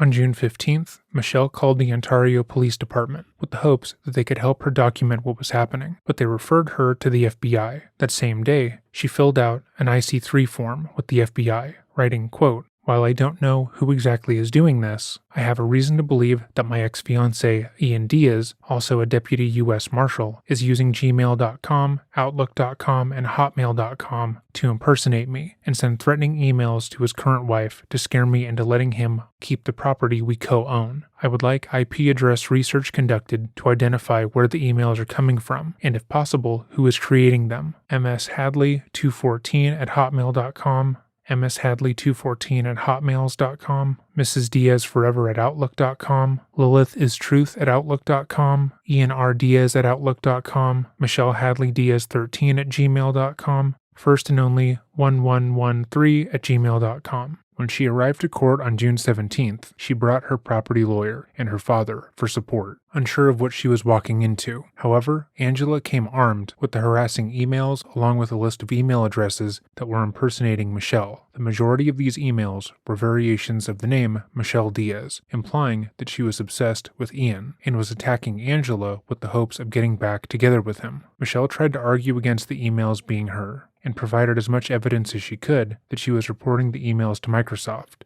and was not the person behind them, but her statements fell on deaf ears. Later that day, Michelle received an email that her normal email account had posted an ad on Craigslist titled Gang Rape Fantasy. She immediately emailed abuse@craigslist.org to inform them that she had not posted the ad and wanted it taken down, but the ad, of course, stayed up.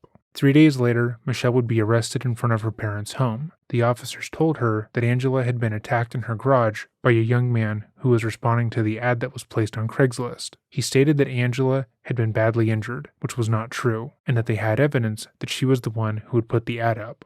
Michelle showed the officers the emails she had sent to Craigslist, stating that she hadn't put the ad up and wanted it taken down. She also showed them the emails that she had received, seemingly from Ian, telling her to come over to the home, which she didn't do. But they responded that the email was likely from her, and was proof that she had violated the restraining order. She gave them access to her phone and computer, knowing that it would prove that she hadn't taken part in any harassment, and when she was questioned as to why she didn't show this evidence in court or to law enforcement, she informed them that she tried to call the lead detective for the past week and hadn't heard back. One of the arresting officers was the lead detective, and he stated that she had never even called, only to make a joke out of it when she showed him proof that she had. Michelle was arrested that night and charged with 5 felonies and 1 misdemeanor, including stalking, stalking with TRO, rape by force, fear, criminal threats with intent to terrorize, assault with intent to rape and commission of a burglary, and contempt of court for violating an order of protection. Michelle was released on bail the next morning, and once more went back to live with her parents. Her phone and laptop were left at the precinct, and she had no way of getting back online. She was locked out of her email because the police had her phone, and she had 2-step authorization on, but the morning she was let out of prison, Angela stated she started receiving emails once more. On July 14th, Michelle was arrested by the same detectives that had taken her into custody the first time, and her bail was set at $1 million, making it so she wouldn't be able to get out. She faced 33 charges, all of which would be compounded because they took place when she was out on bail. She was also facing life in prison. Michelle stayed in prison for 2.5 months, where she was labeled a Romeo by the prison, meaning she was in there for a sex crime. Her time in prison was mired with disrespect, abuse, and assault. But on October 6th, she was released on the condition that she take part in a sting operation involving the case. On October 10th, she was released on her own recognizance and forced to wear an ankle monitor in her home. It wouldn't be for another 2 months that she would be fully exonerated, and some version of the truth would come out. The following is from the press conference that took place January 9th, 2017. Good morning, and thank you all for coming. It's often said that true life is stranger than fiction. The facts of this case make that statement spot on. When a person who's committed a crime gets arrested and charged, that's a bad day. But when someone who's innocent gets arrested and charged with a crime, that's not just a bad day, it's a nightmare. This is a tale of a woman who faced such a nightmare. But with the help of her attorney and law enforcement who continued to seek the truth, she'll be able to be exonerated. I'm here to announce the filing of a felony complaint against Angela Marie Diaz by the Orange County District Attorney's Office. The charges include numerous felony charges, including 2 counts of kidnapping, 2 counts of false imprisonment, perjury, 2 counts of forgery, 2 counts of possession of a forged instrument, grand theft, 1 misdemeanor count of filing a false report with an agency, and 21 misdemeanor counts of filing false police reports. As important as the filing of charges against Ms. Diaz is, the dismissal of the previous complaint and the exoneration of Michelle Suzanne Hadley is every bit as important. The complaint number 16NF2004 previously charged Ms. Hadley with several felony counts that carried a maximum sentence of life in prison. This is a complex and detailed case, and I won't be able to share all of the details now. I wanted to make sure, however, that Ms. Hadley is cleared in every possible way, in the courtroom and in the court of public opinion. It needs to be made clear in the media and in cyberspace. Ms. Hadley is an innocent victim of a diabolical scheme. These 2 women, Michelle Hadley and Angela Diaz, are connected through a common man. For the time being, we're going to identify that man as John Doe. Michelle Hadley is the former fiancée of John Doe. Angela Diaz is John Doe's soon-to-be ex-wife.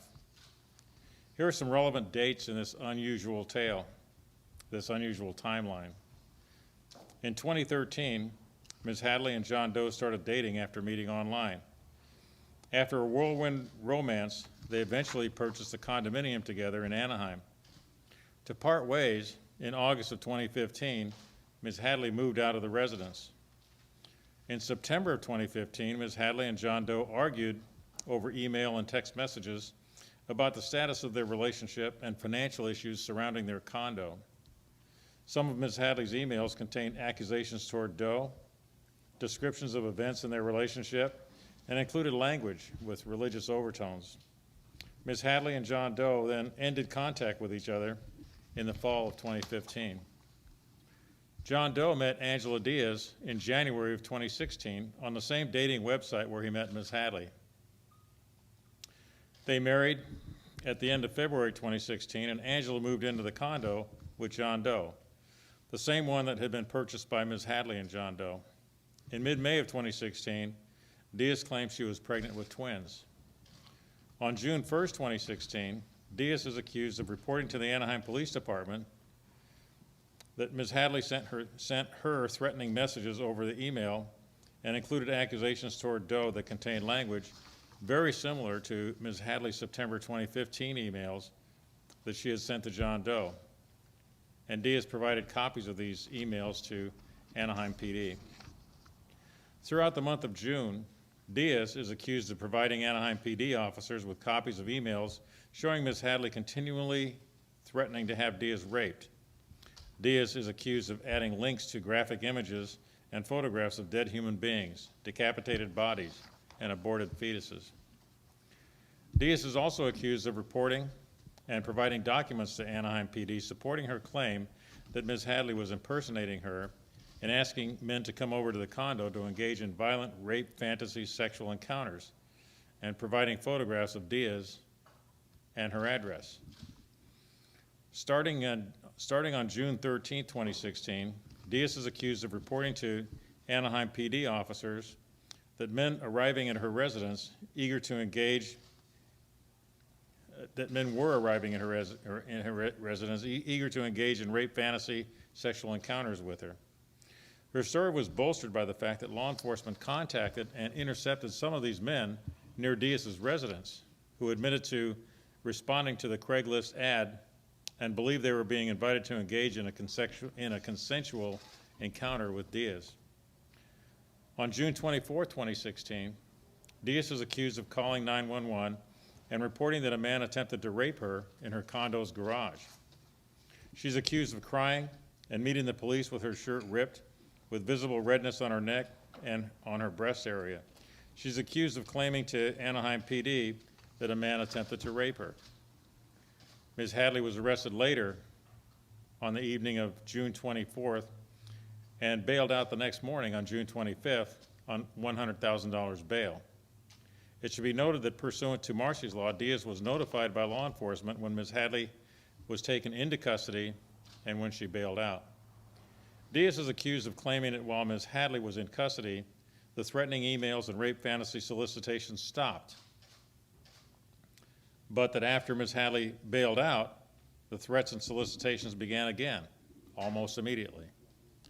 Diaz is accused of sending emails containing language that made them appear to have been written by Ms. Hadley. From June 25th to July 13, 2016, Diaz's reporting to the Anaheim PD continued. Diaz is accused of reporting to Anaheim PD that in some of these emails, Ms. Hadley requested Diaz contact her. These email requests included Ms. Hadley's parents' phone number, as well as an email address that Ms. Hadley had told police was, in fact, her email address. Also including emails that appeared to have originated from Ms. Hadley's verified email addresses. On July 13, 2016, Diaz called 911. When officers arrived, they found a 17-year-old boy outside who admitted to responding to the solicitation that he believed was an advertisement. He believed that the advertisement was real. Due to the seriousness of the threats, the alleged attack on Diaz in her garage, the escalation in both the frequency and nature of the threats, and yet another man arriving at Diaz's residence to engage in a rape fantasy encounter, law enforcement believed a serious threat to public safety existed. Based on the fact that the available evidence pointed only to Ms. Hadley, an arrest warrant was issued and charges were filed against her. On July 14, 2016, the court issued an arrest warrant and Ms. Hadley was charged in a felony complaint with stalking with a restraining order, stalking, criminal threats, attempted rape, assault with intent to commit rape, assault with intent to commit rape during a residential burglary, violating a protective order, and a crime bail crime enhancement. These charges carried a maximum sentence of life in prison, and she was held on $1 million bail. At the time of Ms. Hadley's arrest, all of the available evidence pointed toward her guilt, including, but not limited to, the emails, email addresses, and rape fantasy solicitations used specific and relevant language and religious tones which were nearly identical to emails that we know were sent by Ms. Hadley to John Doe in September of 2015 and signed by Ms. Hadley. Real men showed up in response to the Craigslist ads. Diaz reported she was attacked in her garage and appeared to have physical evidence corroborating her claims. When Ms. Hadley was taken into custody on June 24, 2016, the email traffic ceased, and it began soon after she was released and when she bailed out of custody. Some of the emails contained Ms. Hadley's verified email address, her parents' home and business phone numbers, and other personal facts. Ms. Hadley maintained her innocence, and she communicated to third parties that she thought she was being set up. Anaheim PD investigators attempted to serve emergency search warrants in order to determine the Internet Protocol, or IP addresses, for the emails to find the locations from which the emails were being sent. But the use of virtual private networks, or VPNs, and third-party proxy servers masked the IP addresses and the originating locations of the messages. In all of these cases, Diaz now stands accused of pretending to be Ms. Hadley and sending the emails and rape fantasy solicitations to herself in order to frame Ms. Hadley. I want to give kudos to the Anaheim Police Department, in particular Detective Michael Kuna, who worked tirelessly and devoted hundreds of hours to uncovering the truth. There are portions of what he said that are true, but more significant portions that are not, that being that all the evidence in the case had been carefully crafted to make Hadley look guilty, and that there was absolutely no evidence that pointed to the case being fraudulent. According to legal records involving this case, the fake emails were not well produced and made to look real. In fact, a lot of them had various errors strewn throughout. On one occasion, one of the emails that was used as evidence of her guilt had 2 addresses in the sent column and none in the recipient column. On other occasions, they could switch the sender and the recipient, making it appear as if Ian and Angela were harassing Michelle. Many of the emails didn't even bother to mask the IP address, and clearly showed they were being sent from the fucking Diaz home. Good lord. Moreover, when Angela had been attacked in the garage of their parking structure, no evidence of the attack was ever brought forward. Security footage of the structure shows no one going after Angela, and photos taken after her attack showed no wounds or bruising. The evidence was damning, but not against Michelle. The evidence was clearly and obviously doctored, and didn't hold up to any criticism, but all the red flags were somehow overlooked by every fucking law enforcement official who was involved in the case. Moreover, the narrative from January 2017 seemed to be that whatever happened in this occurrence, more or less, was a spat between 2 women over a man, and that Ian was in no way involved. But that would soon change. While my brother and I were researching this story, we were going through all the reports chronologically. We noticed something odd. Initially, the motive for this crime was implied to be simple petty insecurity and jealousy on Angela's part. She was the person behind the scheme. She had duped Ian into marriage by faking a pregnancy, and she had lied about having cancer, as well as going so far as to impersonate his other ex-girlfriends to ensure he was dedicated to her and her alone. Articles portrayed her as being a crazy girlfriend, obsessed with Ian, so much so that she faked a sexual assault on herself. Notably, Ian himself was more than happy to co-sign this version of events, even going so far as to ask for his identity to be kept private in the reporting around this case, as he had no idea what his wife had been up to. In various news reports, he was said to be extremely heartbroken and remorseful for believing his wife, and stated that the lengths she had gone to fabricate her story made it impossible for him not to believe her at the time. In other reports at this time, Ian, known only as John Doe, was viewed as a hapless, overly trusting guy who didn't know any better. His only fault was becoming involved with a woman who would go to extremes to make sure he stayed with her. However, as the investigation into what happened continued, that changed. In 2021, Ian Diaz was indicted for his part in the scheme to frame Michelle, and it was proven that he and his wife had planned to frame Michelle all over their shared condo.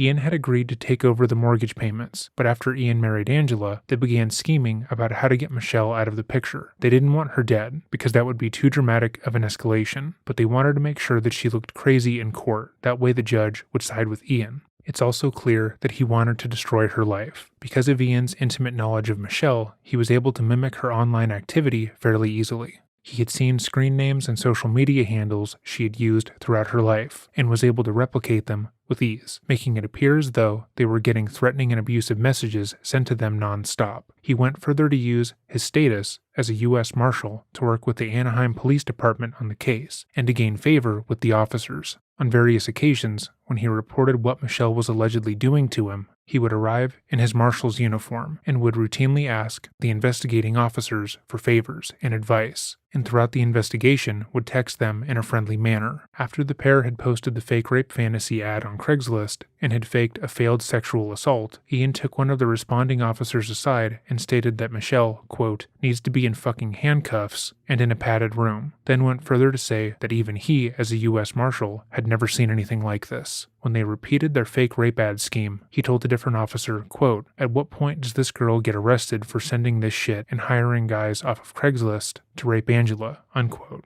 Angela and Ian had gotten what they wanted. Michelle was incarcerated and the condo was ultimately theirs, but they were shocked to learn that the investigation didn't simply end. Michelle fought against the false allegations, begging the police to look at her laptop, phone, and all the computers that she had access to show that she had no part in the scheme. She provided them alibis from when certain communication was sent, showing that she couldn't have sent the emails, texts, and other forms of harassment as she had been at work, out of town, or in people's company. None of her friends and family had ever seen her write any of the alleged emails, and no one believed she held enough malice to follow through with any of the accusations. As the investigation continued, they searched through all of Michelle's electronic devices and found that, like she had said prior, she had never visited Craigslist. She didn't even have access to any of the emails that were allegedly coming from her, and there was no evidence of her attacking Angela or Ian. This left a multitude of questions. If Michelle was the person who was harassing Angela and Ian, how had she been smart enough to turn on a VPN, but not smart enough not to sign the emails with her name? Why did she continue to email them from emails associated with her name and work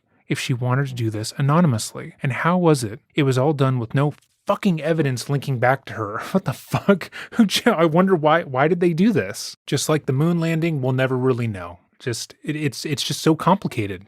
As time went on, it became clear that Angela and Ian's story didn't make sense. On August 2nd, 2016, Ian changed his personal cell phone number as he realized one of the accounts they had opened under Michelle's name was done with that number. The following day, he went further to delete one of his many fucking email accounts for the same goddamn reason. But the pressure continued to mount. At some point, Ian was made aware that the majority of the emails that had been sent to them couldn't have come from Michelle, given the fact that she couldn't access her email at the time. She hadn't been able to get into any of her accounts, and she didn't have access to any electronics after she'd been arrested. So they would have to account for the fact that all of the emails that had come in after her initial arrest were fraudulent. Fucking come on! Are you fucking kidding me? Ian knew that eventually the truth was going to come out. Their scheme to ruin Michelle's life was about to be revealed, and he decided that it would be in his best interest to throw his wife under the bus, while asking for some form of privacy. On September 24th, 2016, Ian spoke to one of the detectives on the case and appeared distraught. He told the officers that he believed that it was his wife, not Michelle, who had sent the months of harassment their way, and claimed that he no longer believed she had ever been sexually assaulted, and instead lied about the entire ordeal. He stated that he was confused, hurt, and that he didn't know where to go from there. When asked what happened that made him believe his wife had been behind the framing, Ian explained that the previous month he had received an email from an account that he had opened for himself in July. He knew Michelle was in prison at that time and wouldn't be able to gain access to said account. However, he realized that he had accessed that email on his work phone, which his wife had access to as well. Ian informed police that he now believed that his wife, not his ex, was the one who had set the entire ordeal up, and that she did so to isolate him out of jealousy. He doubled down on his version of events on September 30th, when he spoke to the police in person. This would mean that when Michelle was released from prison, it wasn't due to the incredible work from the detectives, as stated by the Anaheim Police Department, but because Ian realized they were about to get caught and wanted to blame the ordeal on his wife. Though he had been more than happy to talk to the press and officers about Michelle, he claimed that the entire ordeal was just too much for him, and he made the direct request to have his name removed from any reporting on the story. And the Anaheim Police Department, in their press conference about the case, respected his wishes, calling him a John Doe throughout. On October 17, 2017, Angela pleaded guilty to 10 felony charges, including false imprisonment and perjury. Hadley had faced a maximum sentence of life in prison for crimes the Diazes accused her of. Angela struck a deal with prosecutors and was given 5 years in prison. It wouldn't be until 2021, nearly 5 years after the whole ordeal, that Ian would be indicted for his part in the scheme. It would be another 2 years for him to be found guilty and sentenced to 10 years and 1 month in prison. Michelle went on to sue the city of Anaheim and nearly everyone involved in this case who overlooked the evidence she presented and placed her in prison for 2.5 months. The legal documentation in regards to that lawsuit are incredibly thorough, and if you're interested in reading them, I will leave them linked below. Truly, this only happened because of incompetence on the investigator's part, and malice, of course, from Ian and Angela.